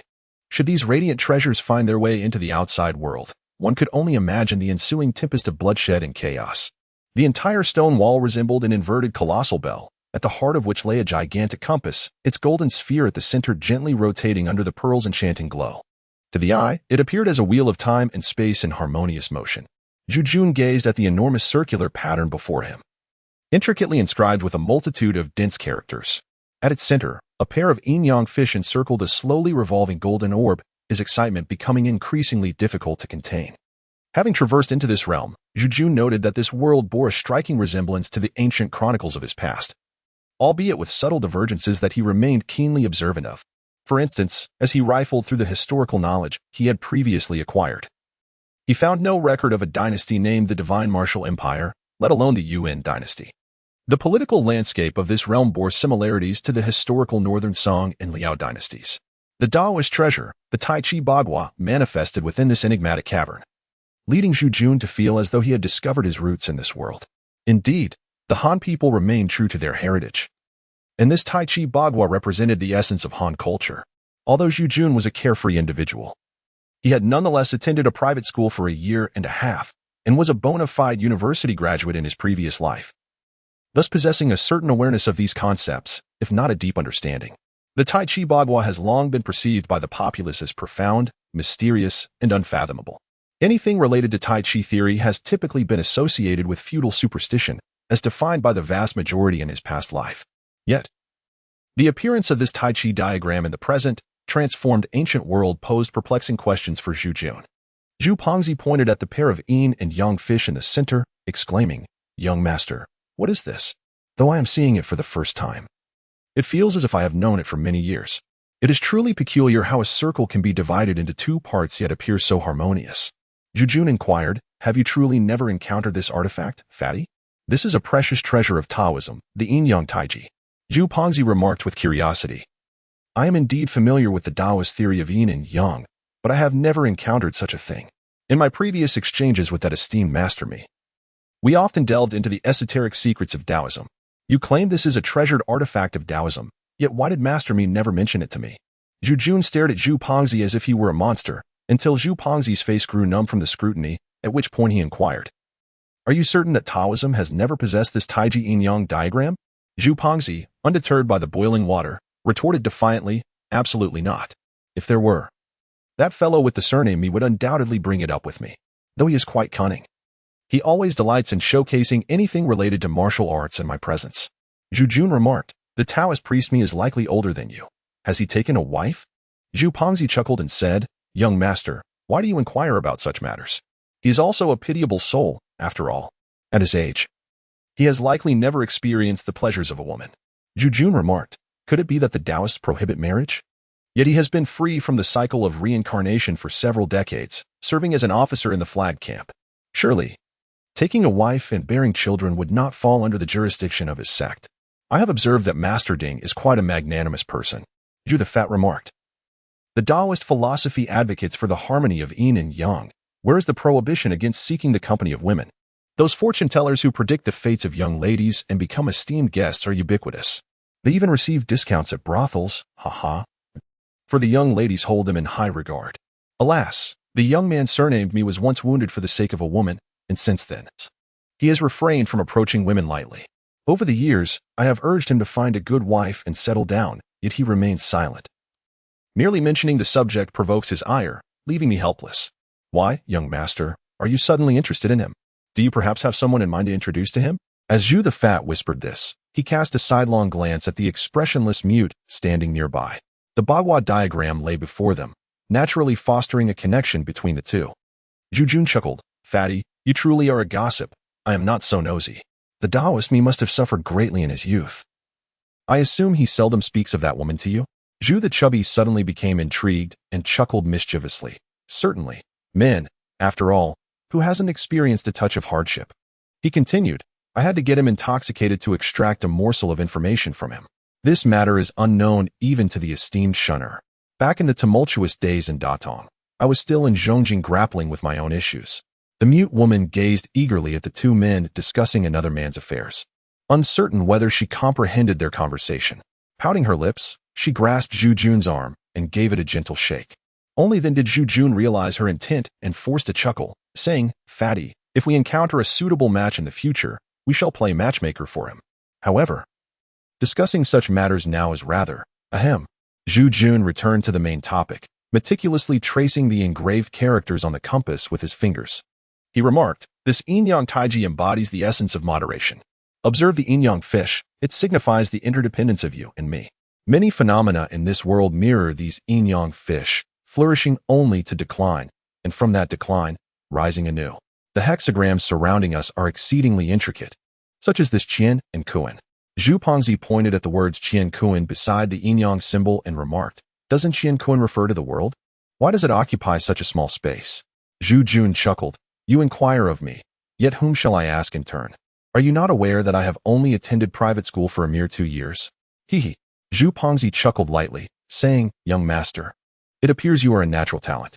This Tai Chi diagram seems remarkably symmetrical. Indeed, it exudes a sense of comfort, harmony, and profound strength." Zhu Jun, accustomed to Zhu Pongzi's brazen demeanor, chuckled and said, "Though your words are foul, you ought not to make unfounded remarks about yin-yang and taiji. These concepts represent the quintessence of a great ancient civilization, a synthesis of millennia of wisdom. Observe these densely packed idioms. Each character encapsulates profound truths about human conduct. If there truly exists someone who can comprehend yin-yang and taiji, they would surely be of divine caliber." Zhu Pongzi chuckled. If what the young master says is true, then Master Ding, who bears the surname Mi, has likely never laid eyes upon this Taiji diagram. Does that mean he can be considered a celestial being? Zhu Jun remarked. Everything possesses its own characteristics. When I speak of the profound mysteries of Tai Chi and the 8 trigrams, I do not imply that one can only comprehend the ways of the world through the study of these concepts. You seem to have misunderstood, my friend. Zhu Pongzi chuckled awkwardly and said, It is not that I resemble a fat person. Rather, I have become disfigured. Nowadays, I am no longer the rotund figure I once was, yet you insist on calling me fatty. Zhu Jun let out a hearty laugh and said, Young master, I have bestowed upon you a figure that captivates the masses, yet you still express reluctance. What a tragedy indeed. You should not only be grateful to me, but also rejoice for your several lovely wives, haha. Zhu Pongzi was just about to utter a few words about the horses when he was suddenly reminded of his delicate wife, causing him to wilt instantly. He fell silent, devoid of any inclination to serve, which was precisely the aspect of Zhu Pongzi that Zhu Jun cherished the most. Zhu Jun originally intended to offer some words of comfort, but upon recalling the uncertain fate of Bai his heart sank. After a moment of silence, he scrutinized the inscriptions on the Bagua diagram. My dear lady, your bringing us here must surely be to behold this artifact. I must confess my ignorance regarding the intricacies of this Tai Chi Yin Yang symbol, and I fear I shall disappoint you. This place is indeed enigmatic, and while I relish the opportunity to share this moment with you, the presence of an overwhelming distraction and the anxious anticipation of those outside compel me to request that you lead us out. After gazing for a while, Zhu Jun felt a twinge of excitement, yet found himself lacking inspiration and interest in these matters. Ultimately addressing the mute girl with his plea, Zhu Pongzi widened his eyes, genuinely impressed by Zhu Jun's eloquence in the face of an enigmatic woman. He considered himself quite fortunate in matters of romance. It was truly a case of why must there be a shining star when there is already a brilliant moon? The woman, having quietly absorbed Zhu Jun's words, displayed a fleeting hint of disappointment on her face. She fixated her gaze on the purple mark between Zhu Jun's brows for quite some time before finally releasing her delicate grip from his arm. Then, she pointed at the enormous golden orb on the plate, her lips parting as if to speak. Zhu Jun approached the sphere as indicated by the mute girl. From a distance, he had perceived the orb to be adorned with gold, undoubtedly of immense value. However, upon closer inspection, he discovered that the surface of the sphere was not smooth. Rather, it was rugged and uneven. After careful observation, Zhu Jun ascertained that this sphere was, in fact, a globe. Yet, it differed from any globe he had encountered before, as several continents were tightly interconnected, with a flat expanse at the center likely representing an inland sea. Zhu Jun meticulously searched, and found that several land masses on this spherical realm bore a striking resemblance to the continents from his previous life. At this thought, Zhu Jun's heart involuntarily raced. Chapter 33, The Jade Pavilion of a Maiden. Zhu Jun stared blankly at the globe before him, an object that transcended the confines of this era. The questions swirling within his mind eluded expression. Reflecting on his journey, he recalled how he had begun as a wayward scion of a gang, and the series of events that had relentlessly tormented him. Now, in the secluded valley of Mangdang Mountain, he encountered this enigmatic silver-haired beauty and beheld the rare sight of the Inyang Bagua, leading him to ponder whether heaven indeed intended to bestow great responsibilities upon him, first subjecting him to trials of the spirit. Zhu Jun, lost in a reverie, was abruptly interrupted by Zhu Pongzi, who remarked with a touch of sarcasm, "This ball is indeed made of gold. Young master, your intuition proves to be quite accurate. It seems we are truly destined for fortune. Good heavens, just imagine how heavy it must be." Zhu Jun was interrupted in his thoughts by Zhu the Fat, and he hurriedly submerged the chaotic musings in his mind, smiling as he said, "Fatty, you are getting carried away again. Wealth and beauty, beauty and wealth, ultimately, they lead to nothing but emptiness. In the past, my Songbong was a formidable force for the Zhu family at Yuetian. Yet now it has fallen into the disgrace of being branded as traitors to our nation. I fear we will be met with universal condemnation." Unexpectedly, Zhu Pongzi found his jest taken seriously by Zhu Jun, who solemnly remarked, "Young master, do not forget that I too am of the Zhu family. The old man Zhu Biao may acknowledge a thief as his father, but that has nothing to do with us. Our Zhu family in Zhongjing has gradually liberated itself from the constraints of Datong over the years, establishing our own identity. Although we are currently entangled in some issues. As long as we remain resolute and assert our stance, I believe the future of our Chaobang is still bright. I have heard Lu Sankai mention that, young master. Your talents have garnered the favor of Prince Ning, and you could indeed make some strategic moves in this regard. Zhu Jun's eyes lit up as he realized that after months of toiling in Datong, he had completely forgotten about his circle of friends in Zhongjing. Among that group, although there were several adversaries, there were indeed a few with whom he shared a close bond. During the poetry banquet at Linjiang Tower, Prince Ning had expressed his admiration for Zhu Jun. If he could achieve even a modicum of merit in the ongoing conflict and establish a connection with Prince Ning, perhaps this current deadlock could be significantly transformed. With this thought in mind, Zhu Jun hastily urged the mute girl, "Though you cannot speak, you have brought us here, and I dare not pry into the reasons behind it. However, I must confess that I have little interest in such matters. It would be wise for you to seek out a knowledgeable master who can inherit these profound and mysterious teachings. Our enthusiasm for exploration has waned. I kindly ask you to lead us away from this place." The disappointment on the mute girl's face deepened, and she fell silent. Guiding the two of them out of the cave, at the entrance, she cast a lingering glance back, as if unable to forget the moment. Zhu Jun said to Zhu Panzai, "This extraordinary treasure in the mountains must be a legacy left by our ancestors. We must absolutely refrain from boasting about it when we leave. If malicious individuals were to learn of this, the serene Mangdang Mountain could be engulfed in a storm of bloodshed and chaos. We must be resolute in not mentioning our experiences in the mountains to anyone." Zhu Pongzi initially intended to collect a few pieces of purple gold by the roadside to flaunt before the rice Taoist. However, upon hearing Zhu Jun's words, he hastily discarded them and, feeling disheartened, followed behind.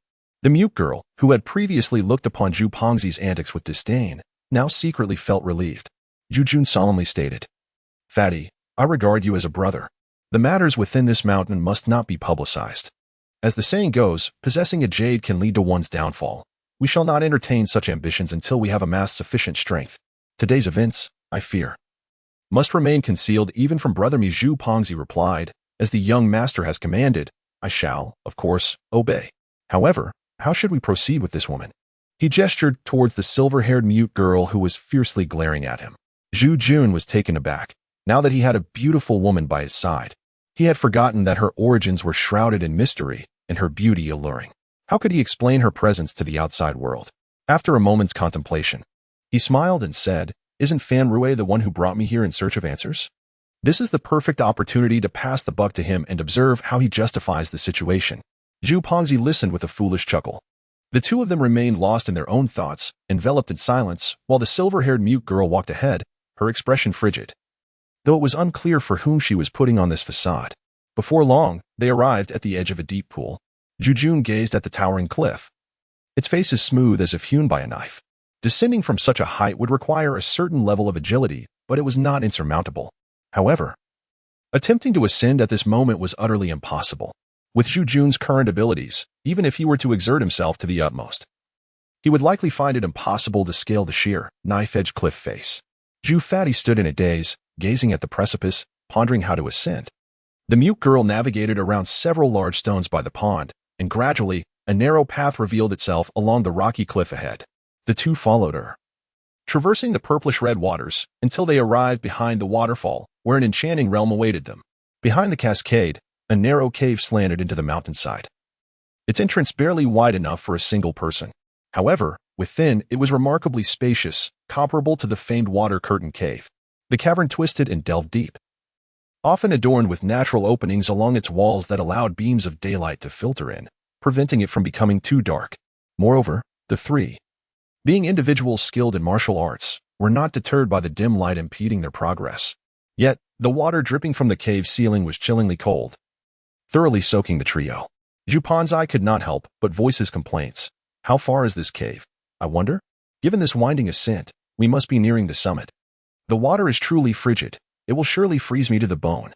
Zhu Jun delivered a swift kick to Zhu Panzai's backside, nearly toppling him to the ground, and jestingly scolded, "Panzai, you seek trouble? It is already a stroke of luck to have a path to return home, yet you still find fault." Zhu Pongzi humorously evaded Zhu Jun's ambush, chuckling, "Am I not merely concerned for your well-being, young master? Look at my robust physique. I am naturally impervious to the cold and illness. You, however, with your delicate skin, would surely suffer should anything happen to you. And that would weigh heavily on my heart. This chill and dampness enveloping me, when will it come to an end? Zhu Jun, eager to strike once more, was interrupted by the sound of a cold snort from the mute girl, who continued her ascent without a backward glance. Enraged by the beauty's indifference, Zhu, feeling utterly humiliated, let out a foolish chuckle and persisted in his pursuit. With the mute girl leading, Zhu Jun in the middle, and the plump man trailing behind. The trio wound their way through the cave, gradually ascending for what felt like the duration of a meal. At last, they reached the exit at the summit. However, this exit was obstructed by a massive boulder, surrounded by thickets of thorny brambles. The plump man stepped forward, clearing the brambles with his hands, only to realize they had indeed reached the mountain's peak. Emerging from the cave, they gazed down at the thousands of people below, appearing as insignificant as ants from their lofty vantage point. Zhu Jun stood atop the mountain, gazing into the distance, and sighed, "The ancients do not deceive me. Ascending Dongshan diminishes the smallness of Lu. Climbing Tai Mountain makes the world appear insignificant. This modest Mangdang Mountain, nestled deep within the heart of the Central Plains, indeed proves that a mountain's grandeur lies not in its height, but in its legendary allure. From this elevated vantage point, I behold the entirety of the world. It is a timeless gathering of regal aura, bathed in the tranquil glow of the evening sun." Zhu Pongzi shared a profound sentiment, remarking, "Young master, although the Mangdang Mountain pales in comparison to the sacred land of Panlong, it possesses a majestic grandeur akin to the serene Kunlun. Nestled within the heart of the Central Plains, it exudes an extraordinary aura, gazing down upon the world with an imposing presence." After exchanging their reflections, they became acutely aware of their damp garments, appearing quite disheveled. Zhu Jun instinctively glanced towards the mute girl, only to behold her employing her internal energy to dry her clothes. The wet gauze clung to her enchanting figure, subtly revealing her exquisite curves, yet veiled by a delicate mist, reminiscent of flowers obscured by fog and the moon glimpsed through water, an ineffable allure that rendered Zhu Pongzi momentarily transfixed. The silver-haired mute girl remained oblivious to their ravenous gazes, diligently tending to her garments until they were thoroughly dried before acknowledging the two. Zhu Jun and Zhu Pongzi followed suit, attempting to dry their own attire, though their white shirts had already been stained a deep purple. Fortunately, the purple mist had not marred their skin. Otherwise, they might have been mistaken for otherworldly beings. Zhu Jun circulated a wave of vital energy, and his heart felt invigorated. He turned to the enchanting mute girl and said, "My dear, though you dwell alone in this mountainous retreat, basking in your freedom, you have nonetheless forsaken the joys of human companionship. Might I inquire what your plans for the future entail?" Zhu Pongzi smirked several times, observing Zhu Jun's eloquence with keen interest. The mute girl remained silent, her gaze fixed intently on Zhu Jun's brow, as if she had made a momentous decision. And she nodded slightly. Zhu Jun, relieved that the mute girl had consented to accompany him, led the two down the winding path towards the mountain's base. Upon their descent, they were greeted by thousands of eager onlookers, akin to a pilgrimage, who marveled at the stunning figure of the silver-haired mute girl trailing beside him. Her ethereal beauty, emerging from the depths of the mountains, was a tale worthy of intrigue, with cascading silver locks and icy, piercing eyes that evoked a sense of trepidation. She inspired a fear that prevented any from daring to gaze too long. Zhu Jun observed the puzzled expression of Daoist Mi as he gazed at the mute girl, and remarked with a smile, "This young lady has been secluded in the depths of the mountains for so long that she has lost her ability to speak. Her silver hair is likely a result of prolonged exposure to darkness, causing it to turn white from the absence of sunlight." However, Daoist Mi countered, "My lord, upon observing this young lady's demeanor, it appears she possesses extraordinary skills, as her gait exudes an innate grace unique to her journey." Zhu Jun remarked, "Brother Mi, there is no need for concern. This young lady harbors no hostility towards us. If she did, I fear that neither the chubby fellow nor I would return unscathed." Haha. The mute girl paid no heed to the discussions of those around her, silently trailing behind Zhu Jun. He suddenly realized that he had yet to learn her name and turned to inquire, "Since the lady is willing to accompany us, she ought to share her name." The mute girl appeared puzzled, seemingly unsure if she comprehended Zhu Jun's words. In an effort to clarify, he gestured broadly and simply stated, "I am Zhu Jun. What is your name?"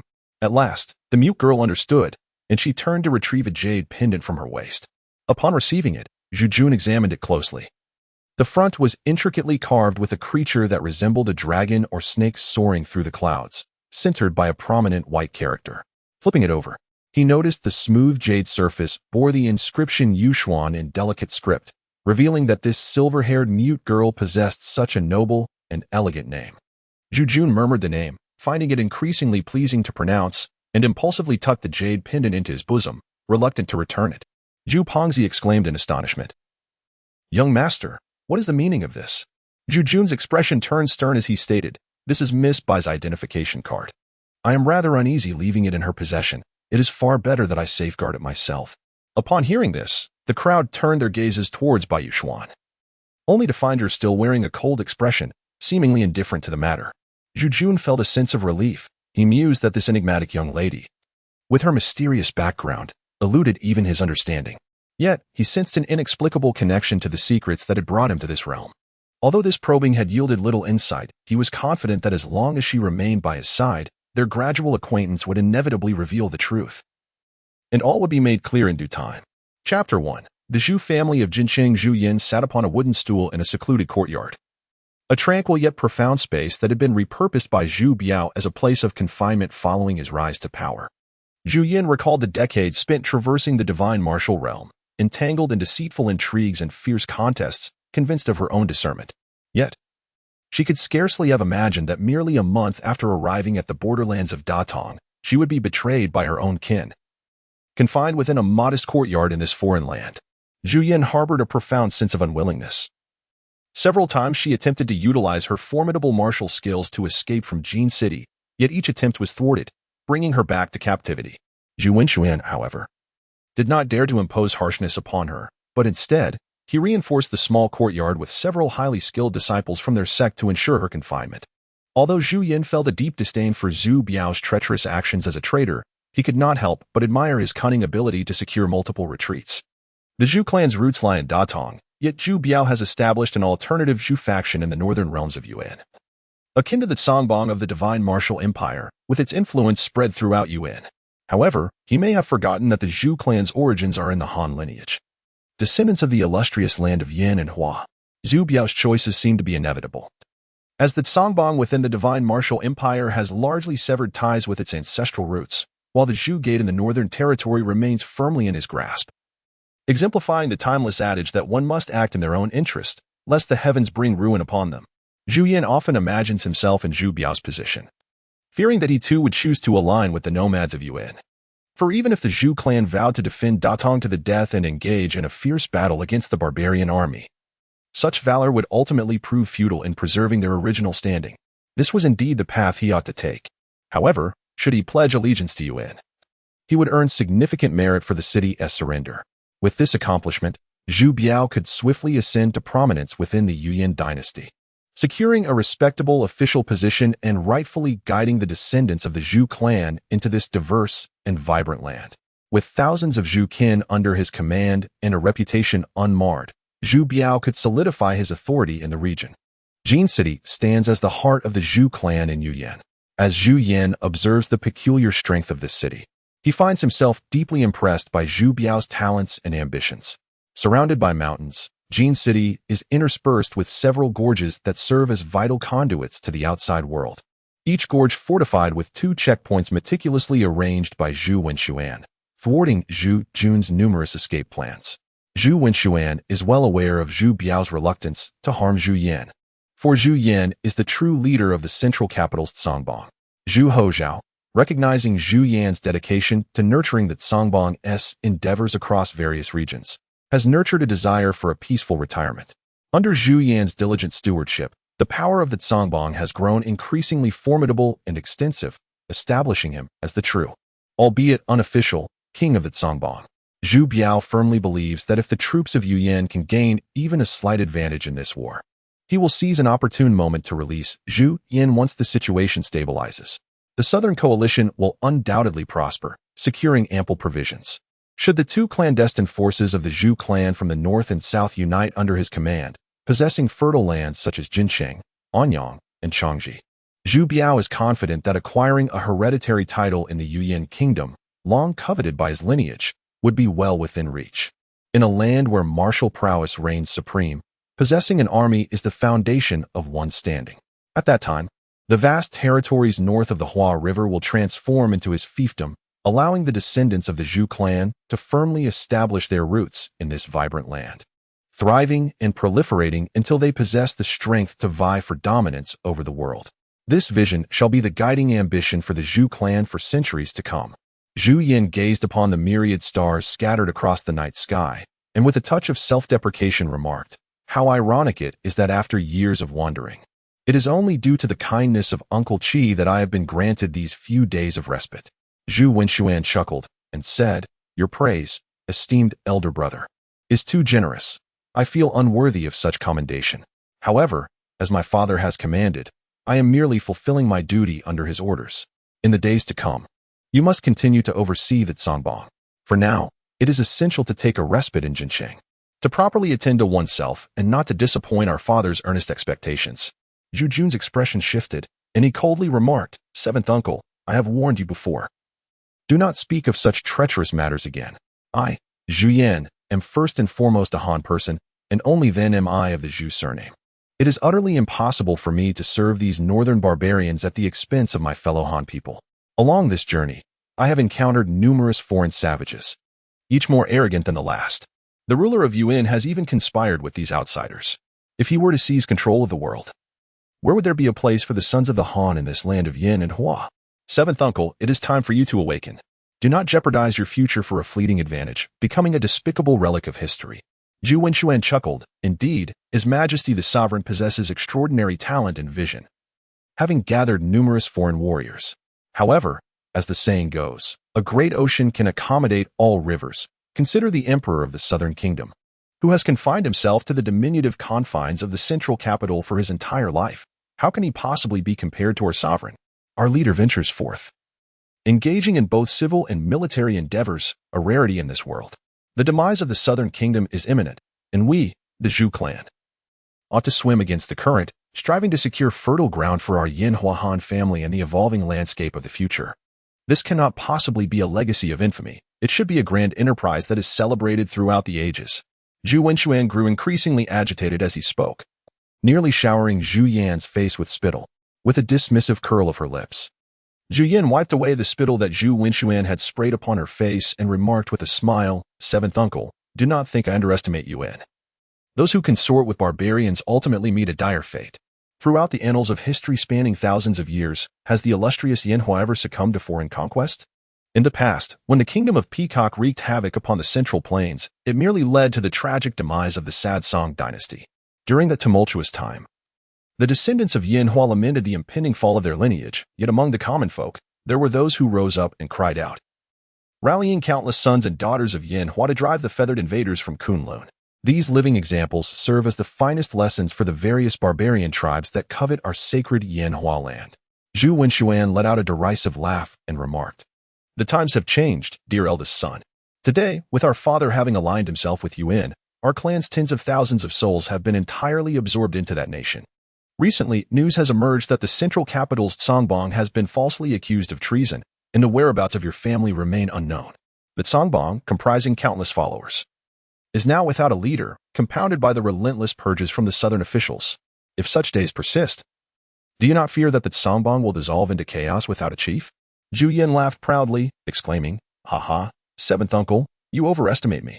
Regardless of my current existence in the mortal realm, even if I were to return to the underworld, my Chao gang would remain united.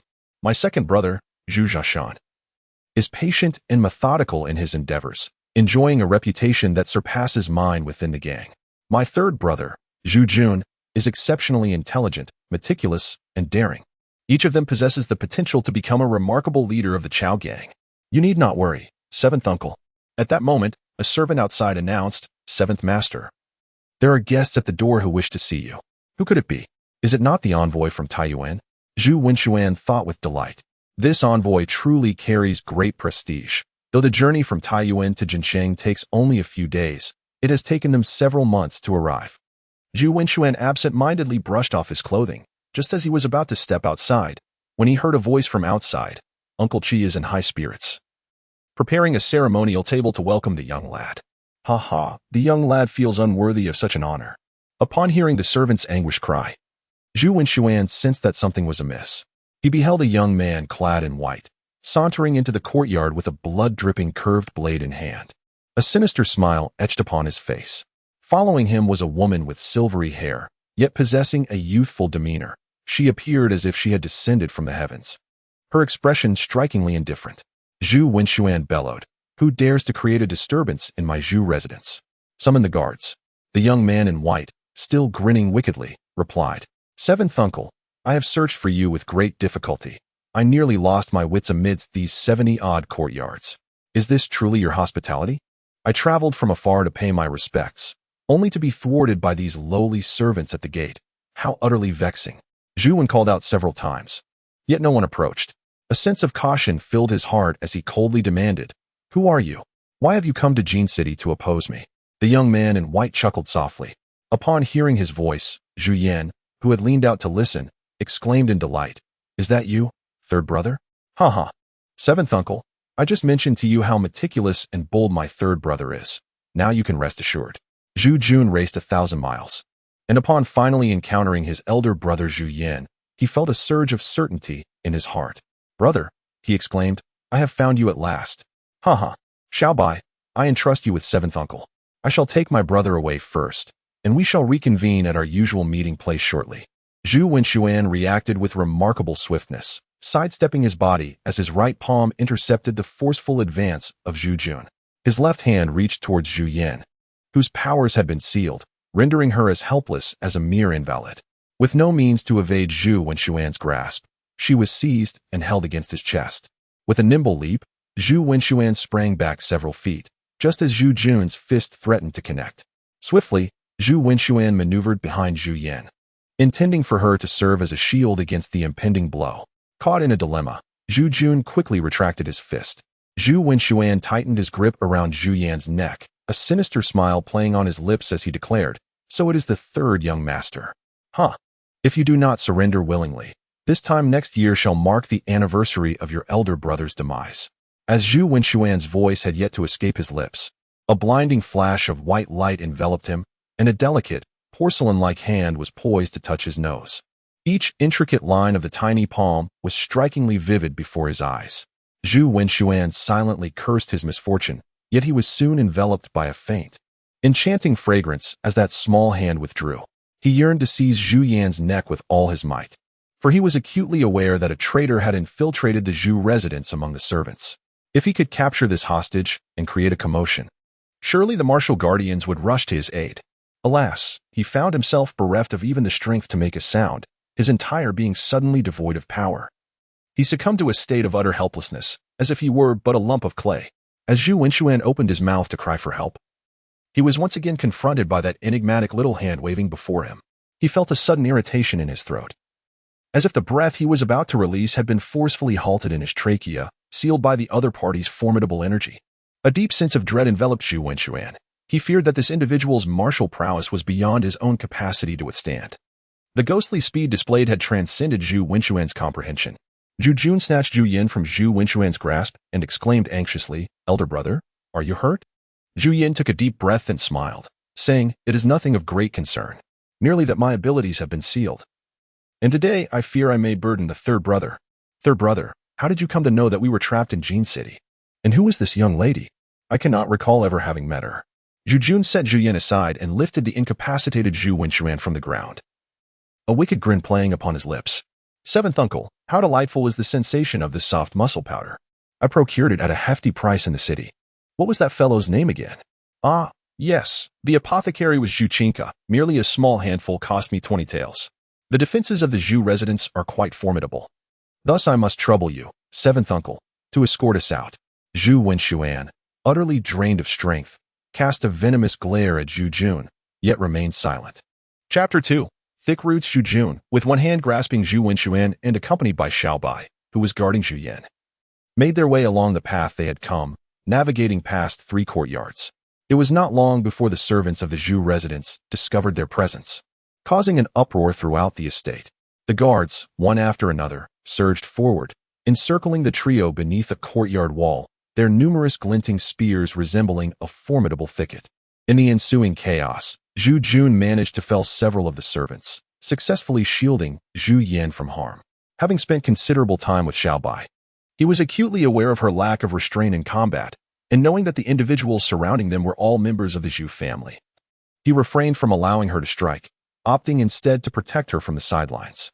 As the throng of adversaries swelled, it became apparent that most of the estate's guards had gathered.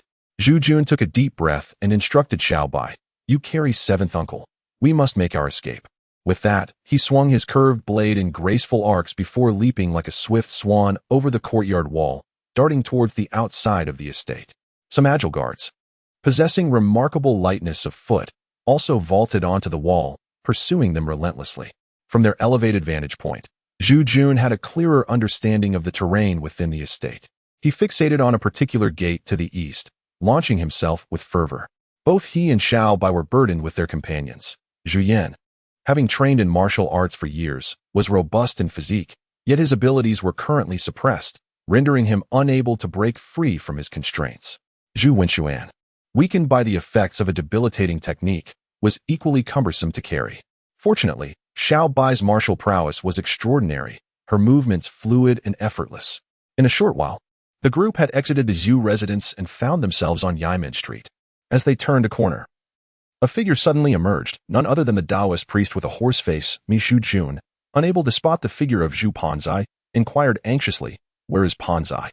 The pursuers from the Zhu residence are nearly upon us. Why has he not yet arrived?" The Taoist priest Mi replied, "Panzai set off before you. Yet he has yet to return. What shall we do now?" Zhu Yan urged Zhu Jun to set aside his concerns and inquired, "Could it be that Zhu Yong, the corpulent one? If you were to summon him to rescue our third uncle, it might lead to some complications." Zhu Jun inquired, "Elder brother, your significance surpasses that of third uncle's entire family. Seventh uncle ought to place greater emphasis on your protection than on that of third uncle's clan. Given that Fatty's martial prowess has evolved beyond what it once was, how could he possibly be in trouble?" Zhu Yan sighed and remarked, "After all, my third uncle is the son of the old master. Although he is a son of a concubine, he would not overly betray the old master. Those who do not share the same ideals cannot collaborate. If Zhu Yong recklessly intrudes, he is likely to be apprehended by my third uncle." Zhu Jun's expression darkened as he inquired, "I see. What about the family of that rotund fellow? If my third uncle puts him in a difficult position, that clever man will likely seize any opportunity to rescue his loved ones." "Brother Mi, how many companions did the rotund fellow bring along?"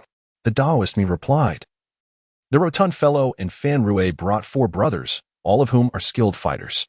Should they fail in their rescue attempt, they will undoubtedly manage to retreat unscathed." Zhu Yan remarked, "On that fateful day when the city fell, the Zhu family estate was thrown into chaos. Zhu Yong's kin were left in peril. Alas, amidst the turmoil of war, who could possibly attend to the plight of a few women?" Upon hearing this, Zhu Jun made a swift decision and said, "Brother Mi, you shall escort my elder brother out of the city. The pursuers from the Zhu residence are drawing near, so you must depart hastily. I will go with Xiao Bai to aid Fatty, and we shall meet at the willow tree. If we have not arrived by the hour of Z, you must proceed eastward to Mangdang Mountain to seek Master Zhu. Brother Mi, this journey is fraught with peril, and I, Zhu Jun, express my gratitude here. Should we meet again in the future, I shall reward you handsomely." However, Taoist Mi replied, "Young master, perhaps it would be better for me to assist Fatty while you lead the elder master away. This would be more prudent." Zhu Jun remarked, "Since my third uncle has already dug a pit, I cannot allow you to leap into it. It is solely my fault for having placed too much trust in him." He cast a glance at the impassive Xiao Bai and continued, "You must depart swiftly. Xiao Bai and I shall follow shortly. Remember to wait for us at the willow tree until midnight." Zhu Jun, accompanied by Xiao Bai, traversed the grounds once more. After several days of meticulous exploration, he had become intimately familiar with the layout of the Zhu residence. Zhu Jun harbored a profound curiosity toward Xiao Bai. This ethereal woman, emerging from the depths of the Mangdang Mountains, traversed silently, her demeanor perpetually aloof and indifferent to all. Yet, she remained by his side, and he could not fathom the reason why. Zhu Jun sensed that she could comprehend his words, yet it seemed as though she struggled to understand those of others. Initially, Zhu Jun felt quite vexed. One could only imagine the peculiar sensation of having a stunningly beautiful ice queen trailing behind throughout the day, even accompanying him to relieve himself. Steadfastly awaiting just outside the door, the experience was both delightful and overpowering. As he traversed several dimly lit alleys, faint sounds of a scuffle reached his ears, prompting Zhu Jun to quicken his pace. He arrived at a courtyard wall, leaping effortlessly to the top, moving gracefully along the edge like a cat. Making his way towards the inner courtyard, Zhu Pongzi and several guards were engaged in a fierce struggle, with Zhu Pengzi's cultivation level surpassing that of Zhu Haogan. However, he refrained from unleashing his full strength. As he found himself ensnared by the guards, he grew increasingly anxious. At that moment, Zhu Jun observed Zhu Pengzi, who was both furious and humiliated, as he struck down a man wielding a spear with a powerful palm and, with a clenched fist, lunged toward Zhu Haogan like a famished tiger pouncing on its prey. Zhu Jun landed in the courtyard, deftly flipping a man with his right foot and seizing the long spear from the man's grasp. Instantly, he twirled the weapon, creating a flurry of spear blossoms that effectively separated the brawling Zhu Pengzi and Zhu Hozhao. While beckoning a few guards wielding long staffs, Zhu Jun declared, "Pengzi, cease your attack."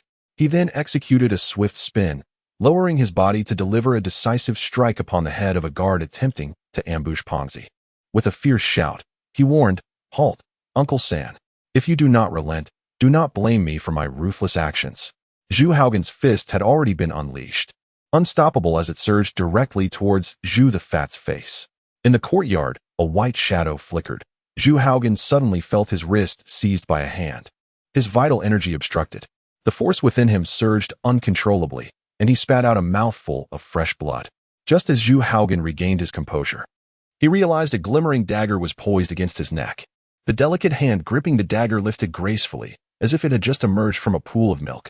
Zhu Haogan cast a glance, and before him stood a stunning woman adorned in silver hair and white gauze, her gaze icy and piercing, as if she would sever his throat at the slightest hint of movement. The dozen or so guards, witnessing their master being so swiftly subdued, dared not engage further. They promptly retreated from the fray, encircling Zhu Jun and his companions, their long spears interwoven, forming a formidable net of weaponry. Zhu Jun sighed, "Third uncle, you were once a beautiful soul, yet now you have allied with the wicked. Alas, must we truly engage in a battle of blades and firearms? The countless admonitions from our father have faded into mere memories." Zhu Haogan remained silent for a moment and then said, "Very well, you may leave. Today, I shall release you, and my grievances with my second brother shall be laid to rest. When we meet again, it shall be as adversaries. You may all withdraw." Upon hearing Zhu Haogan's command, the guards slowly stepped back. However, Zhu Pengzi interjected, "Young master, this cannot be. My 3 wives are still in his household. How can we depart so easily?" With that, he prepared to act. Zhu Haogan spoke in a deep voice, "Zhu Yong, do not slander me without cause.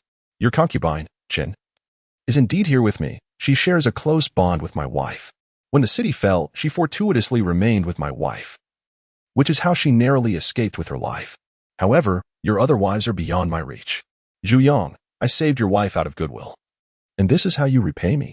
Upon hearing this, Zhu Pengzi's expression turned ghastly, and he stammered, "Xiaoyu and Tin Yang did not escape?"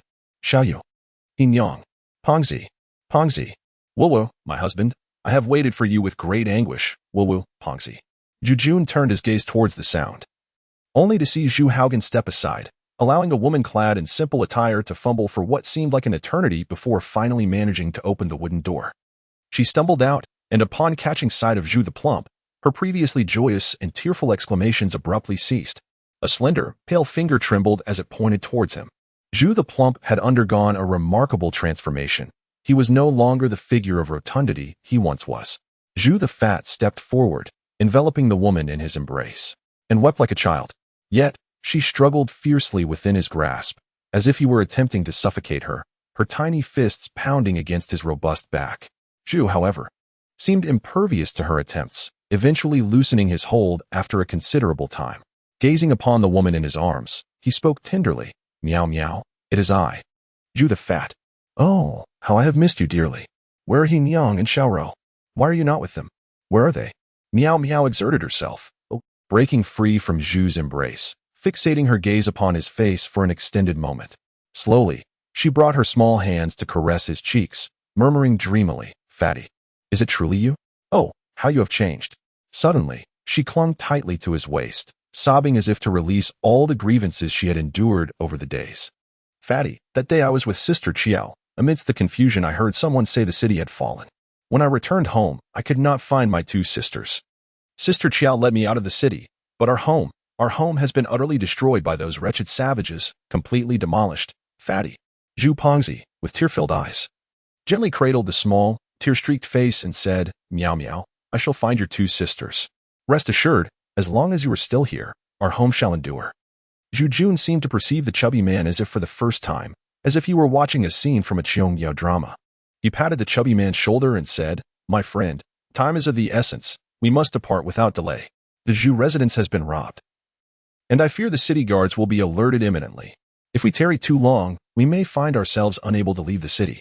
Zhu Pongzi turned his gaze towards Zhu Jun and lamented, "Young master, I must travel to Datong. He Yang and Xiaoyu possess martial skills and are unlikely to encounter any peril. I fear they may be hiding somewhere within the city, waiting for my rescue." Zhu Jun remarked, "As for the matters concerning the two sisters-in-law, we shall deliberate once we exit the city. Brothers, let us hasten to the city gate. It would be ill-fated if the city guards were to react in time. Third uncle, we bid farewell for today. May we meet again in the future."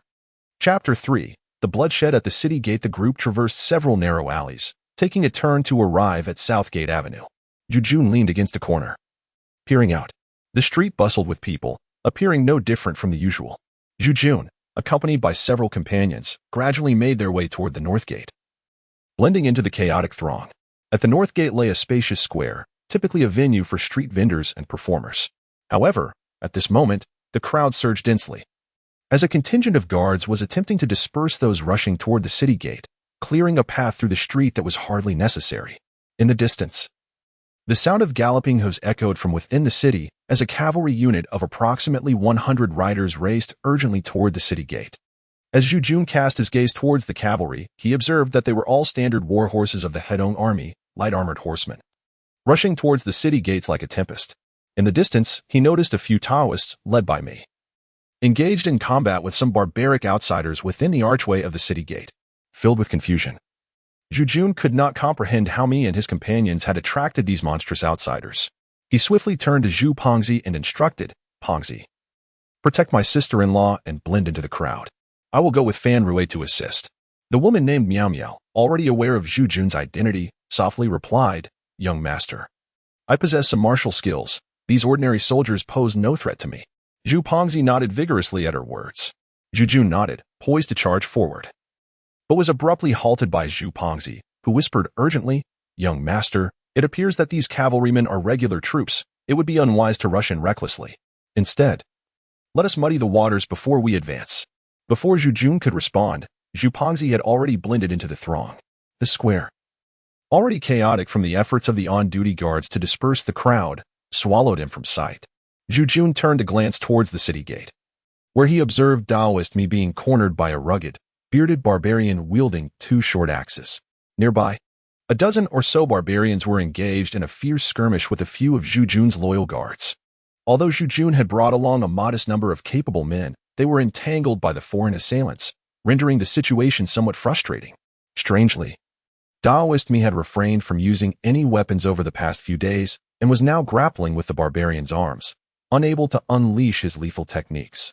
Zhu Jun, growing anxious, was about to push through the crowd to assist when he heard Zhu Pongzi's piercing cry from behind, "A snake." Oh no. Turning back, he saw the crowd erupt in chaos as Zhu Pongzi darted through like a fish. Several harrowing screams echoed like thunder above the din, nearly drowning out all other sounds. Within seconds, the officers attempting to maintain order were engulfed by the surging tide of humanity. The cacophony of screams, shouts, and curses transformed the square into a boiling cauldron of turmoil. Zhu Jun shouted for his companions to follow, channeling his energy as he leapt onto a warhorse. With a swift kick, he toppled the rider, drawing a standard curved blade from the scabbard. He slashed left and right, cutting down several mounted soldiers in his path. The once orderly cavalry formation descended into disarray. With about 100 paces remaining to the city gate, Zhu Jun drove the blade sharply into the horse's flank. The steed surged forward, charging madly towards the opening of the gate. Zhu Pongzi and his companions, emulating one another with remarkable precision, mounted the steeds of the knights that Zhu Jun had felled. The knights in the forefront, having sensed the upheaval behind them, hastily attempted to turn their horses and retaliate. However, they were no match for these skilled warriors. 9 individuals, led by Zhu Jun, carved a bloody path through the ranks of the cavalry, swiftly making their way to the city gate. Inside the city gate, the soldiers who had been on guard were immediately scattered by the charge of the horses. Zhu Jun, at the forefront, swung his curved blade towards a man engaged in combat with a young warrior. Taken by surprise, The Hu Man was cleaved in half, blood spilling profusely upon the ground. Zhu Yan bellowed, "Kill," and swiftly targeted another Hu Man. The combatants, previously engaged in a stalemate, were galvanized into action upon witnessing Zhu Yan's lethal strike. They drew their blades and fought with renewed ferocity. The combat techniques of the Hu Men, starkly different from those of the Central Plains warriors, had initially granted them an advantage in unarmed combat. Yet now, they found themselves flustered, as the once graceful movements of Central Plains martial arts transformed into a deadly onslaught, pushing them into perilous circumstances. Witnessing the Taoist priest and his companions still leaving room for mercy in such a critical moment, Zhu Yan's anger surged. With a fierce glare, he shouted, "Kill them! Slay these beasts!" His curved blade danced like a dragon, and within moments, he had dispatched 3 of the Hu Men. Zhu Fatty, in a frenzy, brandished his curved saber towards a Hu Man. The city gate was so narrow that around 20 individuals were engaged in combat within, their blades flashing like a chaotic melee of street thugs. Zhu Yan's white shirt had long been stained a deep crimson. Amidst the chaos, he struck out with dozens of blades, only to suddenly feel his steed falter beneath him, causing him to lose his balance and nearly tumble to the ground. In a swift motion, Zhu Yan leaped several feet into the air, gracefully disengaging from the saddle. Before him stood a fierce red-haired barbarian, his face contorted in a menacing glare, with blood-red eyes ablaze with unbridled fury. The barbarian drew a wooden club from the belly of the horse, the blood from the steed splattering across his visage. This red-haired savage was unlike the others, possessing a countenance reminiscent of a Han Chinese, albeit with a sharply protruding nose. His chestnut hair was intricately braided and coiled around his neck. He wrenched the club from the horse's carcass and kicked the lifeless body aside with disdain, sending it crashing into a nearby throng of city guards engaged in battle, creating a scene of utter disarray. The barbarian paid no heed to the chaos around him. Instead, he brought the bloodied club down upon his own chest, emitting a primal roar. Zhu Yan tightened his grip on his curved blade, preparing to charge at the barbarian, when he suddenly observed the savage clutching his head, a frenzied rage overtaking him. Blood oozed from his tawny skin, transforming him into a veritable specter of blood. As he surged forward, propelled by a foul wind, Zhu Pongzi, catching a glimpse from the corner of his eye, exclaimed in alarm, "Young master, be cautious." He swiftly executed a necessary maneuver and lunged in this direction. Zhu Yan, consumed by fury, charged forward with fervent blood coursing through his veins. He swung his blade, striking the shoulder of the barbarian, who did not flinch. Instead, the barbarian wielded a wooden club, landing a blow on Zhu Yan's left flank. Zhu Yan felt as though his curved knife had struck stone. Despite his utmost effort, it failed to penetrate flesh. As he attempted to evade, it was too late. A sharp pain surged through his waist, and he was sent hurtling backwards, away from the city gate. Upon witnessing Zhu Yan's misfortune, Zhu Pongzi discarded his curved blade and rushed to assist him. However, he suddenly felt a gust of wind behind him, realizing that the barbarian was pursuing with intent.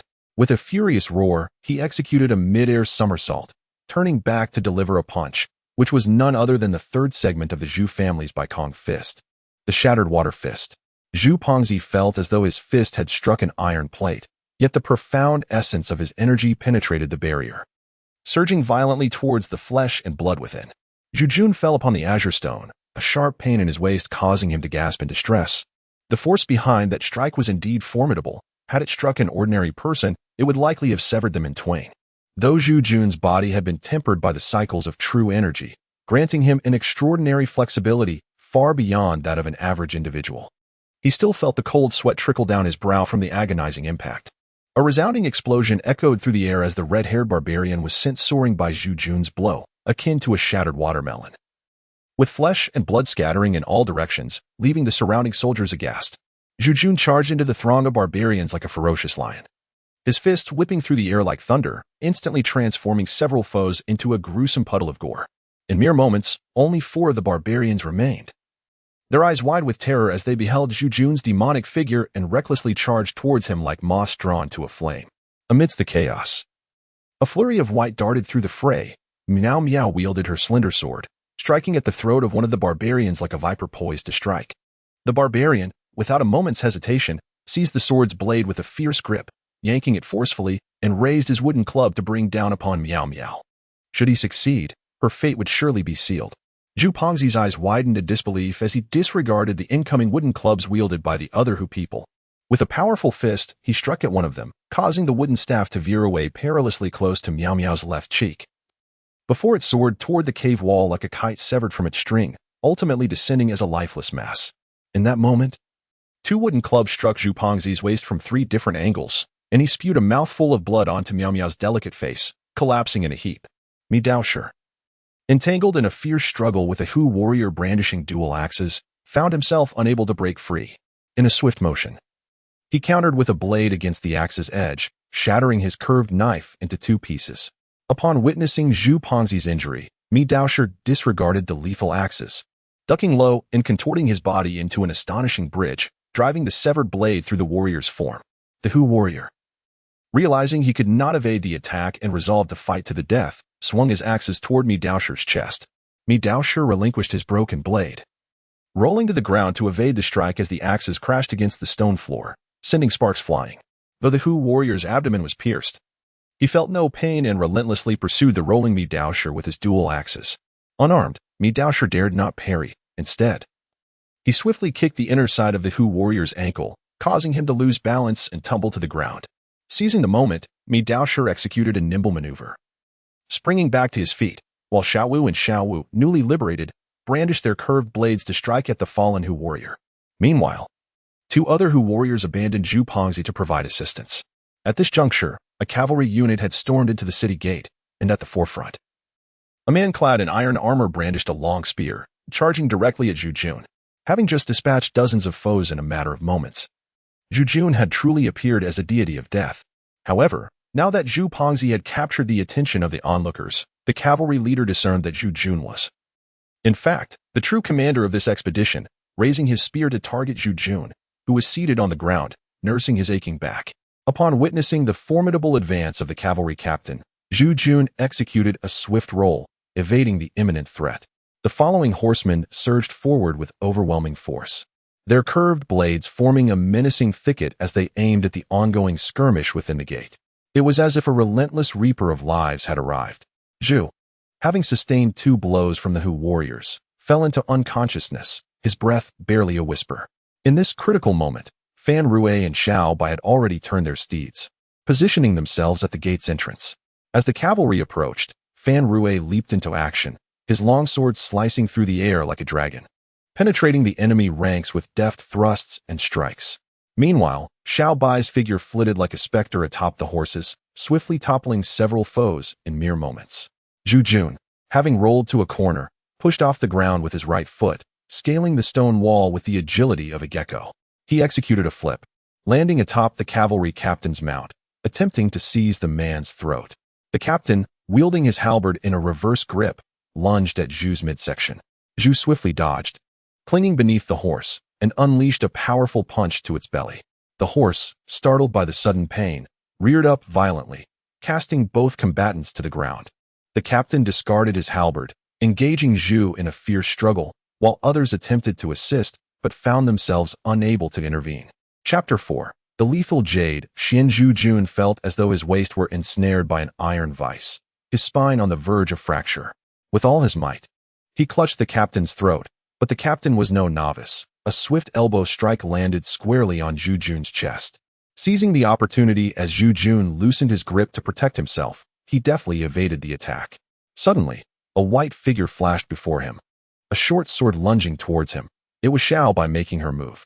Xiao Bai's origins were shrouded in mystery, yet her martial prowess was unparalleled among the 10 or so individuals present, rendering her techniques inscrutable to the others. Shadows flitted through the crowd, and wherever the white figure passed, chaos and carnage ensued. Zhu Jun, caught off guard, narrowly evaded her assault, pressing his back against the stone wall as he rose, a trickle of blood escaping the corner of his mouth. Xiao Bai landed beside him, her demeanor icy and vigilant, her gaze instilling fear in all who met it. Outside, Zhu Yan peered in, witnessing Zhu Jun's injury, her anxiety palpable as she called to the surrounding guards, urging them to swiftly secure the horses and retreat. Zhu Jun declared, "Having rescued the portly one, let us depart." Xiao Bai cast a brief glance at Zhu Jun, then swiftly advanced, deftly overturning a Hu man with a single thrust of his sword, seizing the lapel of Zhu Pongzi and leaping towards the exit. Xiaowu and Xiaowu provided protection for Miao Miao as they fought and retreated, gradually making their way out of the city gates. Outside, The guards had gathered a dozen or so steeds. The group mounted their horses, while Daoist executed a swift maneuver to cover Xiaowu and Xiaowu as they mounted, galloping forth in a swift line towards the outskirts of the city. Zhu Yan, mounted upon his steed, turned his gaze towards the city gate, where the city guards began to advance, tending to the wounded Hu people. The cavalry captain, struck by a blade from Xiaobai, seemed oblivious to his pain.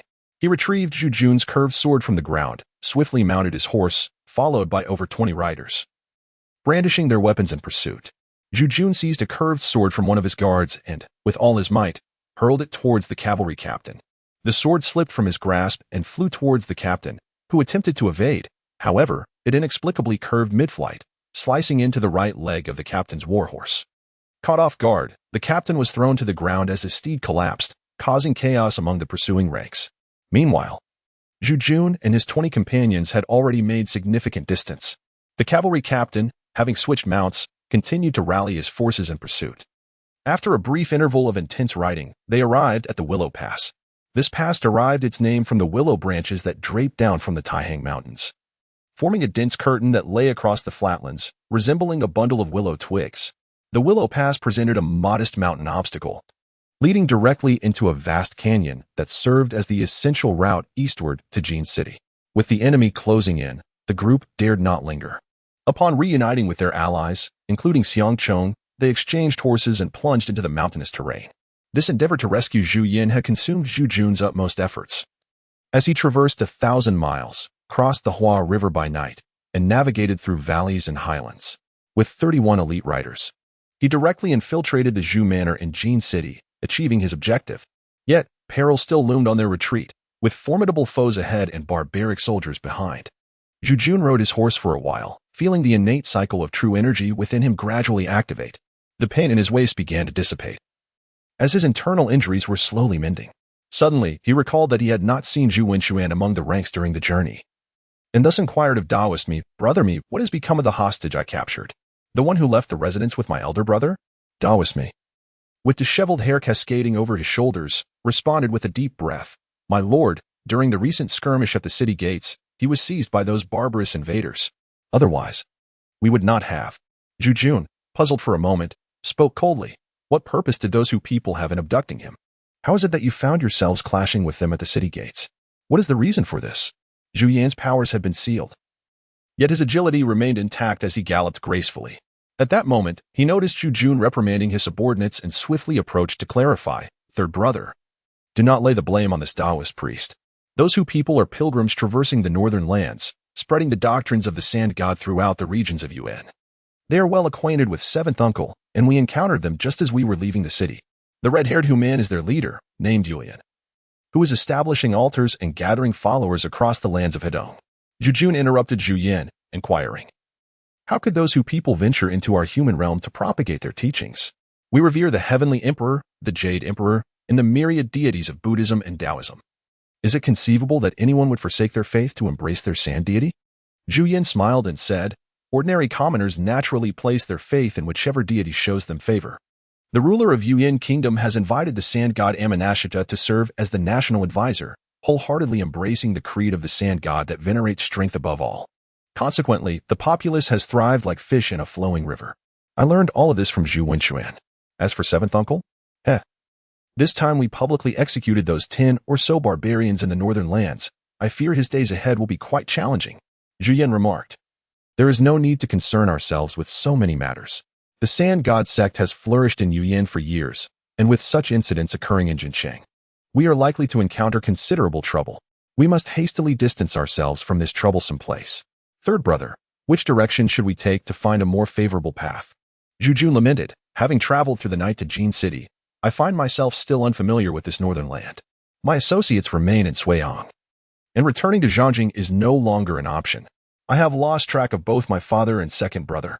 Alas, it falls upon you, elder brother, to decide our course." After a moment of contemplation, Zhu Yanxi slowly spoke. "Though my journey to Jincheng was compelled, I have gleaned some understanding of the northern customs. Decades ago, the prophet Nashta of the Sand God sect was exiled by the elder council of the sect and wandered thousands of miles to the prosperous capital of Yuan. There, through a miraculous event, she solidified the Sand God sect's standing in the realm of Yuan. Since then, the tenets of the Sand God have flourished. gradually supplanting various smaller sects, ultimately becoming the predominant religion of Yuan. This prophet Nashta is no ordinary figure. Our public execution of the Sand God sect's envoy in Yuan will undoubtedly incite their vengeance. Thus, we cannot linger in this northern land. Hearing this, Zhu Yan fell into a contemplative silence, pondering deeply for a moment. He then spoke, "The pursuers are pressing us urgently. We have traversed this route under the cover of night, neglecting to adequately secure our retreat. And this is indeed my fault. My haste led to such oversight. Fortunately, luck has favored us, and we have successfully rescued my elder brother. I believe it would be prudent for us to split into two groups for our escape. I, along with Xiaobai and Zhu Paozi, shall head north, creating a significant commotion to draw the pursuers' attention.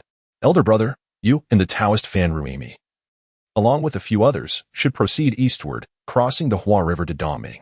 There lies a hidden refuge of the Cangbang. Once we have crossed the Hua River, we can safely return to the Xiaomazhai in Mangdang Mountain." Zhu Yan exclaimed, "How can this be? We have returned to our homeland.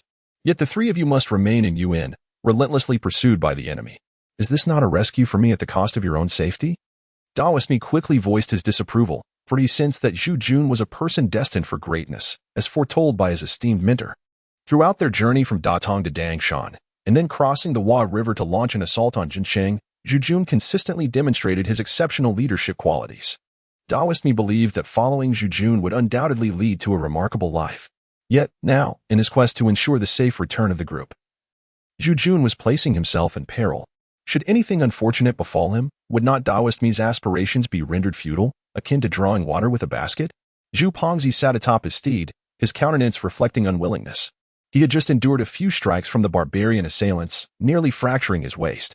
Fortunately, his body had been cleansed by Zhu Jun's reincarnation energy, and as the journey progressed, the residual energy gradually alleviated the pain in his lower back.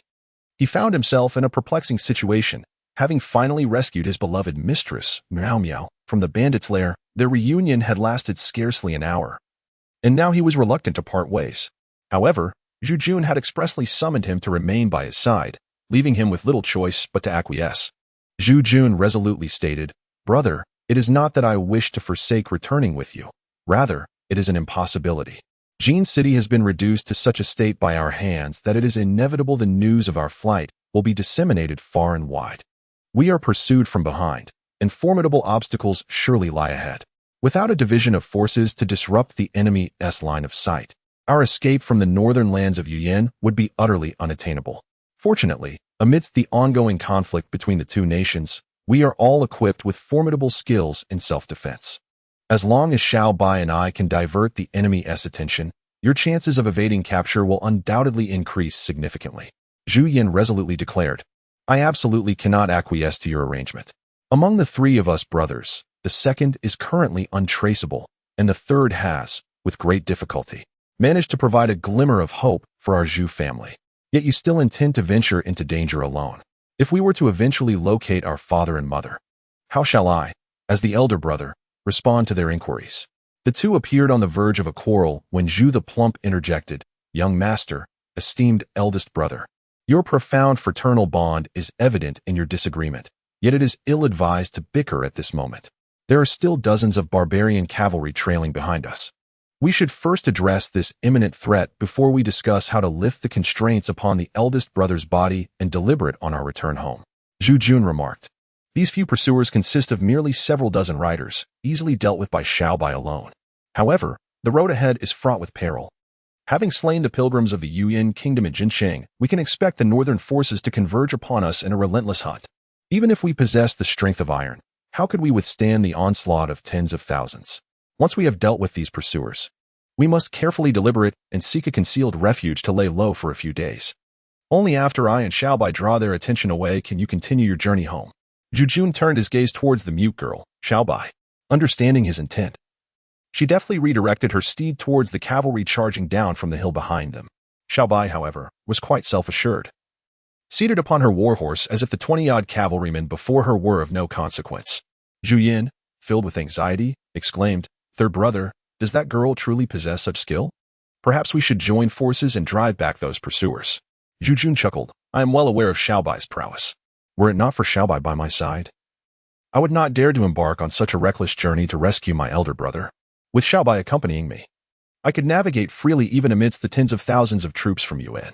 Otherwise, how could I possibly venture northward to draw the enemy's gaze? Zhu Yan gazed in astonishment at the distant figure of the lone white horseman charging into the fray. The white silhouette, akin to a wraith, glided effortlessly from the saddle, weaving through the ranks of a dozen steeds. In a swift and ethereal motion, several cavalrymen were dispatched from their mounts, landing heavily upon the ground, clutching their throats. Each one having had their windpipe severed, not a single cry of anguish escaping their lips. The crowd had already witnessed the enigmatic martial prowess of the white rider at the city gates, yet now, their expressions remained etched with shock and disbelief. Zhu Pengzi sighed. Miss Spy possesses martial skills that we shall never hope to match in our lifetime. Yet, alas, she is mute. How truly lamentable it is that such a beautiful young woman, with such profound and inscrutable abilities, is rendered voiceless. Sigh, fate seems indeed blind. Zhu Jun smiled and said, she was not inherently mute. Rather, it is the prolonged isolation from the outside world that has rendered her speechless. Fate is quite equitable. Although it has deprived her of the ability to speak, it has bestowed upon her martial skills that are unattainable for most. Moreover, as she spends more time with us, she will gradually learn to articulate her thoughts. It is merely a matter of time, and you must trust me on this. Zhu Pengzi refrained from discussing the enigmatic origins of Bai Yuxuan in public, merely sighing repeatedly. Indeed, Xiao Bai's martial prowess was unparalleled among the gathered men, and to voice it would not invoke shame. Zhu Yan murmured, this young lady Bai possesses exceptional skill and fierce methods, dispatching foes without a flicker of hesitation. Old San, having such a remarkable companion by your side is indeed a stroke of fortune. You mentioned your intent to journey north, with someone of Bai's caliber accompanying you. I now feel at ease. Even amidst 1,000 troops, with her by your side, one could scarcely fear defeat. Zhu Jun exclaimed with delight, has my elder brother consented to my proposal? That would be most excellent. Fatty, you are indeed more familiar with the martial prowess of the Zhu family than I am. Please examine whether the restrictions within my brother's body can be lifted. However, Daoist me interjected, young master, you are mistaken. The cyclical true energy within you is, in fact, the culmination of the true essence of the myriad families. I have heard my master say that this cyclical true energy is the formidable adversary to the true energies of the myriad families. It would be most suitable for you, young master, to assist in unbinding the restrictions placed upon the eldest son. Zhu Jun, captivated by his thoughts, reflected on the miraculous efficacy of the reincarnation true chi he had mastered. Time and again, he had narrowly escaped death, relying on its wondrous powers. Even when engulfed by a colossal serpent, he managed to emerge unscathed, an experience that now seemed utterly inconceivable. As the reincarnation true chi gradually intensified within him, Zhu Jun sensed that he was once again confronted with a bottleneck, a matter of transcending his current realm, yet one that could not be hurried or forced. Zhu Jun furrowed his brow, activating the eye of reincarnation, and slowly began to probe into Zhu Yan's body. It was his inaugural attempt to investigate the intricacies of the human form with the eye of reincarnation, and the subject was none other than his elder brother. He dared not be careless. Threads of imperceptible reincarnation energy permeated the air and gradually entered Zhu Yan's Yintang acupoint. As it traversed along the meridians, the sensation was profoundly extraordinary, beyond mere description. The minuscule essence of reincarnation was comparable to the very cells of the human body, gently flowing down Zhu Yan's meridians. Upon reaching the central dantian in Zhu Yan's chest, he discovered 3 clusters of true energy enveloping the foot Shaoyin, hand Taiyang, and hand Shaoyang meridians, respectively. This obstruction prevented the vital energy from emanating from the central dantian, hindering the full circulation of true energy throughout Zhu Yan's body. Upon observing the numerous changes in Zhu Jun's expression, Zhu Yan remarked, Zhu Biao's technique of sealing acupoints is indeed formidable.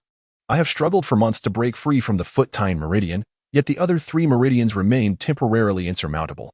Is there any method of rescue available? My dear third brother?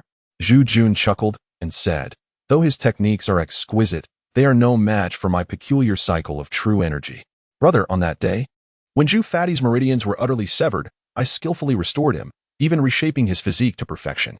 This trivial art of severing meridians is hardly a challenge for me. Sit tight, brother, and watch as I lift your seal. Zhu Jun cast a glance at Zhu Pengzi and then remarked, I see now.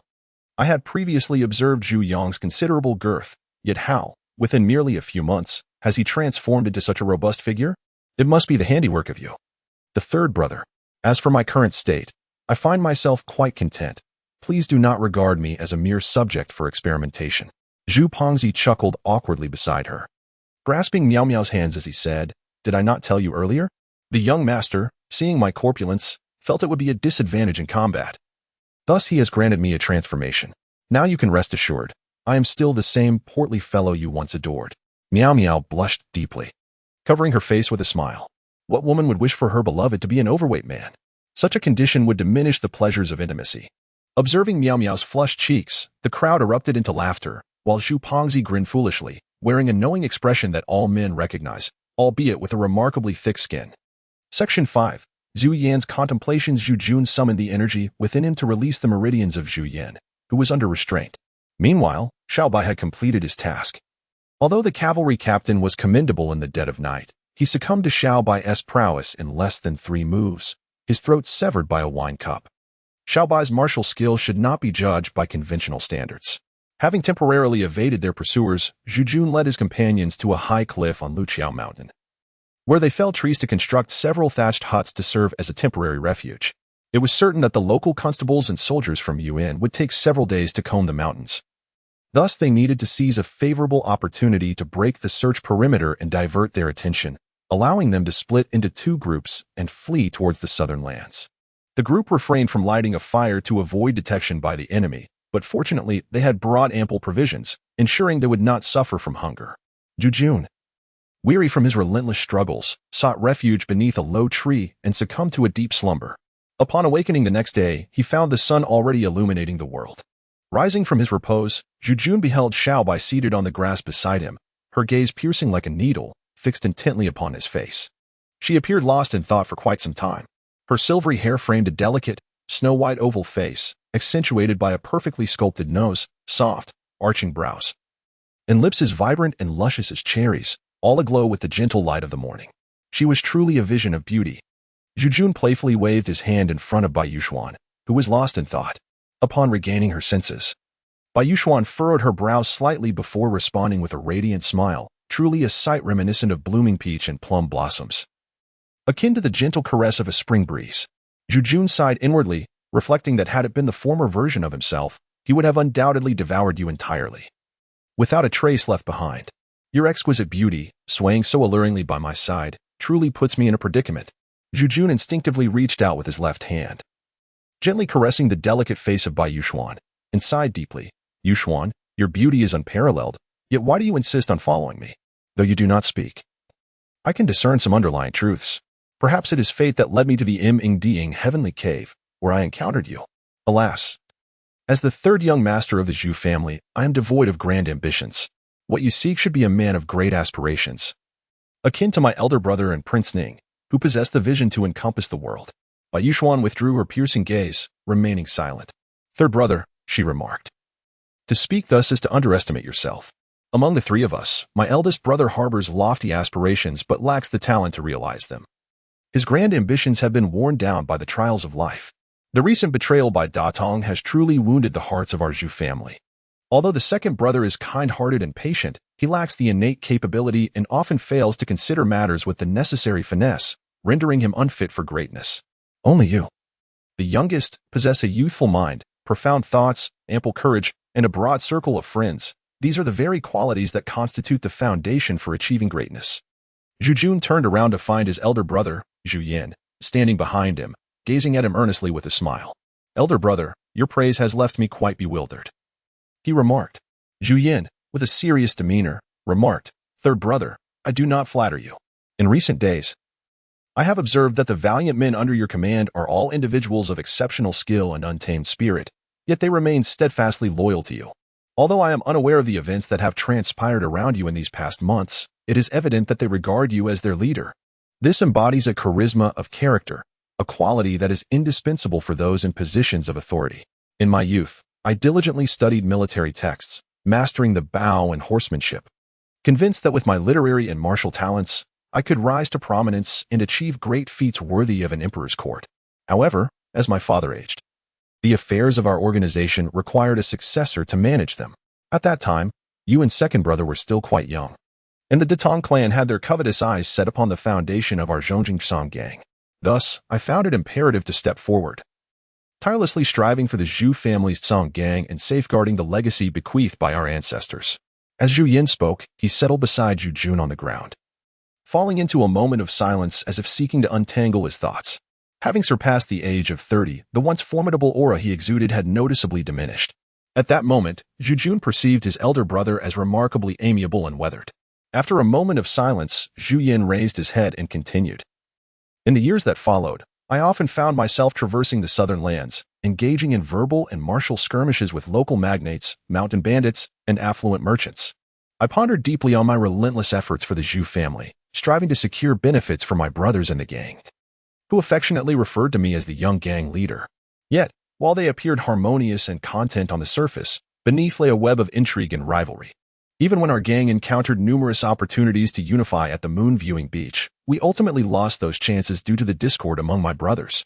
The affairs of this gang are particularly perplexing. The vastness of this world proves even more challenging to navigate.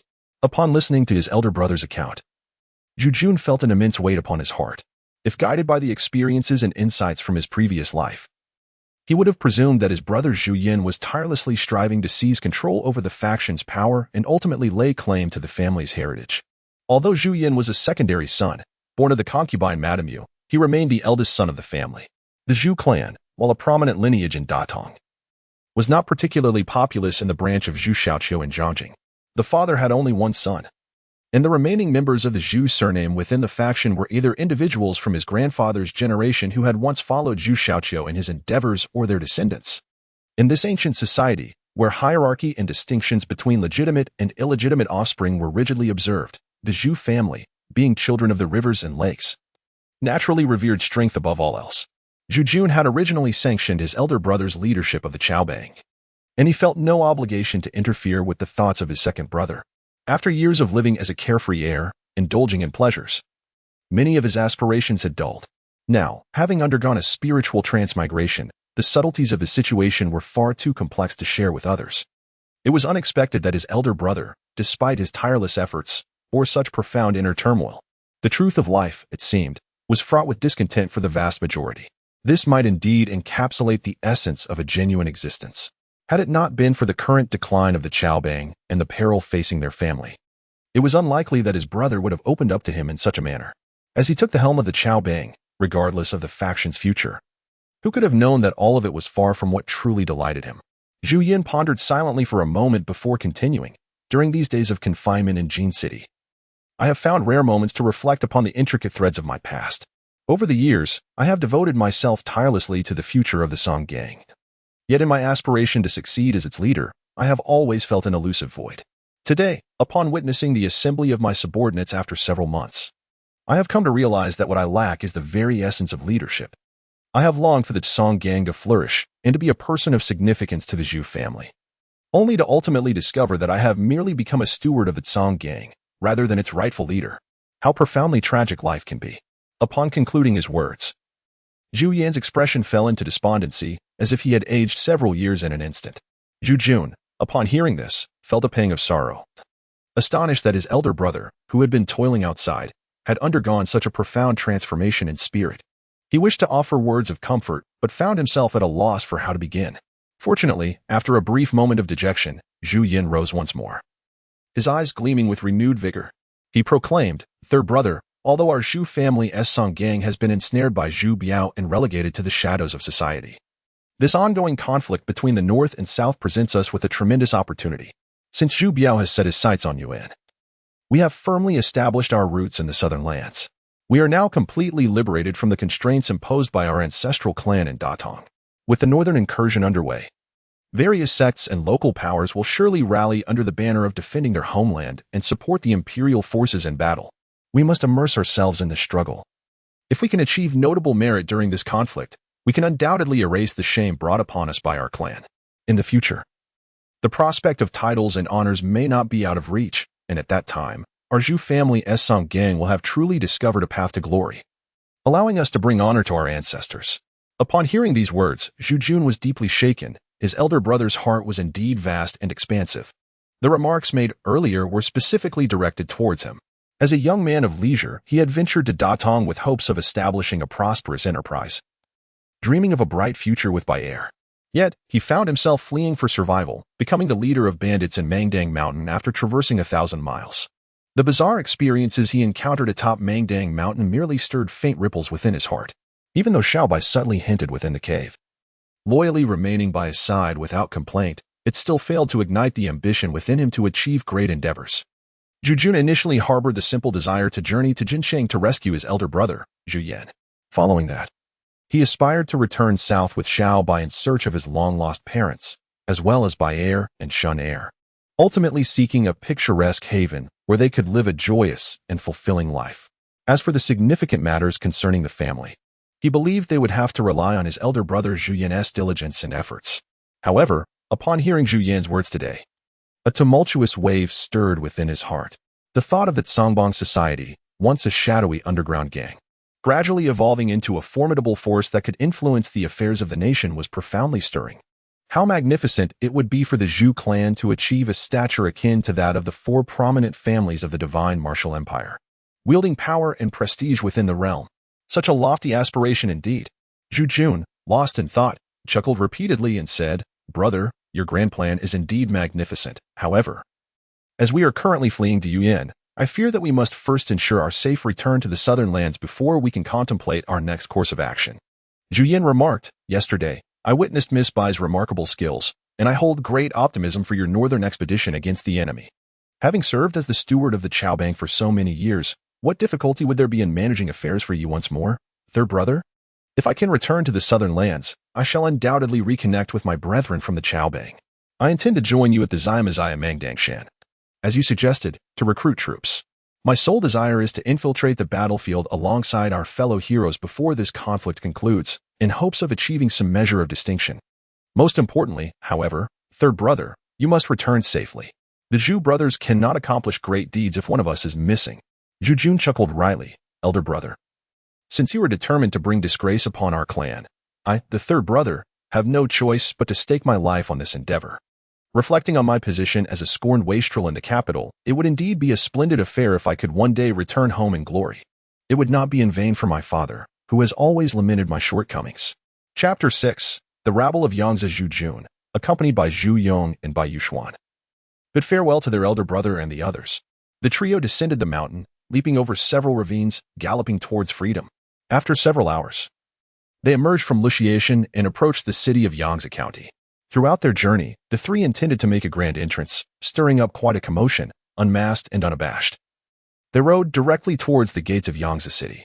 After a night of reunion between Zhu Pongzi and Miao Miao, they were initially reluctant to part ways. However, for the safety of their team, they had no choice but to venture northwards with Zhu Jun into peril. Zhu Pongzi initially harbored grievances, but after several hours of riding, he found himself feeling liberated. As long as Miao Miao could safely return to the southern lands, there would undoubtedly be a time for their reunion in the future. Remarkably, a subtle transformation occurred within the hearts of the two. Zhu Jun, leading the charge with an air of confidence akin to a dragon, proclaimed loudly, "Fatty, today I invite you to accompany me into peril, though I recognize this may burden you. Your lovely concubine possesses a remarkable beauty, and I am astonished that you are willing to endure another separation. However, the road ahead is fraught with uncertainty, where life and death are difficult to predict. And I must apologize for this. Throughout my arduous journey of 1,000 miles in flight, your presence has become a comforting constant. I have grown accustomed to our partnership, and I confess that I would feel quite uneasy with anyone else by my side." Zhu Pongzi rode alongside on the right, casting a glance at the Bai Yuxuan opposite him, and laughed heartily. "The road ahead is long and arduous. I shall seek knowledge both above and below." He tightened the reins in his hand and smirked. "Such trust from the young master is indeed a blessing for me. This journey northward promises to be yet another chapter of splendid experiences. To speak frankly, the insights I have gained during these days by the young master's side have far surpassed all that I have learned in the past decade. Individuals as remarkable as Miss Bai were simply beyond my reach back in Datong. Engaging in thrilling battles with those northern tribesmen over the past few days has truly been a great joy in my life." Zhu Jun chuckled, "Zhu Fatty, you seem quite unfazed. Perhaps you have grown too accustomed to living as a prosperous gentleman in Datong. The days ahead may very well require us to unleash a reign of terror in the northern lands. They say that life resembles an act of violation. Since resistance is futile, one might as well relish the experience.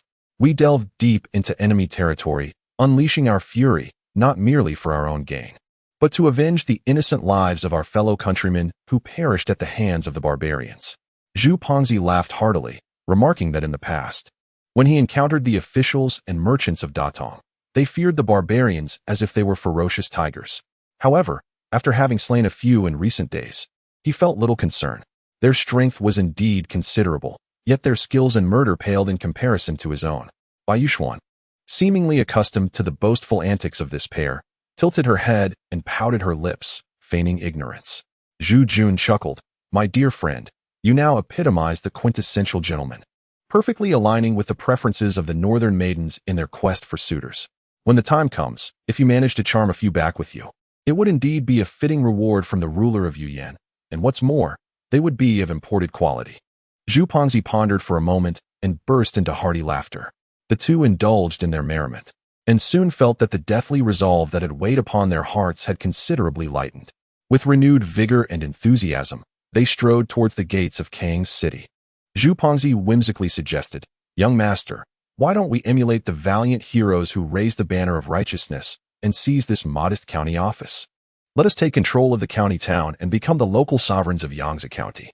Zhu Jun chuckled and scolded lightly, pondering that although this idea might be rather foolish, it was not entirely unfeasible.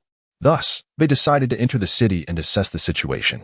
The three of them, full of vigor on horseback, slowed their pace as they approached the city gate. The soldiers stationed there, recognizing the trio's extraordinary presence, refrained from obstructing their passage and lounged lazily beneath the city wall, dozing off as they allowed the three to enter. Zhu Jun exchanged a glance with Zhu Fatty, concluding that the bounty order from the Sand God sect had yet to reach this small county, as no wanted posters featuring their likenesses adorned the streets along their route. The inefficiency of the ancient bureaucratic system was evident. Zhu Jun was contemplating the search for an inn where he could rest for the night. Intending to embark on his journey northward the following day, he was determined to wait until he laid eyes on the maritime capture warrant before indulging in any mischief. However, this small county town appeared peculiar, with its streets sparsely populated and an air of oddity permeating the surroundings. After riding through several streets and turning down an alley, the trio found themselves at the entrance of the county office. The sight before Zhu Jun instantly brought him a flicker of joy. Zhu Pongzi's eyes gleamed with excitement as he laughed heartily. It seems even the heavens are aiding us, young master. Let us proceed to discover what has transpired over there. Before them lay a scene of chaos at the county office, where hundreds of citizens, filled with righteous indignation, hurled eggs and fruits toward the building, turning the entire street into a lively spectacle. No wonder the streets had appeared so deserted upon entering the city. All the townsfolk had flocked here. The trio approached the throng on horseback and beheld a scholar, dressed like a common man, standing at the forefront of the crowd. His face flushed as he shouted vehemently, Down with the traitorous lackeys! Down with ethnic discrimination! Our sovereign has not divided us into classes. Yet this petty county office seeks to grant impunity to the murderer simply because he is a foreigner. It is lamentable that County Magistrate Zhu Yan, himself a Han, would commit such inhumane acts. We, the Han people of Zhu Yan, number in the millions. Can we not bring this insignificant magistrate to account? The surrounding populace, mostly Han, echoed his sentiments with fervor. Inside the county office, the walls bore the brunt of the onslaught of eggs and fruits, while several officials desperately clung to the doors, powerless to intervene against the raucous mob outside. Zhu Pongzi dismounted and squeezed into the crowd, inquiring subtly about the commotion. It turned out that a devotee of the Sand God sect had heinously murdered a Han woman, who happened to be a miss of the prominent Yang family in the city. The Yang family was considered a significant household in this small county. The perpetrator, originally a follower of the Sand God, had established a church in Yangtze under the guise of spreading doctrine, yet secretly colluded with the underworld, extorting and terrorizing local merchants and commoners alike, earning a notorious reputation in the area. Although the state of Zhu Yan was under the dominion of the Baya people, the majority of its populace remained Han. The ruler, adopting Han cultural practices, sought to win over the scholars of the Han elite and gradually constructed a governmental structure akin to that of the southern dynasties, thereby solidifying the regime secured through iron-blooded military achievements. The crime of the Sand God devotee, brutally slaying a virtuous woman, warranted the death penalty. Zhu Yan, the county magistrate, was a protege of the Zhu family, and Zhu Biao had been painstakingly establishing his influence in Zhu Yan, gradually infiltrating the region around Hedong. Zhu Yan, a trusted confidant of Zhu Wenxuan, had grown up in Jincheng and, through bribery, managed to ascend to the position of county magistrate in Yangtze. Zhu Yan naturally aimed to fortify the region of Hedong and Jincheng, treating Yangtze as a crucial gateway from the Taiying Mountains, which he could not afford to lose easily. Now, the Sand God sect was at its zenith in the northern lands. It was imperative not to offend the apostles of the Sand God sect over the plight of a single Han family. Zhu Yan, though astute, could hardly anticipate the intensity of the Hanbai conflicts in this border territory of Yuyan. This seemingly trivial case had ignited a rebellion among the populace. Zhu Jun came to understand the intricate circumstances, realizing that the kingdom of Yuyan was not as formidable as legend suggested. It was a case of a minority ruling over the majority Han population, a small faction exercising dominance over the larger group, with vastly differing national sentiments. This ethnic discord had emerged as the principal conflict within Yuyan. The kingdom, originally founded on military prowess, employed force to intimidate the Han citizens, while simultaneously implementing strategies of both allure and oppression, fracturing the relationships among Han aristocrats. This was the essence of Yuyan's governance. Upon reflection, the Yuan Empire bore resemblance to the Divine Martial Empire, both operating under a system of aristocracy. However, the Divine Martial Empire was characterized by several Han clans vying for political resources, whereas Yuan was controlled by the Baya people, who wielded military power and maneuvered the prominent Han families, suppressing one faction while elevating another. The Baya maintained this precarious balance through might, ultimately reaping the most benefits, as they were, after all, of royal lineage. The crowd gathered outside the county office, incited by a scholarly figure, gradually slipped from a state of control. Individuals began to pick up large stones and bricks from the ground, hurling them at the high walls, eliciting screams from within. As those on duty were struck by the projectiles, a head gradually appeared over the county office wall, belonging to a burly man, who shielded his face with a round shield and proclaimed in a loud voice, "Yang Wu, you are also a scholar, destined to serve as an official in the future.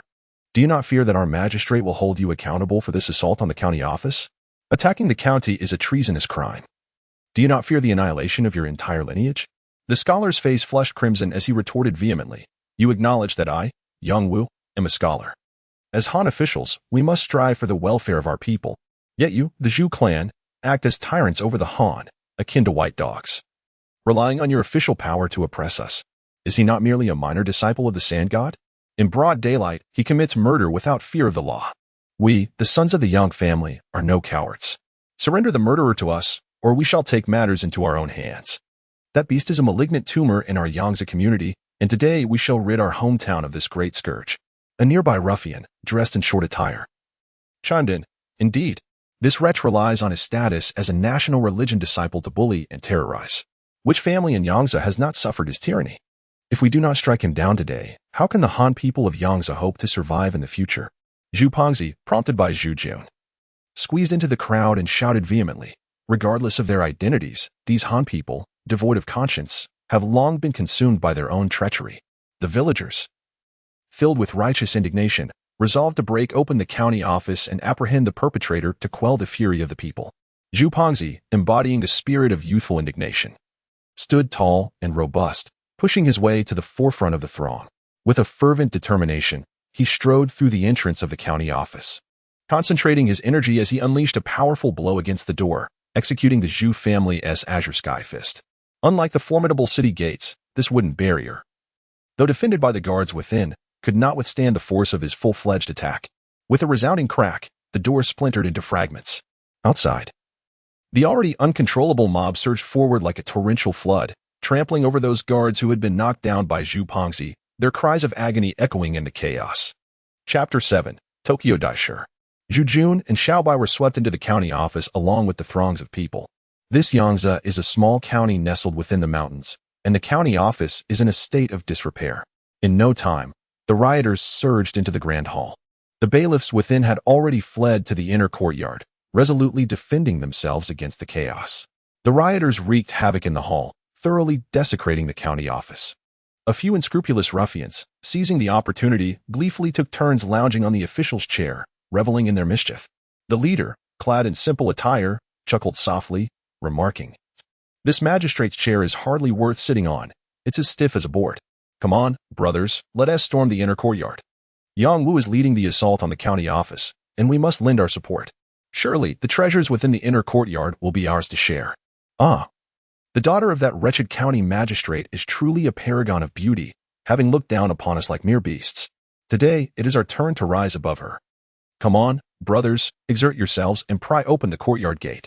Upon hearing this, Zhu Yan and his companion exchanged knowing smiles. Zhu Fatty, with a sly grin, remarked, "As we travel northward, it would be fitting to wreak havoc upon a few county offices, allowing Zhu Wenxuan to witness the prowess of our young master." Just as Zhu Yan was about to deliver a kick, he spotted a figure approaching through the crowd, none other than the scholar Yang Wu. With a flushed face, Yang Wu addressed Zhu Fatty, saying, "Esteemed warrior, I must express my gratitude for your assistance in opening that grand door earlier. I, Yang Wu, am resolved to do whatever it takes for the sake of my sister. I would not hesitate to slay the county magistrate and take to the mountains as an outlaw." My sister met a tragic end, while the magistrate shielded the perpetrator, harboring him within the inner courtyard. I earnestly implore you to aid me once more by unlocking the gate to that inner courtyard, and I shall be forever in your debt. Zhu Pongzi cast a glance at Zhu Yan, who nodded slightly. Zhu Pongzi chuckled repeatedly, saying, "Young Master Yang, do not be anxious. I shall go at once." Yang Wu led 3 companions through the grand hall, arriving at a towering courtyard wall, with the central gate firmly shut. The walls were teeming with the guards of the magistrate's office, each drawing their bows, resolute in their determination to defend.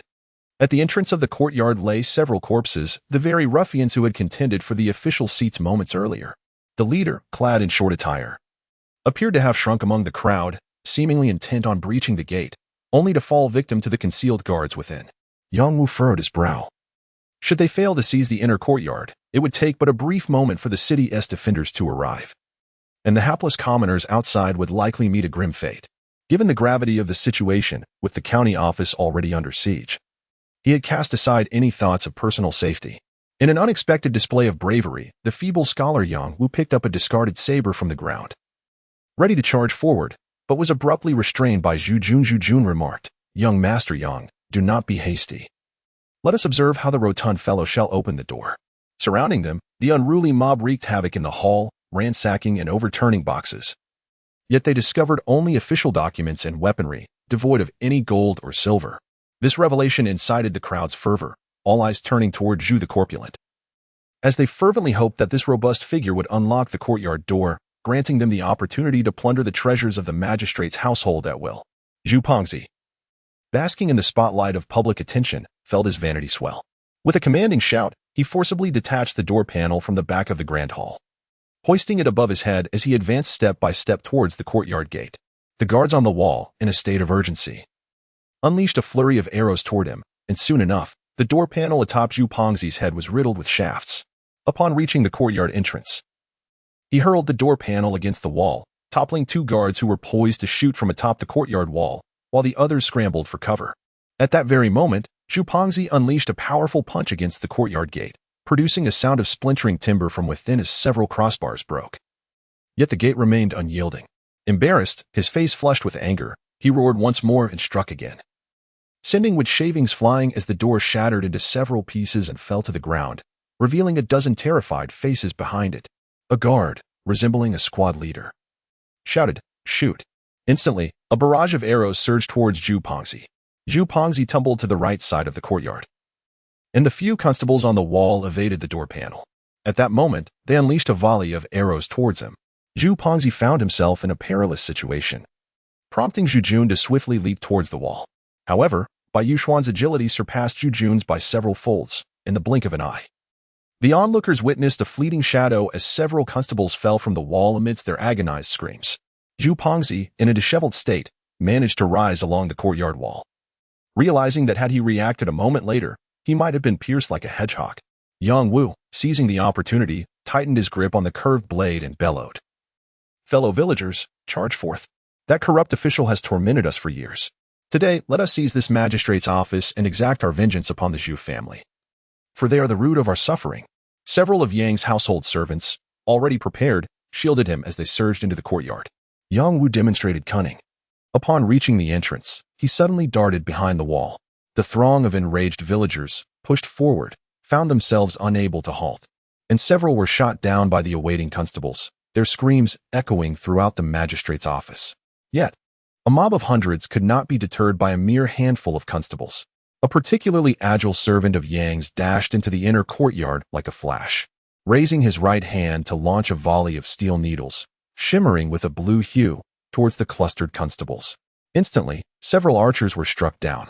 This servant, fierce as a tiger, pounced into the midst of the constables, while Zhu Jun and Bai Yuxuan, having resolved their own troubles, glided through the air like soaring birds, cutting through the ranks of constables, causing them to scatter in disarray.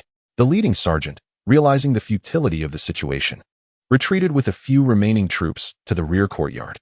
The hundreds of enraged villagers surged into the inner courtyard, akin to starving wolves entering a sheepfold, frantically smashing and seizing whatever they could. Even the seemingly counterfeit paintings on the walls were hastily stuffed into their garments, and the gold, silver, and jade artifacts were fought over with fervor, turning the magistrate's inner courtyard into a veritable cauldron of chaos.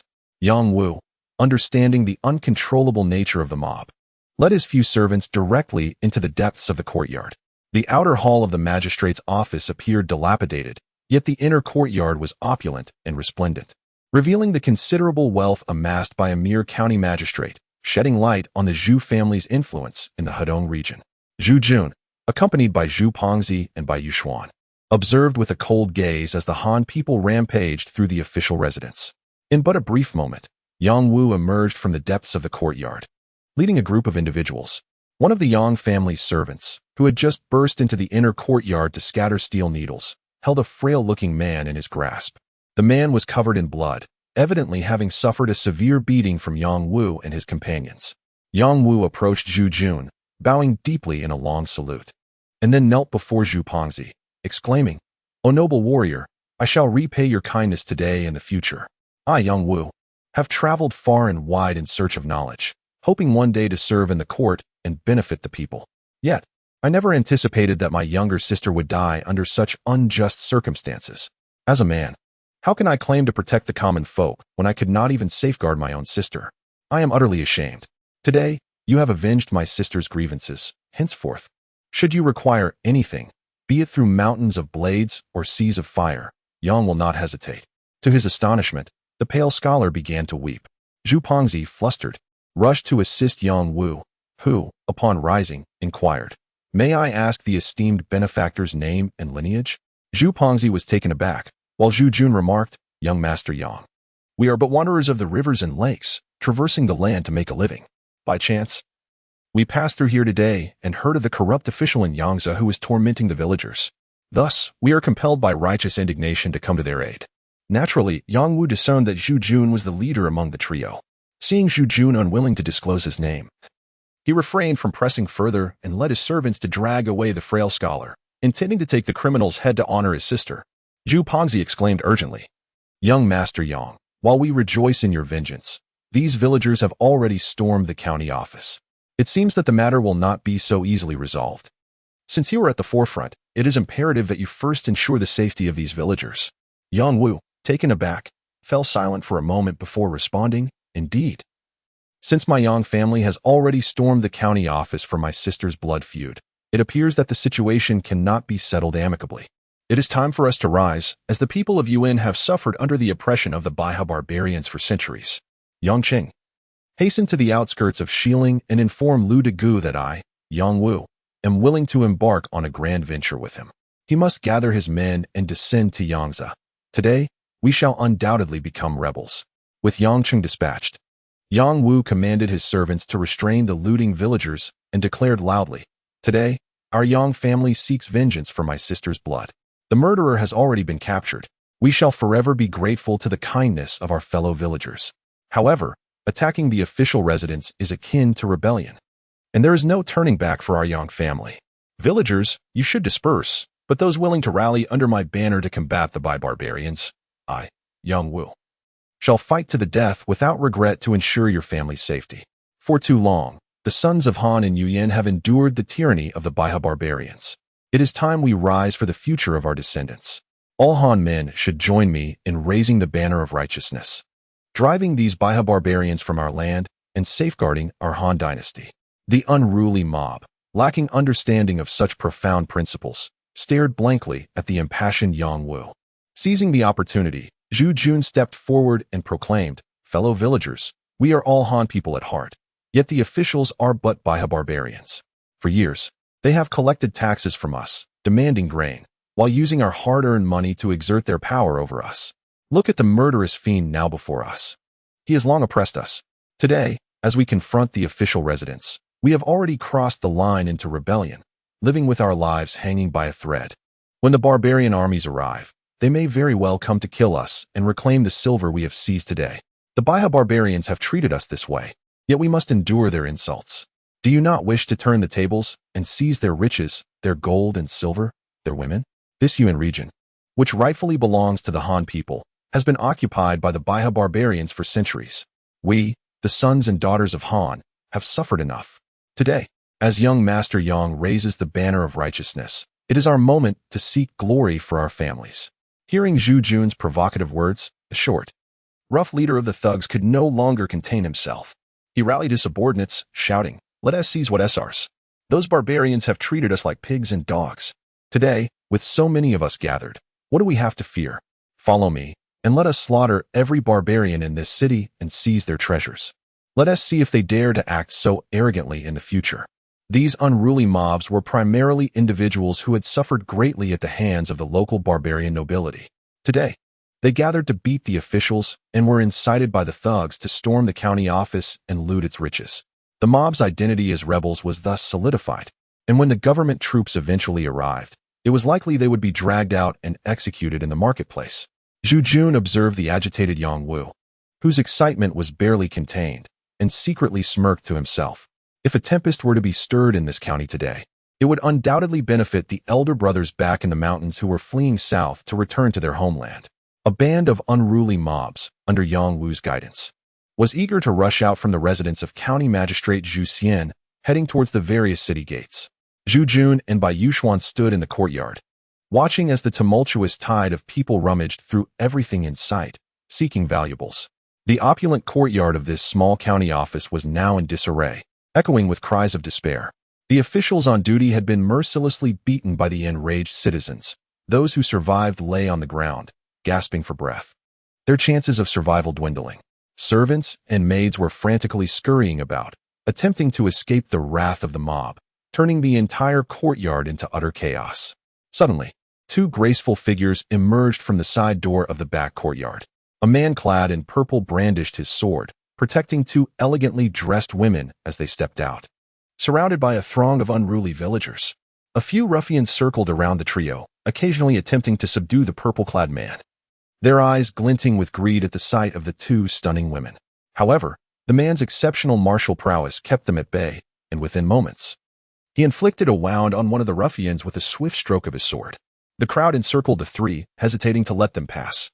The man brandished his sword to fend off the ruffians and called out to the assembly, "I am Daionshing of the Dai family from Tokyo. Today, I am escorting my lady through this area. Who among you is the leader? Step forward and speak. My lady is of noble birth, should anyone harbor ill intentions. My Dai family will mobilize the forces of Bohai to eradicate your entire clan." The mere mention of the Dai family from Tokyo silenced the surrounding mob. Yang Wu, who had been poised to leave, retreated into the courtyard, bewildered, and approached, stammering, "Could it be that you are the esteemed Bohai Lord Dai Chuanfeng?" The purple-clad man replied with pride, "Indeed, it is I. You, a mere scholar, dare to disturb the peace and meddle in affairs of state? Your audacity is commendable. Yet today you have committed a grave folly. I have heard you are a Jiren. Where have all those years of studying the classics led you?" Yang Wu trembled uncontrollably, choking back tears as he implored, "I beseech you, Bohai Lord, to champion the cause of the Yang family of Yangtze. My younger sister, merely 18, has never set foot beyond our home. Alas, on her first venture to the east to pray for blessings, she fell victim to the vile intentions of a malicious man. In a fit of rage, Yang Wu dragged forth a bloodied, frail-looking man and struck him down with a resounding slap. Despite his seemingly frail appearance, the impact was unexpectedly loud. With a fierce kick to the man's legs, Yang Wu seethed. This barbarian, emboldened by his status as a follower of Saint Natasha, has long conspired with the lawless in Yangtze, terrorizing our neighborhood, and has gained a notorious reputation. He coveted my sister's beauty, and in a heinous act, forced her into his home to commit unspeakable atrocities. My sister, unable to bear the shame, took her own life. I, young Wu, who has been studying abroad, hurried back upon hearing the dreadful news, only to discover that the magistrate of Yangtze has shielded the perpetrator and threatened my family, warning that if we escalate the matter, the followers of the Sand God will slaughter the Yang family. Yang Wu spat upon the man, his desperation revealing a coarse demeanor. I have long heard of your illustrious name, Bohai Lord. Your decisive action against the Marquis of Ningyi for the sake of tens of thousands of citizens in Tokyo is indeed legendary among the Han people. Today, my Yang family seeks vengeance for the blood that has been shed over my sister. I am prepared to sacrifice my life. However, the innocent townsfolk should not suffer for my plight. If you promise to report the truth of today's events to the sovereign, I, young Wu, will willingly offer my head for the sake of these hundreds of commoners. I would have no regrets in death. Dianxing, listening to Yang Wu's impassioned plea, remained unfazed and replied coolly, you lead hundreds of unruly mobs to attack the county office, and you have already committed treason by killing the magistrate. How can I present your case to the heavens? Would that not be a farce? Should I also emulate the Yangtze magistrate and become a bureaucrat who harbors rebels? Yang Wu was momentarily taken aback, then overwhelmed with emotion, his voice trembling. Ha! Who would have thought that the renowned Bohai Lord and the Dai family of Zhongjing have become nothing more than timid lapdogs of the barbaric invaders? Enough! I have toiled my entire life in the pursuit of knowledge, believing in the righteousness of heaven, that good will triumph over evil. Yet now, even the Dai family has turned into a pawn of the oppressors. What hope remains for us, the Han people of Zhu Yan? He rallied the townsfolk. Do you hear? The barbaric invaders have ruled over us for years, yet we have endured not a single day of peace. We have long suffered under their contemptuous gaze. And with the rise of the Sand God cult, they are not our kin. They do not belong to the lineage of Yan and Hua. For centuries, they have drained our lifeblood, devoured our flesh, treating us like mere livestock. I, Yang Wu, am a Han man, and the Yang family shall no longer live as wretched dogs beneath the feet of these savages. Fellow villagers, those willing to join me in rebellion against the officials and return to the Han dynasty of the South, follow me. Behold, that is the South. That is the divine martial empire, the realm of our Han people. There, we shall take charge. That is where our roots lie. Today, we will cleanse the city of its barbarians and become heroes of the Han. The mob, stirred by Yang Wu's fervent words, surged forth from the county office, attacking any barbaric invaders they encountered in the streets. A few ruffians, leading the charge, shouted, "We are killing, we are rebelling. Eradicate the barbarians and restore the Han dynasty." Yang Wu turned to Zhu Jun, standing beside him, and said, "Brave warrior, aid me to the end. Accompany me to guard this county office while I clear out the remaining remnants at the city gates. Once I have dealt with them, I shall express my gratitude for your kindness." With an air of familiarity, Zhu Jun nodded noncommittally, while Zhu Fatty quickly agreed. Yang Wu then joined the throng heading toward the gates. Dianxing, realizing the tide of the mob was irreversible, remained steadfast in protecting the two women, unwilling to budge an inch. Zhu Jun observed as the townsfolk exited the county office, which had been thoroughly plundered. Even the armory within the prison had been breached. It was only natural that the mob's next course of action would be to raid the other affluent households of the barbarian tribes within the city. Yang Wu had already led his men away, leaving the expansive courtyard with only Zhu Jun, two companions, and the nobleman in purple guarding two enchanting young ladies. Amidst a sea of debris and refuse, the magistrate of the county had been slain, the constables abducted, and all the maids and servants had vanished amidst the chaos. Zhu Jun had been standing outside, observing with a cold gaze. Zhu Fatty, not having received his signal, naturally did not accompany the scholar Yang Wu outside to commit acts of violence. As the ruffian prepared to lead the two women away from the county office, he heard Zhu Jun's laughter. "My dear brother, do you perhaps believe that we three are mere clay statues, incapable of action? Since Yang Wu has left us here, it is clear that he does not wish for you three to escape. You appear to hail from the noble families of Zhu Yan, yet you seem to have rather close ties with this tyrannical county magistrate." Aha! Dianxing halted, casting a stern look at Zhu Jun, who stood calmly at the entrance of the courtyard. "I refrained from intervening earlier solely to avoid harming the innocent populace. Who are you to obstruct my path? The Yang family of Yangtze, daring to provoke the divine authority of the holy teachings, is destined for ruin. However, I have no desire to be the executioner of this vile deed. It would be wise for you, young brother, to refrain from hindering my departure." Zhu Jun let out a hearty laugh and remarked, hearing the tone of Yongwu. It seems that your Dai family holds a rather esteemed position in this northern land of Yuan. Yet, you are merely the pawns of barbarians. How can you speak of compassion for my Han people? Dai Anqing responded with a cold sneer. Though Yongwu may possess courage, he employs misguided methods, inciting the ignorant populace to seek vengeance for his family. Such actions do not qualify him as a hero, nor do they merit the attention of my Dai family. Should I choose to depart, rest assured that none of you can hinder my way. Zhu Pongzi let out a series of cold, mocking chuckles as he cast a glance towards the Baiyuxuan. With a sly grin, he remarked, "Young master, it seems we have unwittingly stumbled upon an iron wall. They regard us as mere trifles." Just moments ago, he had been thoroughly cornered by the guards on the walls, who had driven him to a state of utter disarray with their arrows. Now, a few blades of grass clung to his head, making his laughter exceedingly lewd. Zhu Jun remarked, "According to Yongwu, they hail from a prestigious clan of Yuan, while we are merely ruthless bandits from the south. Naturally, they regard us with disdain." With a chuckle, Zhu Jun lifted his gaze to the two young ladies beside Bo Hai Lang. Both were adorned in the attire befitting noble women, one tall and the other petite, both exuding a serene beauty that was undeniably striking. Zhu Jun chuckled, "Your swordsmanship, my friend, is indeed remarkable, as I have just witnessed. However, if you wish to escort these two delicate ladies away from us unscathed, do not mistake my words for underestimation. Feel free to come forth and give it a try." Dai Anqing, of distinguished lineage yet a warrior by profession, paid little heed to the trio before him. With a hearty laugh, he brandished his sword and charged forward. Zhu Jun's lips curled into a smirk as he coldly laughed. Zhu the Fat had already leapt forth like a great bird. Dai Anqing's swordplay was bold and expansive, engaging Zhu the Fat in fierce combat. Although Zhu, trained in martial arts, began to realize the disadvantages of being unarmed at this moment. Dai Anqing's sword struck with the force of a tempest, each thrust carrying immense pressure toward Zhu the Fat. Initially, Zhu managed to evade with the strength of his inner energy, seizing opportunities to target Dai Anqing's vulnerabilities. Yet after merely 10 exchanges, he found no further openings in Dai Anqing's defenses, relegated solely to the art of parrying. Upon witnessing Dai Anqing's exceptional martial prowess, Zhu Jun was poised to assist, only to see Baiyuxuan already soaring into action.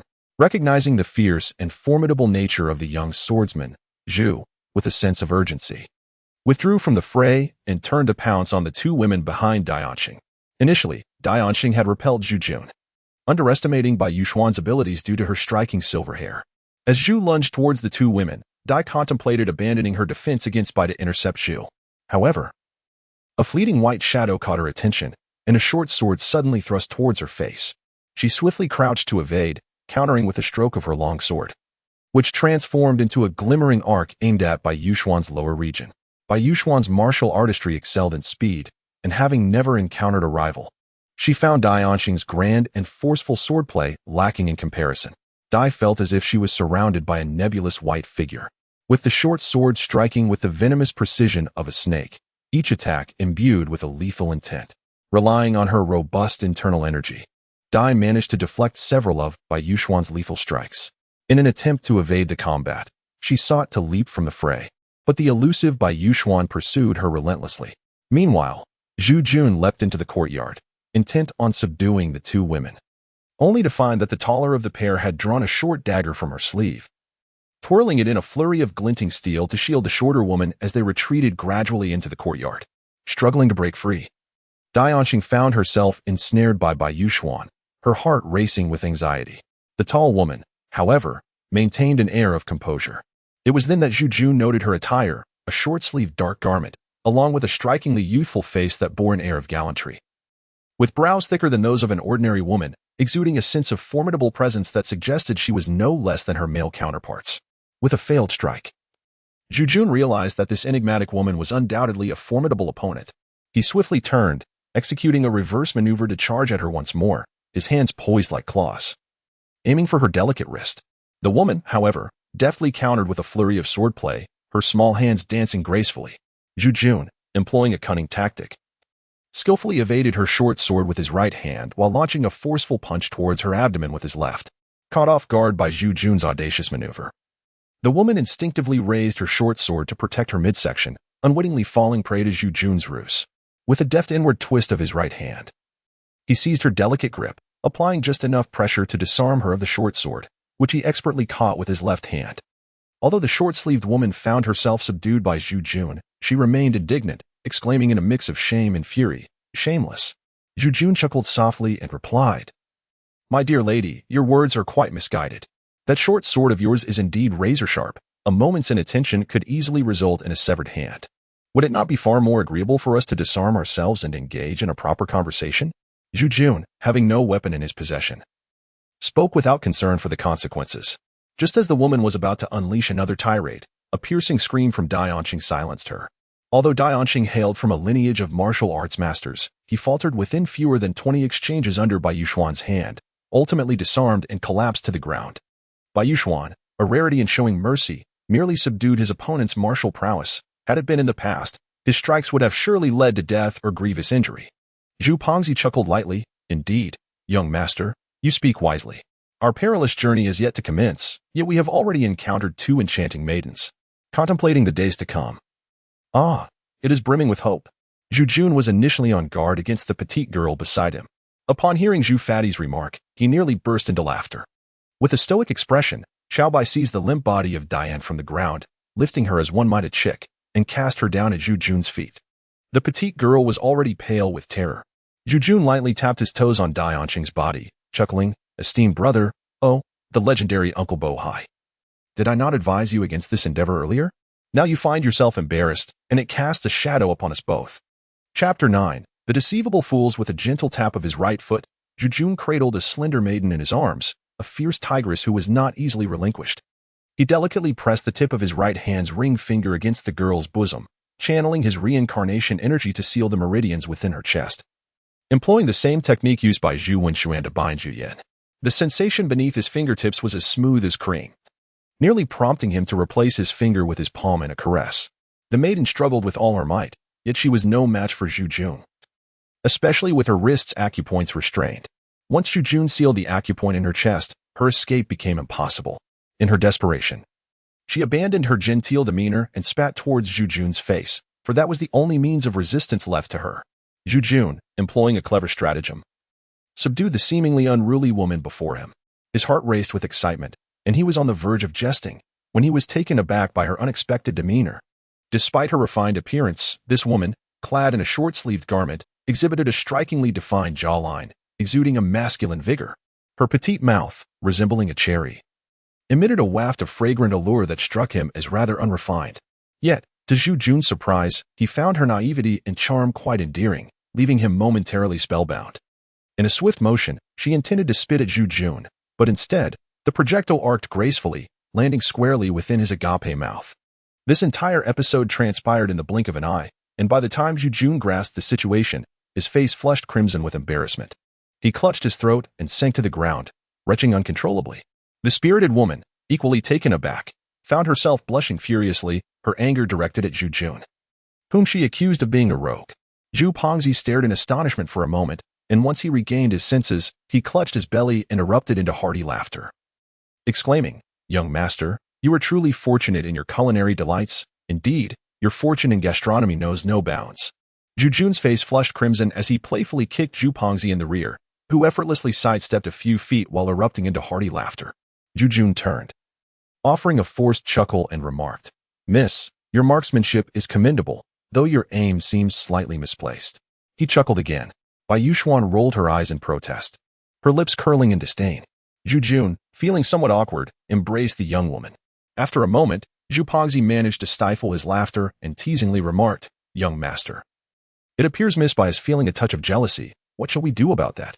Bai Yuxuan shot Zhu Pongzi a frosty glare, causing him to fall silent, resembling a wilted eggplant, too intimidated to utter another word. Zhu Jun instructed Zhu Pongzi to bring Dianqing, who arrived accompanied by 2 women, to the grand hall of the county office. This hall appeared far more modest than the inner courtyard, having escaped the ravages of the mob, however. The weapons racks stood in disarray, with their staffs scattered across the floor. Zhu Pongzi appeared more composed and seasoned than Zhu Jun.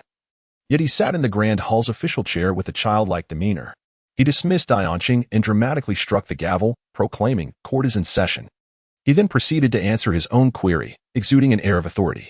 Turning to Zhu Jun, he remarked, "Young master, the experience of holding office is indeed rather delightful. Would you care to give it a try?"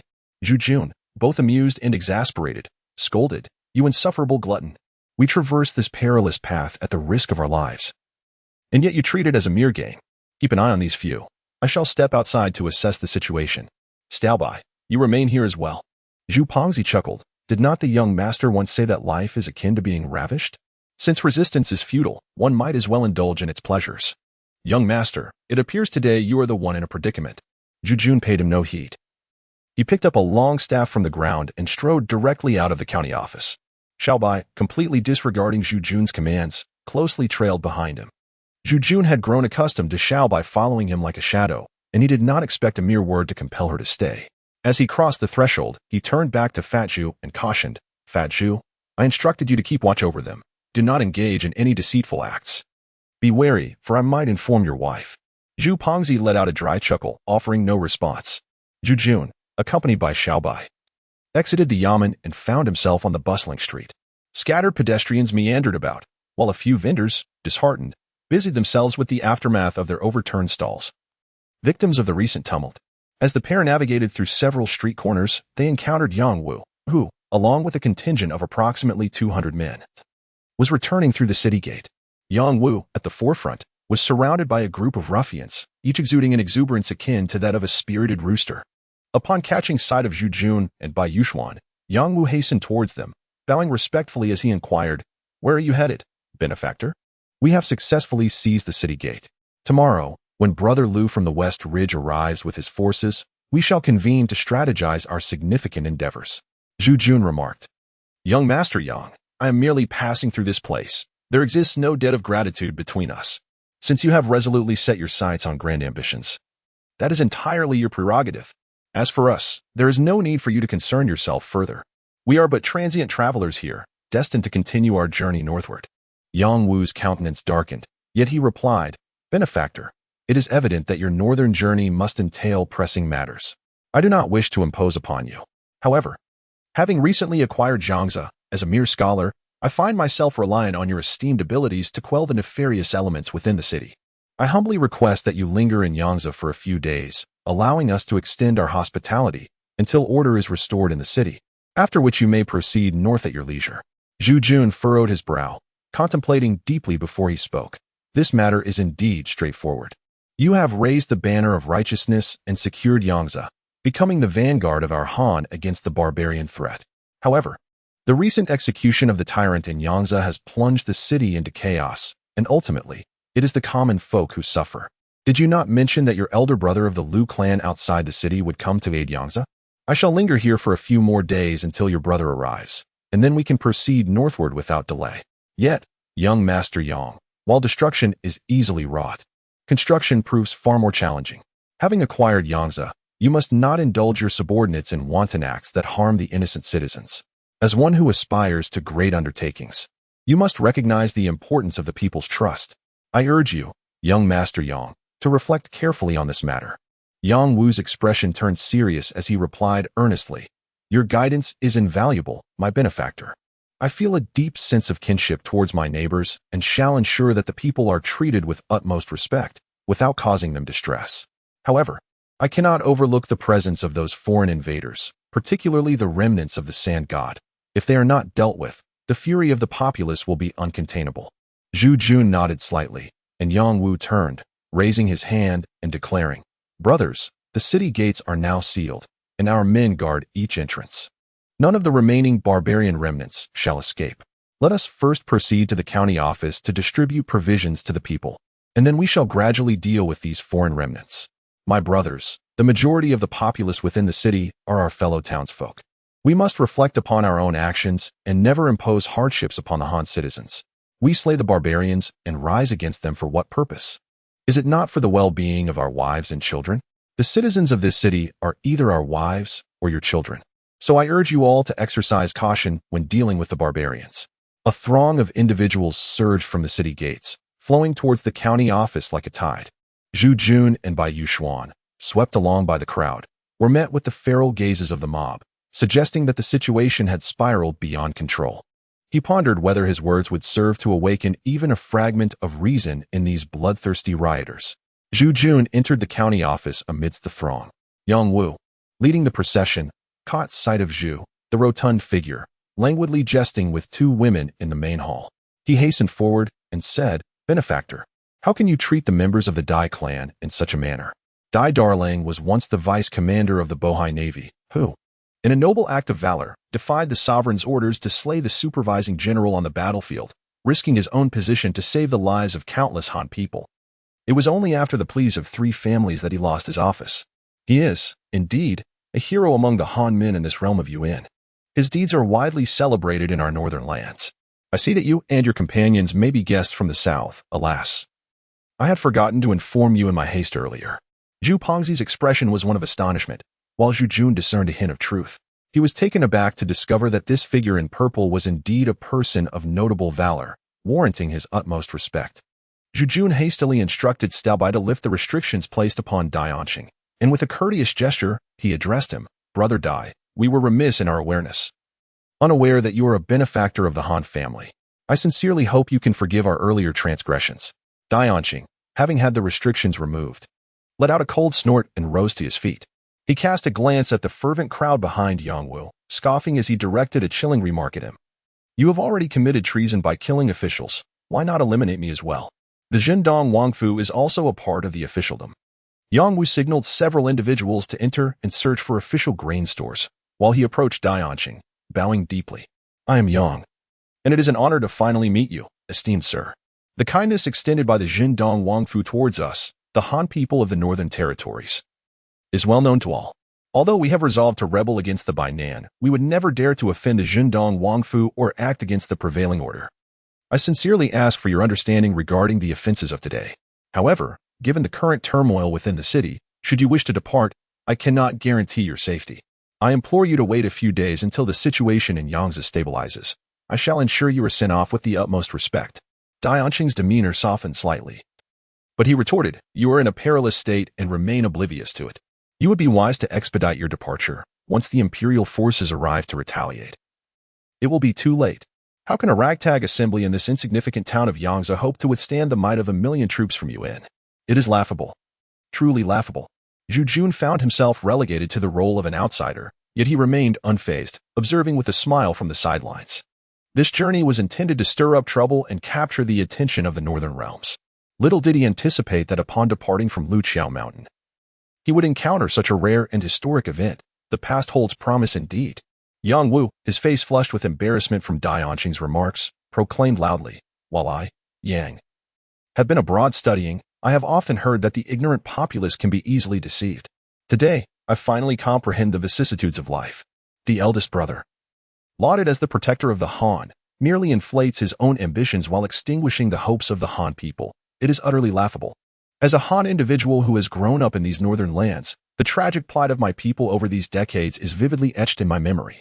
You, of the Eastern Town Royal Court, presume to be the leaders of the Han, asserting that all matters should benefit our people, yet your methods are starkly disillusioning."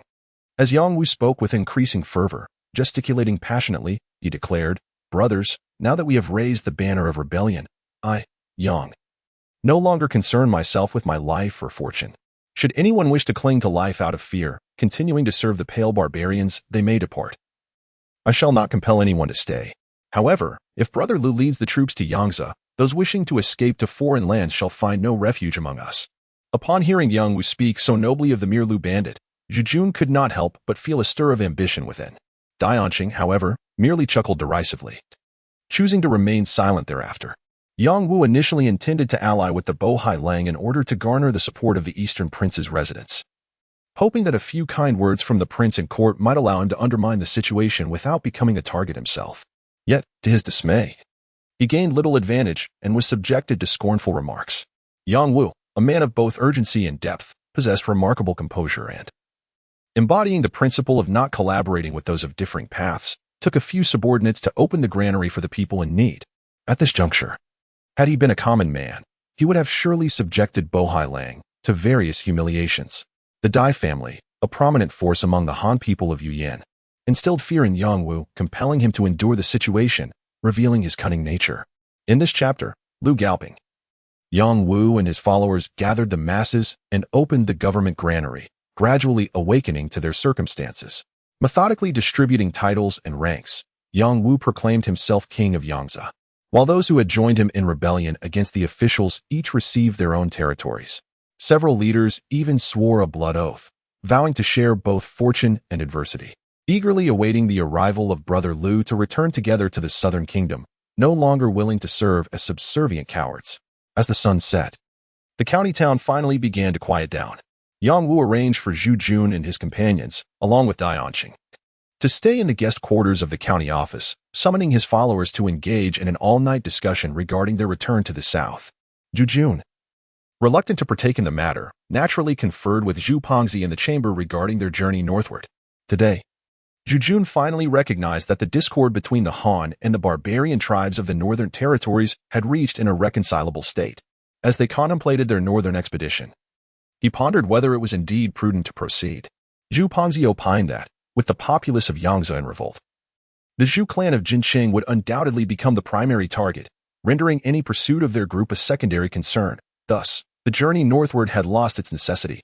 Zhu Jun, however, believed that the political instability in the northern regions presented a splendid opportunity for the Zhu family to achieve glory in the southern lands. He advocated for a continued advance northward, suggesting that they should act decisively and perhaps bolster the momentum of Yang Wu and his comrades, potentially alleviating the stalemate between the north and south. The Divine Martial Empire had originally intended to launch a northern expedition during the Mid-Autumn Festival, but in June, the armies of Zhu Yan and Hudong besieged Datong, resulting in a hasty military situation. Preparations for the northern campaign were insufficient, and should Datong fall, cities like Luoqing and Shanqiu would likely follow, leading to a catastrophic retreat over vast distances. At such a time, if a grand peasant uprising were to erupt in the Yuyan region north of the Hua River, it would undoubtedly afford the Divine Martial Empire the invaluable luxury of respite, the significance of which is self-evident. Moreover, it could absolve the Zhu family of the ignominious label of traitors.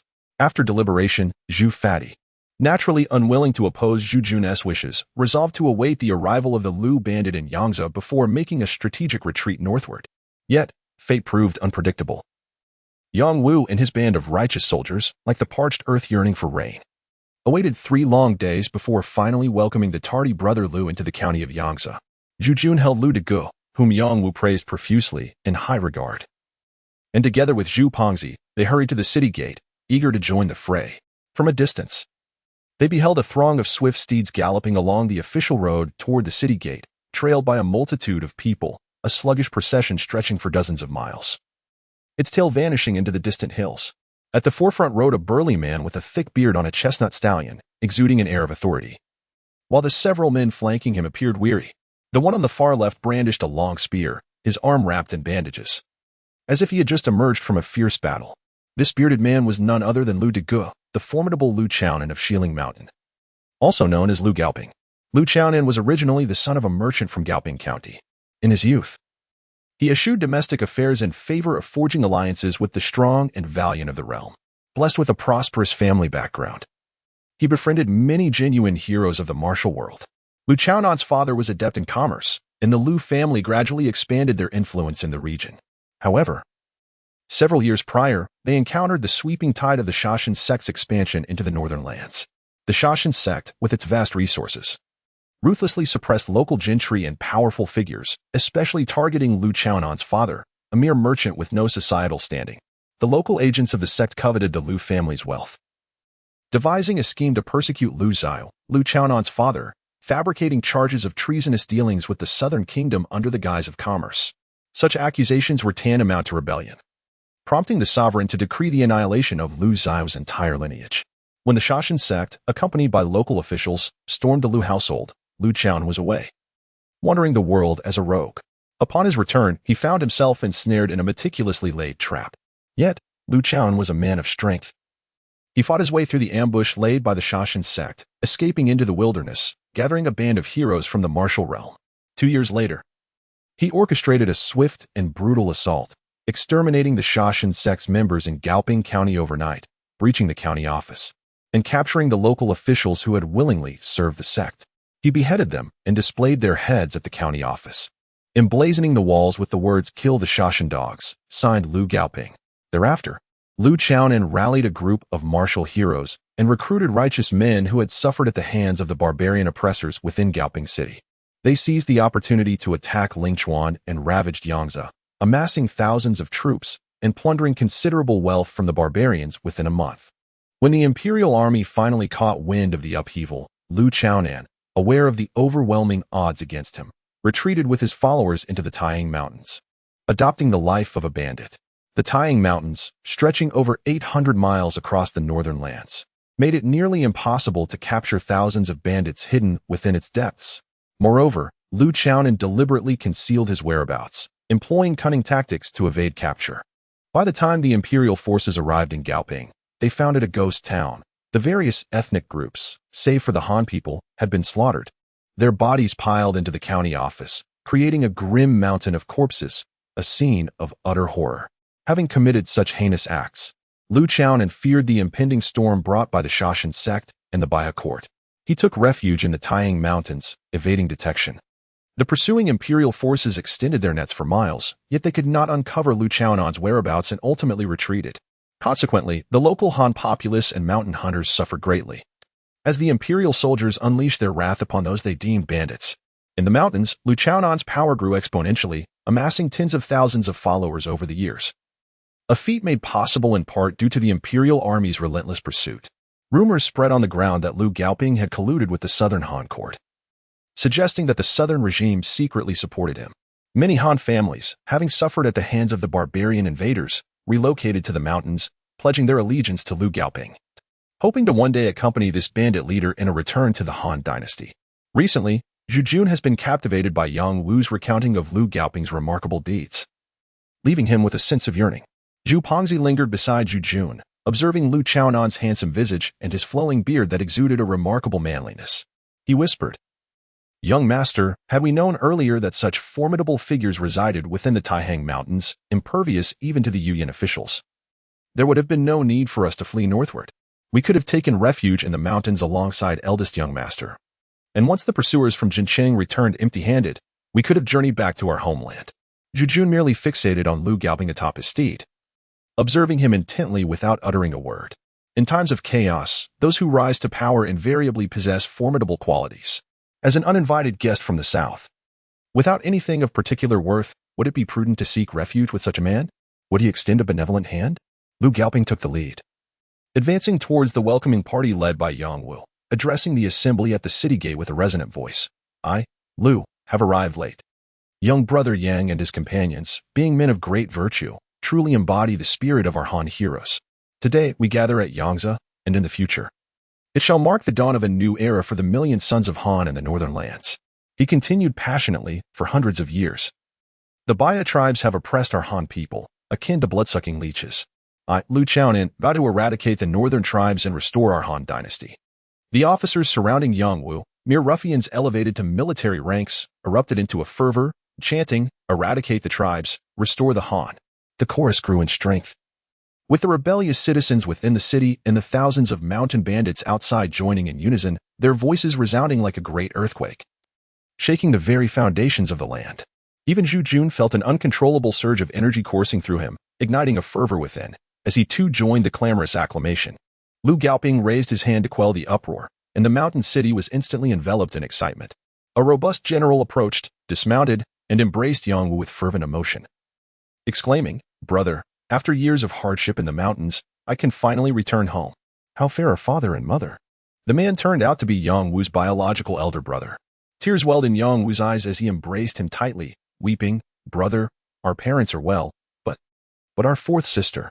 Suddenly, he pushed his brother away, striding toward Lu Chaonan and kneeling before him, proclaiming loudly, "Brother Lu, I, Yang Wu, pledge my allegiance to you today as my master in Yangzhe, vowing never to betray you in this lifetime. May we, the sons of Han, unite our strength to eradicate the northern Baya tribes and restore the rightful order of our Han dynasty. Should I break this oath, may heaven and earth conspire against me." Lu Gaoping dismounted, assisting Yang Wu to his feet, and replied with a smile, "Dear young brother Yang, there is no need for such solemnity. The sons of Han in the northern lands number far more than 1,000,000. If we unite our efforts, even a mere spit from each could drown those Baya tribes. Our true adversaries are the treacherous Han traitors who, under the protection of these tribes, oppress us common folk. I have already established contact with His Majesty of the Divine Military Empire. He has conferred upon me the title of General of the Northern Defense, and all my subordinates shall receive rewards.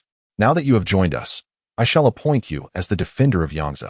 When the time comes for the empire to march north, it will be the end for the tribes. We shall be the heroes of Han's resurgence." Yang Wu was about to speak further when Lu Gaoping interrupted him, taking his hand as they proceeded toward the city gate. In the 11th chapter, regarding the sentiments of the people, as Lu Gaoping entered Yangtze, the townsfolk cheered, welcoming him on both sides. Lu Gaoping's retinue of 40,000 surged into the small mountain city, overwhelming it. The commanders convened at the county office of Yangtze to deliberate on their next military endeavors. Throughout this journey, Zhu Jun and Dianxing remained concealed within the crowd.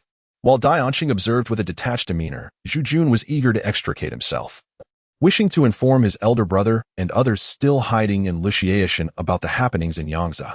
However, due to Xiaobai's striking beauty, he dared not bring her into the throng, yet it was utterly impossible to leave her behind in the county courtyard. Ever since their encounter at Mangdang Mountain, Xiaobai had been inseparable from him, following him even through meals, sleep, and personal matters. Zhu Jun knew he could not shed this companion. But having such a mysterious and skilled protector, especially one of exquisite beauty, was a blessing few would refuse.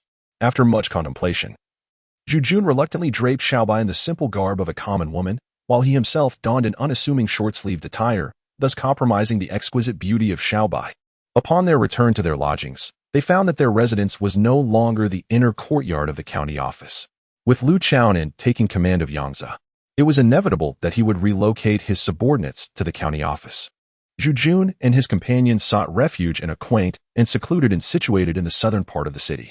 In the current climate of Yangtze, where rebel forces were gaining momentum, it was not uncommon for nefarious thugs to invade the homes of the affluent under the cover of night, plundering their wealth. Despite Yang Wu's relentless efforts to punish those who exploited the chaos, executing several wrongdoers publicly, the wealthy inhabitants remained in a state of trepidation, wary of welcoming outsiders, keeping their doors firmly shut and refraining from any interaction with the insurgents within the city. Zhu Jun and his companions concealed themselves in the inn for several days, biding their time to escape Yangtze and rendezvous with Zhu Yan and others in Lushiaishan. On that afternoon, they observed Yang Wu entering the inn with several subordinates seeking an audience. Zhu Jun thought to himself, "Here it comes. What is destined to arrive cannot be evaded." Yang Wu articulated his purpose, stating that General Lu had learned of the two valiant warriors assisting him in breaching the county office and seizing Yangtze City, thus wishing to establish a connection.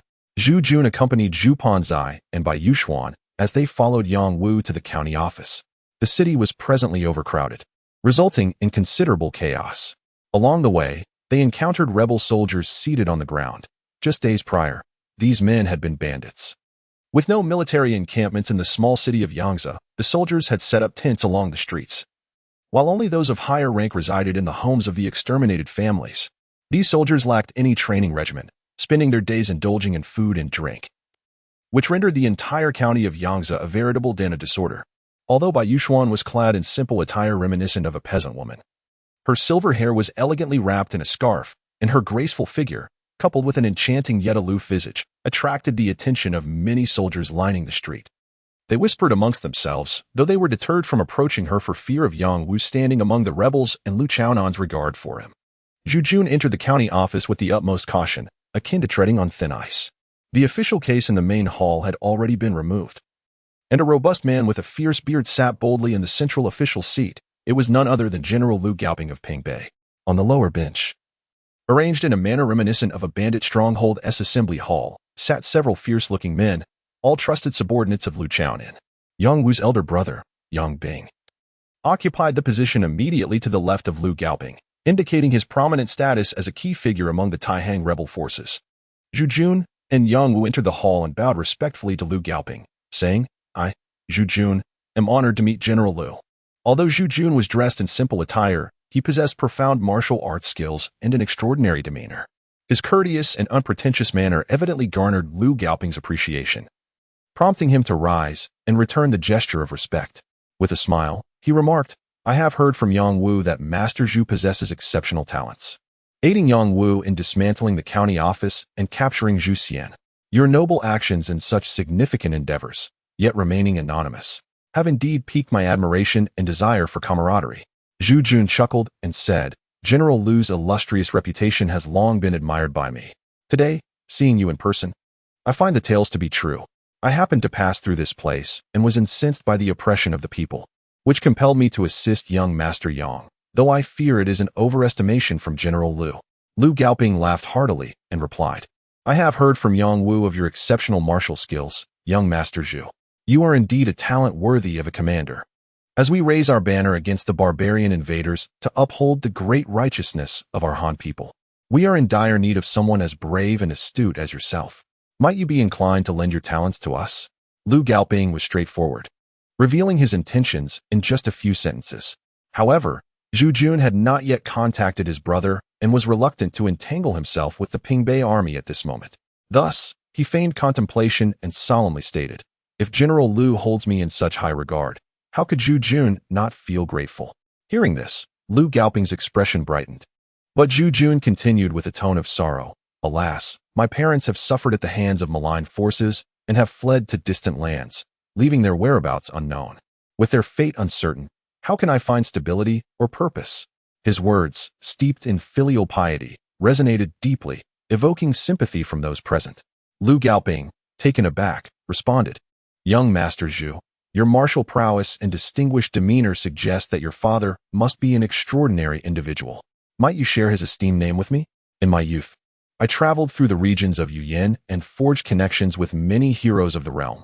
Perhaps I could be of assistance in your quest to find your father. Zhu Jun mused to himself, You are the green forest of the north, while I am the dark underworld of the south. Although only a river, the Hua River, separates us, it is akin to the heavens of the south and the earth of the north. In this realm of Yuyan, perhaps everyone recognizes you, Lu Gaoping.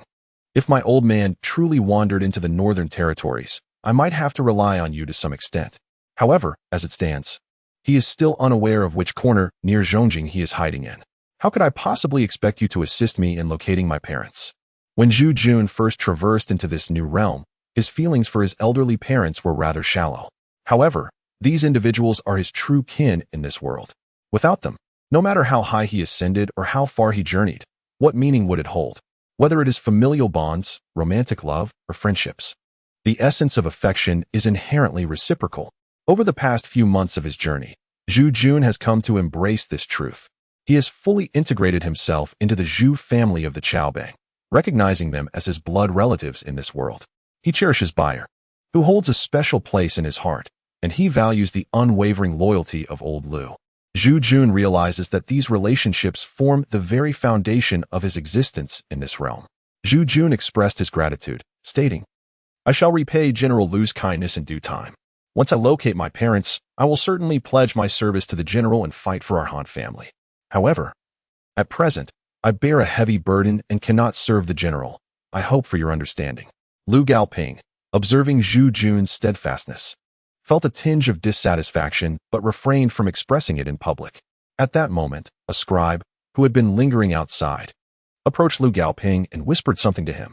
Lu Gaoping abruptly sat up, his hair disheveled and anger evident, sneering, What a scoundrel Yudong is. One who refuses to accept a respectful drink yet chooses punishment instead. Along, swiftly lead 200 soldiers to the eastern city where the Yu family resides and deal with them. Such traitors, who willingly act as the tools of the enemy, must be eradicated to awaken the masses. The assembled generals exchanged glances, and Yang Wu, standing in the hall, questioned, What has angered the general? The Yu family elder in the east is known to be a benevolent man, esteemed by the community. Could there be a misunderstanding with our soldiers? Lu Gaoping glanced at the scribe and replied, Young Yang, this Yudong is an acquaintance of mine. Years ago, during the battle at Lu Zhai, he led the barbarian troops to besiege my troops in Pingbei. If it weren't for your elder brother Along's cleverness, we wouldn't have the Taihang Pingbei camp today. A soldier reported that traces of the barbarians were found at the Yu household, yet Yudong is doing everything to protect them. I have held a grudge against him ever since my encounter with him in Yoshiayangza. A man does not forget vengeance. Today is the day to settle the score, and I shall go personally. The other generals nodded in agreement, recalling the bloodshed at Lu Zhai years prior, feeling invigorated and expressing their support. Yang Wu, observing the mood, raised his hands in submission and said, Elder brother, our Yang family has now fully joined the Taihang camp, and we shall certainly heed your command. However, consider this, our Pingbei camp has just emerged from Taihang, And if we aspire to achieve great things in the north, we must gain the hearts of the people and avoid offending local powers. Although Yudong has had past grievances with us, times have changed. Our Pingbei camp is now officially recognized by the Southern Kingdom, leading the Han soldiers in the north to resist the tyrannical rule of the Baihe. Opposing us is tantamount to opposing the Han dynasty and the countless sons of Han across the land. Yang Wu continued, Elder brother. We must be mindful that winning the hearts of the people is difficult but easily lost. Now is an excellent opportunity to gather support. If you extend a gesture of goodwill towards Yudong, indicating that you, as the leader of the Northern Han, will no longer hold grudges against him, your reputation for benevolence will surely spread throughout the north, attracting the Han sons to your side. Moreover, those who have allied with the enemy and willingly serve as their dogs will think twice when confronted with our Pingbei camp. The gathered officials nodded slightly at Yang Wu's reasoning. Recognizing the wisdom of prioritizing greater principles over petty grievances is indeed a necessary quality for those who aspire to achieve significant endeavors. Although Yang Wu was merely a scholar, he displayed remarkable talent, making him well suited for the role of strategist in the camp. Zhu Jun, a time traveler, was already well aware of the sentiments of the populace and found himself in agreement with Yang Wu's arguments. Lu Gaoping, after some contemplation, burst into laughter and said, With Yang Wu by my side, I am as a fish in water. Very well, since we have gathered at Yinjia, we pledge to undertake a significant endeavor for the Han people of the north. Let us set aside past grievances and not dwell on them. Together, let us proceed to the residence of the Yu family, where we shall confront our former adversary, the exalted Yu of the Pingbei camp. With that, the assembled generals rose from their seats, surrounding Lu Gaoping as they exited the county office and made their way directly towards the eastern part of the city. Zhu Jun seized an opportunity to approach Yang Wu, whispering, Young Master Yang, in the past, you promised that once General Lu took control of Yangzhou, I would be allowed to return north. Does that promise still hold? Yang Wu was about to clasp his fists in salute when he heard Zhu Jun's words. He quickly replied, Young Master Zhu, it is not that I, Yang, have gone back on my word. Now that my elder brother has taken command of Yangzhou, I can no longer make such decisions. However, rest assured, since I have made a promise to you, I shall do my utmost to fulfill it. Once we have dealt with the matter of the Yu family, I will speak to my elder brother on your behalf. I hope you can bear with me for a moment. Zhu Jun chuckled and said, That makes things easier. Hee. Zhu Pongzi followed closely behind Zhu Jun. Initially, he was somewhat reserved and reticent, but gradually he began to relax and smiled, saying, Young Master, Master Yang is a scholar, and as the sages say, a promise is worth 1,000 pieces of gold. Surely he would not deceive us, would he? Now that the calamity of Yangzhou is past, it is indeed time for us to escape. I observe that General Lu possesses great benevolence and righteousness. The future of the northern camp is boundless. And Master Yang has certainly allied himself with an excellent patron. Congratulations are in order. Yang Wu, a young man brimming with ambition, upon hearing Zhu Pongzi's flattery, smiled and replied, Thank you for your kind words, benefactor. This time, your assistance has enabled me to avenge my sister's great grievance, and I cannot express my gratitude adequately. Should you require my aid in the future, be it through fire or peril, I, Yang, shall not hesitate. Zhu Jun chuckled lightly, remarking that such trivial matters were best left unspoken. Young Master Yang, we shall rely on your assistance in our northern expedition. Upon arriving at the Yu residence, they were met by a throng of soldiers crowding the perimeter, each armed and poised with arrows, effectively sealing off the entrance. As Lu Gaoping and his men approached, a leader among the soldiers pushed through the crowd to address him, stating, Brother, the Yu family has become quite overbearing. My men spotted some white Hu bandits hiding within their courtyard this morning. We attempted to apprehend them, but were met with resistance from Yu's guards, resulting in injuries to several of my soldiers. I have since surrounded the area, awaiting your orders. Lu Gaoping smiled and replied, Huzi, you have acted commendably. We are now official troops and must adhere to the proper protocols. Your handling of the situation today was indeed appropriate. The expressions of the soldiers behind him varied. Yet Lu Gaoping seemed oblivious, parting the crowd as he strode toward the Yu family gate. The streets were bustling, and they had all arrived on foot. Lu Gaoping approached the entrance and called out loudly, Brothers above, summon your master. Has the esteemed Yu elder forgotten me, Lu Gaoping? From atop the courtyard wall, a handful of guards were perched, and one man poked his head out, saying, Please wait a moment, I shall inform him. The voice then faded away. Moments later, A commotion erupted from within the courtyard, and an elderly man peered over the wall, surveying the fierce soldiers below without a hint of fear. I wondered who had come. It turns out to be Lu Zhaizhu. What a surprise! Lu Zhaizhu, are you finally venturing out after forsaking your kingship in the Taihang Mountains? Lu Gaoping chuckled awkwardly. You elder, we have been friends for some time now. Today, as I entered Yangtze, I was welcomed by the populace in great numbers.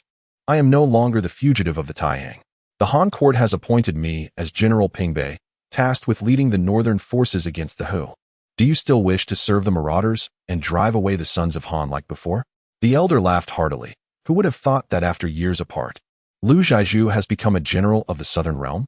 Truly, one must look upon a soldier differently after 3 days. However, General Lu, why do you concern yourself with the northern territories? Lu Gaoping replied, Indeed, I am a general appointed by the emperor of the southern kingdom. Yet my duty is to lead the sons of Han in the north against the White Hu, to restore our Han homeland. It is worth remembering that hundreds of years ago, the land north and south of the Yellow River belonged to the Han. What is inappropriate about me gathering troops to expel the barbarians from this region? You, the elder, laughed again. You speak of expelling barbarians.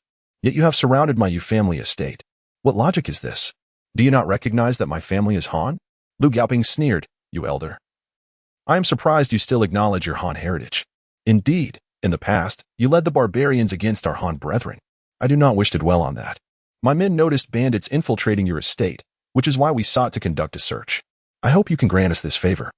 With tens of thousands of soldiers under Lu Gaoping's command, his willingness to engage in such humble discourse was a sign of sincerity. However, the elder scoffed. Others may not know who Lu Gaoping is, but I, Yu Dong, am well aware. Spare me the pleasantries. You know my eldest son holds a significant position in the Ministry of Personnel. If I were to submit to you, what would become of my son? You may do as you please with him. Lu Gaoping glanced back at Zhu Jun and the others before turning to the elder. Today, I, Lu Gaoping, raise my banner to vanquish the Hu. With my tens of thousands of troops and the impending arrival of the Southern Han Court's northern expedition, it is our time to soar. Do you truly wish to stand in the way of this? You elder, your son may only be a vice minister. But even if he were the head of the ministry, what would that matter? Where the northern expedition passes, the downfall of the barbarian states is assured. Even the Eastern King's house in Dongjing is willing to ally with us against the Hu. Is your small clan to oppose the grand revival of the Han? The elder laughed again, exclaiming, Lu Thief, do not underestimate my age and wisdom. The Eastern King's house is a pillar of the Zhu Yan court, esteemed by the ruler and regarded as the leader of the northern Han. Do you think your mere band of mountain robbers can defy the court and restore the Han? How laughable. The morning mushroom knows not the dark of the night, and the cicada knows not the seasons. You, who sit in your well, dare to covet the divine artifact. How absurd. Zhu Jun turned his head to glance, while Dai Anqing squinted his eyes, his countenance ashen. Lu Gaoping exclaimed with fury, Old you. I, Lu Gaoping, respect your advanced age, yet I cannot fathom how you have squandered all these years in vain. For over a century, the sons of the Han have endured the humiliation inflicted by barbaric tribes, a plight brought upon us by the likes of Baer and his ilk. You traitorous lackeys, who willingly serve as white slaves, how can you comprehend our unwavering resolve to serve the land of Yin and Hua? A commitment for which we would gladly sacrifice our lives without regret? Yang Bing, assemble our men, and let us eradicate this despicable den of traitors without a trace. Lu Gaoping, still seething with rage, continued, Wu Yong, take 2,000 soldiers and commence a thorough search of every household starting from the Yu family. Should you catch sight of any barbarian, show no mercy. If anyone conceals knowledge or harbors these scourges, eradicate their entire family, their wealth to be repurposed for military use. Should any escape, bring me their heads. As Lu Gaoping issued his orders, Yang Wu's face flushed crimson, yet he dared not defy Lu Gaoping's wrath on the spot. Yang Bing exchanged a glance with his younger brother, raising and lowering his sword, unleashing a hail of arrows upon the Yu family courtyard. Instantly met with agonizing screams from within. Zhu Peng closely clung to Zhu Jun, observing as the ferocious soldiers effortlessly felled the courtyard gate with their grappling hooks. A throng of soldiers surged into the courtyard, and from within, the faint sounds of men and women weeping echoed. Zhu Peng sighed deeply, lamenting. In this small county of Yangtze, we have just bid farewell to a man-eating magistrate, only to welcome the marauding soldiers of the barracks. Fortune and misfortune intertwine. And I cannot decipher the meaning. Dai Anqing scoffed, replying, Lu Gaoping fails to unite the hearts of the people, focusing solely on immediate gains. He is not fit for great undertakings.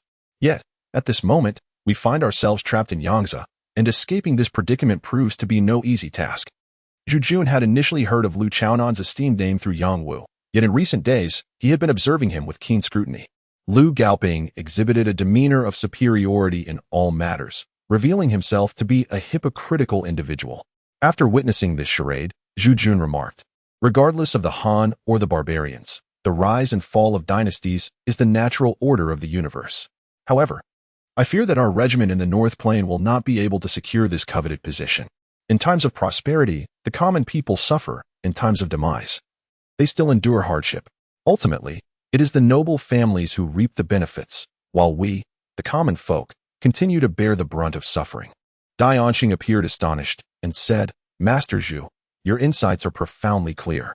Our Dai clan of the Eastern King's Mansion has indeed contemplated the restoration of the Han dynasty. With our 20,000 elite troops in the Donghai Dai family, we pride ourselves on our Han heritage, governing our own people. Yet, for over a century, the White River forces have amassed millions, and the intricate web of court politics has perpetually constrained us, keeping our every move under the watchful gaze of the sovereign, much like being in the company of a ferocious tiger. For years, the various princes and the court have engaged in a fade of diplomacy, all while considering the precarious fate of the millions of Han people in the north. It is far easier to take a life than to save one. Should our Dai family rise in rebellion, the repercussions would be catastrophic, igniting the fires of war throughout Hebei. Who would then care for the lives of these Han commoners? The current sovereign is a man of exceptional talent and vision, governing with an iron grip over military, political, and educational powers. Perhaps you are unaware, but beyond Shenyang, the once proud Han people have long forgotten that a Han nation exists in the south. Over the years, intermarriage with the Bai has led to a situation where the noble families of the north can scarcely find pure Han descendants." Zhu Yan was taken aback by these words, astonished to discover that such matters existed in the northern territories. The ruler of the Baiha kingdom had the audacity to emulate the Han people by promoting intermarriage between the two ethnic groups, thereby drawing in the Han aristocracy. Reflecting on the annals of ancient China, Zhu Yan pondered how many foreign tribes that had seized power viewed the Han populace as mere subordinates, bound by rigorous laws prohibiting intermarriage with the Han. Yet, the rulers of Yuan seemed remarkably farsighted. Zhu Yan remarked with a smile, "Who would have thought that this land of Hebei is a blend of the Han and the barbarian tribes, or perhaps it is the other way around? Ah, civilization has always been thus. On the path of cultural inheritance and development, no ethnicity can exist in isolation. Brother Dai, as you have pointed out, since the ruler treats the Han people so generously, how can Lu Gaoping muster such a vast rebel army? I must say, Lu Gaoping has a point. Although the ruler desires harmony between the Han and the barbarians, matters of ethnicity and bloodlines are indeed exceedingly complex. The Baya people, having assumed the position of dominance, naturally expect our compliance with their rule. However, the Han have thrived on this land for millennia. Can a mere decree of unity quell our discontent? They are invaders, having occupied our territory, and yet they demand our submission. While the enlightened among the northern Han may not voice their dissent openly, they see the situation clearly in their hearts. Lu Gaoping, though a mere bandit, embodies the noble cause of restoring the Han dynasty. Even if he lacks the talents of a great state builder, he stands as a banner for the resurgence of the Han in the north." Dai Anqing wished to counter, but he noticed Lu Gaoping approaching them directly. Lu Gaoping glanced at Zhu Yan before fixing his gaze on Dai Anqing, smiling as he said, "I have long heard of the renowned Bohai Lang, and it is a pleasure to meet you today. The Wang family of the eastern town is the pinnacle of the northern Han, and I have been exceedingly busy these days. I hope you can forgive my previous neglect." Dai Anqing chuckled, replying, "General Lu overestimates my humble self. I am merely a lowly servant of the Wang family and hardly worthy of your attention. Please do not mock me." Lu Gaoping chuckled awkwardly, stating, "Your reputation is well known among the millions of Han in the north. There is no need for me to extol your virtues. The conflict between the Bai and Han has reached an irreconcilable point. I wonder what thoughts you harbor regarding this military affair?" After pondering for a moment, Dai Anqing replied earnestly, "General Lu, as an insignificant servant, I dare not speak of military matters. If you wish to discern the intentions of the Dai family, it would be prudent to send soldiers or letters to communicate with the prince. My position is too humble to presume to speak on such matters." Lu Gaoping scoffed. "Do you, too, wish to follow the example of old you, shunning association with us bandits?" Dai Anqing remained silent, gazing intently. Yang Wu followed Lu Gaoping, appearing dejected. Zhu Jun interjected, General Liu, with the situation in Yangtze now stable, there is no longer a need for someone of my humble background to assist. I am deeply concerned for the safety of my parents and hope you will allow us to leave the city to search for them. Once I find them, I shall surely return to serve you, with no other intentions. Lu Gaoping contemplated this for a moment, smiling, seeing your deep concern for your parents. How could I refuse your request? However, I noticed that Brother Dai seems inclined to accompany you. Does Zhu Jun have a connection with the Wang family? Zhu Jun quietly contemplated Lu Gaoping's words, and after a moment said, General Liu, I only became acquainted with Brother Dai a few days ago. Lu Gaoping cast a glance at Bai Yuxuan but found himself unable to divert his gaze. Earlier, in the grand hall of the county office, he had overlooked the individual beside Zhu Jun, but now he became acutely aware of the stunning beauty accompanying him. Zhu Jun inwardly lamented. Noticing Lu Gaoping's piercing eyes fixated on the fair-skinned maiden, his expression shifting rapidly, he quickly stepped aside to shield her from view and smiled, saying, General, this is my devoted maid who has been by my side since childhood. She is but a servant who lacks the understanding of decorum. I hope you can forgive her. Bai Yuxuan's exquisite visage remained cold. Her gaze settled on Zhu Jun's face, deliberately avoiding Lu Gaoping entirely. Realizing his own lapse in manners, Lu Gaoping chuckled. Young Master Zhu is truly fortunate. Even a maid possesses such ethereal beauty. I would gladly exchange a fortune for her. But I wonder if you would consent? Dianqing's countenance revealed a subtly enigmatic smile, while Zhu Jun's expression darkened, realizing that Lu Gaoping was, in fact, a man of lascivious inclinations. Zhu Jun forced a smile, replying, I assume the general is also one who appreciates beauty. However, I have long grown accustomed to this maid's presence. Even a moment apart causes me considerable unease. It is not merely a matter of 1,000 gold. Were it an ordinary maid, I would readily part with her at your request. Yet, in this instance, the general places me in a difficult position. Lu Gaoping's gaze traversed Zhu Jun's shoulder, landing on the icy countenance of Bai Yuxuan, as if entranced, murmuring, if young Master Zhu were to agree, I would immediately allow you to leave the city, and I would never go back on my word. Dianqing let out a chilling laugh. While Zhu Jun seethed with indignation, the usually taciturn Zhu Pongzi suddenly sprang to his feet, exclaiming, Young Master need not say more, if it comes to it. We shall fight our way out together. Miss Bai has safeguarded us on our journey north, and it is through her efforts that I, Zhu Yang, am still alive today. If young Master agrees to this scoundrel, I, Zhu Pongzi, shall be the first to object. Zhu Jun felt a surge of anger within him. The moment Zhu Fati uttered those words, reconciliation became nearly impossible. Casting a glance at Bai Yuxuan, the latter understood the unspoken cue. In an instant, a flash of white darted forward, and a short sword was thrust menacingly towards Lu Gaoping. The suddenness of the attack caught the surrounding generals off guard, as Bai Yuxuan's sword was already poised at Lu Gaoping's throat. Chapter 13. The Azure Dragon Envoy Zhu Fatsi quickly realized the situation. Approaching Yang Wu and firmly grasping his collar, Zhu Jun coldly remarked, since the general is unwilling to permit our departure from the city, I shall take matters into my own hands. Dianqing let out a hollow laugh, saying, Master Zhu, you see, such lecherous individuals are incapable of achieving great things. Although he has been appointed as the general of pacifying the north by the Southern Dynasty, one must wonder if that is indeed true or merely a deception on his part. Even if it is genuine, it is likely that the Southerners covet these tens of thousands of troops, hoping to seize the initiative when the time for a northern expedition arises. Zhu Jun cast a fierce glance at Dianqing and addressed Yang Wu, saying, Young Master Yang, I apologize for the offense. If we can escape with our lives today, we shall discuss our grievances another time. The soldiers nearby had already encircled them, leaving no room for escape. Zhu Jun wielded his sword, toppling several soldiers who attempted to launch a surprise attack, and bellowed, Stand aside. Do you think I hesitate to take a life? He then turned to General Liu, imploring, Kindly issue an order. We are merely forced into this position. Once we have left Yangtze, we will naturally allow you to return. Lu Gaoping's gaze fell upon Bai Yuxuan. Yet he remained silent. Zhu Jun, grasping the defenseless Yang Wu in his embrace, saw the other commanders of the camp draw their swords. Alarmed at the sight of their leader being held captive, many of these soldiers hailed from the underworld, possessing considerable strength. Zhu Jun sneered, General, I have no desire to cause unnecessary harm. It would be wise for you to recognize the situation. Lu Gaoping's expression shifted as he laughed heartily. Ah, recognizing the situation indeed. Young Master Zhu, you are quite the astute one. He stroked his magnificent beard, finally diverting his gaze from Bai Yuxuan's coldly beautiful visage. and stated without a hint of trepidation, with an army of 40,000 at my command in Yangtze. Do you truly believe that holding me hostage equates to recognizing the situation? How laughable. Zhu Jun pondered momentarily and said, General, have you perhaps forgotten my surname? The Lord of Jin City is my seventh uncle. Once I step out of Yangtze, it will require considerable effort for General Liu to capture me. Just as Liu Gaoping was about to respond, he was met with the sudden thrust of Bai Yuxuan's short sword, pressing against his left rib. The words in Liu Gaoping's throat were forcefully stifled, causing the onlookers to collectively gasp in shock.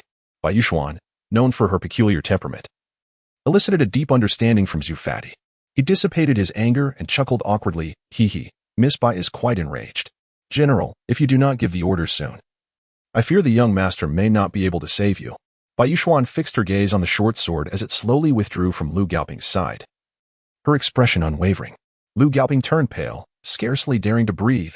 Had the blade pressed any further, he would have surely met his end in Yangtze. With a swift motion, Bai Yuxuan removed the cloth covering her head, revealing her cascade of silver hair, an aura of icy menace enveloping her and firmly ensnaring Liu Gaoping. Though she remained silent, her presence sent shivers down the spines of those around her, the fear evident upon their faces. Zhu Jun let out a cold snort and said, General Liu, do not say I did not warn you. Your wound is rather delicate. Although we have not spent much time in this Yangtze, I fear your blood may not withstand much more strain. Liu Gaoping pressed his hand against the wound, his face stern as he commanded, all of you, step aside.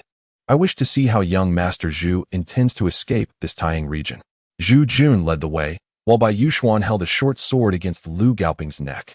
Zhu, the rotund figure, clutched Yang Wu tightly as the group forged through the military encampment towards the southern gate of the city. The streets were teeming with watchful soldiers and bandits, rendering the already congested thoroughfare nearly impassable. Upon reaching the inn, they reunited with the Dai sisters, seized a few war horses, and hastened towards the city gate, escorting Liu Gaoping and Yang Wu. At the southern gate, a line of bandit soldiers awaited them beneath the archway. As they charged forward, Zhu Jun proclaimed loudly, if you still wish to take General Liu's life, you would do well to open the city gates swiftly. Should you delay even for a moment? With the loss of General Liu's lifeblood, I fear that even the mightiest celestial being could not save him. Bound on horseback by Bai Yuxuan, Liu Gaoping stifled his pain, yet could not prevent the crimson flow from his wounds. Exhausted from the tumult, he weakly waved his hand, urging, withdraw quickly, withdraw swiftly. Once beyond the city gates, Zhu Jun laughed heartily and remarked, General Liu, for your escort, I am most grateful. I shall now proceed to Jin City to reunite with my uncle. Should you find leisure in the future, you are most welcome to visit me in Jin City for a cup of fine wine. I shall await your arrival with open arms.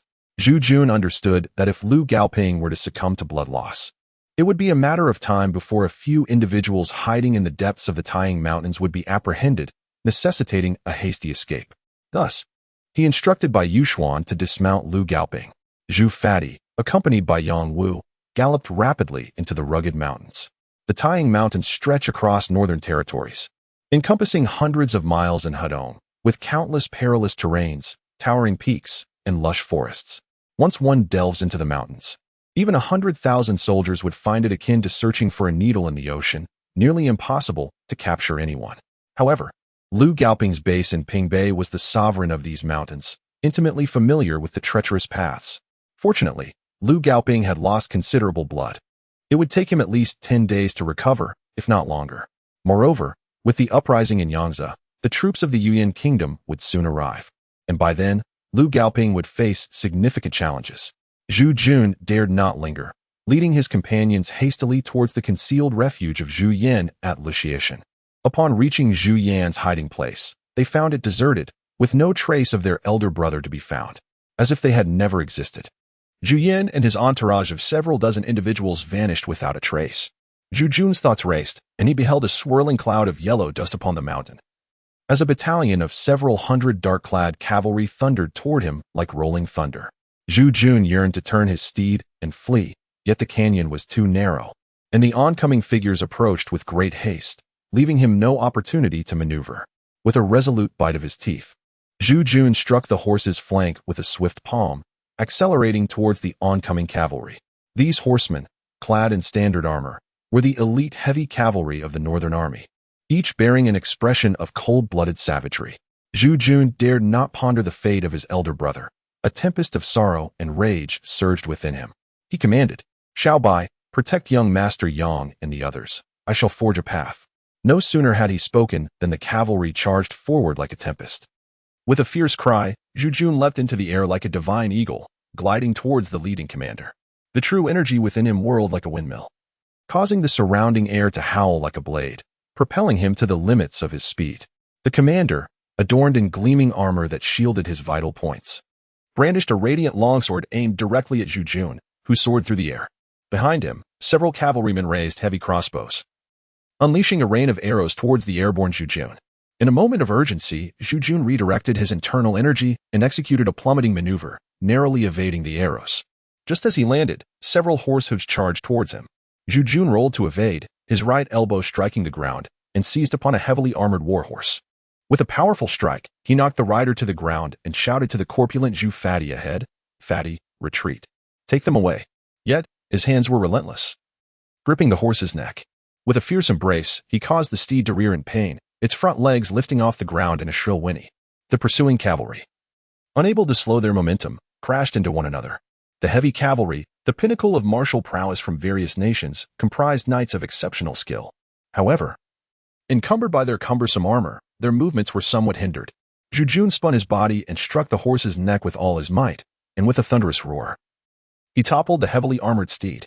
Kicking the horse's belly, he lifted its front legs like a dancer's prop, flinging it towards the rear ranks, causing chaos as dozens of cavalrymen were thrown off their mounts. This moment of disarray momentarily halted the advance of the heavy cavalry. Just as Zhu Jun prepared to strike again, the commander in gleaming armor bellowed, "Halt. Change formation." The cavalry halted as one, methodically spreading out to encircle Zhu Jun and his companions, forming an ironclad battleground.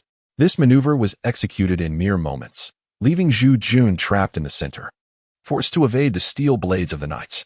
Before long, a gap opened in the circle, even drawing Zhu Fatty and Dai Anqing into the encirclement. Zhu Fatty, drenched in blood and bearing multiple wounds, appeared as a specter of dread, while Bai Yuxuan moved swiftly. She could not fully defend against the onslaught aimed at Yang Wu and the petite woman by her side. As she protected one side, the other fell vulnerable. Fortunately, the tall woman, also skilled in combat, managed to assist Xiao Bai in deflecting some of the blades, safeguarding the two burdens from grievous harm. As the heavy cavalry advanced and sealed their exits, they ceased their relentless pressure. For the first time, Zhu Jun felt the chilling aura of impending death. A heavy sense of oppression filled the air, not merely emanating from the heavy cavalry, but from a formidable presence lurking nearby, watching with predatory intent. This sensation had lingered since entering the valley, but now it was strikingly clear. Zhu Jun, suppressing the turmoil within his heart, coldly inquired, "Mighty one, from whence do you hail, and why do you not reveal yourself?" A hearty laugh erupted in response. Indeed, I did not expect that despite your youth. Your cultivation is quite remarkable."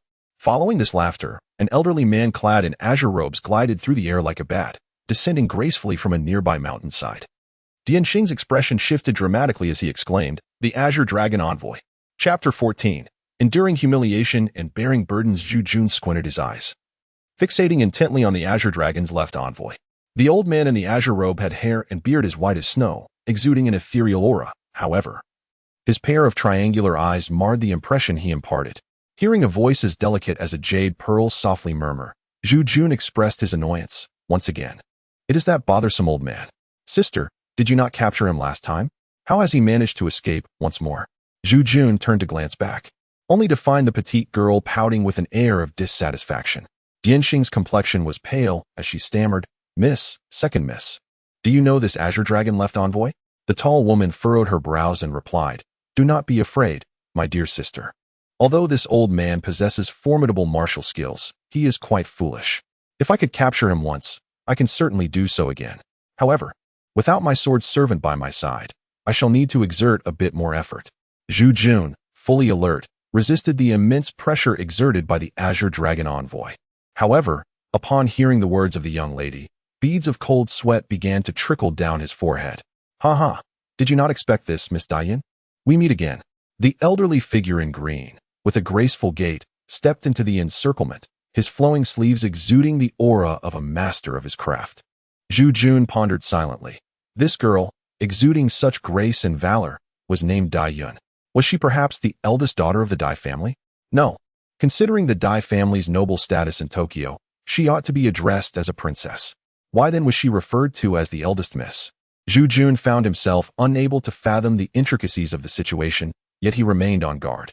Dai Yun, with a cold smile, remarked, "Xiang's was sure. Do you not think your vendetta is rather conspicuous? You have even summoned the Black Banner camp. Are you not afraid that I will report you to the Eastern Princess residence for abusing state authority? That is a crime punishable by the extermination of 9 clans." The old man in the blue robe narrowed his triangular eyes and replied with a sinister grin, "My dear miss, do not speak so recklessly. This is not about personal vendettas. I have not come here to deal with you. It is your companion who is our target. As the eldest miss of the Eastern Princess residence, why are you consorting with a traitor of the Southern Kingdom? Has your royal house decided to pledge allegiance to the Southern dynasty?" The 3 members of the Dai family focused their gazes on Zhu Jun's face, who remained silent. Dai Yun, puzzled, inquired, "What do you mean, Xiang's was sure? Zhu Gongzi is a prominent figure from Jincheng. How could he possibly be a traitor of the Southern dynasty?" The Qinglong envoy laughed heartily. "A prominent figure from Jincheng? Huh. It seems you are quite astute, little one. Miss Dai? This fellow launched a night raid on the Jincheng Marquis residence, abducted Marquis Zhu Wenxuan, and wreaked havoc in the city, killing over a dozen holy warriors of our Sand God sect. The Pope has commanded me to lead the Sand Emperor's knights in pursuit. The warriors here are not from the Black Banner camp of Shengjing. Are you, of the Eastern Princess residence, conspiring with this southern traitor to declare war against the sect?" Zhu Jun's heart raced with urgency. The Dai family was indeed a prestigious clan of Zhu Yan. Should they conspire against him, the 3 of them might very well find themselves entombed in a foreign land. Alas, it was prudent to strike first, for the one who hesitates may suffer dire consequences. With resolute determination, Zhu Jun lunged towards the Qinglong envoy. "Huh, the lad is in a hurry. Miss Dai, once I apprehend this scoundrel, I shall explain everything in due course." Dai Anqing's expression darkened considerably. Their trio had been saved by Zhu Jun, and now it seemed they were to repay kindness with enmity. Zhu Jun, with a dismissive snort, could no longer afford to concern himself with Yang Wu, instead vaulting towards the Qinglong envoy. The envoy, with a flourish of his voluminous sleeves, deflected the force of Zhu Jun's strike, yet Zhu Jun, seizing the momentum, executed a roll and clawed at the envoy's lower body. Zhu Jun charged forward like a tempest, his right fist aimed squarely at the envoy's cheek. In contrast, Bai Yuxuan maintained his composure, seated upon his steed, coldly observing the skirmish between Zhu Jun and the others. The Qinglong envoy, unfazed, deftly evaded a few feet back, producing an unusual green whip from within his long sleeves. Zhu Jun, wary of the envoy's capabilities, swiftly transitioned into a bridge stance, channeling his true energy into his palms, summoning a swirling vortex of violet energy directed at the Qinglong envoy. The envoy retaliated with a whip that sliced through the air towards Zhu Jun, simultaneously executing a spin that kicked up a cloud of dust aimed at Zhu Jun's face. Zhu Jun sidestepped deftly, releasing the violet vortex, a technique rarely mastered known as the cycle wave technique. Star of the purple constellation? The elder in the azure robe observed the vortex with a grave expression, hastily gathering his own energy to envelop himself in a faint green shield. Zhu Jun's cycle true energy struck the shield, but instead of the anticipated explosion, it seamlessly merged into the layer of pale green energy, infiltrating the Qinglong envoy's body. Zhu Jun felt a surge of triumph within. This technique was nearly impossible to defend against. By implanting the cycle true energy into his opponent, the subsequent actions would surely unfold in his favor. Zhu Jun halted his advance, a cold smirk gracing his lips as he spoke. "Qinglong envoy, although I know not the origins of your being, having fallen victim to my cycle of origin, extricating yourself shall prove exceedingly difficult. I merely need to exert a modicum of force upon the absolute sound technique within me, rendering you unable to seek life or find death." Zhu Jun murmured an incantation, invoking the exquisite yet piercing sound of the secret technique recorded in the reincarnation method. A delicate but sharp resonance emanated from his lips, causing the previously formidable azure dragon envoy to crumple into a pathetic heap on the ground, shrieking in agony. Dai Yun, filled with dread at the sight, exclaimed with a fierce voice, "What malevolent sorcery is this? Could it be that you are indeed spies from the Southern Kingdom?"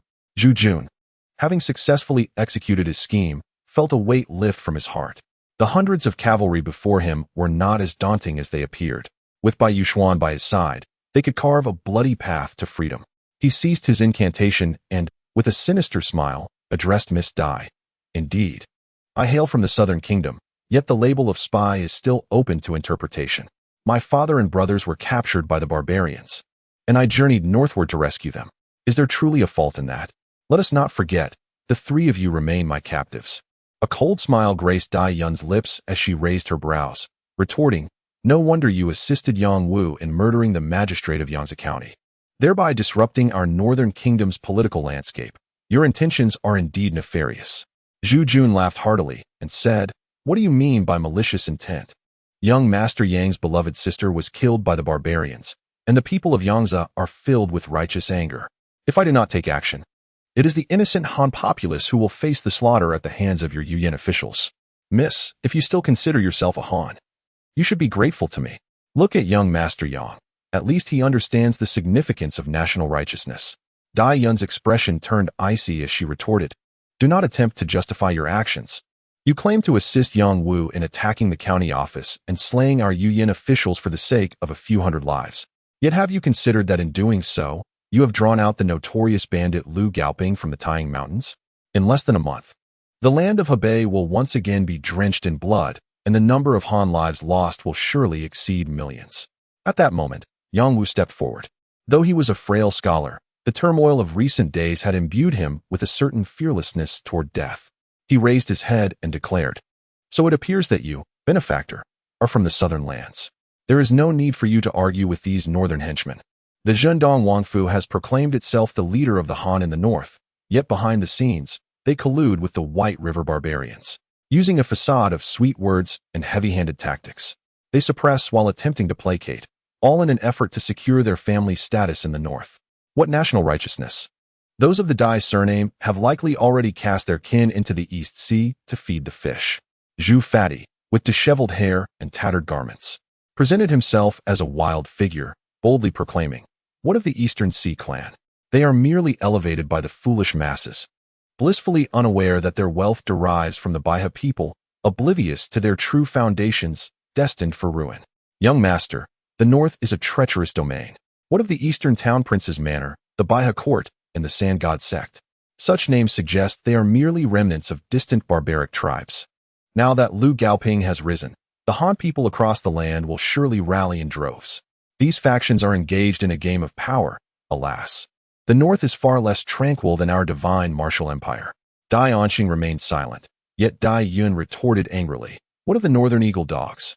Is this the gratitude you northern Han people extend to our eastern town prince's manor? Without our presence, would the Han people have known a century of peace in this realm of the Baiha?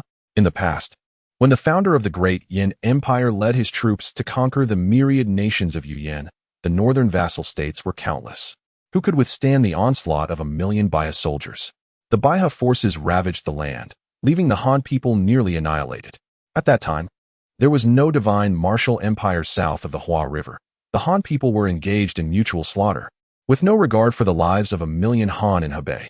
Had our ancestors not borne humiliation and joined the Baiha military under the guise of surrender, and sought to influence the Yin royal family with Central Plains culture, implementing policies to pacify the Han, would there be any Han presence in Hebei today? They would have surely been eradicated by the Baiha long ago.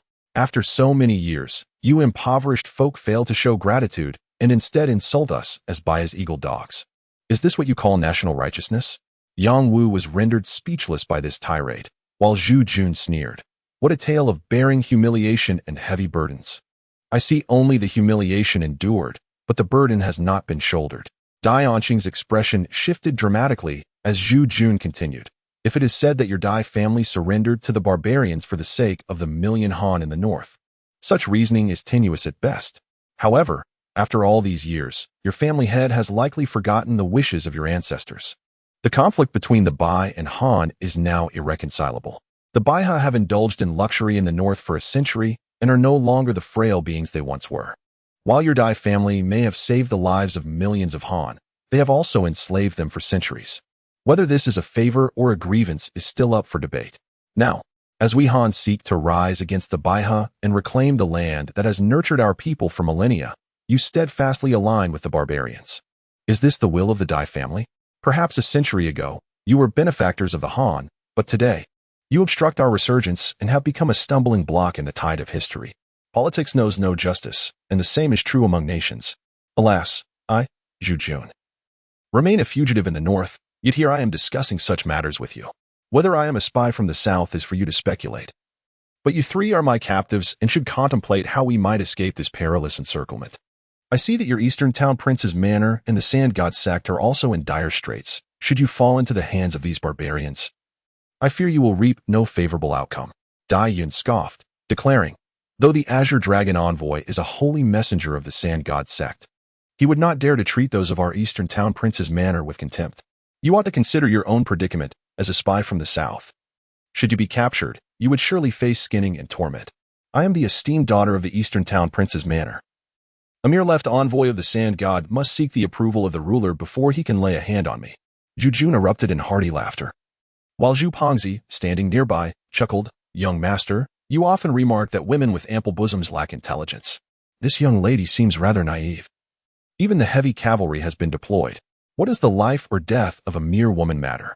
At worst, we could claim that a few spies from the southern kingdom were responsible, regardless of her status as the left envoy of the Sand God.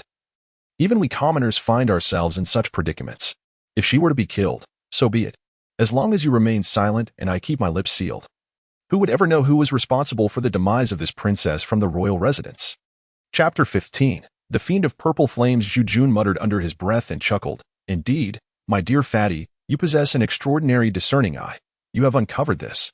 If I were the one in charge here, capturing such a lovely damsel, I would undoubtedly indulge in treachery before silencing her, and then repeat the act without a shred of hesitation. Zhu Yan's complexion turned ashen, and she retorted furiously, wretched scoundrel. I sincerely hope you never fall into the hands of the Wang family of the eastern town, for then you would find yourself in a plight from which you could neither seek survival nor embrace death. Zhu Yan was still eager for some playful banter.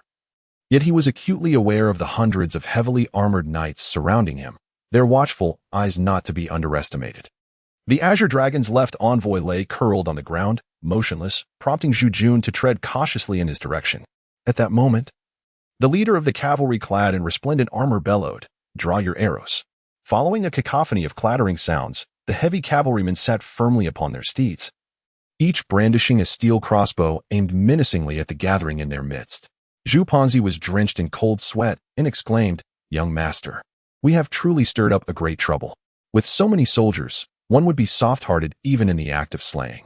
Bai Yuxuan let out a cold snort, feigning an intent to rush out, but Zhu Yan raised his hand to halt her advance, chuckling, "Xiaobai, it is of utmost importance that you safeguard our young ladies. Otherwise, should we encounter the people from the Zhendong Wangfu in the future, they may accuse us of mistreating the prisoners of war." With laughter on his lips, Zhu Yan advanced with swift strides towards the Azure Dragon envoy, embodying the adage that to capture a thief, one must first seize the leader, a tactic as old as time, yet remarkably effective. The Azure Dragon's left envoy lay curled on the ground like a lifeless dog, likely rendered unconscious by the earlier soundless technique which had disrupted his nervous system. This soundless technique was the second tier of the reincarnation great method, designed to implant true energy into the enemy's body, creating a resonance source that mirrored the frequency of one's own reincarnation eye. Subsequently, through the transmission of sound waves, it conveyed melodic vibrations that muddled the enemy's thoughts, inducing resonance akin to the Buddha's three-tone drum, inflicting a torment worse than death. Caught off guard, the Azure Dragon's left envoy fell victim to Zhu Yan's stratagem, swiftly losing all combat capability. Zhu Yan swiftly approached the Azure Dragon left envoy in the distance, while the surrounding ironclad cavalry unleashed a torrential barrage of crossbow bolts towards him. With a deep inhalation of true energy, Zhu Yan leapt into the air, ascending to an astonishing height. Below him, the arrows formed a chaotic network, resembling a bed of thorns, leaving no place for him to land. In midair, he executed a somersault, channeling his internal energy through his wrist meridians, propelling himself backwards several feet and landing safely outside the barrage. Observing Zhu Yan's retreat, the white-armored general hastily urged his steed toward the fallen Azure Dragon left envoy, intent on rescuing him from peril. However, a flash of white darted past as Bai Yuxuan, with incredible speed, appeared beside the Azure Dragon left envoy. Lowering her body, she reached out with delicate hands to lift him, but in that instant, The seemingly incapacitated Azure Dragon left envoy suddenly opened his triangular eyes, swiftly striking at Bai Yuxuan's Fengqi acupoint with his right hand. Caught off guard, Bai Yuxuan, who had placed immense trust in Zhu Jun's abilities, found herself vulnerable and unable to evade the attack. A sudden wave of numbness coursed through her neck, and she collapsed to the ground. The Azure Dragon left envoy, like a rabbit, sprang to his feet, seizing Bai Yuxuan by her collar, and laughed heartily. Zhu family's young one, how does your martial prowess compare to this white-haired lady? Surrender now, or what are you waiting for? Zhu Jun's countenance turned a deep shade of anger as he let out a furious roar and lunged forward. However, he saw the Azure Dragon's left envoy deftly sidestep a few feet to the side, causing Zhu Jun to miss his target entirely. A volley of arrows suddenly shot towards him. He hastily accelerated and rolled to the ground, narrowly avoiding the iron steed's hooves, while a few glinting steel blades came crashing towards him. Zhu Jun, agile as a fox, weaved through the legs of several horses and ascended onto the back of a warhorse. With a swift motion, he sent the arrow cascading away, then sprang off the saddle, leaping several feet into the air like a soaring swan, and once again launched himself towards the Azure Dragon's left envoy like a razor-sharp sword. All of this transpired in a fleeting moment. Meanwhile, the rotund Zhu did not dare to remain idle. He leapt into the midst of the arrows. With a sweeping motion of his right foot, he knocked aside 100 or so lethal projectiles, creating a whirlwind that sent the broken arrows hurtling towards the surrounding cavalry. Yet, in his haste, he lacked sufficient force, toppling only the two foremost knights while the rest scattered. Those knights, clad in iron armor, were unharmed. Yet their formation was temporarily disrupted, diverting their focus towards themselves. Zhu Jun seized this fleeting opportunity, his vital energy coursing with extraordinary vigor. As he navigated through the onslaught of arrows with a path that defied the laws of physics, directing his course towards the vigilant Qinglong left envoy. The envoy, wary of Zhu Jun's advance, crouched low, releasing the Bai Yuxuan in his grasp, which soared away like a kite into the rear ranks. With eyes ablaze and a roar akin to a wild beast erupting from his throat, Zhu Jun disregarded the arrows that whizzed past him. He sprang onto the helmet of a knight, forcefully dislodging the man from his steed, and harnessed the rebound to once again reach for the suspended Bai Yuxuan. The Qinglong envoy, with a swift motion of his grand sleeves, unleashed a green whip that coiled towards Zhu Jun unperturbed by the incoming lash. Zhu Jun clasped the waist of Bai Yuxuan, yet several arrows had already descended upon him. At this juncture, evasion was no longer an option. As Zhu Jun spun, cradling Bai Yuxuan in his embrace, an arrow pierced into his side, and a searing pain surged through his entire being, nearly rendering him unconscious. Zhu Jun's body collided violently with the knight, sending the warrior tumbling from his steed. Despite the excruciating pain, Zhu Jun glanced at the pale-faced Xiao Bai, and a torrent of wrath surged within him, potent enough to engulf the very heavens and earth. The iron-clad cavalry surrounding him paid no heed to Zhu Jun's primal roars. Instead, several long blades lunged towards him.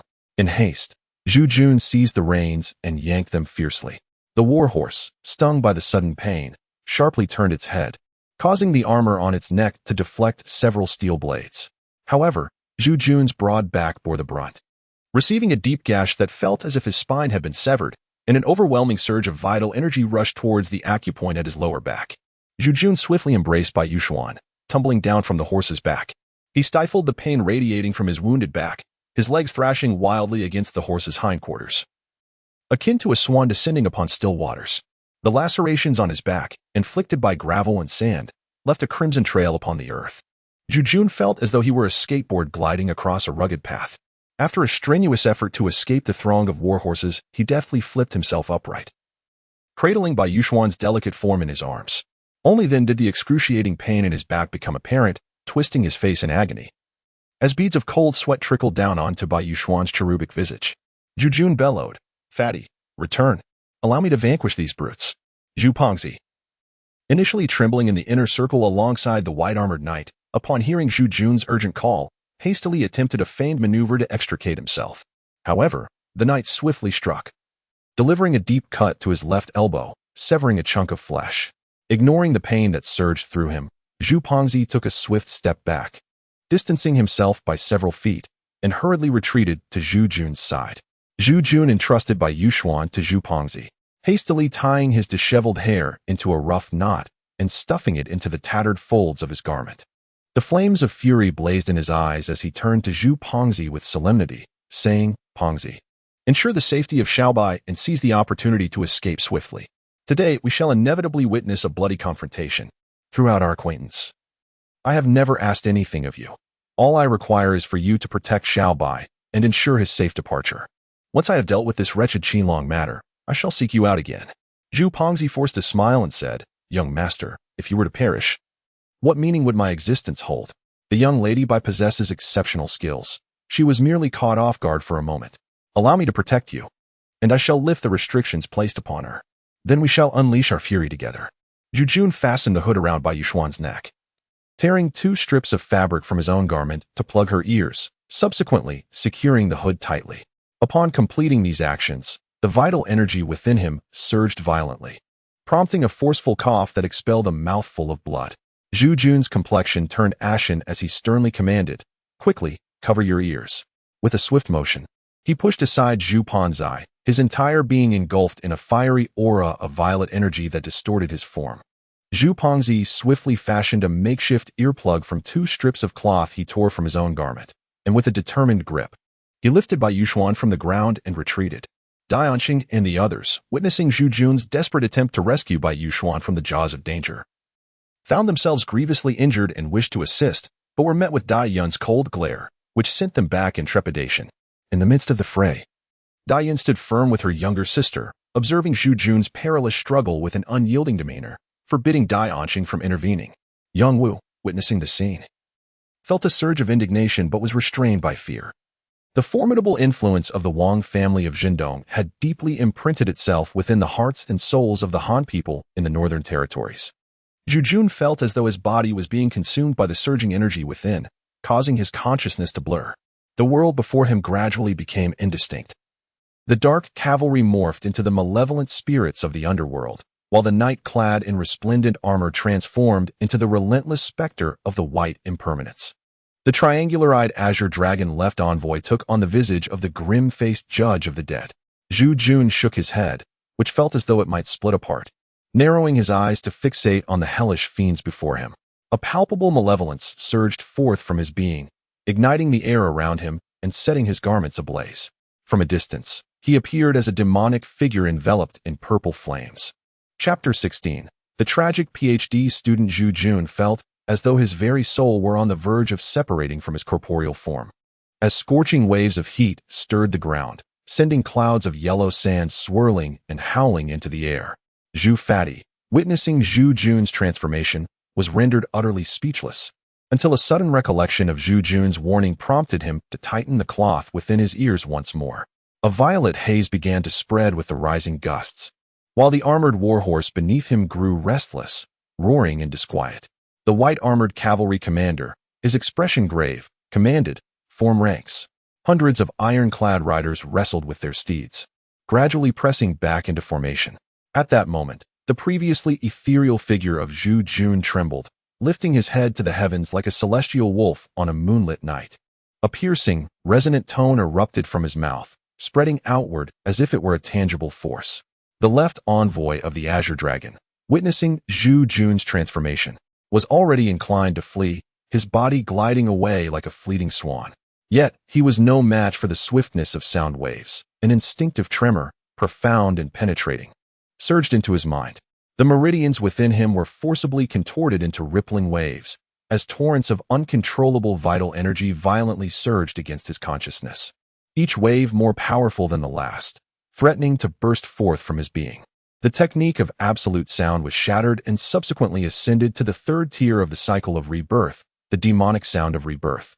The true energy of the cycle radiated outward in undulating waves, for among all martial arts in existence, none can withstand the force of waves. Zhu Jun is a time traveler with a profound understanding of fluctuations. The reincarnation demon sound transmits the vibrations formed by the circulation of true energy within the body through infrasound waves, using these low-frequency sounds to inflict harm upon the internal organs of his adversaries. Zhu Jun and Zhu Pongzi, their physiques having been purified by the cycle of true energy, now possess a resilience that far surpasses that of ordinary warriors. The cycle of demonic resonance, which Zhu Jun has only just begun to comprehend, emanates an energy of modest intensity, yet it is sufficient to unsettle the surrounding warhorses. They are the first to succumb, collapsing to the ground in turmoil. causing hundreds of armored riders to be unceremoniously thrown to the earth. The scene devolves into chaos, a cacophony of men and horses in disarray. The distressed steeds, unable to restrain their hooves from striking, trample the fallen cavalry into mere heaps of blood and flesh, a sight of unimaginable misery. After Zhu Jun unleashed the first wave of his enchanting sound, he turned to find Bai Yuxuan's complexion pale, with blood seeping from his mouth, as if he had sustained severe internal injuries akin to those of the battle steeds. He hastily suppressed the true energy within him, concentrating it at the brow and the point between his eyes. The eye of reincarnation extended its tendrils beyond his body, absorbing every subtle movement and sound around him. This was a technique reminiscent of the sensory perception of ants. The true energy coalesced into a tangible beam, conveying information to the brain from wherever it made contact. Much like how the retina captures light and shadow, directly reaching the senses. Zhu Jun, concerned for Bai Yuxuan's injuries, hesitated to exert his power once more. He swiftly stepped beside Zhu Pongzi, took hold of Bai Yuxuan, and whispered, "If we do not flee now, when shall we?" Zhu Pongzi is the person least harmed by infrasound. Upon hearing Zhu Jun's words, he felt as if a celestial harmony resonated within him, awakening his senses. He pointed at Yang Wu, who was still writhing and struggling on the ground, as well as the 3 members of the Dai family, who had succumbed to confusion behind him, and inquired, "What about them?" Zhu Jun's expression darkened as he remarked, "Take Yang Wu with us? The Dai clan and the Bai He people are cut from the same cloth. We are merely fleeing. Bringing them along would be inviting unnecessary suffering upon ourselves." Zhu Pongzi had just engaged in a fierce battle and sustained considerable injuries, yet he displayed remarkable agility. Swiftly seizing Yang Wu from the ground and departing hastily with Zhu Jun, leaving behind a chaotic scene of frenzied war horses and beleaguered armored cavalry. "So, you intend to leave just like this?" The Qilong left envoy leaped in front of Zhu Jun, his slanted eyes betraying a hint of mockery. "Your demonic sound, though sharp, is far from perfected." With a flick of his long whip, he struck towards Zhu Jun, the whip slicing through the air with a piercing whistle. Zhu Jun sidestepped, anxious that the whip might strike the delicate Bai Yuxuan in his embrace, but he inadvertently absorbed the brunt of the lash on his back, causing him to break into a cold sweat. Blood surged within him, and he could not restrain himself from spitting a mouthful of crimson, which splattered onto Bai Yuxuan's pale visage. Stimulated by the warm blood, Bai Yuxuan, in a daze, opened her eyes, and her immediate reaction was to strike Zhu Jun with her palm. Zhu Jun, unwilling to let go, held her tightly, attempting to evade the Qilong left envoy's whip, but did not anticipate that Bai Yuxuan, in a moment of desperation, would unleash a sudden attack. Having just endured a lash to his back, he was met with her hurried strike to his chest, sending his body reeling backward like a kite severed from its string. Instinctively, Bai Yuxuan's palm connected with Zhu Jun, and she regained her senses, acutely aware of her own strength. Realizing it was too late to withdraw, despair flickered in her eyes as she cried out, "Zhu Jun." Her voice, piercingly sorrowful, reached Zhu Jun amidst his agony, resonating like an ethereal melody, rendering him momentarily stunned. Even Zhu Pongzi, standing nearby, was left in a daze, oblivious to the Yang Wu that slipped from his grip and fell to the ground. Zhu Jun's body soared through the air, yet a hint of surprise glimmered in his eyes. Bai Yuxuan's graceful figure flickered, and Zhu Jun felt a sudden blur before him, as a soft body enveloped him in an embrace, holding him tightly.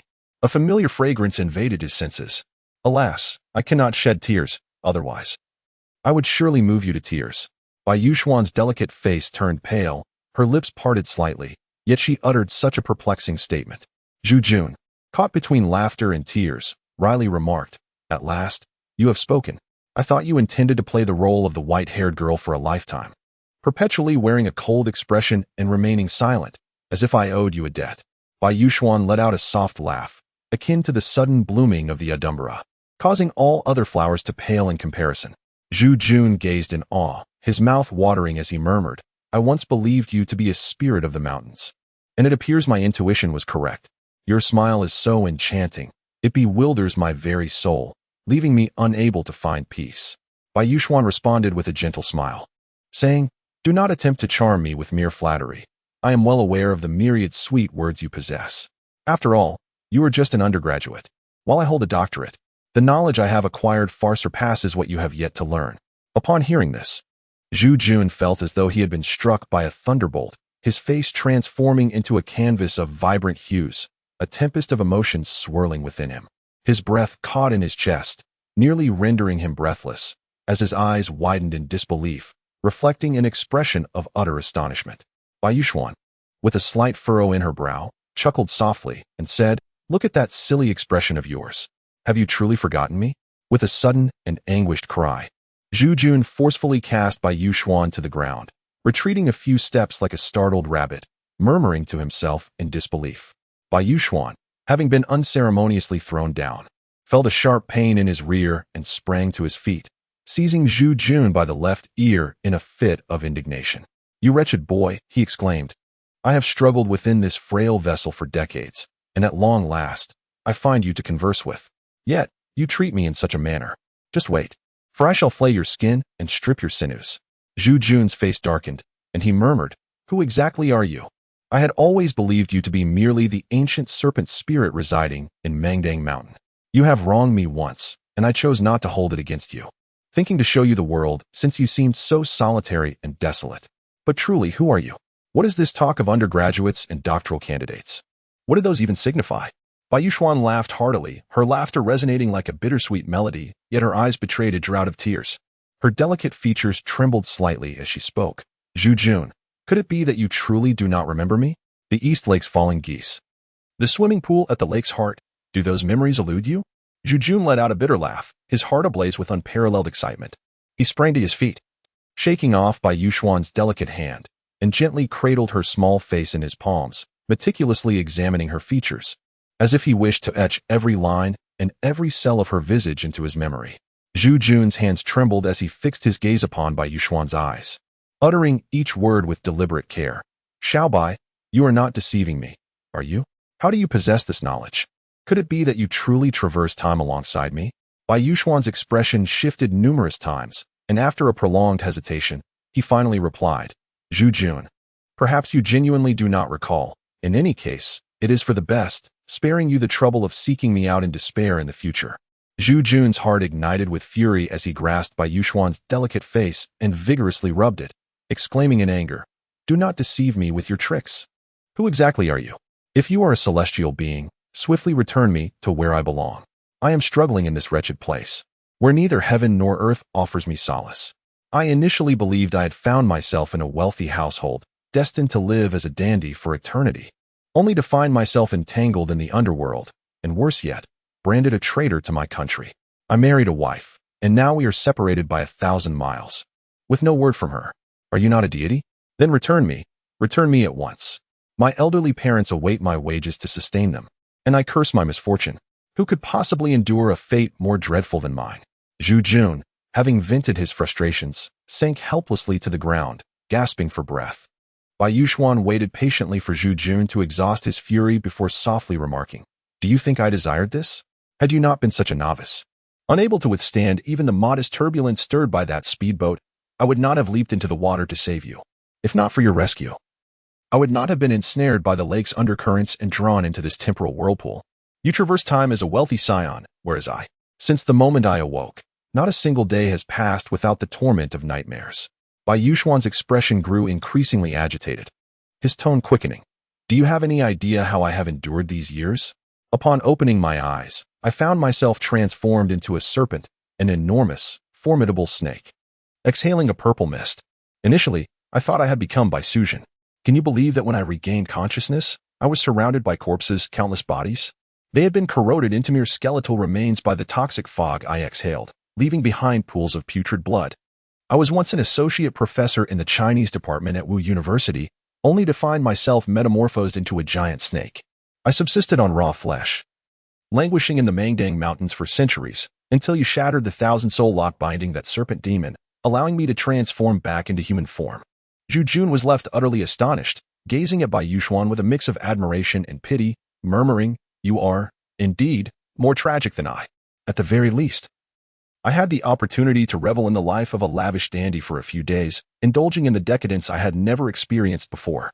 Yet, you have transformed into a savage, residing in the depths of the wilderness, subsisting on raw flesh and blood. It is only fitting that misfortune has befallen you. After all, who could blame you for recklessly navigating a vessel and causing my untimely demise? Such is the nature of retribution." As Zhu Jun spoke, his eyes suddenly sparkled with realization. "You have traversed through centuries, Does that not make you a 1,000-year-old enchantress? What era is this desolate place from? I have pondered deeply these past few days and have encountered no reference to it in history. Since you are indeed an ancient sorceress, please enlighten me on the dynasty to which we have journeyed. It would greatly aid me in navigating this realm, allowing us to amass some wealth and indulge in luxury, thus justifying the heavens for granting us this extraordinary passage. Bai Yuxuan replied with a wry smile, I possess only slightly more knowledge than you. Do you recall the purple gold cave I first led you into? At that time, I had just begun to regain control over my body, with only a fragment of my consciousness able to escape the clutches of the Thousand Souls lock. I was unable to articulate my thoughts. My intellect was rudimentary. In that moment, I merely sensed a familiar aura emanating from you, but I did not recognize you. Zhu Jun lamented, You have concealed your presence from me, causing me great distress. I had always believed I was the sole wanderer in this unfamiliar world, only to discover that a fellow townsman had already arrived by my side, observing my antics all along. Very well, if you find joy in laughter, then laugh on. By the way, I thought you were mute. How is it that you now speak? Zhu Jun, his complexion pale, pointed at Bai Yuxuan's crimson lips. In this moment of shared sorrow, tears welled in their eyes, evoking a profound sense of mutual support. Zhu Jun slowly approached, enveloping Bai Yuxuan's delicate form in his embrace, murmuring, Let us not dwell on the grievances of our past lives. In this unfamiliar realm, having you by my side gives me the courage to face death once more. Unafraid, Bai Yuxuan, perhaps striving to shed a few tears, found herself unable to do so. With a bittersweet smile, she replied, Do not think me unmoved. It is merely that my body is a transformation of a serpent demon, and I cannot produce tears. Please do not hold this against me. Her playful teasing lifted Zhu Jun's spirits, but he soon became acutely aware of the pain radiating from his back, igniting an inexplicable ire within him. Perhaps it was his ingrained masculinity that made him feel embarrassed, being reduced to such a sorry state in front of the extraordinary beauty that was Bai Yuxuan. He released her from his embrace and, feigning indignation, declared, Do not hinder me. If I do not turn this azure dragon envoy into a pig's head today, I shall wash your undergarments upon my return. Bai Yuxuan lifted her chin, adopting a fade of admiration as she cast a flirtatious glance at Zhu Jun, saying with a smile, You have suffered so much for my sake. Allow me to teach him a lesson and let these foreign brutes know our strength. Her words struck a chord deep within Zhu Jun, and a sense of lightness enveloped him, prompting a dry chuckle. That would be splendid, he replied, rising to her feet.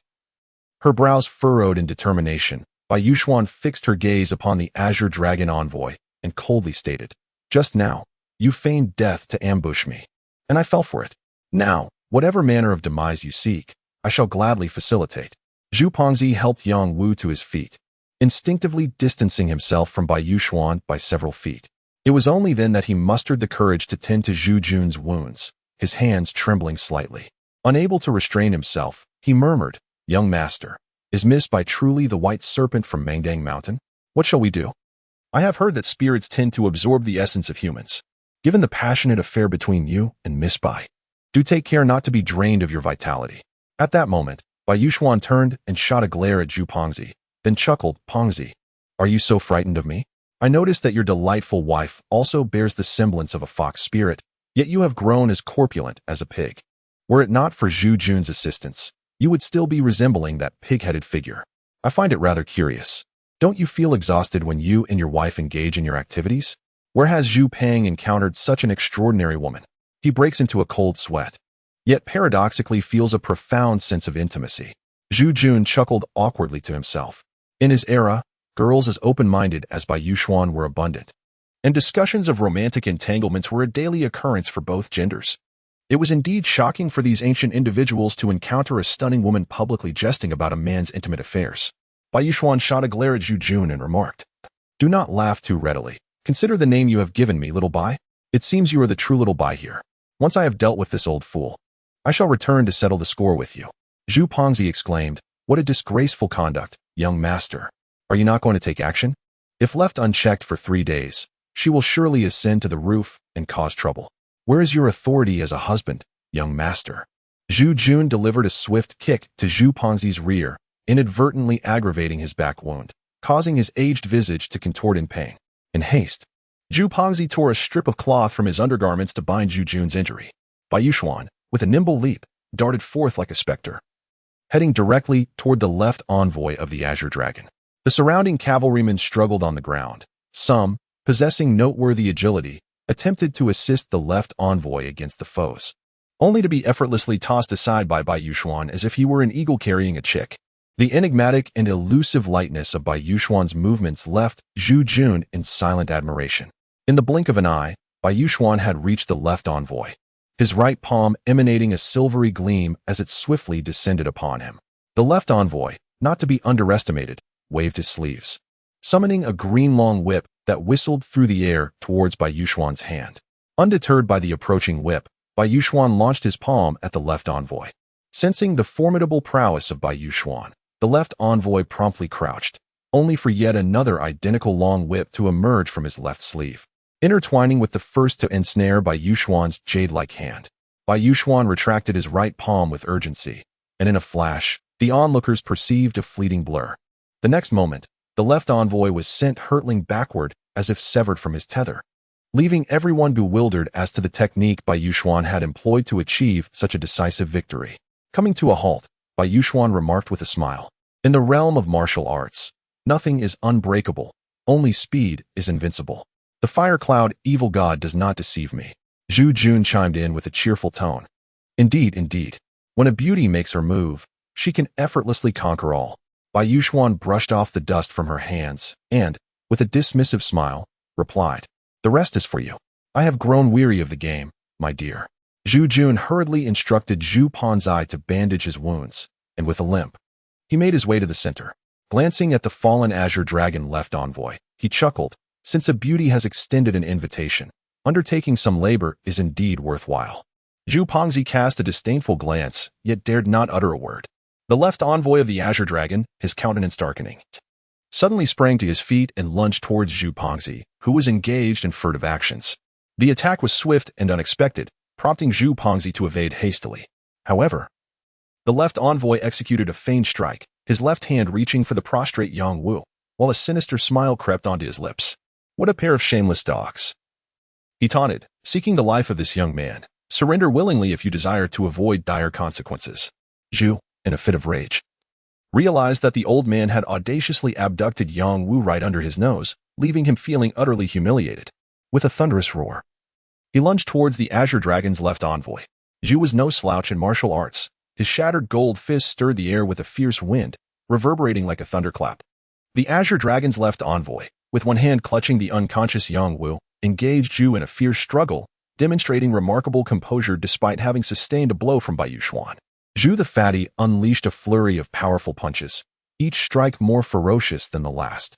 Yet he failed to graze even a thread of the Azure Dragon's left envoy's attire. Growing increasingly anxious, he abruptly halted his attacks, standing still as if frozen. The Azure Dragon's left envoy, perplexed by this unexpected pause, watched in bewilderment as Zhu the Fatty closed his eyes. Suddenly, a fierce wind surged around him, and in a fleeting moment, his fists radiated an orange glow, resembling the embodiment of a war god, as an overwhelming pressure filled the air. Zhu Jun exclaimed in astonishment. "The shattered water fist? Impressive, my friend.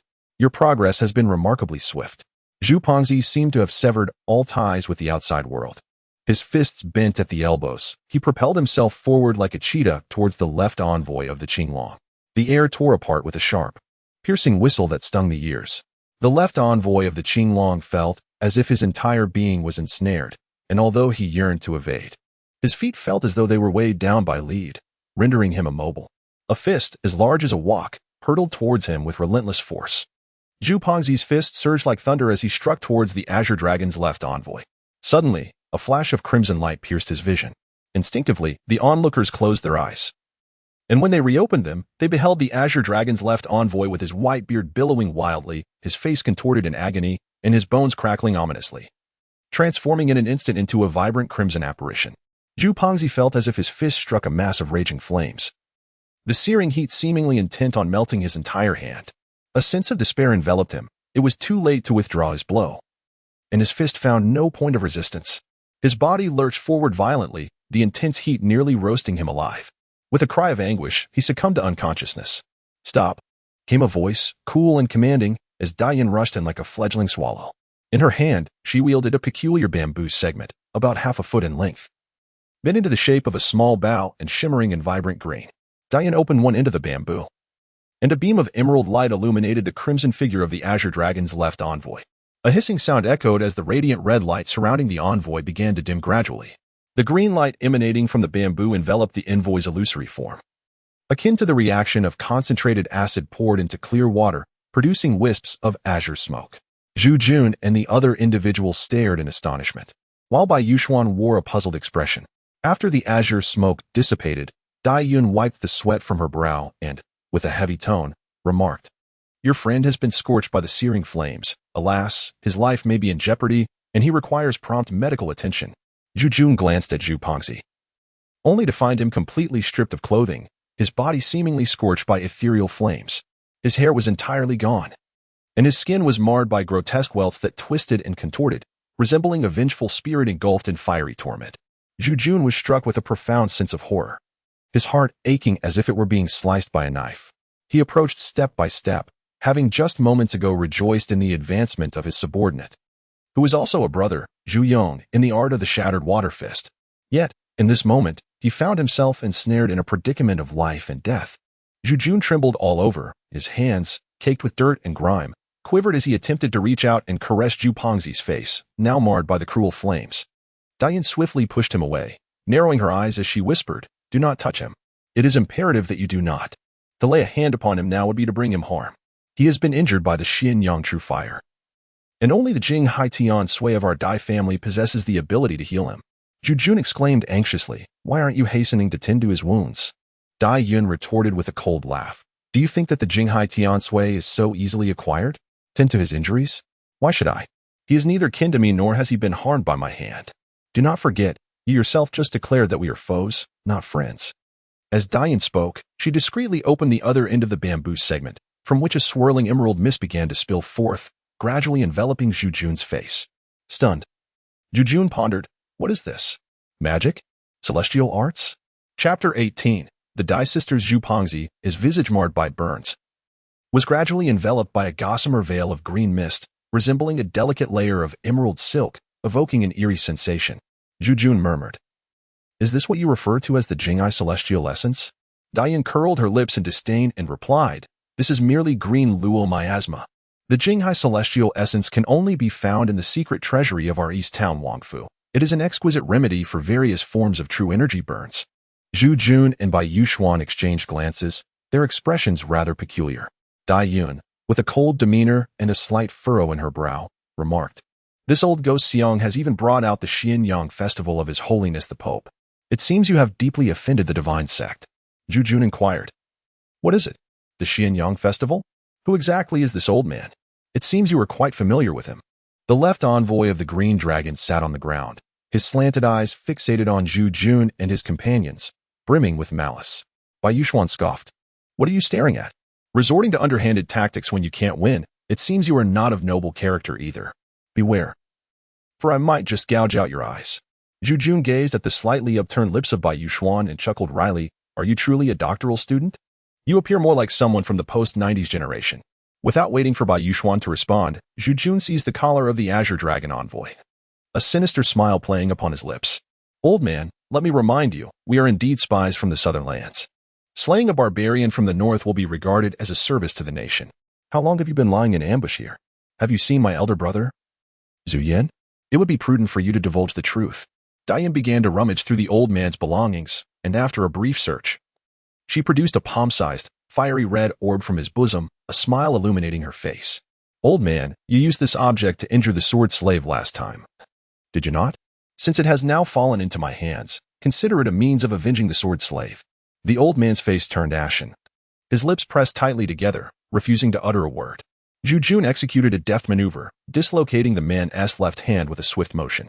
Cold sweat trickled down the old man's forehead, yet he resolutely refused to utter a word.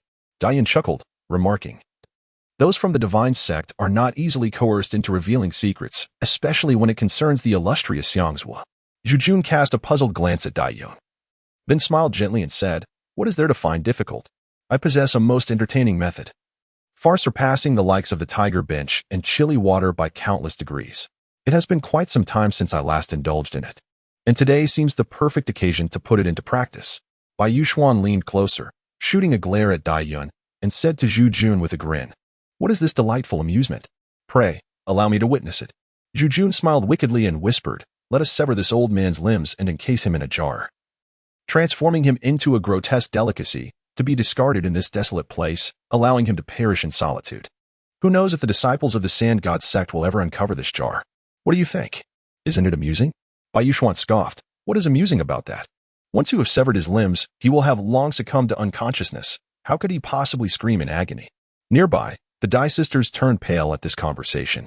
The petite girl, who had approached Bai Yuxuan in hopes of hearing some delightful tale, was now stricken with terror, exclaiming, "You may appear to be a decent person, but how can you be so cruel?"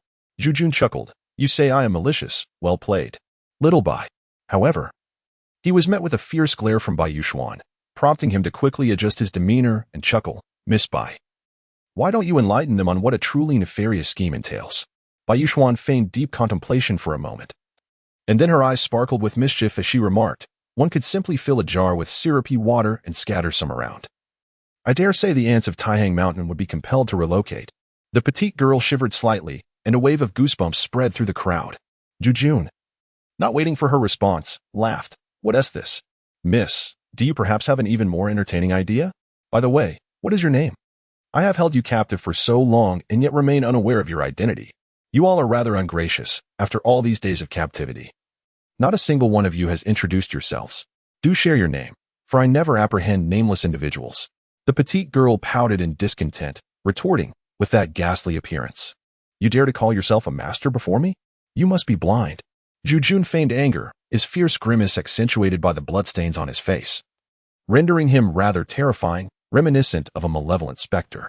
He exaggeratedly bellowed, "Ah, you little wench, while I was in Zhongjing engaging in brawls and wooing maidens, you were likely still in your cradle, crying for milk. How dare you elevate your status before me? Prepare yourself for a thorough lesson today." Dai Yun, clutching the red orb to her chest, forcefully pushed her younger sister aside and positioned herself between them. She gazed at Zhu Jun with a cold demeanor and remarked, "Young Master Zhu, is this truly all you are capable of? Bullying a mere girl seems to be your forte." Zhu Jun cast a glance at Bai Yuxuan, noticing her indecision, then turned to Dai Yun with a mischievous smile and said, "Miss Dai, you are quite the stern one. I, Zhu Jun, possess not only a knack for tormenting young girls, but also a talent for dealing with older ones. If you wish to avoid my harassment, it would be wise to promptly present that so-called Jinghai Tian Sui and aid my unfortunate steward." The petite girl forcefully broke free from Dai Yun's grasp, pointed an accusing finger at Zhu Jun, and huffed, "Come then, come and bully me. You blind thief, I shall not change my name or my surname. I am Dai Ping, the princess of Cangzhou from the Wang family of Zhengdou. If you dare to harass me, my father will know and annihilate your entire clan. No, he shall eradicate 10 of your clans." Upon hearing her name, Dai Ping, Zhu Jun's expression shifted dramatically, as if all semblance of playful banter had deserted him, leaving his face pallid and despondent, rendered mute. Bai Yuxuan observed this shift keenly and, with a sudden spark of insight, cast a frosty glance at Dai Ping, a menacing aura enveloping her. Instantly, Dai Ping felt an icy chill wash over her and hastily fell silent. Bai Yuxuan's frigid gaze was akin to ancient glaciers, emanating a tangible chill. Dai Anxing shivered involuntarily, bemused by the woman's swift change of demeanor. Moments ago, she had been playfully bantering with Zhu Jun, her face alight with smiles, yet now she resembled a statue of eternal ice. Bai Yuxuan, her voice laced with frost, questioned, "What is this? Have you nothing to say?" "Such audacity, my lady." Having witnessed her formidable prowess, Dai Ping was rendered speechless, while Dai Yun, sidestepping Bai Yuxuan's penetrating stare, regarded Zhu Jun with a mocking smile, remarking, "It seems that Zhu Gongzi indeed possesses remarkable skills, knowing to have Bai Gunyang lend you her support." Zhu Jun cast a fleeting glance at her, then offered a wry smile to Bai Yuxuan. "Never mind, I cannot blame them. It is merely that I am reminded of times past. Do you possess any means to treat the injuries of the rotund fellow?" Bai Yuxuan pouted her lips in displeasure, responding, "Zhu Fatty truly is unfortunate to have a master like you, who leaves him so unrecognizable that even his wife cannot identify him. I am not a physician. How could I possibly have any remedies? Did that young lady Dai not mention that their Wang residence has medicine capable of healing Zhu Fatty's wounds? Why not venture to the East Town Wang residence?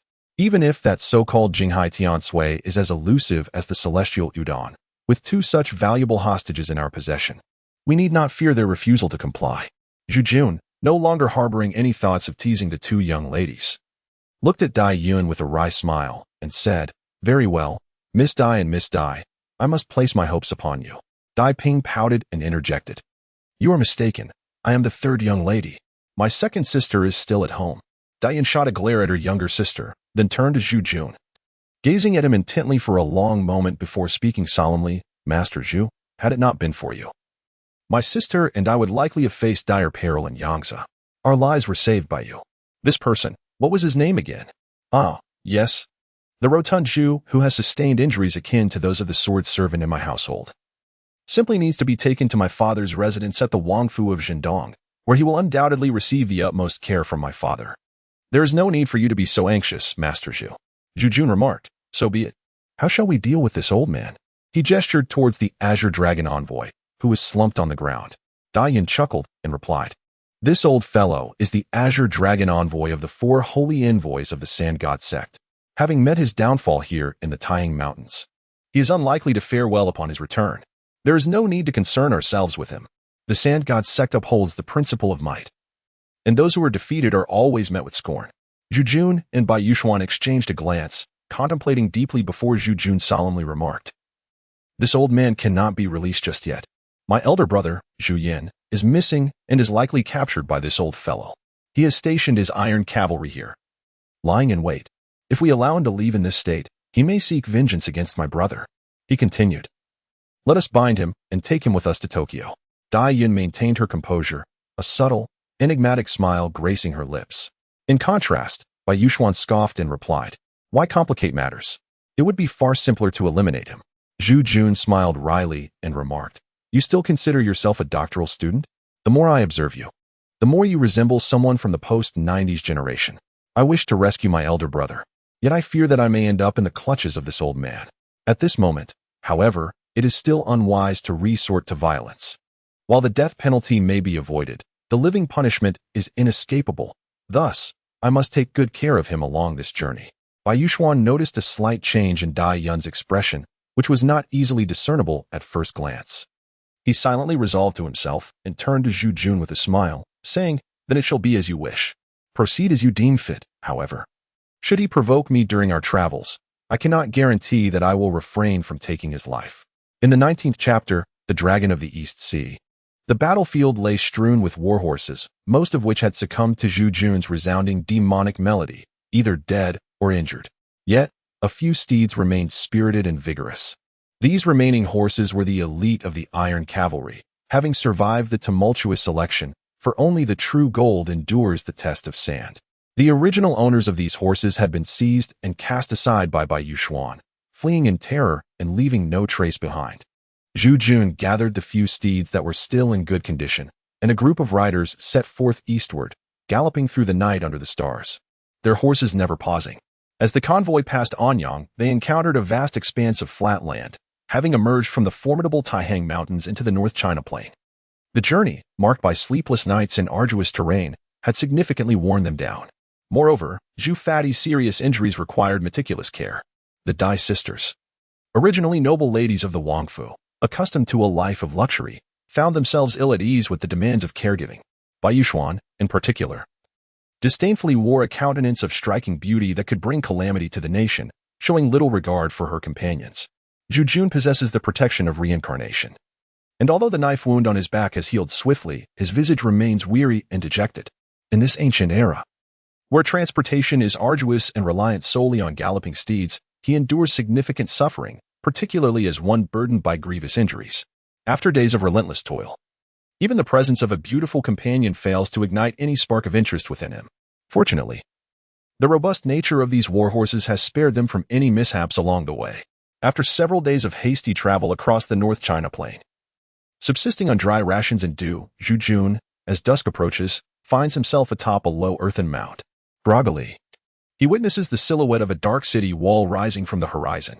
Under the golden hue of the setting sun, the desolate land resembles a colossal black dragon, coiled amidst the densely packed hills, revealing its most formidable segment. Zhu Jun, in a daze, gazed at Bai Yuxuan and inquired, "What is that? Could it be that we have reached Sangzhou?" Bai Yuxuan's expression grew increasingly frigid as he ventured eastward, casting a glance at Zhu Jun. A flicker of pity glimmered in his eyes as he softly replied, "Sangzhou has long since passed. We are likely nearing Tianjin now, a few hundred more miles ahead, and we shall behold the sea." As the two traversed the northern lands, they largely relied on their knowledge of geography from their previous lives for guidance. Dian scoffed, saying, "What Tianjin? Once we arrive, we shall find ourselves at Dongjing, the infeft city of my Zhendong Wangfu. Brother Anqing, you should enter the city first to inform father. We shall follow shortly." Dai Anqing accepted the command and spurred his horse onward. Zhu Jun, initially in a haste, suddenly adopted a grave demeanor, fixing his gaze upon Dai Yun. Encountering Zhu Jun's intense stare, Dai Yun smiled faintly and asked, "What is it, young Master Zhu? Are you afraid that I may bring harm to you?" Zhu Jun declared solemnly, "Miss Dai, do not test me further. If I, Zhu Jun, did not believe in you, I would not have traveled such a great distance with the fatty in search of a remedy." Bai Yuxuan let out a cold snort, remaining noncommittal. In the late autumn, the northern lands appeared desolate. However, the coastal city of Tokyo, nestled near the sea, was adorned with lush greenery on its low hills. As evening descended, a veil of green shrouded the coastal city, creating a dreamlike ambience. Upon reaching the city gates, inscribed with the elegant characters Jinghai Longmen, Zhu Jun, though not well versed in traditional characters, recognized these with familiarity. The Jinghai Tian Sui that Dai Yun often mentioned was the very elixir capable of healing Zhu Fatty's burns. After toiling for over half a month, there was finally hope for the treatment of Zhu Fatty's injuries. Zhu Jun lifted the curtain of the carriage, gazing at the grotesque scars that marred Zhu Pengxi's body, feeling an overwhelming sense of guilt within. This horse-drawn carriage had been rented in Anyang, where Dai Anqing, renowned as the Bohai Lang, held a prominent reputation across the North China Plain. It was not a daunting task for him to procure a carriage without alarming the followers of the sand god. However, in the interest of expediency, the others rode swiftly on horseback, leaving only the gravely injured Zhu Pengxi to relish the jolting experience of the carriage. Having remained unconscious for half a month, Zhu Pengxi had yet to regain consciousness. Throughout the journey, Zhu Jun had been tirelessly channeling his true energy into Pengxi's body, stimulating his bodily functions just enough to keep his life hanging by a thread. Zhu Jun initially set forth to the north to rescue his elder brother, Zhu Yan, and then planned to promptly return to the southern lands in search of his parents and buyer. However, he now found himself increasingly distanced from his homeland. The emergence of Bai Yuxuan alleviated Zhu Jun's sense of isolation and helplessness in this world, providing him with a different form of solace. The group followed Dai Yun into the city. The soldiers guarding the gates seemed to recognize Dai Yun, standing resolutely at their posts, their posture as straight as that of towering pines. After navigating several broad streets, they arrived at a grand gate towering several meters high, through which a procession of knights approached. At the forefront was an elderly man with a white beard, his stature imposing as he rode a magnificent white steed, its coat immaculate and as pure as snow, a rare sight indeed. Zhu Jun glanced at the yellow steed beneath him, which had galloped tirelessly for half a month. The journey had surpassed 1,000 miles. Although it had been well-fed and well-watered each day, it was already weary, covered in dust and lacking luster in its coat. Zhu Jun was secretly comparing his yellow steed with the old man's pure white horse when he suddenly saw Dai Yun dismount, kneeling on the ground and exclaiming loudly, "Father, may you be blessed." Dai Er respectfully offered her greetings to her father, just as the old man, with his white beard, dismounted and attempted to assist Dai Yun. Dai Ping joyfully dashed into his embrace, repeatedly calling out "Daddy." For all the time Zhu Jun had known her, it was the first instance he realized her voice resembled that of a lark, sweet and melodious. The old man affectionately patted Dai Ping's small back, chuckling, "Ping Er, I trust you had a delightful outing. Haha, I fear you may have caused your sister quite a bit of trouble." Dai Ping playfully tugged at her father's beard, laughing, "Daddy, you say that as if I am still a child. Sister even praised me for being sensible during our journey." This old man must be King Jinglong of the eastern town of the Great Yin Kingdom. He released Dai Ping from his embrace, helped Dai Yun to her feet, and gazed at her with a benevolent smile, saying earnestly, "My eldest daughter, ever so considerate. You have made your father quite anxious during this trip. Oh, And who might these individuals be? Dian stood up and replied with a smile, "Do not worry, father. This is young Master Zhu, and this is Miss Bai, both of whom possess exceptional talents. This is young Master Yang, a scion of a wealthy family from Jinsheng Yangzi. Thanks to their assistance, I was able to successfully complete my task and return home safely." King Jinglong nodded slightly, raising his hand with a smile. "Excellent, excellent. My eldest daughter's endeavors will surely yield fruitful results." Despite his advanced age, the king exuded an undeniable aura of authority as he spoke, his gestures commanding and dignified. Zhu Jun hastily dismounted and bowed, exclaiming, "I, Zhu Jun, pay my respects to your highness, wishing you eternal blessings and a unified realm." Bai Yuxuan could not help but chuckle at his words, unaware that Zhu Jun had spoken without a moment's thought. This phrase, so familiar in his previous life, was one he had cherished, often exchanging it in jest with classmates and friends during birthdays. Having traversed through time, the highest-ranking individual Zhu Jun had encountered was none other than the Prince Ning, known as the Talented Prince, who enjoyed mingling with common folk and had a keen interest in matters of the marketplace, thus presenting an image far removed from that of royal nobility. However, today's Jinglong, king of the Great Yin, was a formidable figure who had long dominated the political arena of the Northern Dynasty. The Dongwang Mansion in Tokyo was the pinnacle of the Han family in the Northern Territories, representing the interests of millions of Han people in the Great Yin. With over 100,000 infantry in the Zhangzhou camp, they nearly commanded the majority of the military strength along the coastal regions of the Great Yin. Most notably, the Jinghai camp boasted a formidable naval force of 50,000 sailors and thousands of vessels, which constituted the primary strength of the Great Yin Navy, firmly held under the control of the Dongwang Mansion. Consequently, the Dai family held a significant defensive position on land, while their maritime prowess rendered them the undisputed sovereign of the Eastern Sea. The Great Yin, influenced by the cultural and institutional models of the Southern Dynasty, employed Han officials extensively, leading to the court officials playfully dubbing the Jinglong king as the Dragon King of Jinghai. Although such remarks were made in jest, they accurately reflected the true strength of the Dai family in Tokyo. This was the first time Zhu Jun encountered a person of genuine prowess. In his flustered state, he spoke without thinking, inadvertently making a fool of himself. Bai Yuxuan, seeing Zhu Jun's dazed expression, laughed heartily, thus dispelling the suspicions of those around them. Prince Jinglong offered a faint smile and remarked, "Young Master Zhu is indeed quite humorous. The rivers and lakes represent this world. And since this world is the rivers and lakes, I am but a subject of the Great Yin. Thus, the notion of unifying the rivers and lakes seems unfounded. The East Jinwang Manor has numerous entanglements with the martial arts of the northern lands and is not particularly sensitive to the term rivers and lakes." Zhu Jun finally grasped the situation and awkwardly chuckled. "I am but a rough and uncouth individual, unversed in etiquette, and have unwittingly become a source of amusement for the prince. I am Zhu Jun, the young deputy leader of the Chao Bang from the central capital of the Southern Kingdom. I have long heard of Prince Jinglong as the towering pillar of the Northern Han people. Today, upon meeting you, I find your demeanor to be kind and amiable, which is indeed a blessing for us Han descendants." Prince Jinglong spoke earnestly. "The ocean embraces a myriad of rivers. Only through tolerance can greatness be achieved. In our Great Yin, the various ethnic groups unite as one family, and the Han people are merely one branch of this great household. Although the Han populace is numerous, I, as the prince, am often overwhelmed and unable to attend to every matter thoroughly, which is indeed a lifelong regret. My capabilities are limited. Yet I wish to support the Han people with unwavering dedication until my last breath."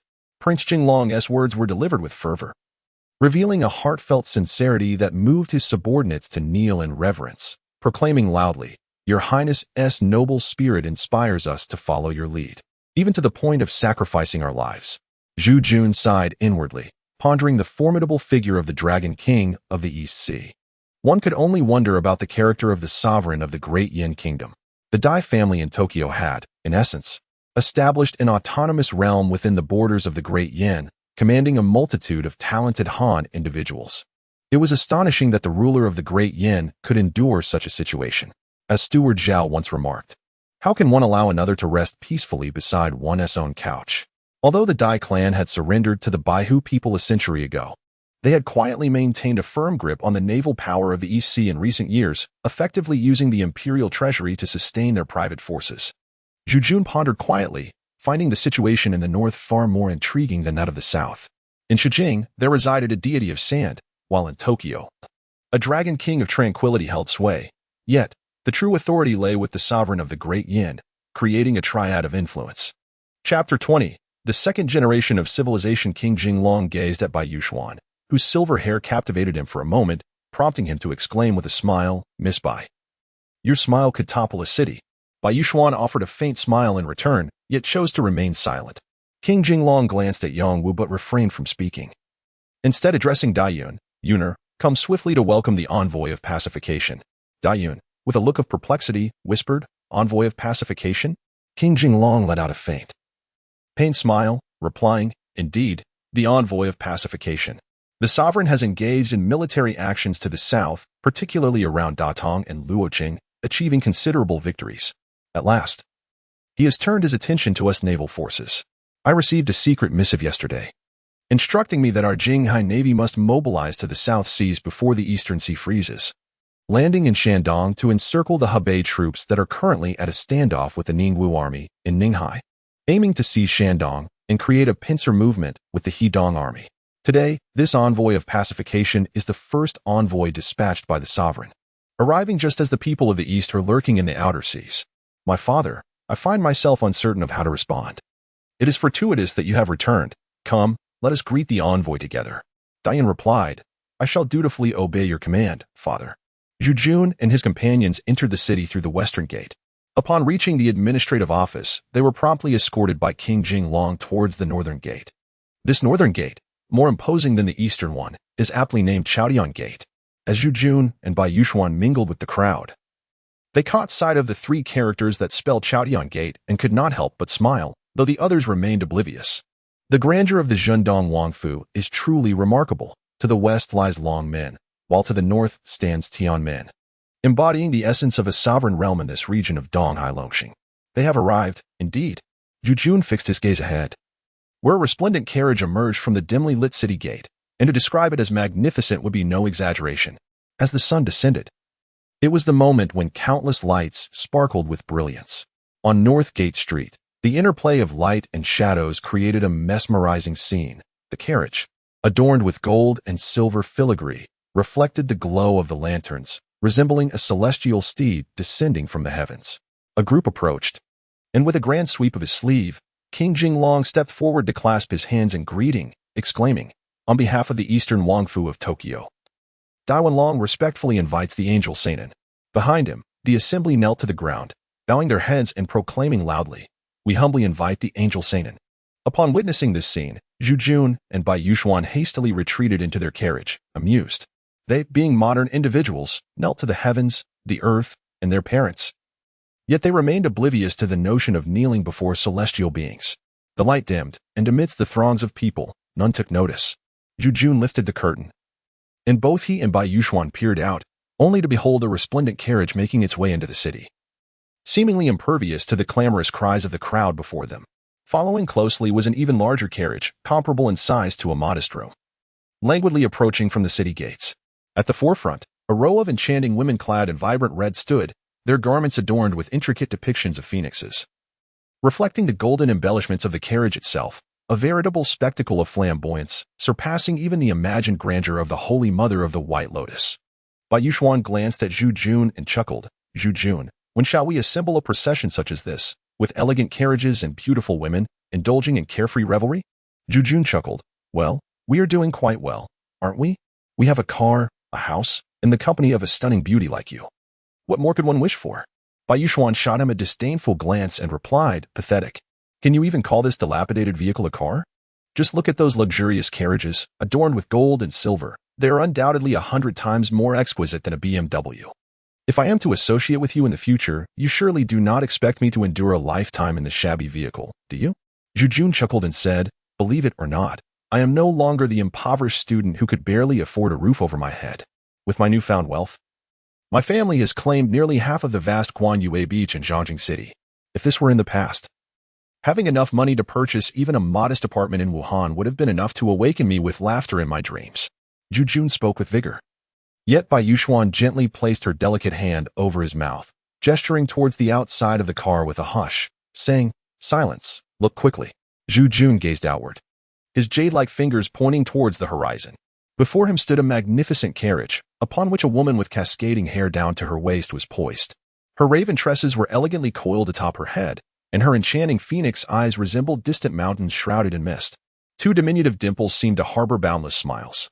She was adorned in a resplendent crimson robe, embroidered on her delicate bosom with a golden phoenix, its wings poised as if ready to soar into the heavens. Zhu Yan murmured, "How peculiar it is that I find the ancient beauties enchanting as if they were fairies, yet they lack the charm that modern beauties possess." Bai Yuxuan retorted, "Do not feign ignorance. I did not beckon you to admire the beauties. Look at her forehead. There, upon the woman's brow, was a striking vermilion beauty mark, quite conspicuous." Zhu Yan turned his gaze back to Bai Yuxuan, whose exquisite, otherworldly visage bore a delicate lavender beauty mark, enhancing her allure. He asked, bewildered, "What exactly is this?" Bai Yuxuan chuckled softly. "This is known as Hua Wang, or plum blossom makeup, while it is acceptable for us women to possess such marks. What reason do you have for yours? Do you realize that it was your Hua Wang that initially inspired my trust in you, leading me to accompany you from the mountains? Zhu Yan, I have traversed through time, wandering aimlessly, and inadvertently stumbled upon Mangdang Mountain, only to be mistaken for the son of the Red Emperor. It seems my fate has led me to engage in a fierce battle with you. Are you truly the white giant serpent that devoured me in that small horse village? This matter remains shrouded in uncertainty for me." Bai Yuxuan's expression shifted dramatically as she fixed her gaze upon Zhu Yan. "Did you not claim to have put the past behind you? Why then do you bring it up once more?" She averted her eyes, her gaze becoming distant, and murmured, "Very well, I confess, I am indeed the 1,000-year-old serpent demon of Mangdang Mountain. We are not of the same kin, yet do you intend to part ways with me?" Zhu Yan expressed his delight. "Really? Oh my, I must congratulate you. You have no idea that I was once an avid fan of fantasy novels, often daydreaming about traversing into other realms as a magnificent divine beast, soaring through the skies and reveling amidst the throngs of humanity. Alas, it is unfortunate that you, having crossed over, have taken the form of a serpent demon, unable to take flight. That certainly diminishes the joys of existence. In my previous life, I was merely a destitute student, incapable of affording a home or marrying, yet I have always yearned to experience the sensation of soaring through the air. I wonder when I shall finally have my wish fulfilled." Bai Yuxuan replied with surprise, "I never would have guessed that you had such a penchant for this. You truly do not mind that I am a serpent demon? You do realize that demons tend to devour mortals without leaving a trace, do you not?" Zhu Yan chuckled. "I must admit, I have a fondness for your kind. Have you forgotten how, in the past, there was a certain young lady who followed me around like a shadow, not even sparing my most private moments? Back then, you showed no signs of shyness, yet now you blush. What is there to be embarrassed about? I remain unashamed." Bai Yuxuan felt her cheeks flush as Zhu Yan recounted his indiscretions. The more he gazed at her, the more captivated he became. Gently cradling her delicate face, he mused, "What if you are a serpent demon? To others, you might still be the enchanting white-haired witch. Alas, I, Zhu Yan, am quite taken by this allure. And having spent these days in your presence, I have long succumbed to your charm. By the way, do you recall the time I was swimming at the Donghu open water swimming area? I was swept away by a sudden wave and collided with a wooden post, awakening to find myself transported. And you? How did you arrive here?" Bai Yuxuan playfully patted Zhu Yan's cheek and replied, "What is this? I am the very lady who piloted the speedboat. Have you truly forgotten me? I remember that you did not faint upon hitting the post. Instead, the waves carried you into the depths of the lake. I halted the boat and dove in to rescue you. At that moment, you clung to me desperately. And when I attempted to push you away, you even bit my shoulder. Do you not recall how we were pulled down into the depths by the undercurrent?" Zhu Yan clung to him like a mischievous monkey, eagerly attempting to pull down Bai Yuxuan's collar, exclaiming, "Really? Let me see. Is the wound still there?" Bai Yuxuan swiftly swatted away his hands, retorting, "Do not feign ignorance with me. If you wish to take advantage of me, just say so. You are well aware that this body I now possess is seized from another. How could it possibly bear any remnants of past injuries? Quickly, explain to me how that yellow flower upon your forehead came to be." Zhu Yan chuckled. "From your tone, are you truly unaware? This item is quite remarkable. It is indeed the perfect choice for charming the ladies. Unlike you, I encountered appendicitis in Datong, where I was rescued by an extraordinary individual. This sage, upon observing my appearance, remarked that I bore a heavy aura of misfortune destined for a tumultuous path. He imparted to me a unique technique known as the Wheel of Rebirth. Having practiced this method for merely a few months, the plum blossom markings adorning my face are a manifestation of the first stage of the rebirth eye. My method of cultivating true energy differs from yours. As my source lies within the Intang point at the center of my forehead, rather than the Tanzhong point. As for the peculiar plum blossom design that straddles the line between masculinity and femininity, I must consult the Venerable Ding, the master of the Taoist temple, to uncover the truth. What misfortune could you possibly claim? I see you are surrounded by luxury and beauty, with every indulgence at your disposal. Humph. That extraordinary individual may very well be a charlatan. Is it possible he encountered you on the street and declared, "Young sir, your bones are remarkable. You are fated to encounter calamity, yet you possess the talent for martial arts. Here, I have this technique called the Wheel of Rebirth." Zhu Yan playfully tapped her forehead and chuckled. "Do not speak so lightly. That elder Ding is indeed the master of Taoist me. You may find it hard to believe. But after I recovered from my illness and departed, I heard a tremendous noise that led me to think an earthquake had occurred.